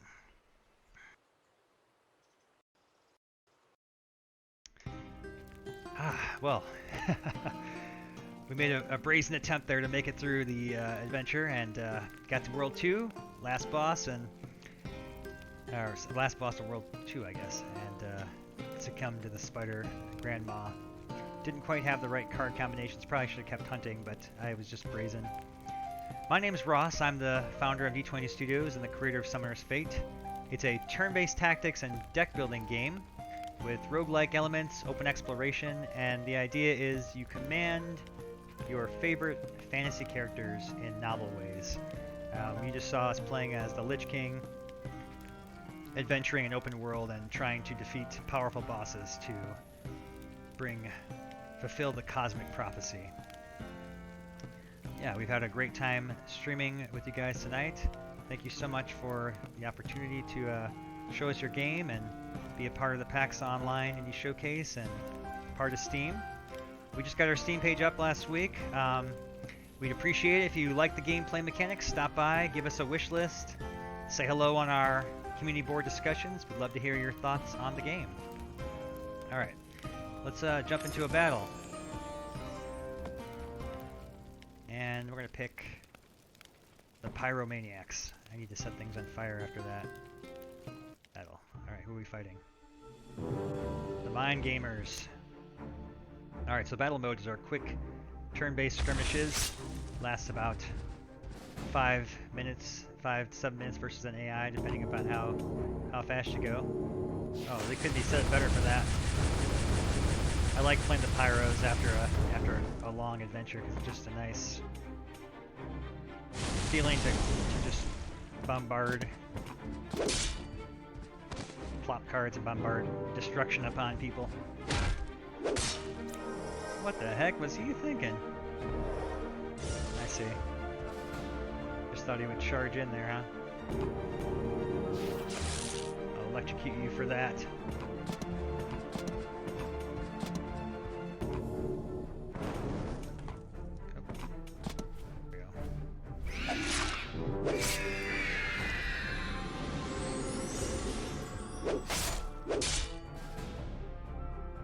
Okay, so I'm going to take and use my Pyromancer now to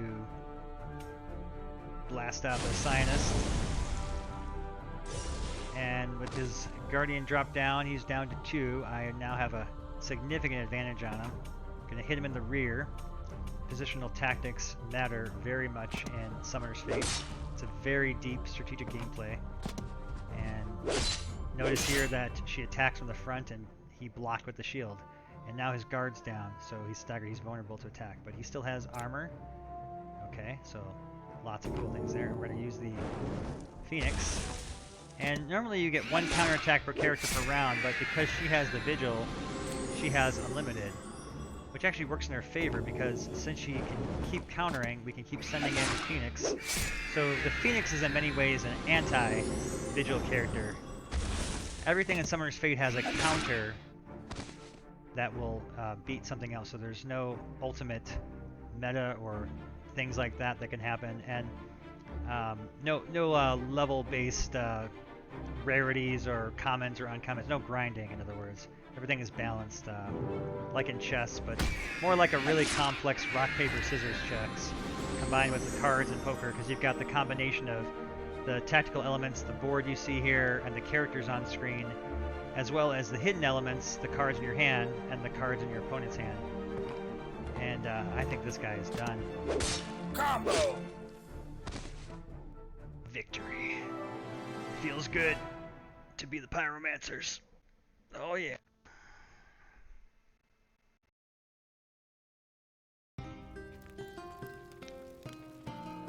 Alright, let's do another battle. And next, I shall play as the Squirrel Hurlers. Gonna hurl some squirrels.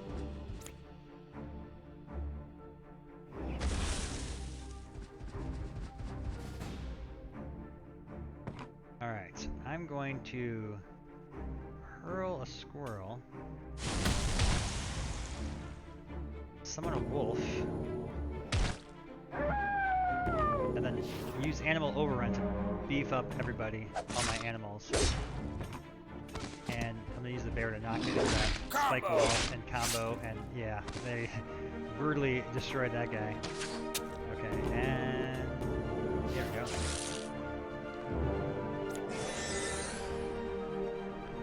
Yeah, I mean, that seems fair.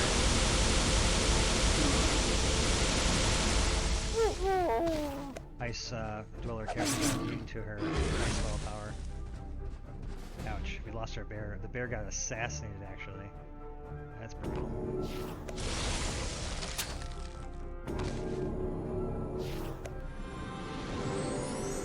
Alright, we're toe-to-toe now. 2 characters versus 2 characters. Who's gonna come out on top?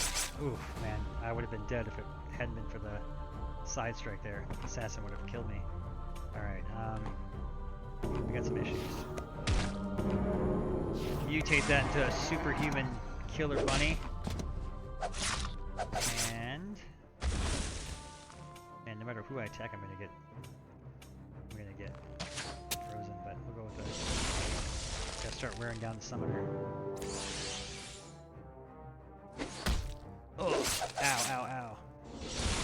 Ow, brutal, just brutal. Unfortunately, I have no squirrels to hurl now, but I do have this. Send in the killer bunny. Yes, suicide bomb bunny.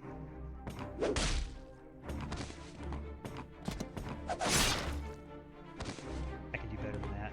We can do better than that.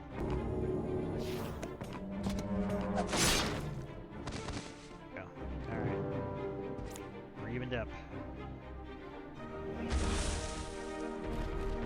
Wow. That hurt. A lot. Okay. We're going to breed and then beef up our bunny.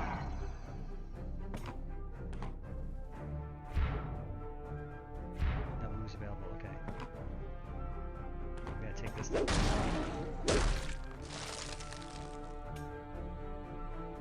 Dang, I thought for sure we'd have enough power to kill that thing. Okay, undo this.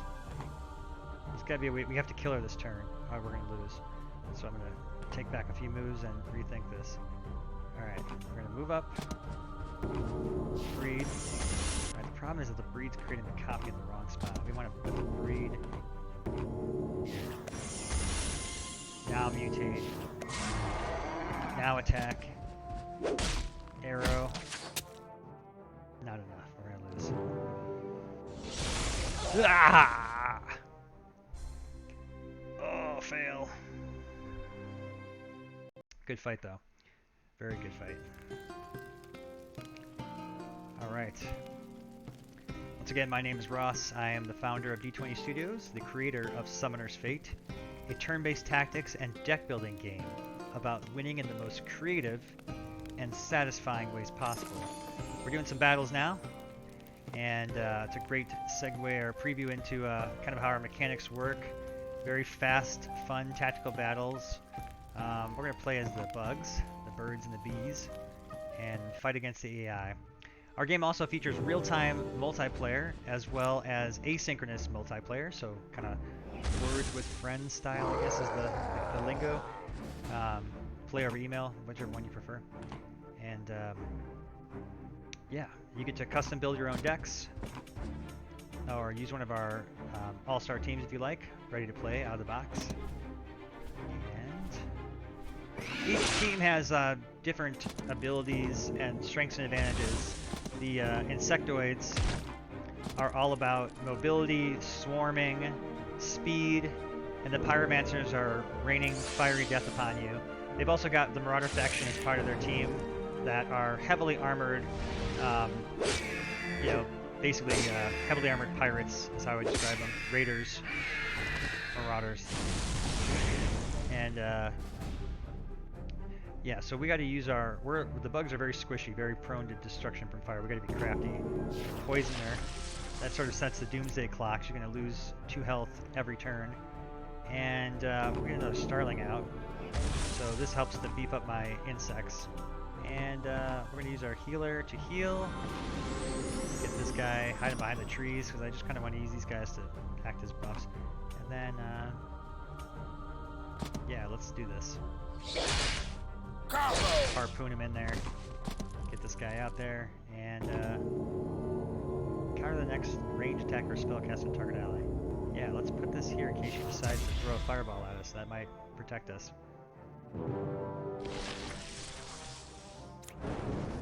Oh, did she cast it on us or next to us? Oh, she cast it over there. Yeah, it has to be on the target. Part of the target. Otherwise, if it was a little bit over, we would have got it. Need to stop that, though. Okay, now let's get our spider on. When the wolf spider mother's hit, she summons little baby spiders. Get a scorpion out there.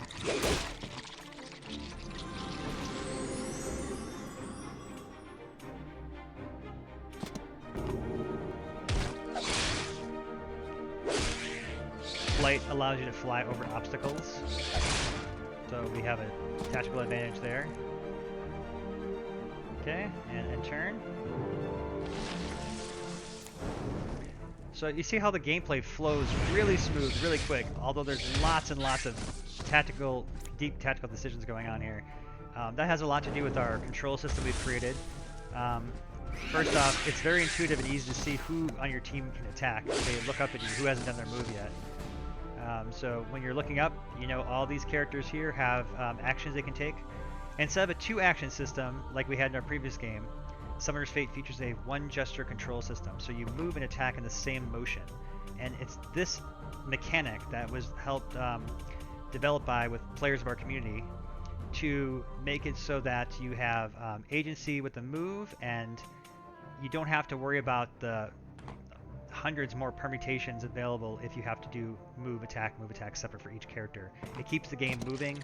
You use the character, and now you're done with them for that turn. It's really simple, and it cuts game times in half. So what used to maybe take a 15-minute battle is now, you know, a 7-minute battle or whatever. So let's get our characters in here. Harpoon this character.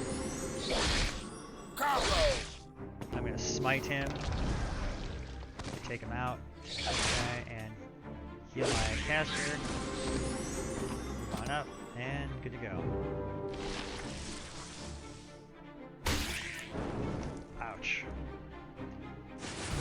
Battles are really cool because they can take a turn on a dime like this, where you know you might be at an advantage, and then a sudden play of a certain card may tip the scale back in the favor the other way. A great gauge of measuring how well the game's going is looking at. Oh, see, yeah, wow. Number of characters on board and the amount of life, and you want to have a good balance of both. If you have, even if you defeat all the opponent's characters, if their summoner has full life and you're at low health, you're at huge risk, because that would be enough damage that they could take you out in a single turn. So it's all about getting them down points, trying to rob them of their advantages, like their counterattacks and things like that. And I think in this case we've got him. Gargantuan is a very special breed of monster that if he attacks a unit that's weakened, he'll basically do a secondary attack to fight their head off. There it is. And once the summoner is defeated, the remaining troops vanish.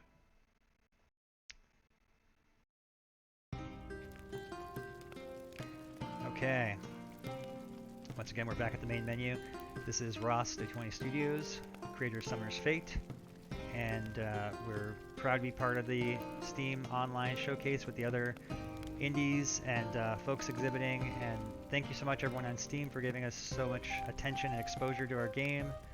It's really hard to stand out, and it means a lot when you spend so much time as we have lovingly handcrafting all the details and mechanics you see here over a period of many years. So it's really exciting to finally see it in front of an audience like this. You should check out our Steam page. Give us a wish list if you're interested in playing. Follow our announcements. Post a message for us. We'd love to hear from you. See what you think of the game. Okay, I'm going to try out the Mind Gamers this time and play versus AI again. Real quick, easy battles. Alright, so they got the first turn. They're casting a surprise. Surprise cards are triggered abilities. They have a secret trigger mechanism that will occur when I either move to a particular tile, maybe it's a trap, attack an enemy, maybe they have a special surprise ability. We won't know until it happens. There are cards that counter surprises, that reveal them, remove them from the board, that can counter them when they're triggered, etc. We're going to play a force field. This is a very powerful card that allows us to prevent all incoming damage on an ally until melee attack. And we're using our Sinus because this is sort of the key character of the deck, in addition to the summoner, that allows us to whittle down the enemy forces until their minds are weak, and we can use them to attack the enemy. And look, we just triggered his surprise, so it was a shield. Okay, and now we're going to use a Mana Surge. And notice that I'm getting extra cards here. That has to do with the Archmage's power. When he casts Arcane, he gets to draw an additional card, and if it costs more than one, it costs one less. So these are actually discounted. Well, this one wasn't because it costed one. But the Mind Control is. Now, if I had an extra mana, I would play it. Let's get this spider web out of her way and then move her forward. Okay, end turn. And let's see what the enemy's got in store for us.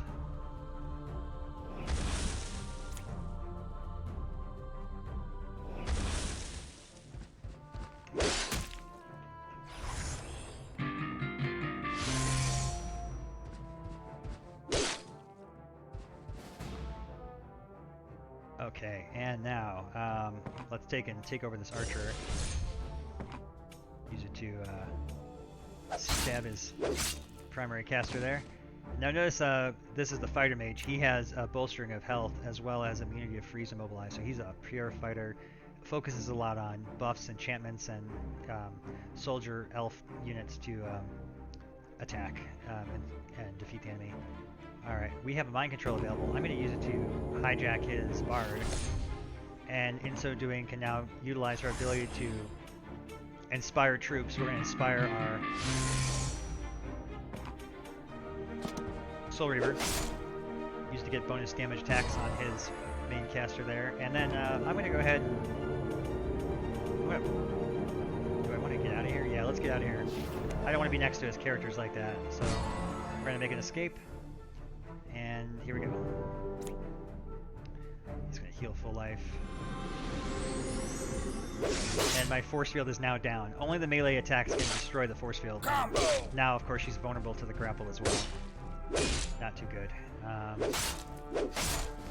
Yeah, we're falling apart. We did gain a character of his, but surprisingly, he's outmaneuvering us still and has his units in better positioning than us to counterattack, so we need to do something about that. One good benefit is the Soul Reaver here is taunting, which allows us to lock down this character. They cannot move or attack away while being taunted. We can reposition again. This may help us if we want to try and save the Sinus from getting destroyed, which I'm going to do. We've got more health. He's been down. We're going to take and fight him head to toe. And counterspell, we don't have enough mana, but we can steal this guy and send him against the fighter mage, which is great because not only does he take and hurt this guy, we can kill him and get him. Once his counterattacks are used, he can't use it again unless you have unlimited counterattacks, like the Vigil character here. Okay, and I'm going to inspire. Alright, so it also acts as kind of like a healing because it'll be a permanent boost. Let's recover our mage. Now that she's safe, I'm not so worried, but I am worried about him in combat. Okay. He smited her. Ah! I guess she deserves it for backstabbing him like that, betraying the team. Yikes, and we're in some trouble now. Alright, so I don't like the situation he's in. He's being clobbered to death by these characters. So what we're going to do is initiate a combo by pulling them away into the gravity field. And now we're going to lock down the gladiator so that he can't attack. And as before, this character is now locked in combat with the taunted unit and cannot come after me, leaving us with just the soldier, which we're going to take out. And you know what? Let's go and take out this guy. Got one life left. Just duff him. Alright, so I am protected by the taunt unit because if he tries to step here, he'll enter the field and be forced to attack her instead.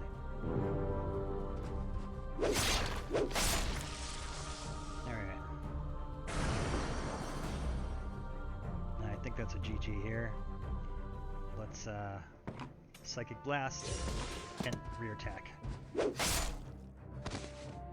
Arcane Mind Gamers win! And that's Summoner's Fate. Wishlist. Wishlist now! Okay, let's take a look and see how things are going. Excellent. Glad to see so many people still watching and participating in this. Let's do another battle. Battles are so fast, so fun. Give you a great idea, high level overview of the kind of exciting mechanics we have. We're going to play as the skeletons this time, and let's go. Look how fast those battles look. So flowy, I should say. You just go play endlessly and endlessly, hour after hour, just whipping through these things. So many battles. The other great thing about the quick mechanics is it allows the game to you don't have to worry about investing so much into it. You don't get as upset when you lose. You think it's cool to see the different combinations and you want to just try again. Really fun to play it with friends. Members of our community are really great and show a lot of good sportsmanship and have a lot of fun doing the games together. Alright, let's focus on taking out this guy. And Lich King, you take out this. We're going to combo him into this. So anytime something causes a gravity effect, a knockback, a push, a pull, a piece is moved to another space by non-movement. It initiates a special attack of the units on your turn called the combo. The combo is unique because it will not trigger the enemy's counterattack. Each character gets one counterattack per round, unless they have Vigil. And so you have to choose carefully about which one to attack first. If you overkill the unit, as in deal more damage than its life remaining, it will also not get a counterattack. So really beefy units can help when you're trying to do the finishing move. Let's summon some skeletons. Oop, I should hit that guy in the back. There we go. Combo!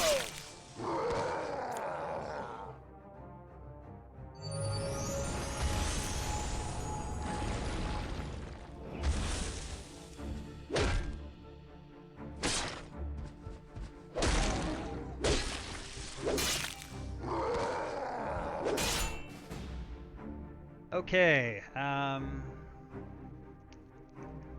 let's combo him into our skeleton. Combo! Then rear attack. Take off this guy and advance the Lich King. It may seem counterintuitive to bring the summoner into the middle of the fight, but trust me, the Lich King is one that you want to do that with. Given he's got the Pierce ability, cuts through armor, and lifesteal, he actually is a huge asset if you have him right on the front lines. As long as he got some support, need some backup so he doesn't get too overwhelmed. But that's the best place for him to be. Cutting down people with a sword, sucking out souls.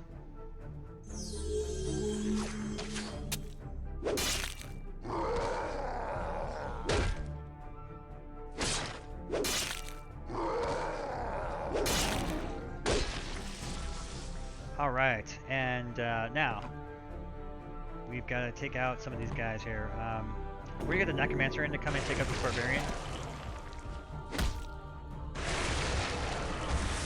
And this will be great, actually. Watch. We're gonna pin him. So this guy is now immobilized. The Barbarian's immobilized. He can't get out. Yeah, let's take out their archer. Would actually kill our archer. Let's take out this guy. Good, and he's not doing too much for him, so let's sacrifice him and get some health back. Excellent. Okay. Holding out pretty good here. We're both pretty still at full health. We both have a main character left. We both have a Cardian and Archer out. We're actually pretty even. It's an even match so far. I think we have a positional advantage having trapped them in the corner here. But as you can see, there's a lot of back and forth, a lot of thinking involved, but a lot of fun experimentation as well. So the great thing about the flow of the game is that you don't have to overthink it. Nobody wants to stare at the screen like this, just watching and trying to figure out every possible ability, every permutation. Summoner's Fate, you learn through experimentation. It becomes intuitive. It's exciting, you know. It's a rare thing for a turn-based tactics game. Usually these are very, very slow-paced games. And granted, this is still relatively slow if you're comparing it to a FPS, but you can see how fast I'm going, even as I'm talking, explaining things here.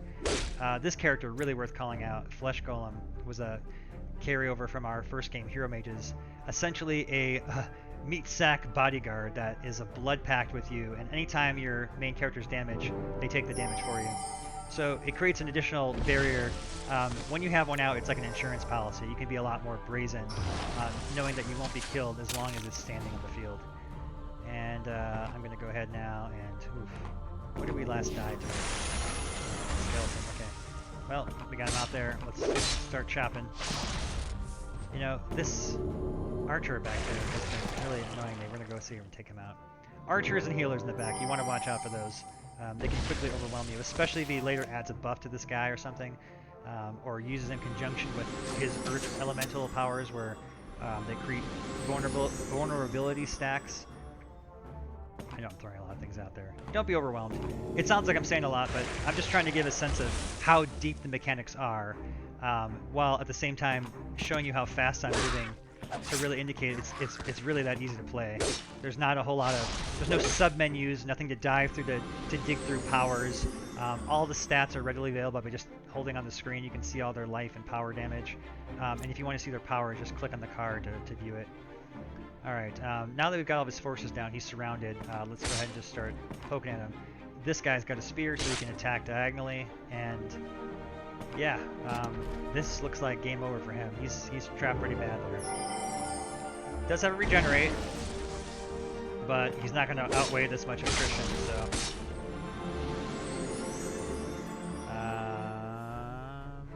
yeah, let's just hold out.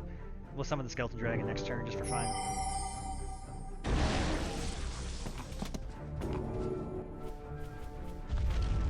GG.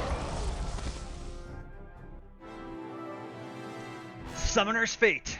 Turn-based tactics, deck building, also roguelike exploration in the adventure mode. And we're on Steam, just got on there this week. And yeah, check out our page. Give us a wish list. The button should be like right there next to the broadcast thing you're watching right now, hopefully. And yeah, if you have time or are more interested in hearing details about it, we're going to be posting lots of updates and information about the game over the coming weeks here, leading up to a demo hopefully sometime soon, later in the summer. And yeah, Summoner's Fate. I'm Ross, the creator and founder of D20 Studios. Alright, let's battle it up once again. Decks. Here we go. Alright, who do I want to be this time? Let's be the Cold-Hearteds. You know? Just be mean, cruel. Cold. Oh. It's ice versus ice, and you don't want to be the second player in an ice versus ice battle, as you can see. See why. Alright, let's move forward. Chuck a dagger. Always fun.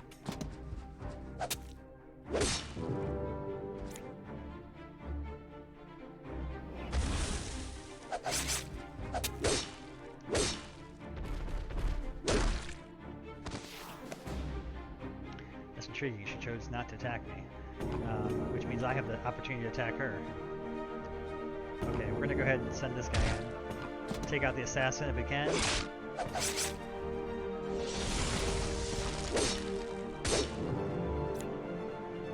Also notice how fast I can move through the actions. The animations are not a barrier to gameplay. I wanted the controls very flow, so that you don't have to lose a step a beat. I mean, I can go literally 1, 2, 3, and they'll keep, even skip ahead if they have to. If I try to use the same character twice in a row while they're still animating, they'll jump to the next part, and it's all seamless.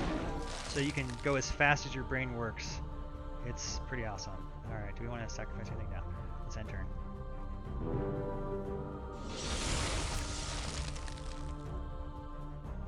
Let's try and peek at where the enemies are at here. Okay, let's get on stealth.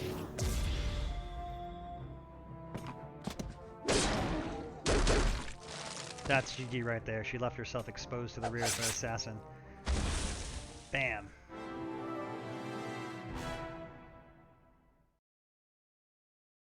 This is Summoner's Fate, turn-based tactics, deck building, roguelike exploration. You win in the most creative, satisfying ways possible. It's quick, accessible, fun, easy to play. We're proud to be part of the Indie Showcase. Proud to have you guys watching us on Steam. Thanks for the exposure. Thanks for the views. If you like the game, wishlist us. Follow us. Post a comment or two. Let us know what you think of what you've seen tonight so far. I guess it's this morning now. Been doing this, been going a while here. This has been a lot of fun. All right, what do we got? What haven't we done in a while? Let's see. Let's do the hoarders. Okay, here we go. Oh man, what are the odds? Orcs versus orcs, horde versus horde. May the best horde win. All right, we're gonna. How do we start this off here? Let's just advance around the corner of this tree. And I don't want to bloodlust yet, and I'm out of range for fire breath, so let's keep it here and just hold off. Build up our mana, cast all these spells next turn. You gotta be careful with the timing of your spells too. I mean, it's all about the right timing and flow of things, and getting the advantage in terms of points in front of your opponent. Holding your spells off and casting them all together can sometimes create effects that create bigger surprises and are more disruptive to the opponent's tactics. Other times, holding just one card back can disrupt something. Like a counter spell can take out a 5-cost dragon, and you get the exchange that way. Everything is balanced through a rock, paper, scissors style system, so there's nothing that takes over ultimate control. You don't have to worry about rares, commons or uncommons, or grinding for stuff. There's no trash cards that you dust later. It's all, every card's got a unique strategic value and means something very significant to the gameplay. Alright, so we're going to Bloodlust for close combat now, and I'm going to use that to take and hit this troll here. And then we're going to take and melt these orcs over here, leave this goblin where he is to protect me from a retaliation of the troll, which is why he's there. Thank you, goblin. And then I'm going to, we're going to hold this spell for now. Go ahead and turn.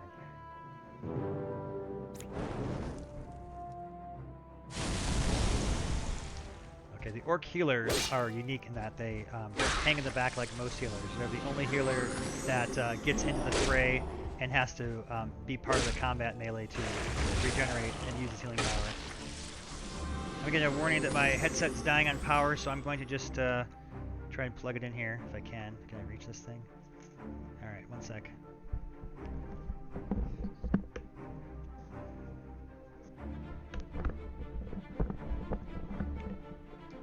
Okay, there we go. Testing, testing. Alright, I think you can still hear me. Alright, everything look okay over here, and I think so. Alright, great. So now we've got some choices again. How is this troll? The healer must have got it back to life. Alright, I'm gonna go for their mage actually, which is the orc chief like me. And then I'm going to, you know what, I need to get this guy out of my way. Defend my honor. Okay, good. Alright, we're gonna lay a trap. the fire trap will basically place a permanent trap here that will trigger once a unit steps on it.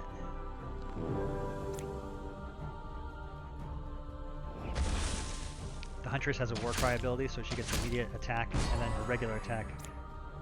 There's our fire trap. Burn!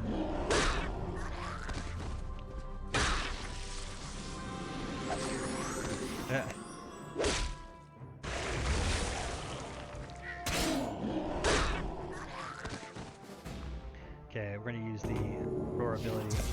It's a surprise, and that way if he attacks me on his turn, it'll nullify his attack. Okay, let's take this troll. Been wanting to kill this troll for some time. And while we're at it, let's cast a Spoil the Surprise, so in case he tries anything crazy, we'll be in the clear. And does this remove my spell if I do that? It is. Okay, we don't want to do that. Cleansing Fire heals you, but it cleanses everything off of you. We don't want to do that. We want that roar on there. So he cast a surprise. The Spoil the Surprise counters it at the time of trigger, not the time of cast.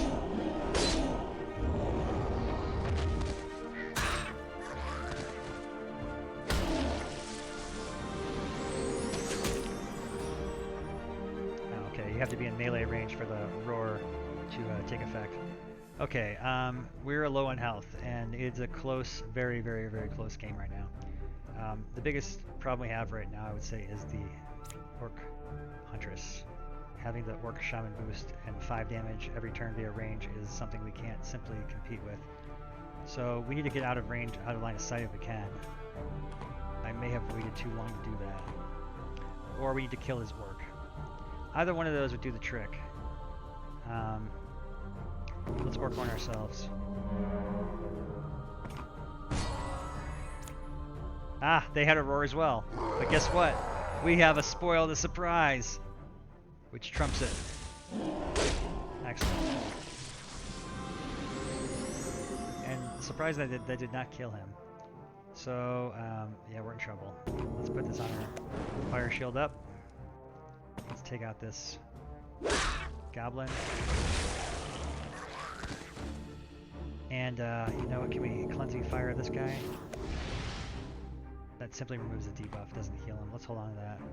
We may need it to heal after the surprise triggers. Oof, unfortunately that may be it. With another horn there, we're in very, very large risk of the Huntress there. Had it not been for the Orc horn, we may have survived. Oh, he's also got a Goblin Warrior that can attack him. Yeah, I think that's it. We've been out-hoarded. Oh! Can't win them all, but every time you still have fun. Alright. Welcome to Summoner's Fate. My name is Ross, the founder of D20 Studios and the creator. This is a turn-based tactics game with deck building as well as exploration, roguelike elements in our exploration mode, which we were playing earlier. Right now we're doing some battles. So I'm going to be the Unshakables, and let's go. Playing against the Pyros. Okay, let's do this.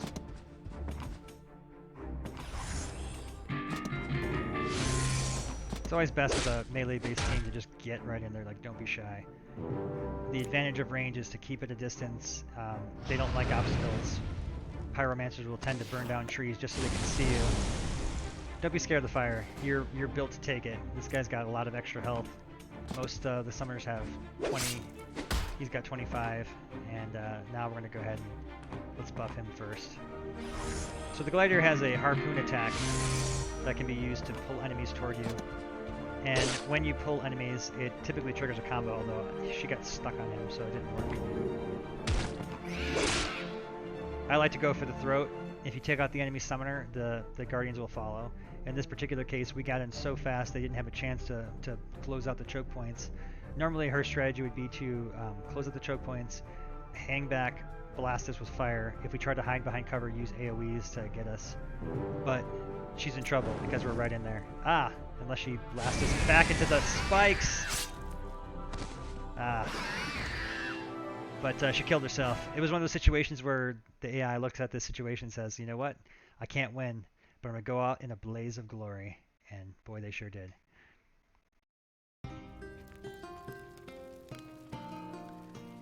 Welcome back. Ross Summer's Fate, D20 Studios. Check us out on Steam. Give us a wish list if you like what you're seeing here. It means a lot to be part of the showcase and have all this attention on our games. And we're going to be the... Oh man, who do I want to be? Rugged Rebels. You know what? Let's be a custom team. We built this one back. We're going to take a look at it actually and kind of dig into it, the deck builder a little bit. So this is a summary of the deck where you can see the characters you placed in it, the cards you placed in it at a glance. The icons right now mean nothing to you, but after a few games, these become very, very recognizable. Iconic, if you will. And so you can go into the cards editor here to see how this works. We've got lots and lots and lots and lots of content already, and this is just 2 of the colors in the game. We've got a whole book full of spells, over 400 cards planned for our launch, and as well as 20 unique summoners, over 200 playable characters as guardians, which are your bodyguards, and summonable creatures, spells. You can filter through them with all this cool stuff. And let's get to battling. The theme of this deck was that we wanted to take a Lich King's natural strengths to suck out souls, take it to the extreme, make him pretty much a solo melee badass, and try it out. Try to break the meta, if you will, or form a meta, of which there is none. It's not possible in Summer's Fate, at least as far as I know, through our playtesting to date. And yeah, we've already found several holes in our Lich beats everything strategy. He was vulnerable to ice, he was vulnerable to poison, he was vulnerable to not getting his powers out in time, to a faster, more mobile deck. But yeah, here we go. Cool, I did not realize you could pull allies with this as well. That's kind of fun. Alright, we're going to go ahead and... I want to do this. I have a teleport card, so I'm just going to get right in there. We put the teleport in there because we realized that the distance it took him to get to the melee contact actually made him incredibly vulnerable, where you get whittled down. We don't want that to happen. We're going to suck her life out. So now she's got 13, I've got 24. That's a huge jump I just made right there. And she is very smart to pull back and block up the holes there. Sometimes it's good to have a tactical move of just adding blocker units. The AI typically favors attacking, but in some cases they'll leave an opening. I don't know why she just did that though. That was not a smart thing to do. Alright, we're going to buff up our armor, and we're going to pull out over here and Combo! pull her in for the combo attack. And this is already looking really, really good in our favor. We'll hold on this grapple. Go.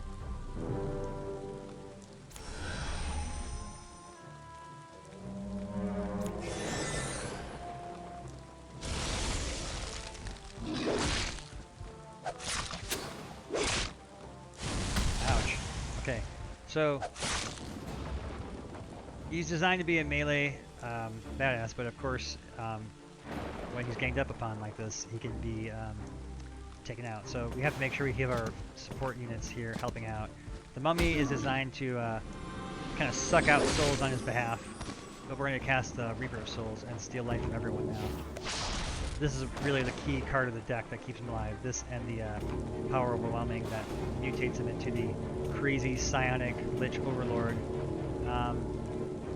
Let's pull the archer in close. This is a great move because now he's at a disadvantage with his ranged.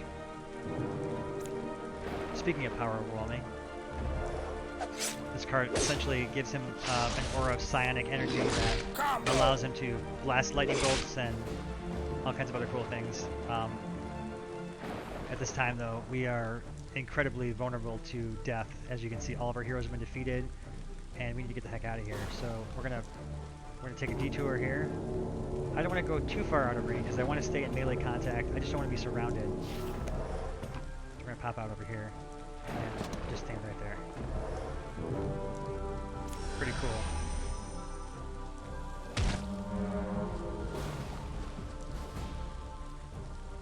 Alright, and so now our goal is just sort of like rebuild our power.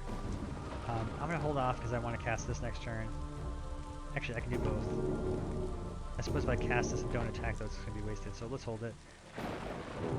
Bloodlust requires you have to attack, otherwise it runs away. That's why it's so cheap with the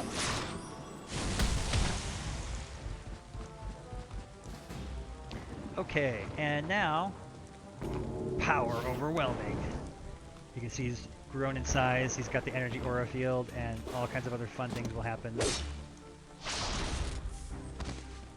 Units that try to attack him will be electrocuted by the field.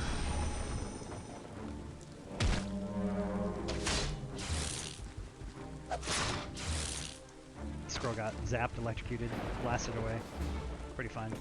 And we're gonna do a stomp of ice. Excellent. And oh, I guess I didn't actually attack. I only countered.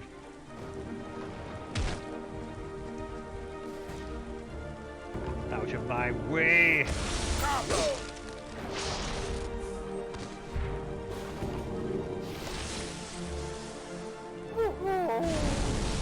Oh wow, I didn't realize that one had a detonate on it. Good thing I took it out over there. Just blew up a chunk of the forest. That was a spell the druid cast. She can turn squirrels into squirrel grenades. Alright, and it looks like the advantage is back in our favor. In fact, let's portal on in there.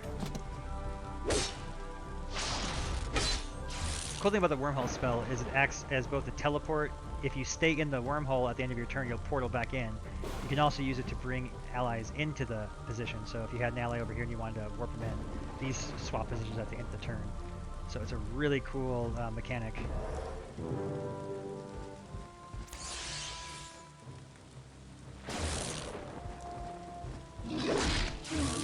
I can't wait to see what kind of combinations you guys come up with playing this.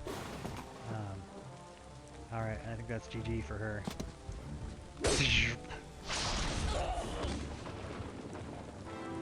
Yes! The all-powerful Psycho Lich strikes again. A lot of fun. A lot of fun.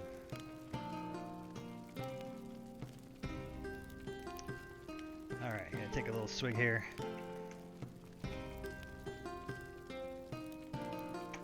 Actually, gonna take a quick breather. Be back in just a moment. Stay tuned for more. Okay.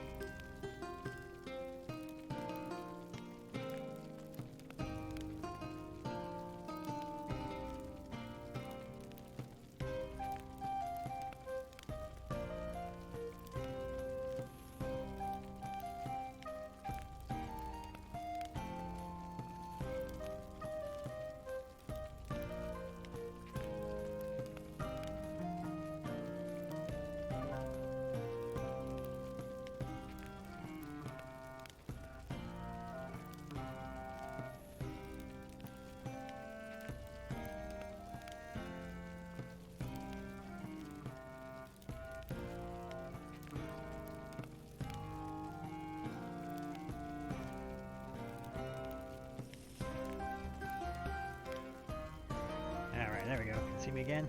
Let's see, I think I knocked my monitor a little bit there. Hello. Alright, hi everyone, I'm back. My name is Ross. I am the founder of D20 Studios, the creator of Summoner's Fate. It is a turn-based tactics and deck building game with roguelike elements about winning in the most creative, most satisfying ways possible. Really fast, fun, easy to play. You get to use your mind and outwit your opponents. It's good stuff. We were doing some battles recently, and I think we'll do a few more. Then maybe we take another stab at the adventure mode, so you can kind of see how the free roam exploration works. And thank you so much for joining us in the chat channel as well. I'm happy to answer any more questions you guys have. All right, and let's go ahead and let's do one more battle.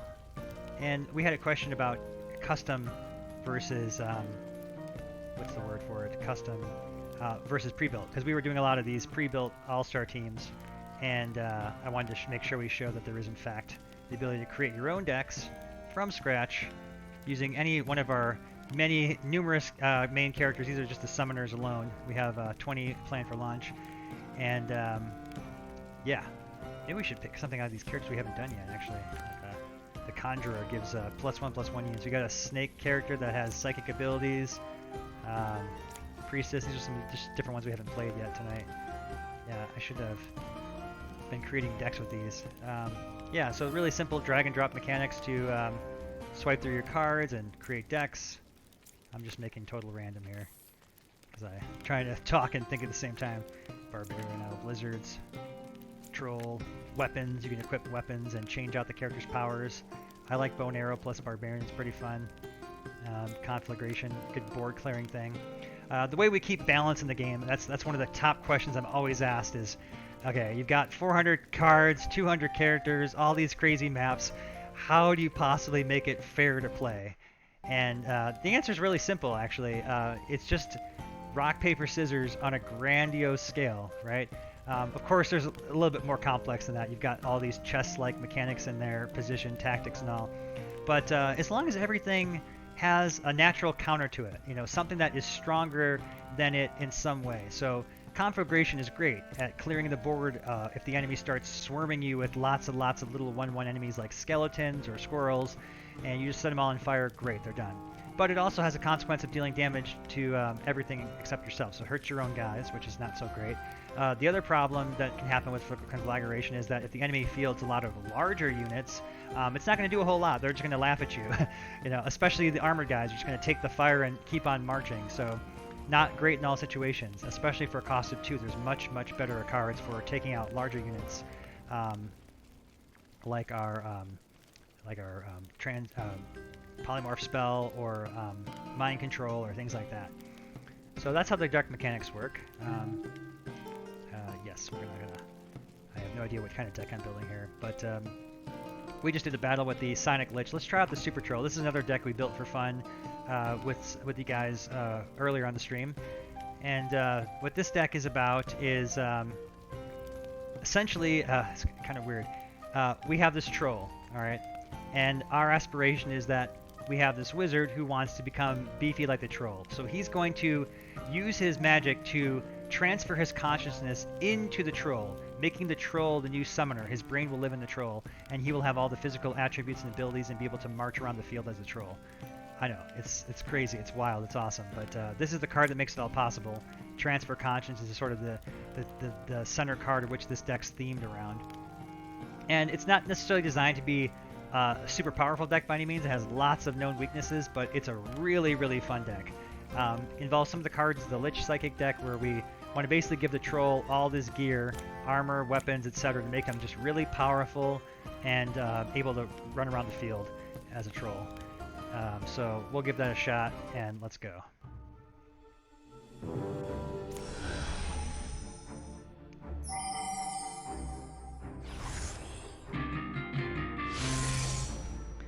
Alright, and here we are. And first things first, I'm going to cast a spell to protect the troll from any incoming potential spells that may fly at it. So this will actually redirect any negative spells back to the caster. And we're going to start whittling down forces with the Sinist. And we are going to then I guess I could reveal this card here. Keep him in the background for now.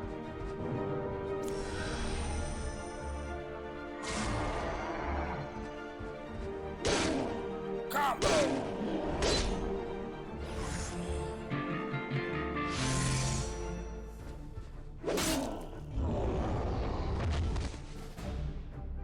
Okay, and let's see here. That kind of put a kibosh on the inhabiting the psychic troll because we just lost our troll. So that wasn't so great. But we're not done. We're gonna keep fighting. Combo. It's not fun when they don't let me do my fun thing. I wanted to turn into the troll, so maybe I should have had like some celestial spells that resurrect him or something in there. I forgot he can combine with the celestial magic as well. And let's keep him out of range of that guy as much as we can.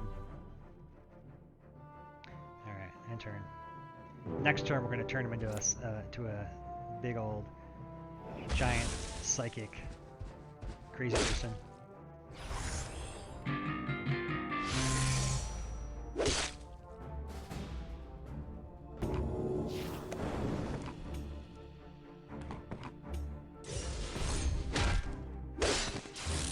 He got electrocuted by the field there. Alright, and then give him a pitchfork. These things were meant for the troll, but I guess we'll just make them meant for us now instead.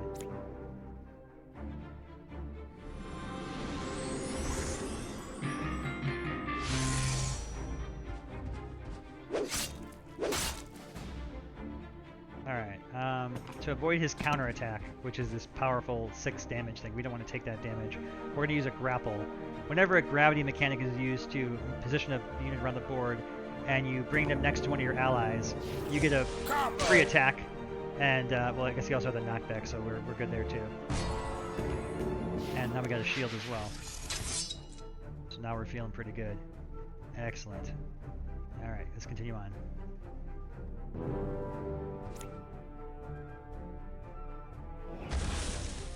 He's going to try to whittle my forces down now.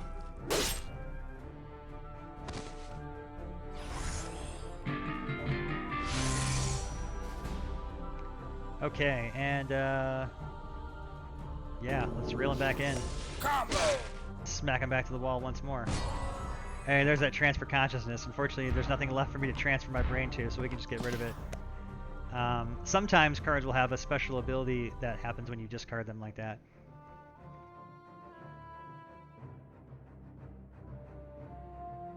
And weird. Oh, I can reposition with her. Interesting. Alright, we're going to hold here. I feel pretty good at this point. We've got a lot of armor, a lot of defense. You just gotta be careful about the pacing. He's using a lot of creatures to try to whittle me down. Wow, that's how high is my armor at this point? Wow, 4, okay. Oh, I see what happened there. We have the shield that protected us, so as long as we're using that shield, we don't take any frontal damage. Actually, I don't want to do that. Let's,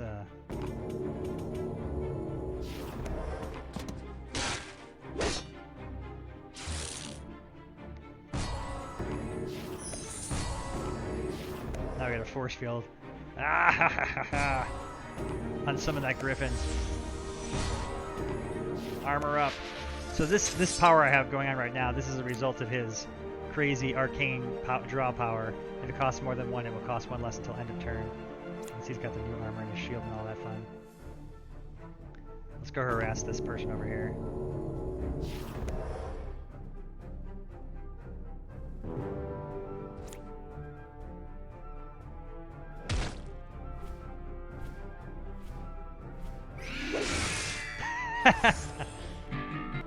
Can't touch this.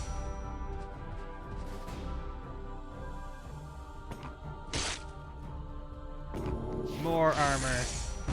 More armor. Helmet.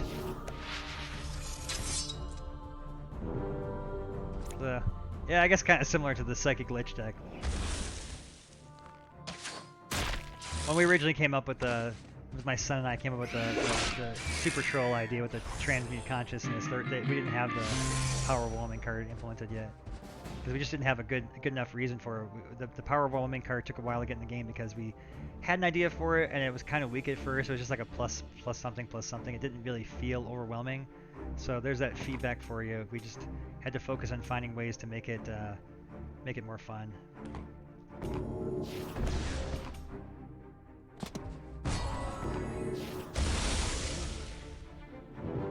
The fighter mage is immune to freeze, so I guess it didn't work.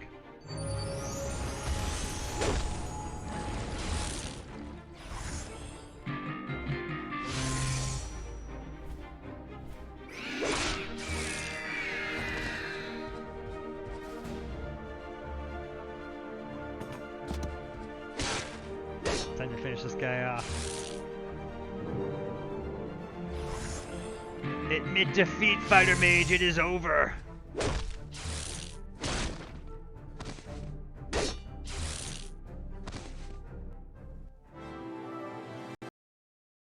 Success.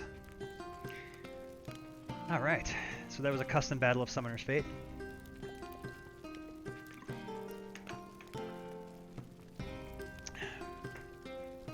All right. Up next, we're going to do some adventure modes.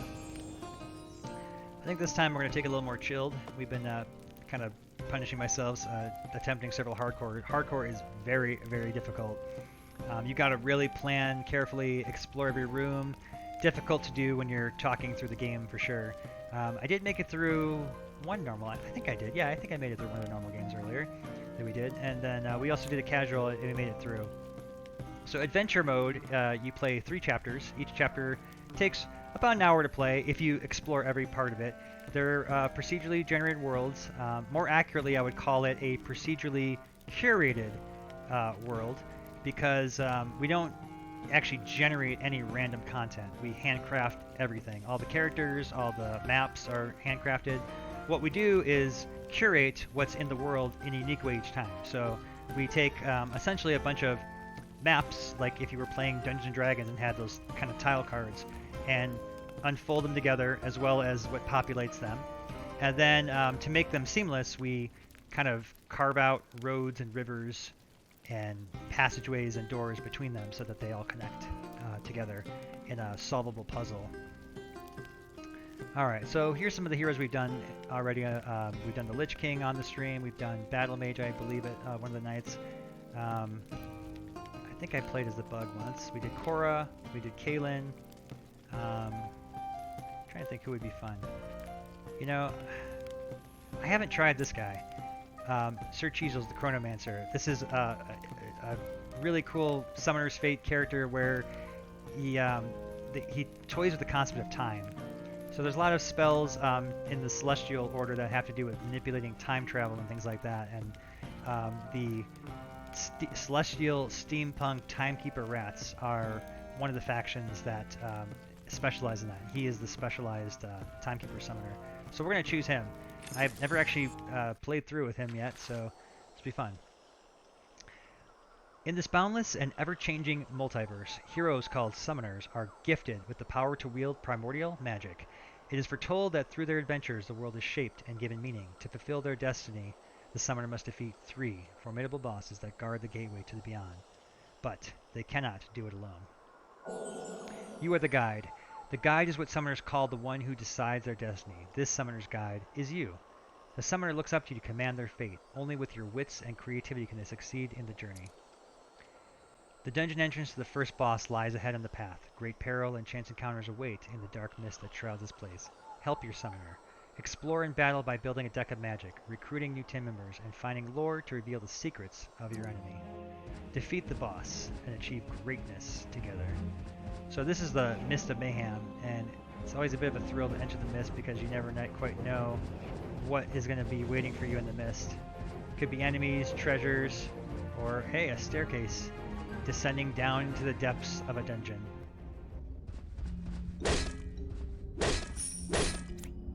Ooh, divine orders. Issue order to another ally. Okay, great.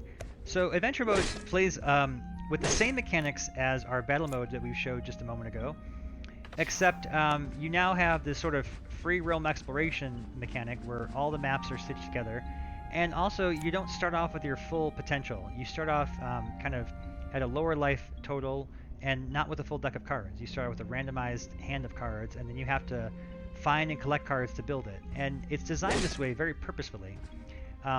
because we want to have unique adventures each time. We don't want to have anyone get married to a particular strategy and feel stagnated with that.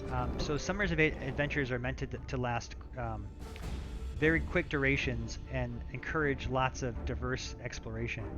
Alright, so what we've encountered here is an enemy summoner, and it is quite powerful, far greater level than us in terms of power and life, and probably more spells as well as a cohort of minions.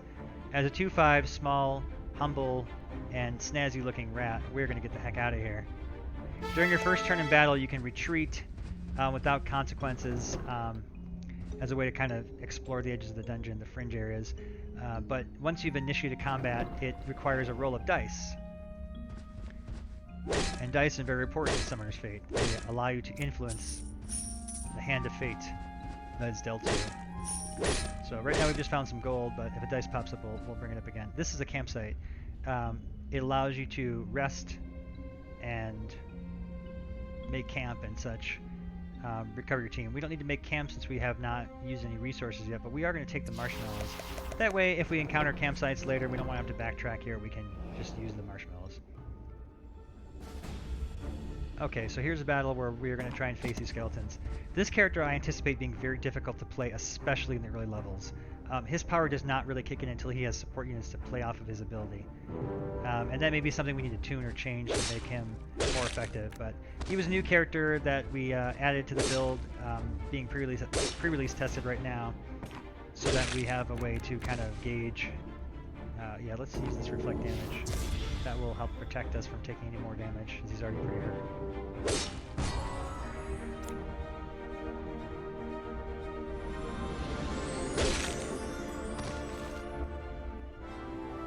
Happy rat dance there.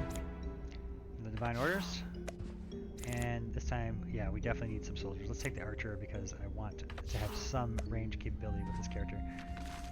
Never underestimate the cunningness of the Lich King. Just when we thought we had won the battle, it summoned a heinous being of sewn-together corpse flesh. This golem was a literal meat shield, absorbing all damage we dealt to the Lich and replenishing him. Lore is a unique system we have to tell story in the game, and it's a procedurally generated emergent story that works like this. When we populate your world with the various collection of possible encounters and dungeon rooms and wilderness areas, it captures pieces of the story that focus on those particular characters that inhabit your world.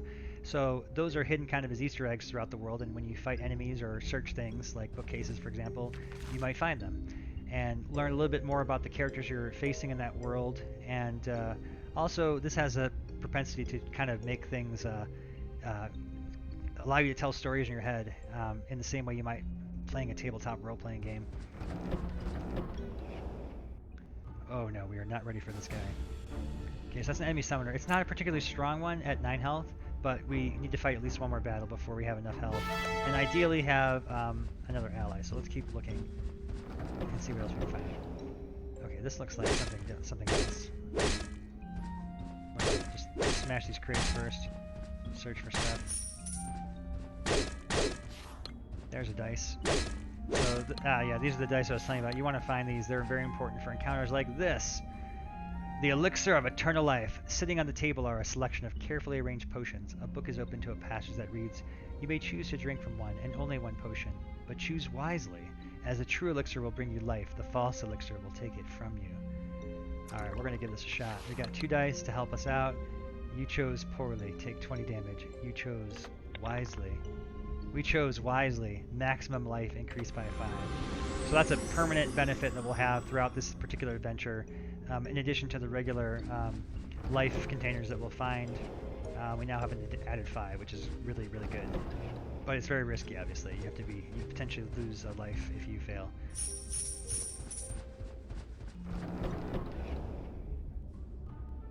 Okay, so another summoner here. This one has 8 life. Potentially better shot at defeating it. And yeah, let's give it a shot. Gotta be careful, there's explosive barrels here. But that also works in our favor, because, lo and behold, notice that awesome cascade effect that happens here. You can create really cool Rube Goldberg style reactions if you're very crafty. knocking barrels into each other from across the map and such. Alright, we're going to take and protect our archer because she's going to be our heavy hitter here while this guy kind of hangs back. In fact, I forgot about his ability. Okay, so he removes from the board, remove a unit from the board till the start of your next turn. Let's undo this. Let's shield him instead, and let's remove the archer. So that'll just simply take her out of the equation. And what will happen is on the next turn, she'll be there. So basically what he did was he sent her to the future, in other words, so that he can't attack her in the past. And he's pulling back.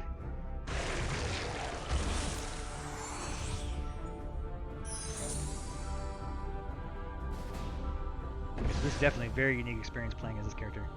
You know, interesting. I'll have to. Oh crap. Okay, she did get her turn back. I was worried that she wasn't gonna get her her ready orders there. Okay, and let's see. Unfortunately, we can't see the character anymore. He's only got 3 health left, so if we could somehow get into line of sight here, we need to be here. She does 2 damage. Okay. So what we're gonna need to do is pull forward, and then give her a divine order. Every character normally gets 1 action per turn. Our previous game was a 2 action point system, but we found that these faster 1 gesture command system actually sped up the game and got rid of the analysis paralysis commonly associated with tactics games like this. Makes it a lot more fast and fun. Okay, and now that we've done that, let's send her back to the future again. Yes, okay, I'm starting to see how he's going to work now.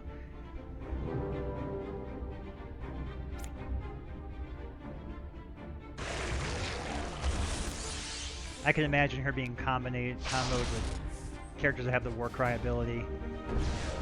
So that was kind of cool. Notice that he would have been staying in the space, but she knew how to move over to the next space here. Okay. And now to defeat this character, we're going to give her Celestial double her power and attack. And once again, send her to the future. It's a very interesting way to play the game. Bouncing characters in and out of the time like that. And it's a good thing we have that shield. We did take 1 hit though. Alright, now fortunately we should have enough power at this point to take him down. By defeating the summoner, the ally minions are defeated. And there's what we were looking for. More dice, a heart container. We are now at 13 health, much better. And we have another unit to fight on our behalf, which is great. Pick up a shield, or sorry, spear. And what do we got here? A shopkeeper. Okay, great. Ah, yes, more characters. I wouldn't mind another archer, thank you. Oh, actually, geez, I should have taken the time travel. This lets him come out of the equation. It's his signature spell, for goodness sake. All right, we need to come back and find some more loot, and then take that, get that going. Come on, give me some more gold. There we go. Okay, now we can go get that spell. How can you not be a time traveler without the time travel spell? Okay.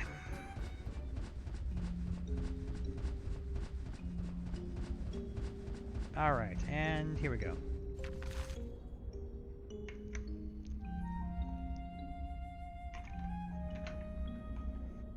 We have not yet explored this direction. Looks like we found another campsite.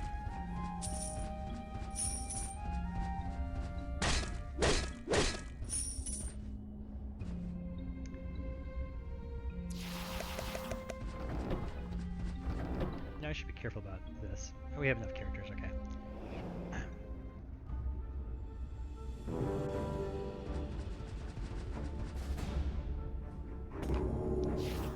Pick up a spear and join on in.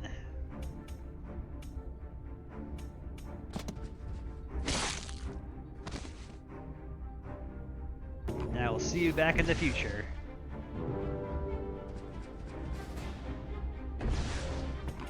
Or I'm gonna backstab you.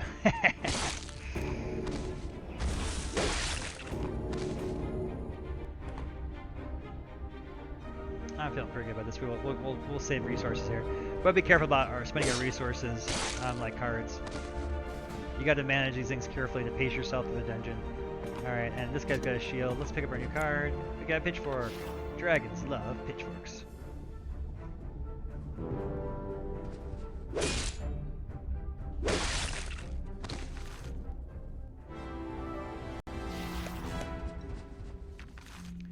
Maddened by the ravages of eternity, the Lich King was convinced of a most unsettling notion. Existence is nothingness. We are empty beings devoid of meaning. Our only salvation can be to satiate the constant hunger of the void by consuming life.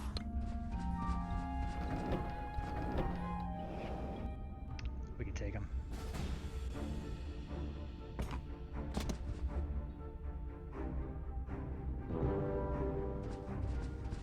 Ouch, ouch.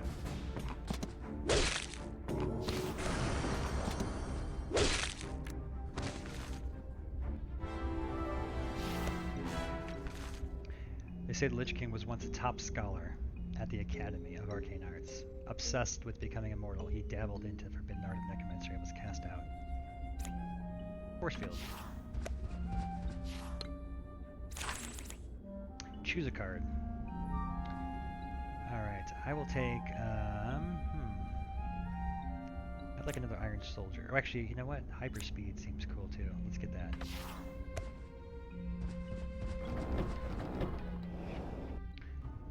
Okay. He's got 8. We should rest before we fight him, because we don't have enough cards to outlast the attrition back and forth exchange. Okay, these are things you learn through playing, of course, or designing. Okay, what do we got here? Ah, hey, a buddy. A mercenary for hire. Yes, we definitely want you on our team. You're a fellow rat, fellow rodent. I need 300 gold to hire Winston, the Time Bomber. Alright, Winston. As you request, I'll find this gold. I think I see some up ahead.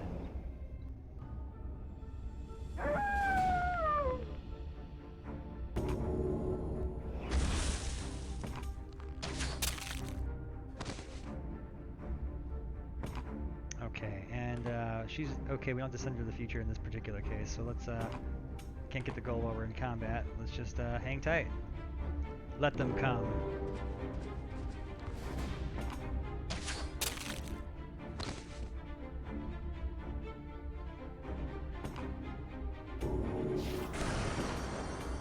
Yeah, super fast rat.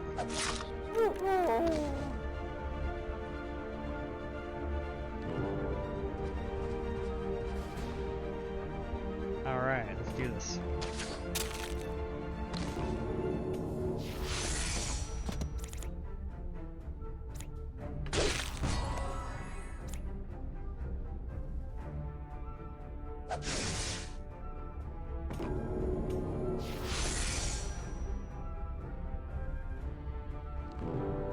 Got this one in the bag. Alright, another heart. Now we just gotta find some more gold so we can hire Winston. Defeating it. Dispose of its corporeal form and its legion of undead will fall with it. Avoid direct melee with the Lich King is the key marker of advice there.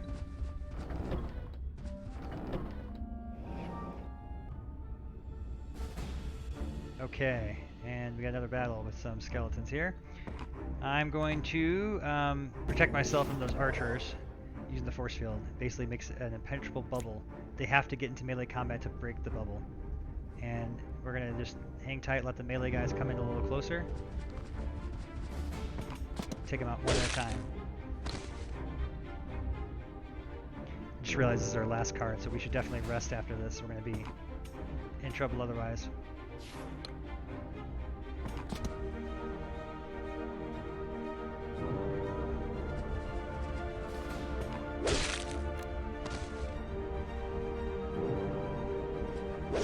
Bursted my bubble, but it's okay. We got to counterattack and victory. Alright, some direct damage. Deal 3 damage to void unit or heal a non-void ally. That's going to be a very useful card for this character, particularly in this dungeon. Alright, we know Winston's over here. I'm going to find 150 more gold.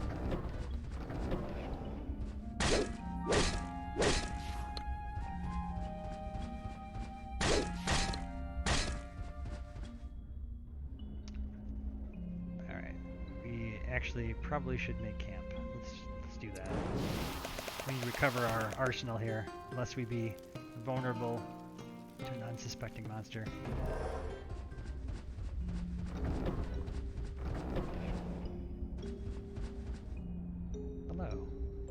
Angels are selfless, celestial beings that have hopefully opened their hearts to helping others. Let's help her. Let's use 5. 20. Perfect. Thanks to your help, Angel recovers from her wounds and is able to resume her mission. Before she departs, she blesses you with a reminder that no matter how difficult things may seem, there is always someone special out there watching over you. Then fix my position again. I feel like I got moved over.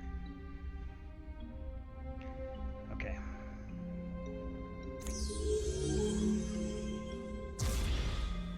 We now have the Guardian Angel blessing. You'll see that in action next time we take a hit. I'm sure there's gonna be monsters in that corridor. Okay, let's need gold for Winston. Gold for Winston. We need 125 more. Oh, there it is. We got enough. Let's go. Let's go hire our buddy. So it looks like we have to go back down this way. Okay.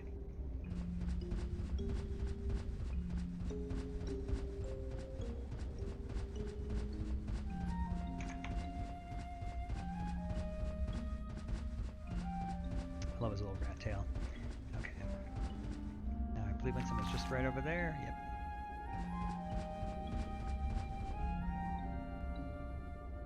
Pay 30 gold to hire Winston. Time Bomber! Yes! What is a Guardian? Permanent allies, a protector summoner. You can have up to 2 in your party at a time. You can also put them in your deck as a summonable card. Okay, and now that we've got Winston, I'm tempted to go and take out one of these Guardians over here. So we can start, you know, really leveling up, getting cards and whatnot. Let's go try and fight him. Can't remember which one this was over here, but let's see how tough he looks. Yeah, let's take him out.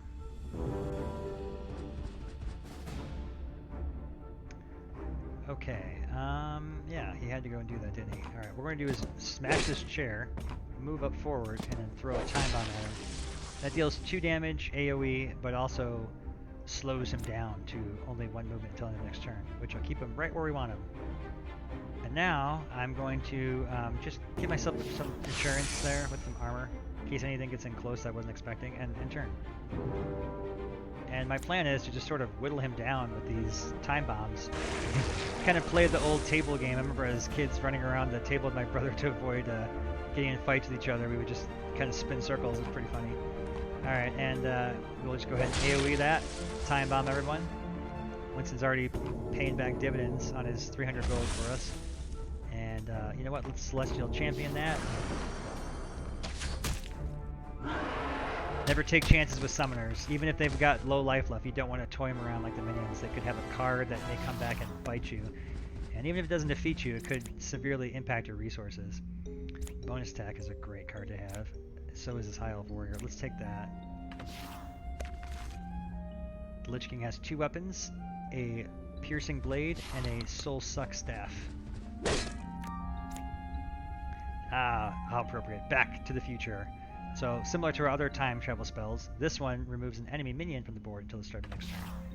So, a really interesting, weird mechanic with time travel, just kind of shifting things around and kind of forcing you to think about how time can work. Alright, so we got a bunch of dudes here. They've got a long way to march, and we do have a range unit now. He's not quite a far shot unit. He has to, he can move and shoot, but he's got a limited range. Fortunately, his time bomb power is naturally awesome at keeping these at bay. Well, first off, it flat out killed him, but that would also slowed him down. And let's go ahead and try out our beam on these guys. Blast them.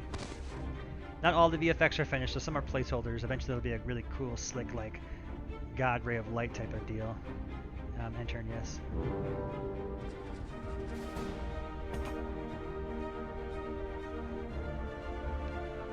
Should be careful about where I stand, because we don't want to be within range of attack. Let them come to us so we get the first shot at them. Oh, but see, that was interesting. Now we're gonna. Oh, wait, he can move and shoot, so we can attack. That's better.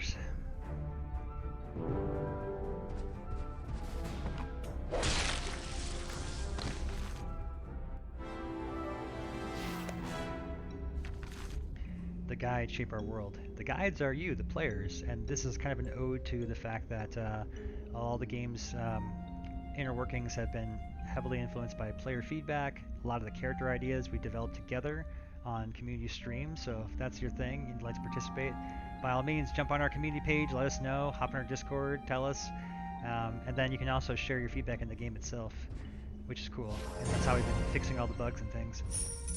All right, and Celestial Barrier, counter the next range attack. Okay. Cool. So we cleared out this whole wing of the dungeon over here, and we haven't been here yet. I'm surprised. Okay. Well, let's head on that way. Let's see what's over there. So we're hunting for a boss in the dungeon here. That's really our primary goal right now. I love his little mustache there with his little rodentias.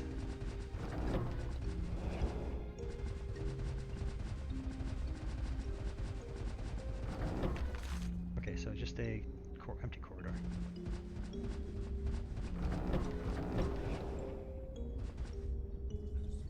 This sarcophagus is inscribed with cryptic symbols, and unsettling cacophony of scratching sounds can be heard coming from inside. Rats! Our brethren, why would you attack us? Go away. Oh, even better, we find a spell card. See, I knew the rats wouldn't hurt us. Ice trap, perfect.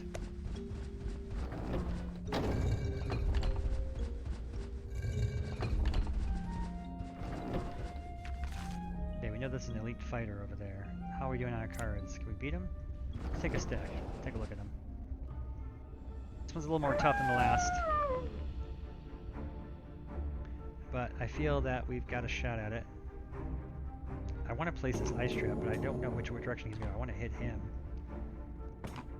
However, that dog might be a problem too. So let's be a little more careful with this. Let's throw this here, and let's put the barrier up.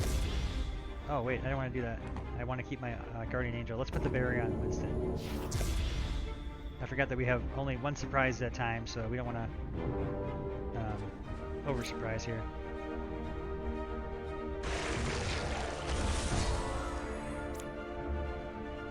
Alright, deflected that. I just take the grenade and chuck him in the face. Ah, that ice trap is well placed. Okay, good.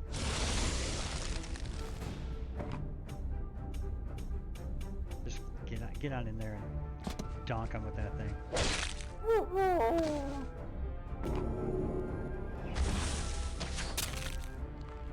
Yeah, I'm not sure I want to do that. He's got 2 damage. Why is that? Here, you know what? Take a shield.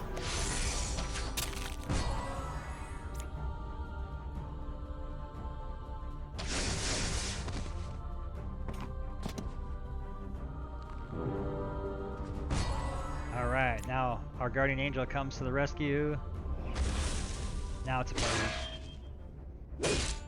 What once was a brethren of rats is now a party. Oh, we've got some allies too. Ouch, that's not good. You go back to the future, I'll deal with you later.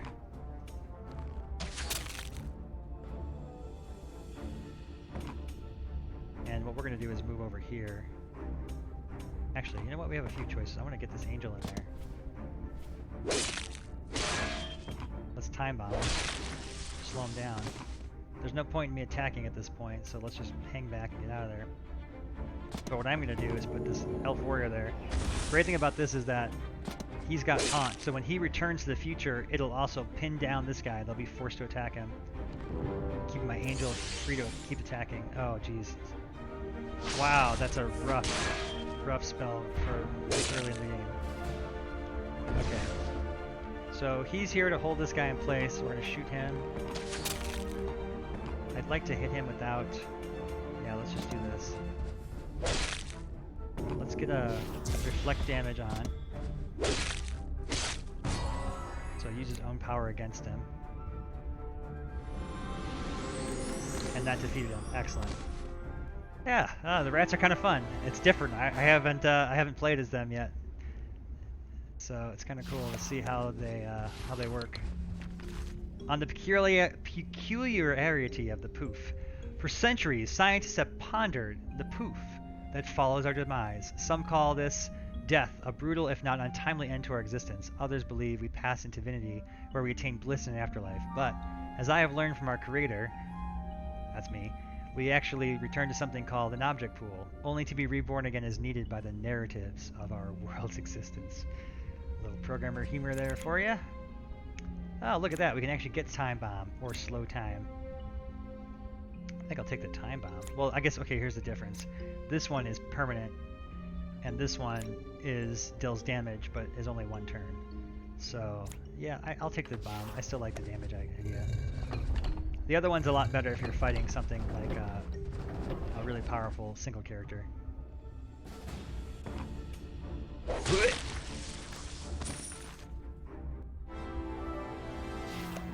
Alright, rats are kicking butt. Now we've got the slow time anyway. Look at that, we chose wisely.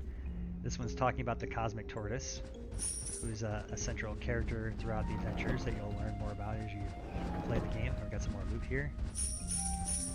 Yeah, so I forget, I think we're playing on casual, right? Yeah, casual. Casual is a lot more chilled. A lot more chilled. It's a lot more fun. Just kind of explore. You get to like experiment a lot more. That's another good thing it's for. I should almost call it like experimental mode. Yeah, it's a lot of fun. Okay, so now we got a guy down here we haven't beaten yet. Let's go fight him. I'm still feeling pretty good. What cards do we have left? Divine Orders. We have. All right. I just want to make sure we've got a good enough arsenal of stuff to take on a risk like that. Wow, that's a really interesting room. A triangle of... Oh, and he got the first turn, too. Oh! He suicided himself to blow us up. Winston! Well, I'm demoralized now. I can't live without Winston. Gotta find him. Alright.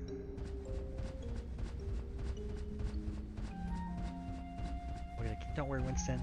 We'll get you to a campsite. We'll get you to a campsite. Hold on just a moment there.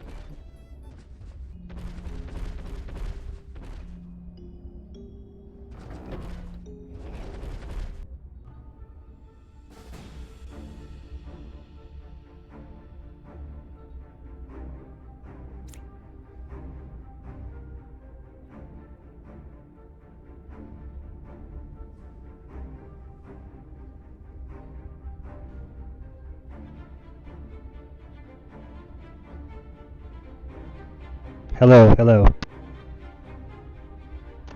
Test. Just.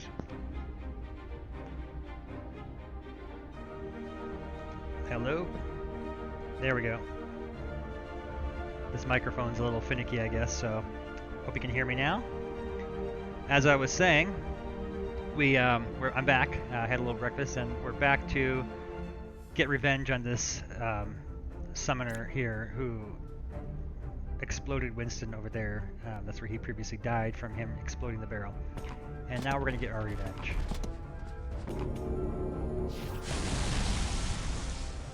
Oh, you know what? Can I explode that barrel on him? Oh, okay. It's a specific type of bomb. To units in a 3x3. I guess it does not explode barrels, unfortunately. I wonder if his does, though. No. Okay.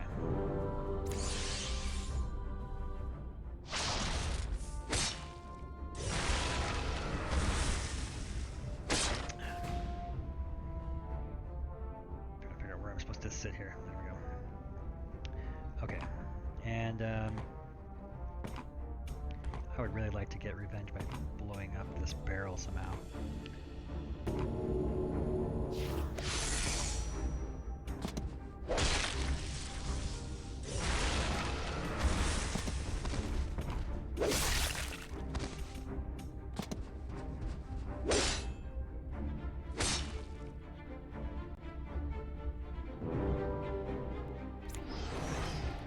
Oh dear.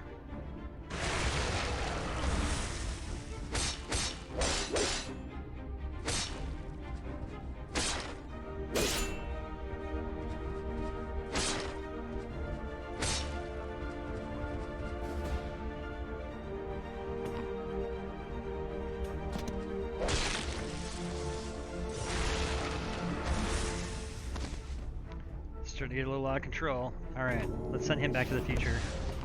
And we give him a spear.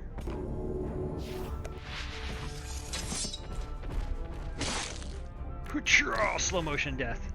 And all the skeletons fall. Winston is avenged! What the? Oh. We sent him to a future where all his buddies were killed. Alright. This is speaking to the Cosmic Tortoise. Alright, now we've got some crazy things. Vigilant, freeze time. All non-timekeepers cannot use actions, cast spells, be targeted, or take damage on a turn. This is basically like a kind of hold the line to the next turn, give yourself a chance to recover mana and whatnot.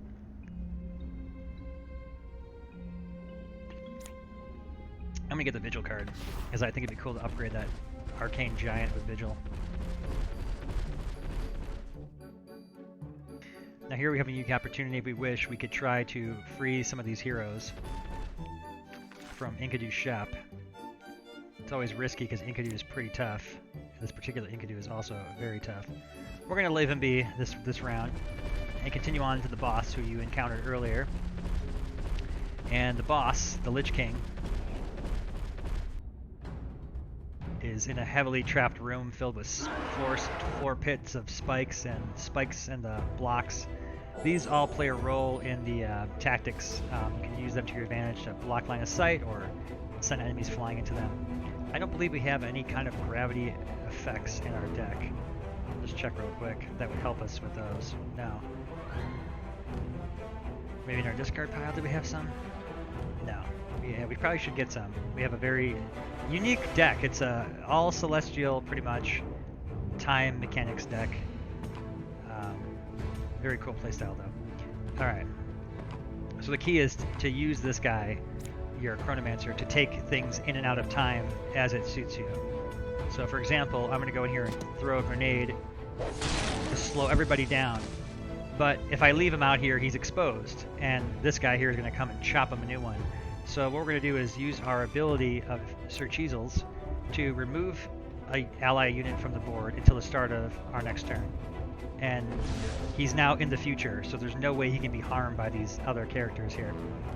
And then the next thing we're going to do is put a shield on this guy, because we do not want to have him chop our Arcane Giant away. And then we're going to go chop him.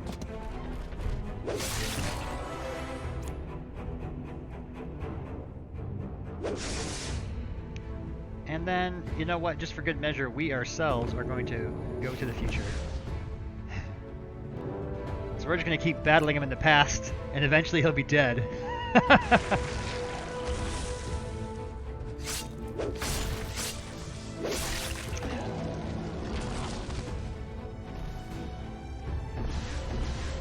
So I bet you weren't expecting this today, a card-based tactics game with time travel. Time travel mechanics. That's a first for CCGs there. Alright, so Winston's back in the future with us, and now we can take out this guy here. We lost our Arcane Giant, but that's alright. We're going to do our best here. So Winston is going to once again go and chuck a time bomb at these guys. I'd like to try and hit everybody, so there we go.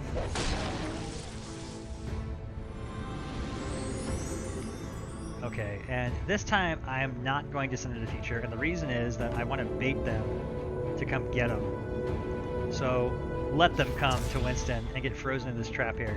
And then I'm going to move forward and get myself ready.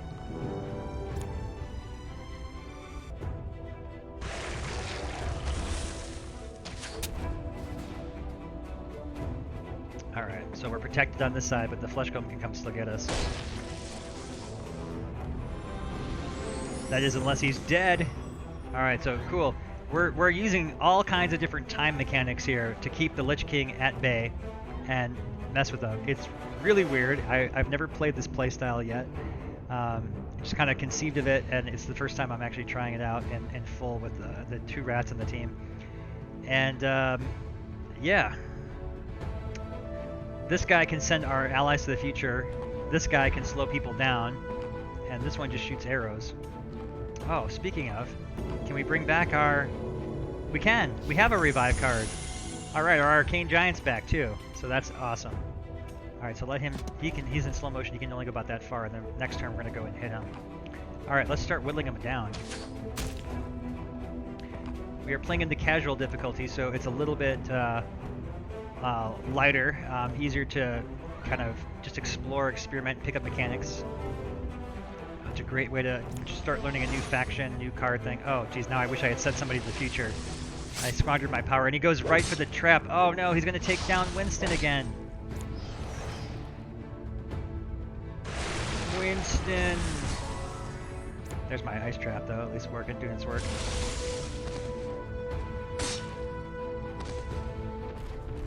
I failed. I should have really sent Winston to the future. He would have been safe there. I wasn't anticipating the poison gas. We would have been protected. Alright, well we are going to go ahead and hit this guy. We're almost there. Keep pushing the fight. The music's changed. We're feeling pumped. We're going to get this guy. Okay.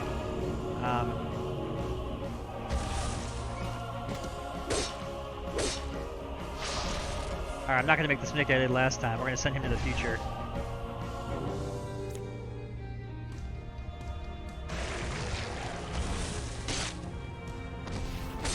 Ouch.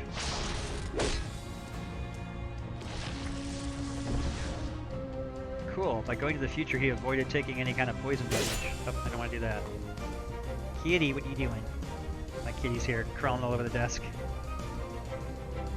Alright.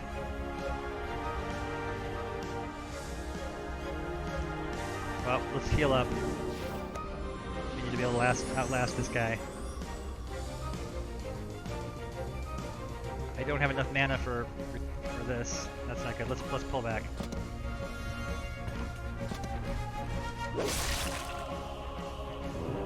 We're gonna get him.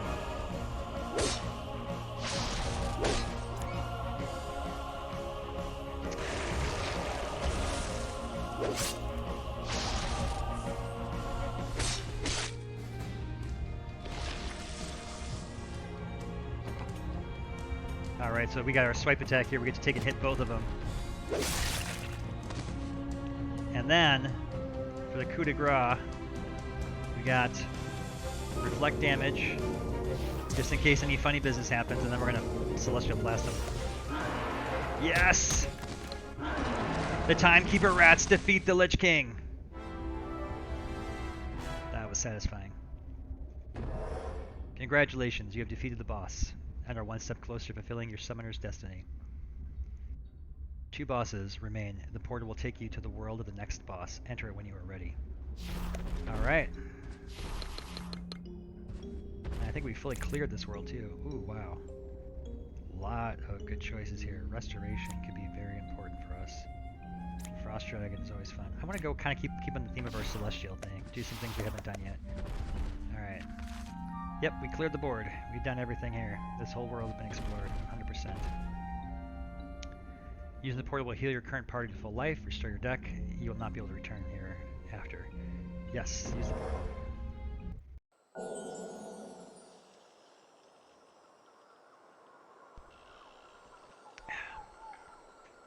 So now we're in the forest. A new boss, a new challenge, and our collection's growing. We're going to be trying to help build out a more fleshed out strategy. Right now we've just got like a nice deck of 20 cards. The Tragedy of Rabidus. This tells the story of a character, Frankenstein-style monster that was created by mutating animals, and now he seeks revenge in the forest. Wolf spiders, at all costs, do not allow them to let their children shake free. If you've ever seen a wolf spider in real life, it's awesome and terrifying. Oh, we got another restoration. Okay. That was lucky.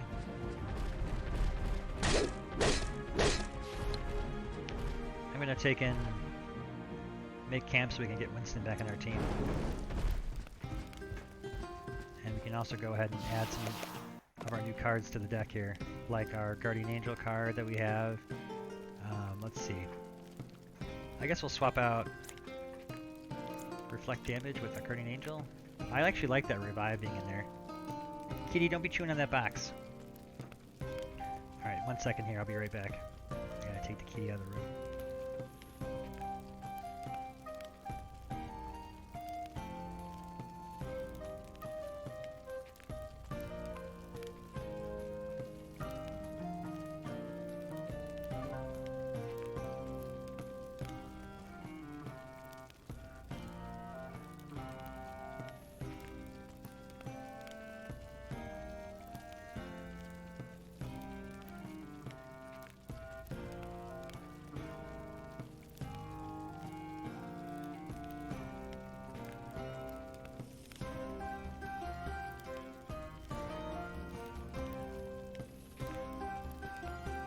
Testing, testing. Okay, I'm back. Alright. Yeah, my kitty cat decided she didn't like being ignored all night, and so she was going to chew on boxes in my room here. Okay. So we were just going to configure our deck a little bit here, change out some things. The Ice Trap is kind of fun with the time travel and whatnot. Good to have the Arcane spell here, the armor. I think I want to have this restoration here. Always good to have a healing spell. Let's swap out the slow with the restoration. Wait, did I just... yeah, we have 2 of them, okay. And I wanted to put the vigil in there to experiment with that and the arcane giant. I thought they would kind of play together well. So let's take out the force field. It's not as necessary for the time travel rats because we can just go to the future. Let's get the vigil. Alright. Break camp, yeah.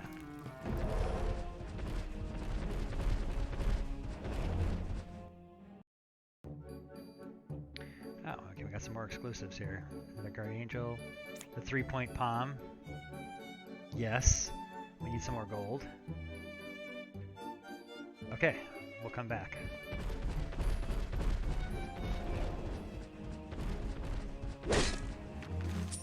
The Legend of Grand Maw. The Maw will stop at nothing to protect its children and will use deadly toxins to poison would-be threats. Always carry curative spells when roaming into the dark mists of the forest. Better yet, trouble with the healer. We have at least one curative spell with that restoration now. It does remove debuffs, like poison.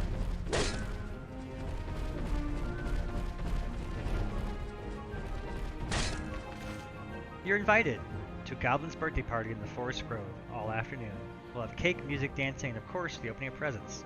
Hint, goblins love gold. How fun.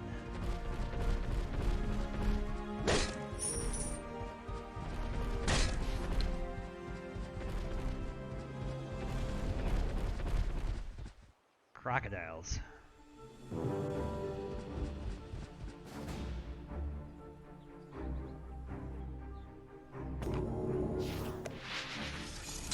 get on the action with my new shiny spear.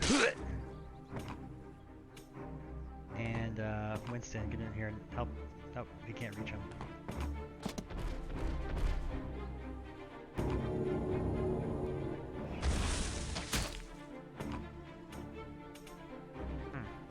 Kind of an awkward situation for Winston there. He can't quite make it in there with his time bombs.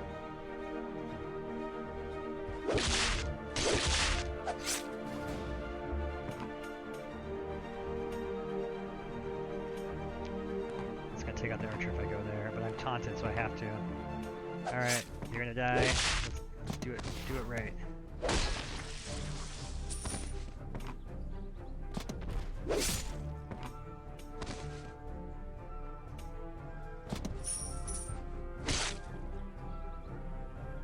Anyone hurt pretty badly or not? Okay, let's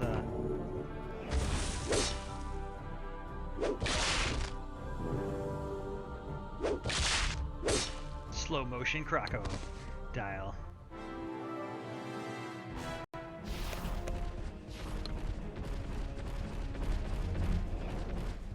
Speaking of Rabidus, there he is, and this guy is tough.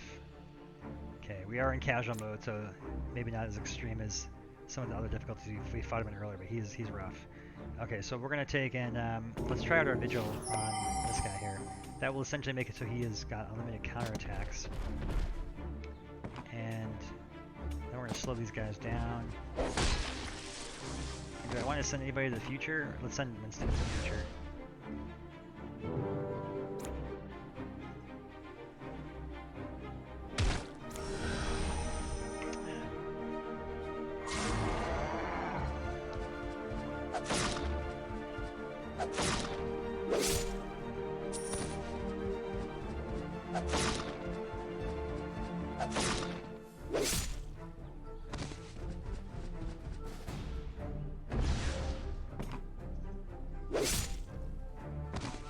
Go Winston.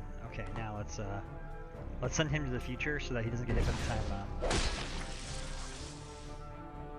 And then let's give him a divine order to kind of fall back so we don't get hit by this again. Yeah. Man, time's pretty effective. Just messing with them. They just can't catch up. They're just all slowed down and had to just take it. Oh dear. He's pissed.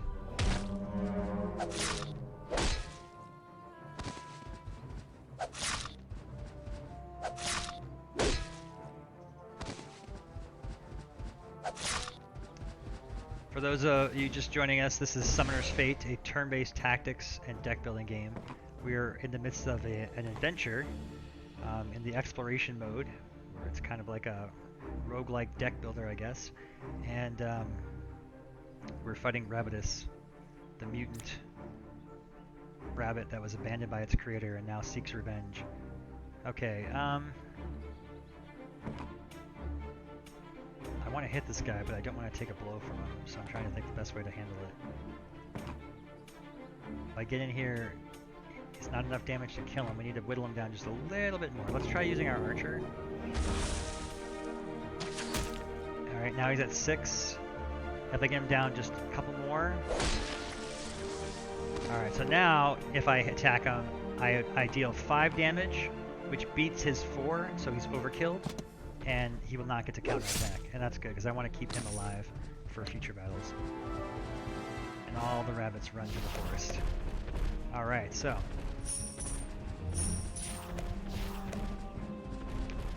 Let's carry on.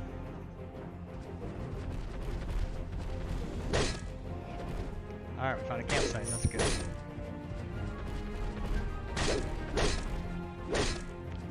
And we used a pretty good chunk of our cards there. Might be worth resting, but I'm gonna take the marshmallows and we're gonna keep on trucking here. We found a fallen angel.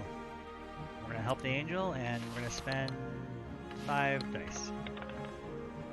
The angel recovers. She blesses you with a reminder that no matter how difficult things may seem, there is always someone special out there watching over you. Alright, we've got the guardian angel buff. This will protect us in case we are attacked by an enemy. She will fall from the sky and protect us. Alright, so we have explored the north section of the map here. Let's continue exploring these last few sections and see what we find. Wolf spider mothers are known to carry their young on their backs, but have you heard the legend of Grandma?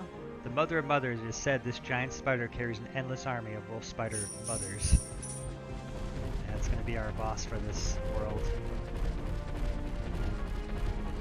The Grandma. Get it? Because there's a ma and it's grand. And she's a mother of mothers. Okay. Laughing time is over. What do we have here? This powerful creature could prove a useful addition to your team if you can both successfully capture and train it. It will join your party. Attempting to do so is not without risk. Alright, we've got a lot of creatures, so I'm not going to invest too much. Let's just give it a go and see what we get. 12. Okay, he's scared and runs away.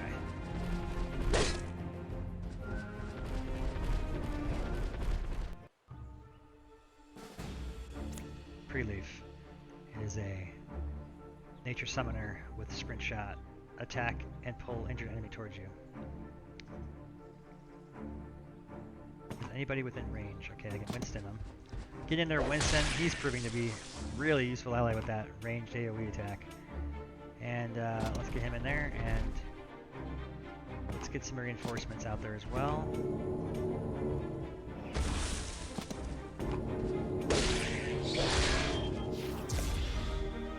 Lay a trap.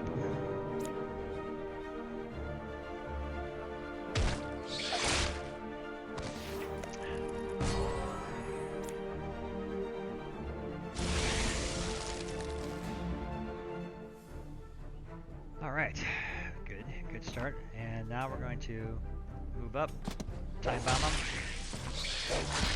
get Arcane Giant in there doing his thing. And you know what, Sir Cheesel's going to get in that piece of that too. But just to keep him safe, we're going to Arcane Kinetic Armor him. And actually maybe I should just send him to the future. No, because Sir Cheezel is not safe. Alright, let's end turn. Or sorry, Winston's not safe there. I guess he's not safe no matter what. I think he tried to target me with his grapple hook and the Guardian Angel came and saved me and defeated him. Thank you, Angel. So, good things come when you help others. That's the lesson here. Good things come. Just do good in the world. Alright, we got some bees. No, not Winston. They always go for Winston. Winston needs to stop dying. Alright. Wait, actually you don't have to go to the future just yet. You go here, then you'll go to the future. Actually, you just kill him. Good. Eventually I have plans to have the little bomb kind of clink, clink, clink, and then explode in the ground. It's going to be really fun. We're still a work in progress here, so there's lots of little touch-ups and polish and VFX that I still want to do. The VFX are kind of last in the priority. I want to just get the main design goals and bugs fixed first, then we'll work on kind of shining it up a little bit more. What do we have here? The goblins are gathered at the table in the forest clearing. There's a big cake sitting at the table. The goblins are wearing party hats and are too happily engaged with their singing to notice you. Off to the side, there's a pile of presents. Join in singing happy birthday or steal presents. We'll join. And we'll give them 6 dice. Nah, 7. Oh, wow, good. 20. The birthday song comes to a conclusion and the Goblin of Honor blows out his candles. You have a really nice time partying with the goblins and eating cake together. All party members are healed to full life. Oh, good. That's actually helpful. Alright, the goblins begin passing presents to the birthday boy who excitedly opens them. A new spear, a new shield, a sampling of sparkling crystals, and of course, lots and lots of gold. Goblins love shiny things, after all. It comes to your turn, and the birthday goblin eagerly reaches his hands out in anticipation. Give him 100 gold. Goblin's eyes light up with excitement. Clearly, he is pleased with your generous gift. The other goblins ooh and ah. Seeing the potential of what it means to adventure with you, the goblins declare it's time to take this party on the road. The party goblins join your party. Alright. That is a party. We're all Healed up. That's nice. Winston was kind of hurting there before he had that cake. Now we're all set to go. Alright, so we've got the northern section of the forest cleared. Let's head on over the bridge here.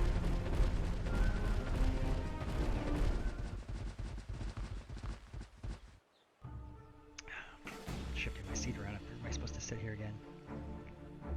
Oh, I'm trying to figure out what that is. It's the river in my face. I'm like, why is there this river over here? Where is it? Over here? Ah! It's just flowing down. I was like, what is that? Okay. It's goblin versus goblin. It's a goblin-y goblin world. And first up is goblins. Alright, well, their goblins have shields, unfortunately. We need to get Winston in there so we can help him out. Can Winston make it? Can he make it far enough? Actually, hold on. Maybe if I take this thing out. That works.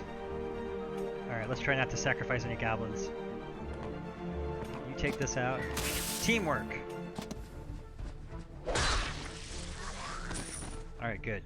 Now, we need to get some additional characters in there. How many archers do we have in the party? Let's undo this again. Oh, shoot, I went too far. Alright. I got greedy. I was trying to figure out how I can get this archer to shoot. Okay,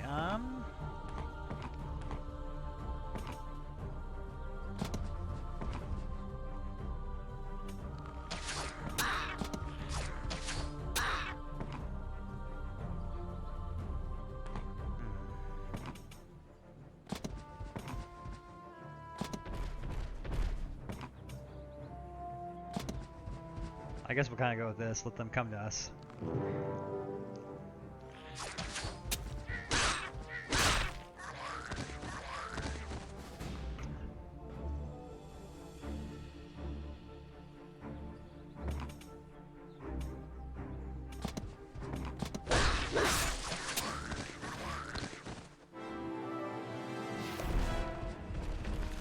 Fairies are small, winged humanoids known for their playful nature.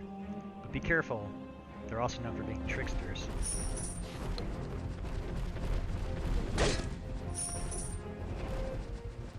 Wolf spiders. The thing about these is that. We're gonna get Winston to help take that out. Alright, I need you, goblins, to get rid of this thing for me. Man, we're just like all stuck back here. Alright, that works.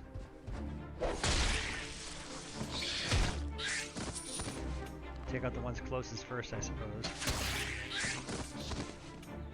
Hide behind the barricade.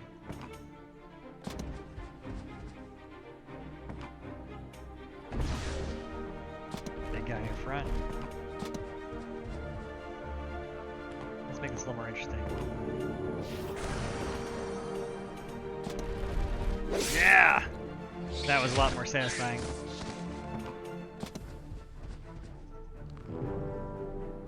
Give him hyperdrive.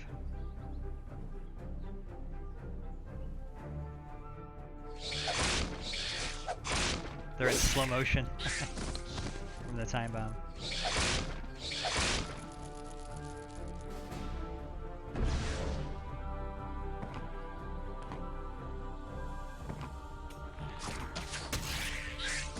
Alright, where's the most bang for a buck? Right there.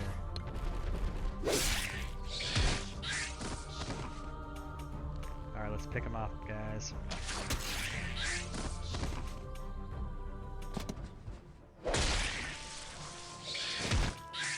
Get in there, goblins. Kill them.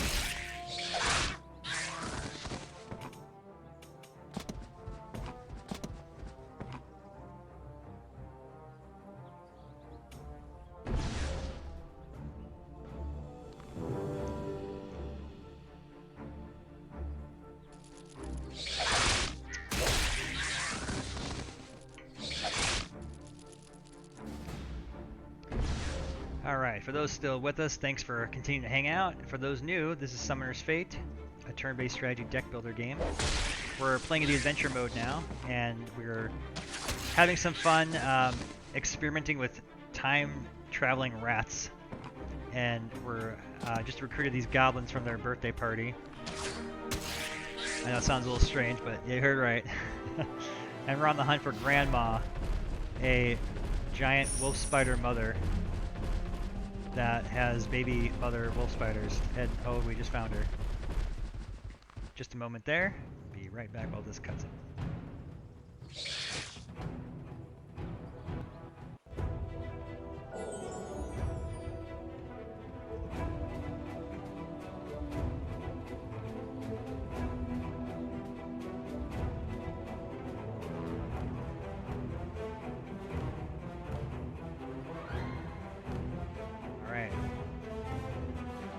Alright, so we're now going to be fighting the Grandma here. And the key trick really is you want to try to hold her off from summoning as many of those things as you can by blockading her. So we're going to try and do just that by moving our forces as close as possible. We're not going to attack just yet. We're just going to move in, nice and slow. Try to avoid any kind of spiders. If we get her completely surrounded, she won't be able to drop any of those spiders. Like you saw earlier when we were fighting those guys. Okay, and she's got one opening left there.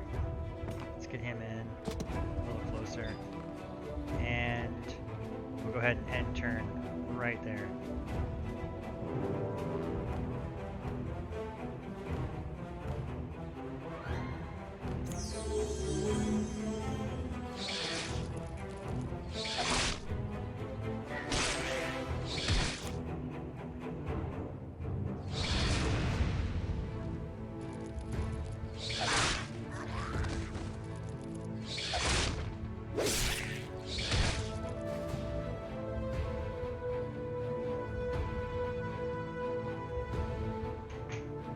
Alright, so things got a little dicey there. We got spiders all over the place, our forces got scattered around, and we have some damage control to do. So we still got Winston, we still got our Guardian here. I guess we're going to take a swipe at this guy. Overkill, so there's no spiders dropping there. He's our hard hitter. It's probably most important we get him as close as possible to this thing. And we can send these other bigger spiders back to the future to deal with later, so we don't have to worry about them swarming us. So let's try and do some damage control that way. And then, oh dear. At least it's slowed down now. We do have enough archers where maybe we have a chance at whittling them down. It's going to be risky to do that, as you can see.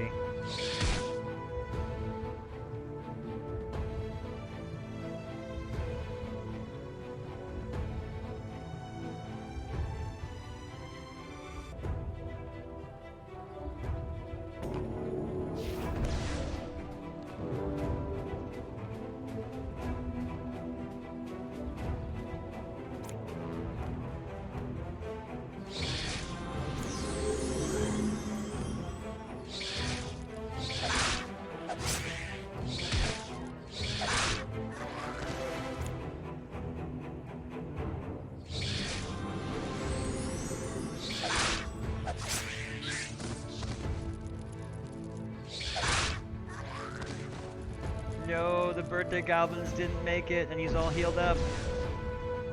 This is not going as desired. Let's protect Winston. Oh, if we can get this guy into combat, give him 10, if there's a way to get him close enough. How can I get him close enough? Does this destroy that? Only if I donk it like that, huh?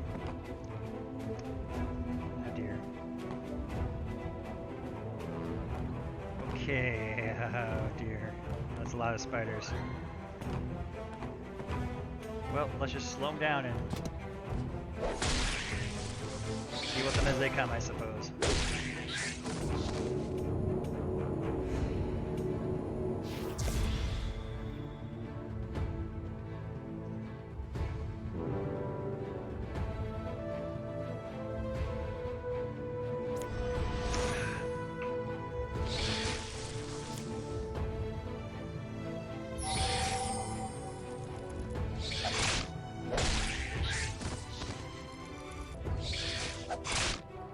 Got out of control fast, didn't it? We just can't deal enough damage. Our deck's not hard hitting enough is the problem. We need a hard hitter to get in there and just flop that thing. I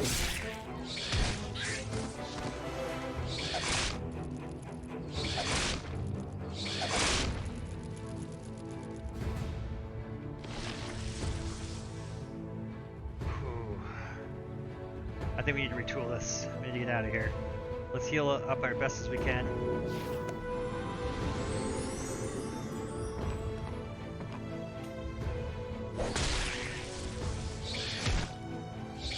This is a fight we're not going to win. We need to retool our deck. We need to get out of here. Just barely made it. Oof. Okay. Well, now we know where they are. We're going to need some different cards in this deck, clearly, to defeat that thing.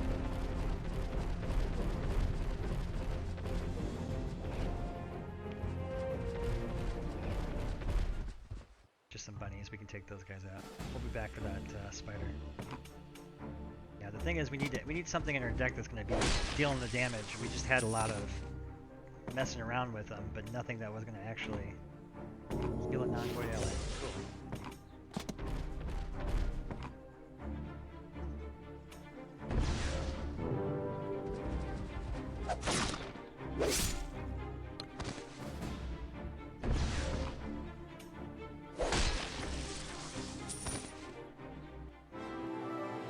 Alright, so we gotta be on the lookout for like shops. We got tons of gold. There should be plenty of things we can use to find that will help us flesh out our arsenal of weapons against that thing.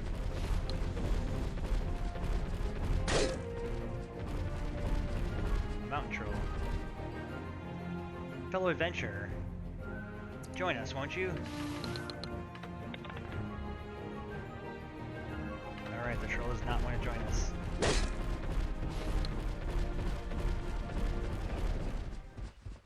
Not the bees. Not the bees.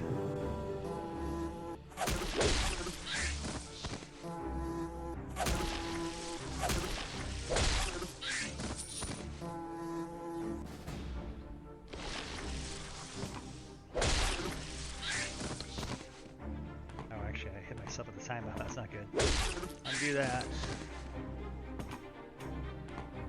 Alright, that bee's gonna get us. It's okay. I'm gonna come over the forest. There he is. Slash. Defeated.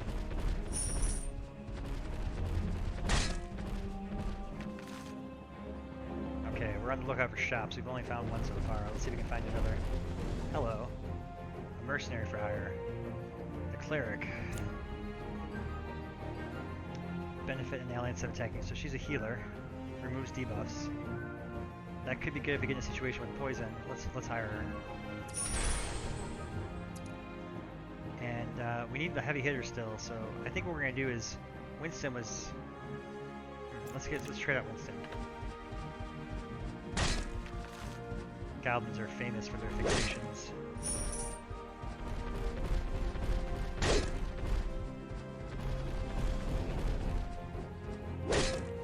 Alright, we got another campsite here.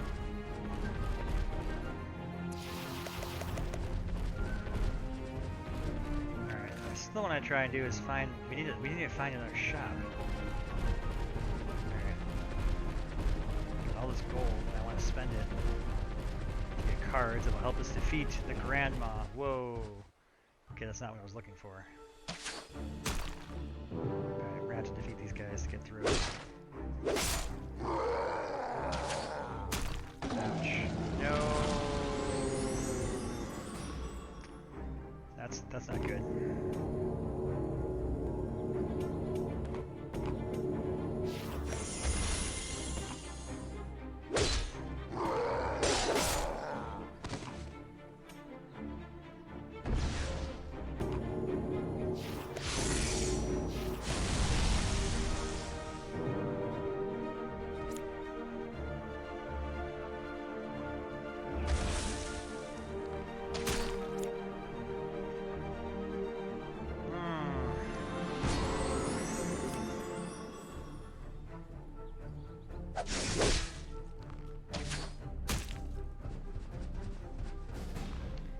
Alright, cleric's back from the future. Let's take out this hunter and take out these two guys together with a swipe.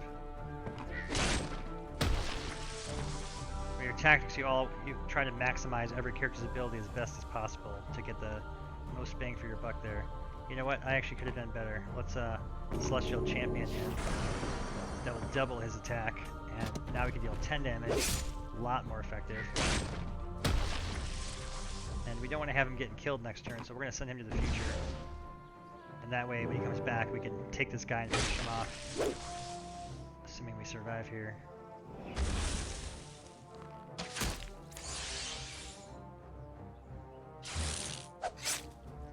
Oh no!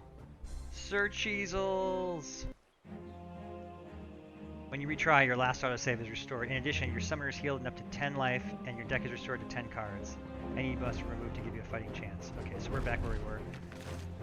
Alright, let's just go around this guy. I'm really trying to find cards, not fight more of these guys. Hello, could you be helpful to us? All nines. Disappointed. I guess rats aren't good kissers. Barry's like, not interested.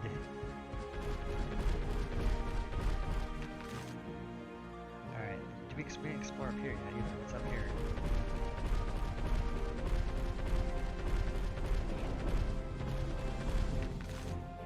Alright, let's see this shop over here. Just a couple of orcs.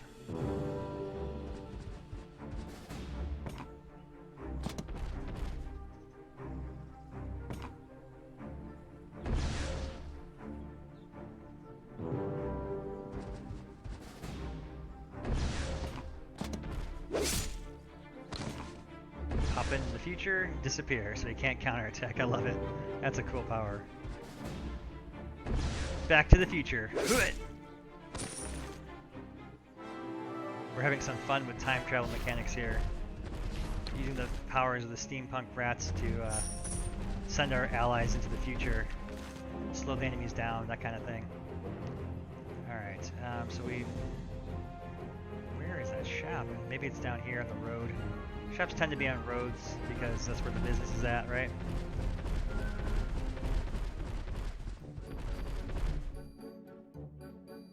Alright, any hard hitters here that would help us out? This knight would certainly help. He's resilient. A captain. We do have soldiers in our deck. Let's get a captain and a knight. Oh, and we wanted to buy the 3-point palm, of course. Let's get that. That would be a great card to have. Okay, cool. Alright, now we're going to have fun remaking the deck here when we get back to camp and we'll go fight the spider again. Just not quite close enough to him. To the future.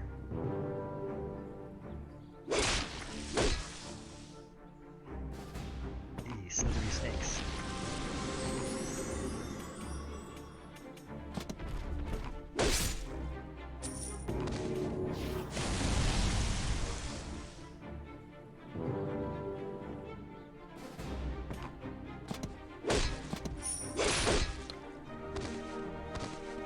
Alright, cleared that monster horde out.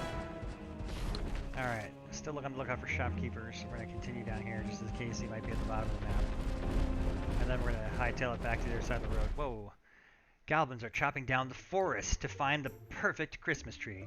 They don't actually know what that means. They just like chopping stuff. Heavily alarmed by their behavior, a treant is trying to stop them. The goblins have now turned their axes against the treant and it's about to get dicey. Let's help that treant. Our last couple of dice here, and the goblins attack.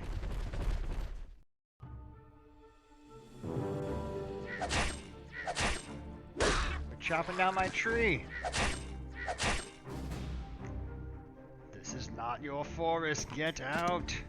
Let's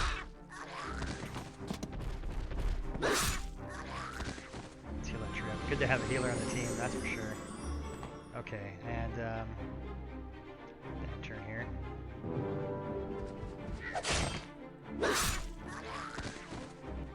Success. Recognizing you are not one to be trifled with, the outmatched goblins scurry to the forest. Hopefully they'll think twice about who to raise their axe to in the future. That's kind of funny, because it's the future, and we're sending people to the future. Grateful for your help. Treant pledges to join your adventure. Will you accept? Yes, I do. Alright. Now I'm starting to feel a lot better about fighting that. I think we got some better cards that will be more useful in the fight. More fighters. And we've gotten ourselves a new trained ally. Okay, we're gonna retreat here. I want to just go and get back to camp and fight the tree, or the spider, which is down there. Okay, so where's our closest campsite in all this mix?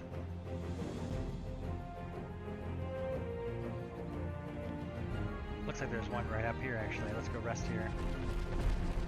Do we see anything? Oh, wait, this is the shop we just came from, isn't it? Yeah. Okay, yeah, let's go.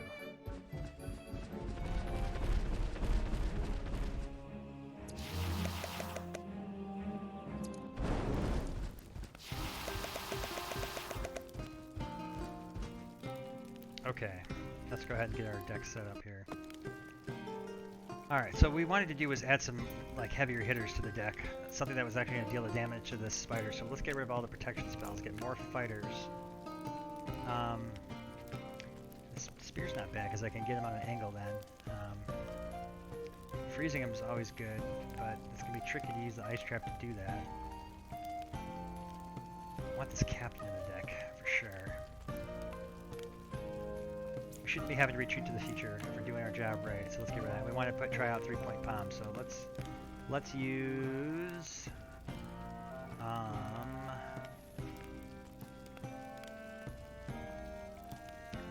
Vigil actually would be really good for the spiders because you can just keep attacking them. Hyperspeed, good for positioning, keep that. Divine Orders.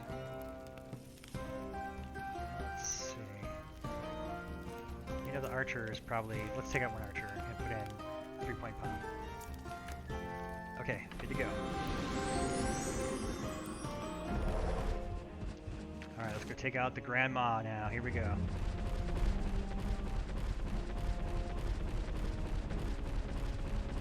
Like the boomy footsteps of our giant there following behind us as we march our way through the forest. To the lair of Grandma. You know, I wish we weren't so far away from it when we started like this. I just want it to be better to come attack from the side here so that we can kind of all approach it together. Alright, well we do have hyperspeed, so that could help us a ton in getting close to it. In fact, let's use that. The sooner we can pin it down, this is a great area. We only need to have 1, 2, 3 spots to hold in order to keep it from mutating all the spiders. So let's get them in here. Alright, let's get you over here as quickly as possible. And now it's really just don't let it escape that area is the key.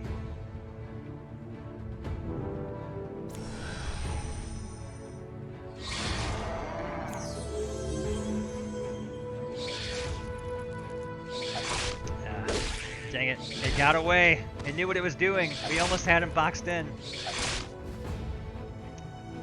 So close, so close. Alright. Well, if we look at the map right now, it still doesn't have too many places it can go. You know what? We can pin it down with the taunt character though. That would work 100% of the way. Now it can't go anywhere. And it's just a matter of blocking up these holes. So let's focus on killing these spiders here as best we can.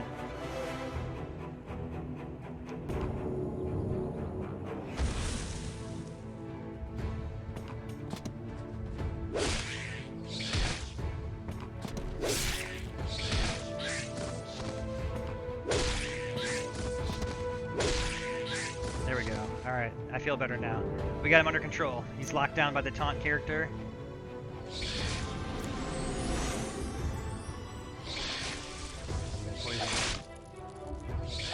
That's okay, we have a cleric on our team now that'll help deal with that. So remember the tip about having a healer. Well, we've got one now. Okay, so aside from damage control, we need to start dealing damage to this thing is the next goal.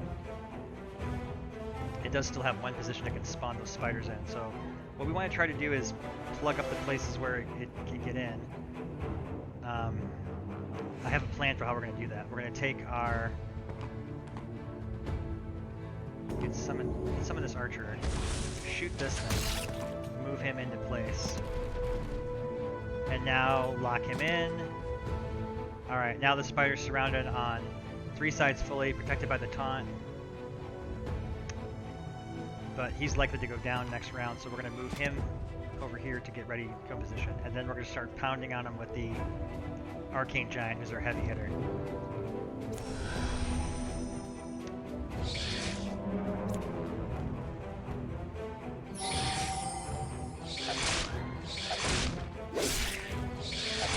Ouch.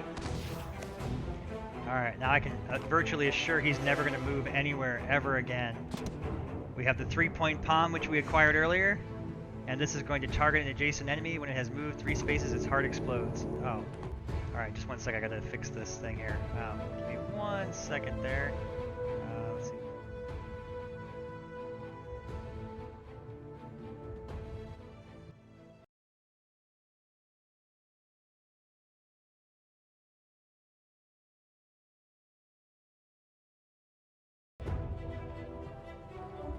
And we're back.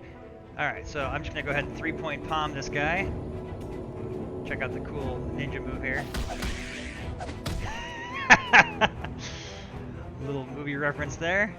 And now that he's been 3-point palmed, if he takes 3 steps, its heart explodes. Yeah, that's a great finishing move for the spider there. So he ain't going anywhere now unless he wants to explode. Okay, so now we're going to begin heavy hitting him. Let's take his spiders out of the equation so they're not going to be a problem for us. Let's get rid of this one. I gotta be careful because I want to respond more next turn. Let's take out this one. Alright, and let the attacks begin. Oh dear. That could be very bad. Now it has a 9 attack and it hasn't counterattacked yet. That's not good.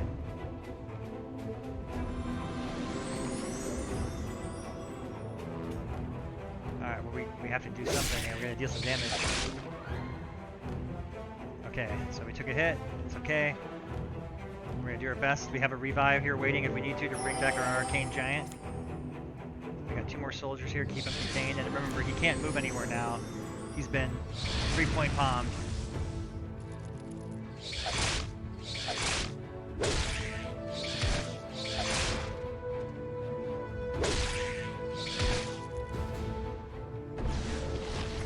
Alright, what we're going to do next is fall out of formation here. And the reason for that is we're going to summon a knight. The knight gets a +3 bonus on charge. And he's already got a bonus to the captain, so this is going to be a nice heavy hit here. Another one of our strategic choices we made to better calibrate our deck for fighting this boss. And now that he's done his counterattack, we can attack with the Arcane Giant. We're also going to heal the Giant back up to help withstand further counterattacks. In fact, you know what? I'm going to cancel that. He's going to die no matter what if he gets hit. So let's heal our summoner so that we can revive him if needed. And we can go ahead and shoot him too. Alright, good to go. Keeping this monster contained.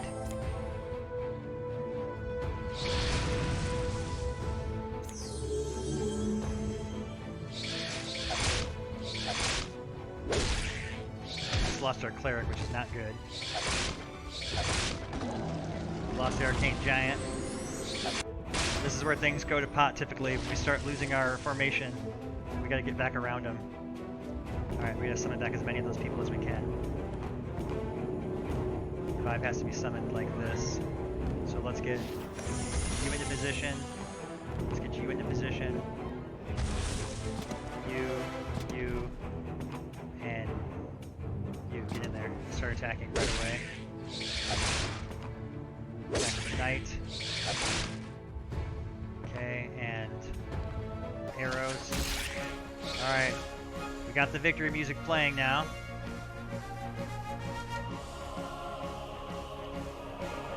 I'm half tempted to send him to the future, and if we do that, what would happen? The spider might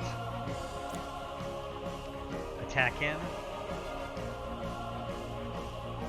We're gonna just hold here and see what happens. Protect this guy. Okay.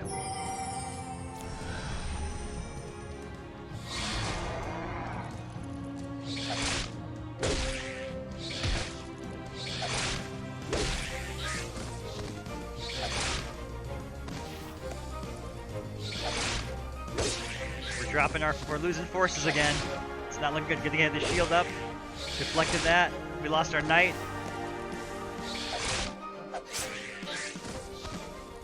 Alright, now remember, as the lore said, we wanted bank in our heavy hitters, so that's exactly what we're going to do. We got our 5 attack Arcane Giant, and before we send him in, we're going to shield him up. We can deflect that 9 attack damage. That's exciting. And let our soldier finish him off. Victory! The Time Rats defeat the Grand Maw and the spiders. Excellent. That was exciting. Hope you had fun watching that. We defeated the boss and are one step closer to fulfilling your summoner's destiny. One boss remains. The portal will take you to the world of the next boss. Enter when you are ready. Alright. So obviously we're playing a pre-release build of the game right now. For the full game, it's going to be randomized worlds, so there'll be different order each time. And randomized bosses, you won't know what the boss is on that particular world, so you'll have to kind of plan on the fly according to the clues you find in the lore. And yeah, be very exciting. And let's see, what do we want to take here? Let's take it in prison. That sounds kind of cool. Alright, and before we leave, let's check out this little cache of treasure there. And how do we get over there? There's sitting a room above that. I see.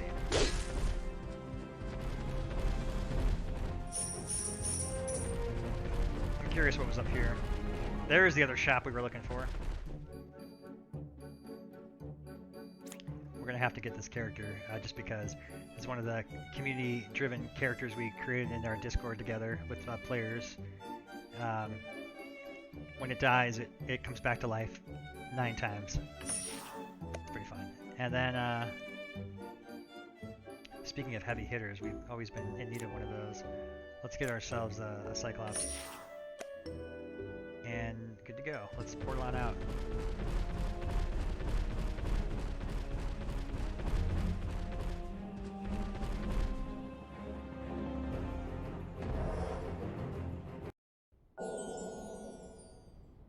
Alright.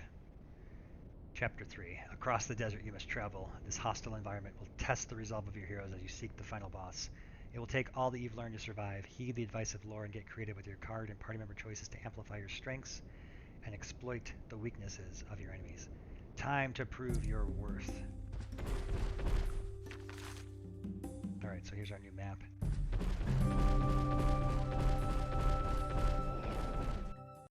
Alright. Some Earth Elementals, minion battles start off. And we're just going to slow them down.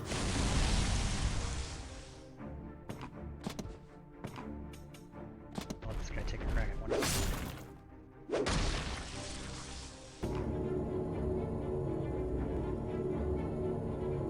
I don't want to heal him just yet, because I can get a little bit more out of that.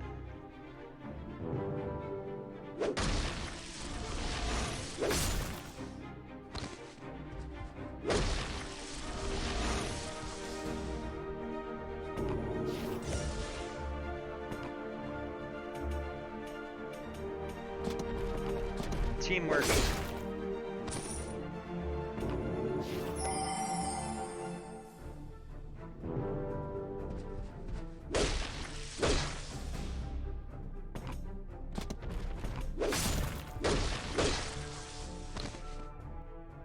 A satisfying thud of mace hitting rock.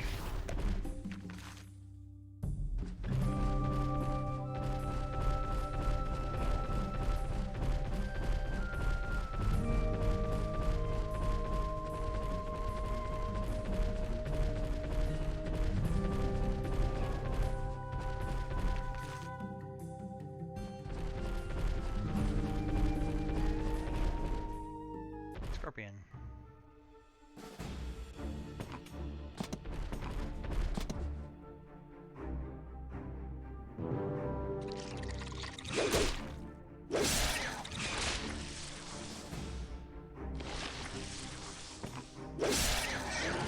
Sometimes these monsters aren't there to cause a challenge, they're just there to cause to wear you down.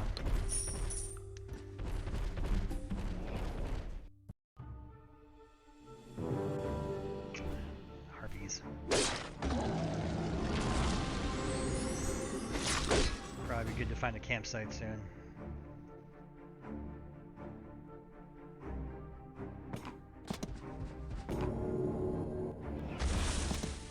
Charge!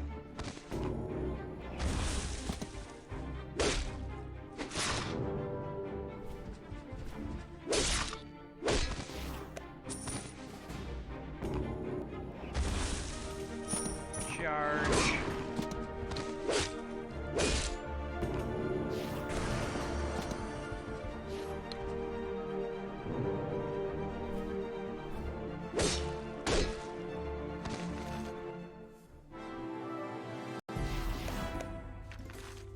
Golden dragons have evolved an amazing defense mechanism. Their shimmering scales are grown from a unique composition of metallic elements, perhaps obtained by absorbing gold through their skin. When aligned properly in the sun, they act like a mirror, blinding their opponents and making it impossible for them to be directly targeted with range attacks and spells. Okay, so we're going to be on the lookout for golden dragons within this world. That's what the lore is there to tell us. Alright, let's see here. Another science roadside shop. He's relocated to the desert, I see. And we've got Manalone, which we have not tried out yet. Wormhole, that sounds ridiculously fun. And the Red Starling. Oh, I'm partial to this character. It's ode to my friend Daniel Sperl, who's the creator of the Starling engine, which Summoner's Fate is written in. Alright, campsite. Yes, we need to make camp right away.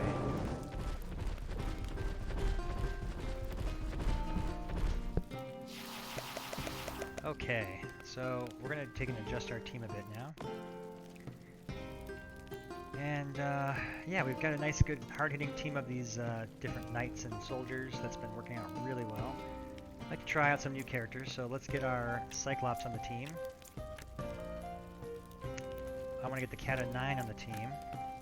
We've got a Cleric now, so I'm less inclined to worry about the restoration, as long as we keep her safe using her time travel mechanics. So let's throw in the Starling. And then I'd like to welcome Winston back to the team, because he's been a valuable asset to us throughout this adventure so far. Had a lot of fun things happen with Winston, avenge him in the dungeon there a couple times. And to replace, let's see.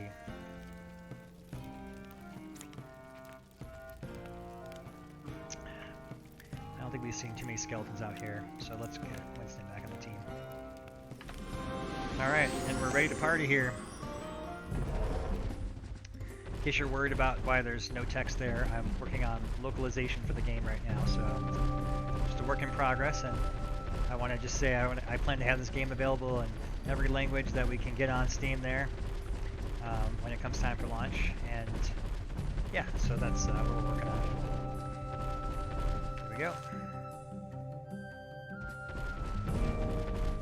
Without warning, the dreaded howl of rushing wind echoes across the landscape. The sand-clouded air labors breathing. It swells the eyes. The bitter taste of dust lingers in the tongue as the fast-flying particles scrape and sting the skin. All are painful reminders to the unavoidable power of nature. So sandstorms blind us, meaning we can only attack adjacent units. And hostile weather is controlled by a dice roll, the duration. And we can also rest at a campsite to change it. So let's go see and try to have this end as quickly as possible, because that sounds awful.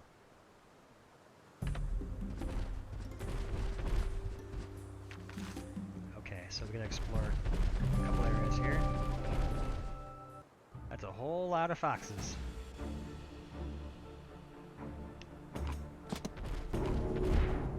Oh shoot, let's make them vigilant before we move them out there.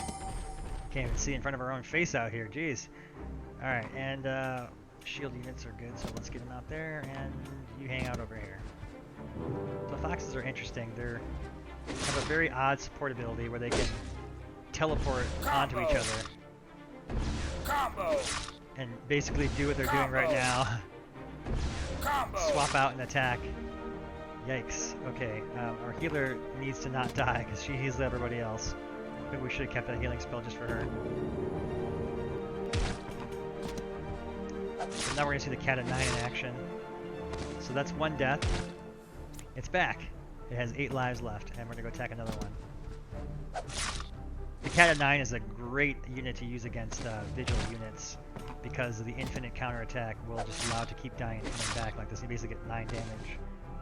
But in this case, we're just going to whittle them all down. We're attacking different ones so that they've kind of used up their attack. So you can see here all the little cross-out swords. They also have a little bit of a different stance there. It's harder to tell in the quads because they're not as they don't have the weapons in the air. So that was pretty useful. And then let's just go ahead and chop this guy. I don't want to expose my cleric, so let's just you kill him. Let's protect the cleric. I don't want her dying, so let's just send her to the future.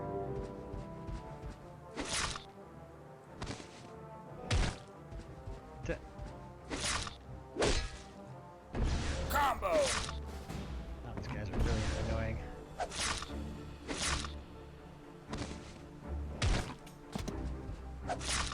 Go Cat of 9. See how awesome that is?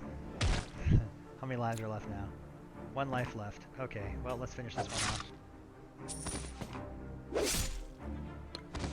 Send our cleric in the future, and... okay, 1 left. 1 fox left. So as I mentioned earlier, these minion encounters are not necessarily meant to be as brutal or challenging as the elite boss levels. They're meant to kind of deplete your resources, but also create like a little bit of a fun puzzle challenge. Like these guys just have like their own thing going on. You don't have to worry about the surprises of the cards or anything like that. You just have to focus on what it's going to take them out. Anybody hurt? He's hurt. Okay, let's see that. All right, let's get this last fox now. He's got nowhere to go.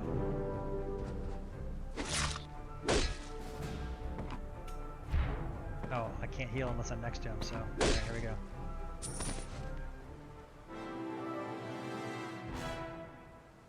Alright. Excellent. Sandstorm ends up exploring one more area.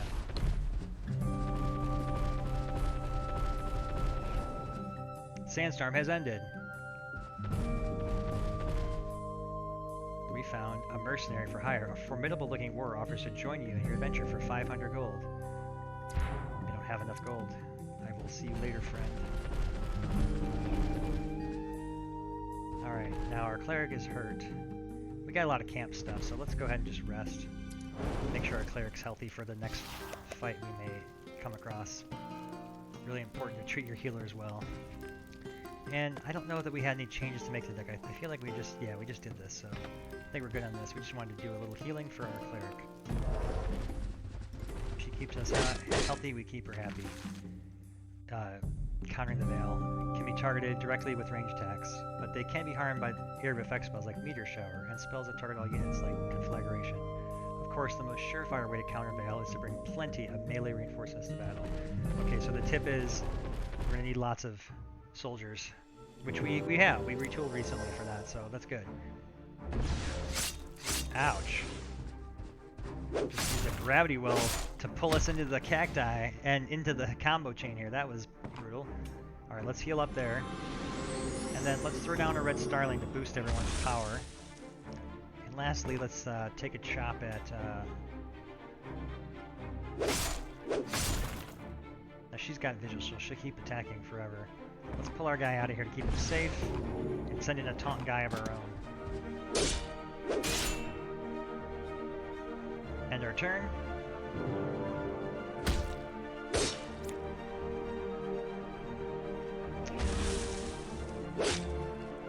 So we work in strategy in a lot of ways in Summoner's Fate. As you saw during the deck building for battle mode, it's kind of all pre-planned strategy, and then it's all tactics during the battles. Where in adventure mode, it's sort of a blend of the two. You're thinking about your deck as you explore different battles and sort of like the meta of the puzzle to try and solve the prophecy. Okay, so let's take out this character, heal up, and let's pull out of here. And then to protect ourselves from getting hit by the Minotaur, we're going to go ahead and let's just take and put this guy right there to plug the hole. We'll wait for our Arcane Giant to come back.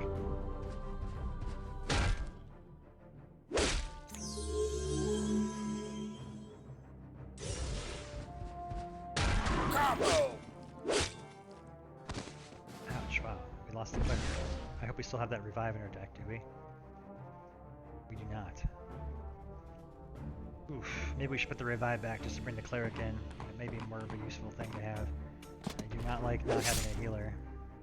Once you get used to one, it's hard to go back. Okay. I'm gonna send him to the future so he's out of my way, and then summon a knight. Oh, you jerk. Counterspelled. Okay, fair enough. Go ahead and chomp him, bird. That's fine. You know what I could do is just send this Minotaur to the future. We'll deal with him later.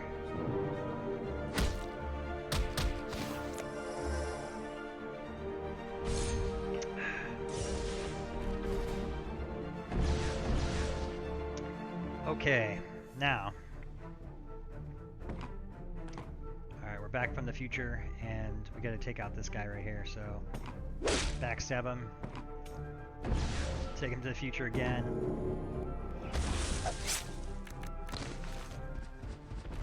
And, oh wow, I just realized that he mind-controlled our Arcane Giant, so he's left us. Rival adventurers. How appropriate. The guides are revered by summoners for commanding them to fulfill their destiny, yet it has long puzzled me who commands the others that we just encountered. For every tale of heroic deeds, there is another of tragic failure. Such fate is often met, not at the hands of monsters or hostile environment, but rather another party of would-be heroes. Who is it, I wonder, who commands these heroes? Okay. Well, we're all alone now, and that's not very fun. Force field, I guess. Okay.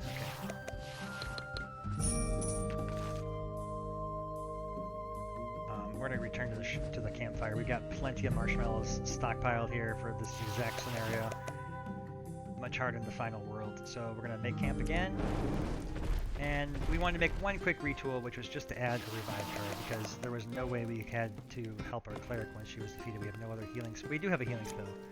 Let's get the revive, though. It's just good insurance. Let's take out... I really like that, for the, especially when you combine it with the Arcane Giant of this guy. Let's take out Back to the Future. Let's put in Revive. Okay. Take it back. Let's take out Ice Trap. I feel like we're just going to go with our time travel theme all in. Let's put in Back to the Future again.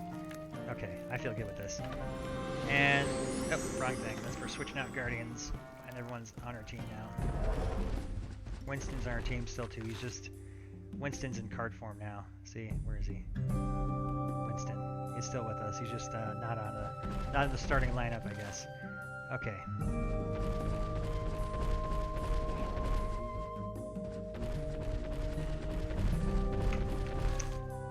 Greater dragons are fond of puzzles and anagrams. While their true names are incomprehensible, they take pride in giving clever names that, when properly rearranged, reveal a distinctive trait about them. Okay, good to know. Ah, it's another fairy. Excited by your presence, the fairy gives you an alluring look and offers to grant you a wish. Oh, this is not a nice wish-giving fairy. Suddenly the fairy transforms. She's actually a succubus in disguise. She glares at you. I want this lady on our team. I accept. Alright. Now we're up to a full team of 4. I love it. Okay, and we are exploring here. Let's go check out the south quadrant and see what's down this way.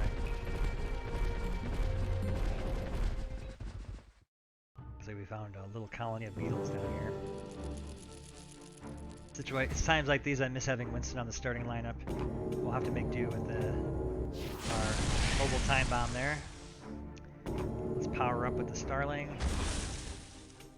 And let's get ourselves in here. Now the beetles we haven't encountered before, they have knockback. So they'll deny us counterattacks unless we use another support unit like this to brace them. And let's keep her kind of in the back. I want to make sure she's alive for when we fight more powerful stuff. I don't want to get her chewed up by beetles. Though it is nice we have the cleric now, so we can heal characters and we can send them to the future. We've got a lot of ways to look after our characters. So the way I think about this team is we've got our kind of support characters in back. You know, Sir Cheesel's a support character, and we got our cleric back here defending us while the front runners do their thing. So here we go. We're gonna help out, support, and travel to the future. So beetles have to come a little closer, and we're a little safer that way. It's a nice little tactic going. All right, now he's back, and here's the fun part. Now that he's here, we can do the swipe and take them both out. Anybody else need health? How are you doing? He was a little injured there. Alright, we don't have to use up any more cards. Let's try and conserve resources we don't need to use right now. Ah, see, that's why we should have braced him with the succubus. I didn't think about that.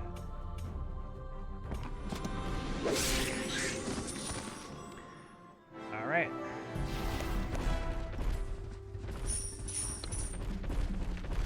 Hunger consumes light. Everine was a priestess loyal to the Emperor until demons of the void whispered to her of harrowing despair.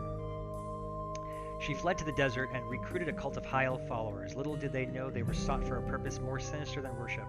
The hunger of the demons runs deep. Cassandra, heralded Scientist, has foreseen that these demons shall consume the elves and then Everine herself, a tragic loss for the brilliant light she once shined for the Emperor.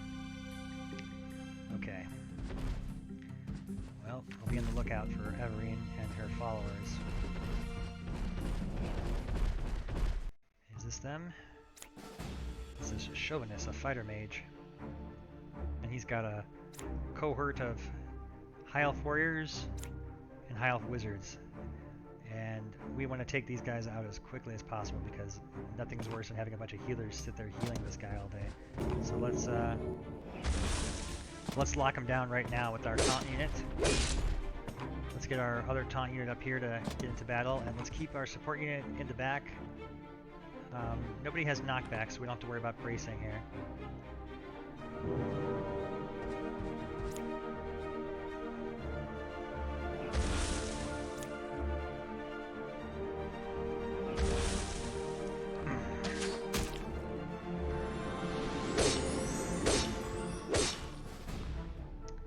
Okay.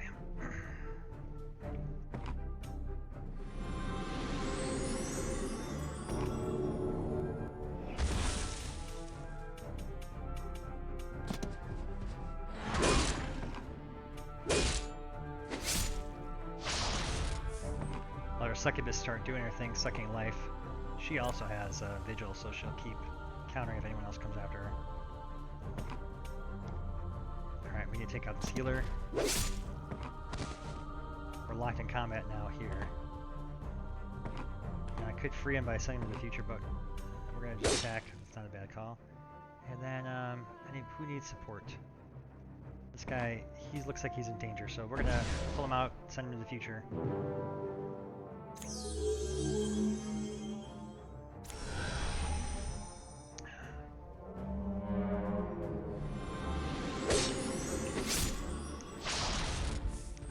Good, she's doing her thing up here.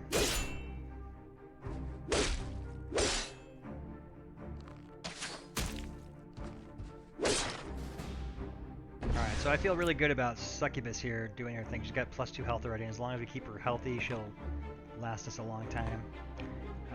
Let's see if I can take him out. Can I get him attacking anybody else here? I can. He can help support over here. Let's heal her. Oh wait, he needs health more. Now we can brace. Oh, we can't brace her shield yet. He's still stuck in combat with this guy. So not a whole lot I can do. We can send him to the future again, hoping that maybe he'll get free later. And I can take a hit at him or him. Let's use a soldier to pull his attack and break his shield first, and then let's take a hit at the summoner. The sooner we kill him, the sooner his allies will flee. He's going to keep summoning more and more of these guys until we take him out, so it's really about damage control until we get to the go for the throat here. We've got a pretty good little teamwork effort going on with our support units healing. I actually have to heal Sir Cheezel now. The support unit must support the supporters. Alright, this is good. Now I can finally attack him safely. And now he's locked in combat, so we don't want to lose our captain. So Sir Cheezel's going to pull the captain. Oh wait, I can't. I'm in combat myself. Oh no, I didn't mean to attack him. Oh dear. And he was surprised, so now I've committed to it. Okay, that's alright. I have to attack here. He has to attack the taunt. He has to attack here. He has to attack here. We can still summon some things. Let's go ahead and do that. Let's try and control damage a little bit more. And anybody hurt significantly bad? Yeah, let's not let our let's heal this guy. He's on the front line, so protect our arcane giant.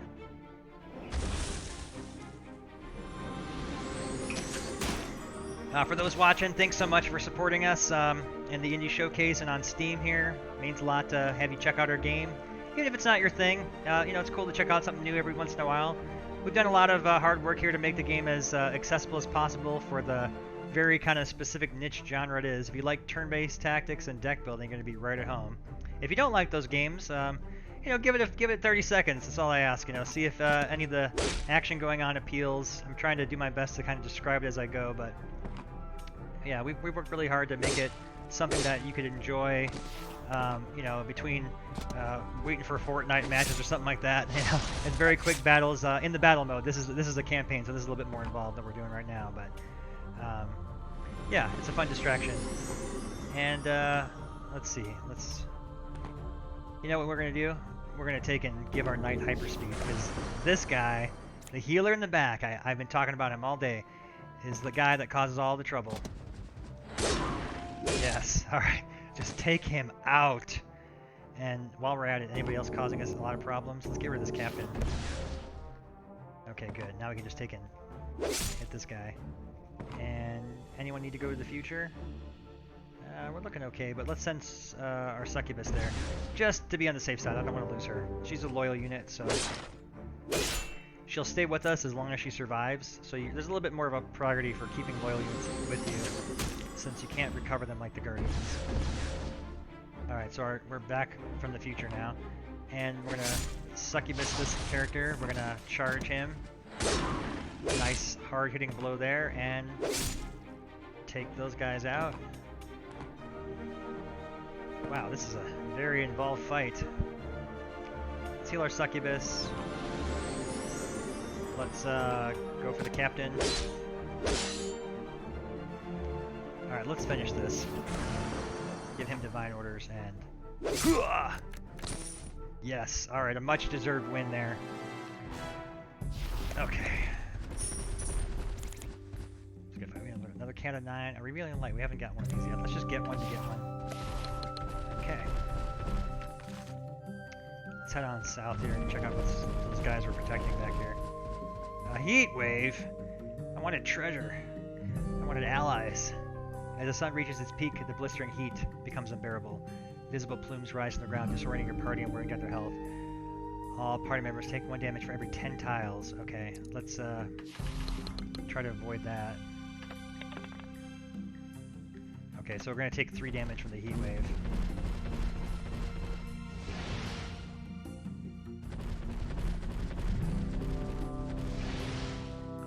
One more time. Okay, let's head on south.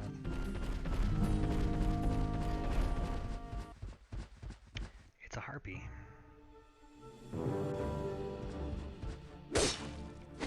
This succubus is like, hello, my feathered winged cousin. Dead. I take your blood and drink it. Oh, there's that heat wave. I'm like, what just happened? The heat wave has ended. Okay, so we're the worst of it's over. All right, let's continue carving out this section of the map down here.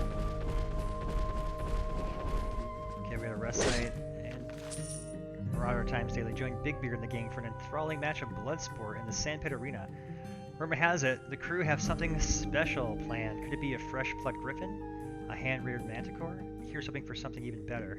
A summoner. Oh yes, it's been some time since we've seen a Spellspringer's blood spilled in the sands. Who recalls how the last one fell? Was it the Swast Sting, beetle pincers, or the crushing blow of Old One Eye? Whatever the surprise in store, it's sure to be worthy of witnessing. Whatever that means. Okay. How's everyone's health doing? He's looking okay. Yeah, you know what? We should take and recover. We got enough enough marshmallows. Let's. That heat wave was not so nice on us. Okay, let's head out to the southern end of the desert here. Aha! I think this is one of the characters we were looking for in the clues. This is Everine, the Dark Priestess, who was corrupted, once a servant to the Emperor, now she's listening to demons in her head. Not cool. Alright, as usual, I'm going to prioritize this as we did last battle. Healers first, so that we can stop the non-stop living. And we got to get our position better. We're kind of in a mucky, stuck position. Not too bad because the support guys are in the back protected, but let's just move folks out, get them moving. Get our archer here. Let's start shooting these healers down. And then let's send our succubus to the future. Actually, undo that. Let's heal her, then send her to the future. I'm not sure why she's injured, to be honest. Must have done something to her. Okay. So as a priestess, Everine's going to be all about life and death type of stuff.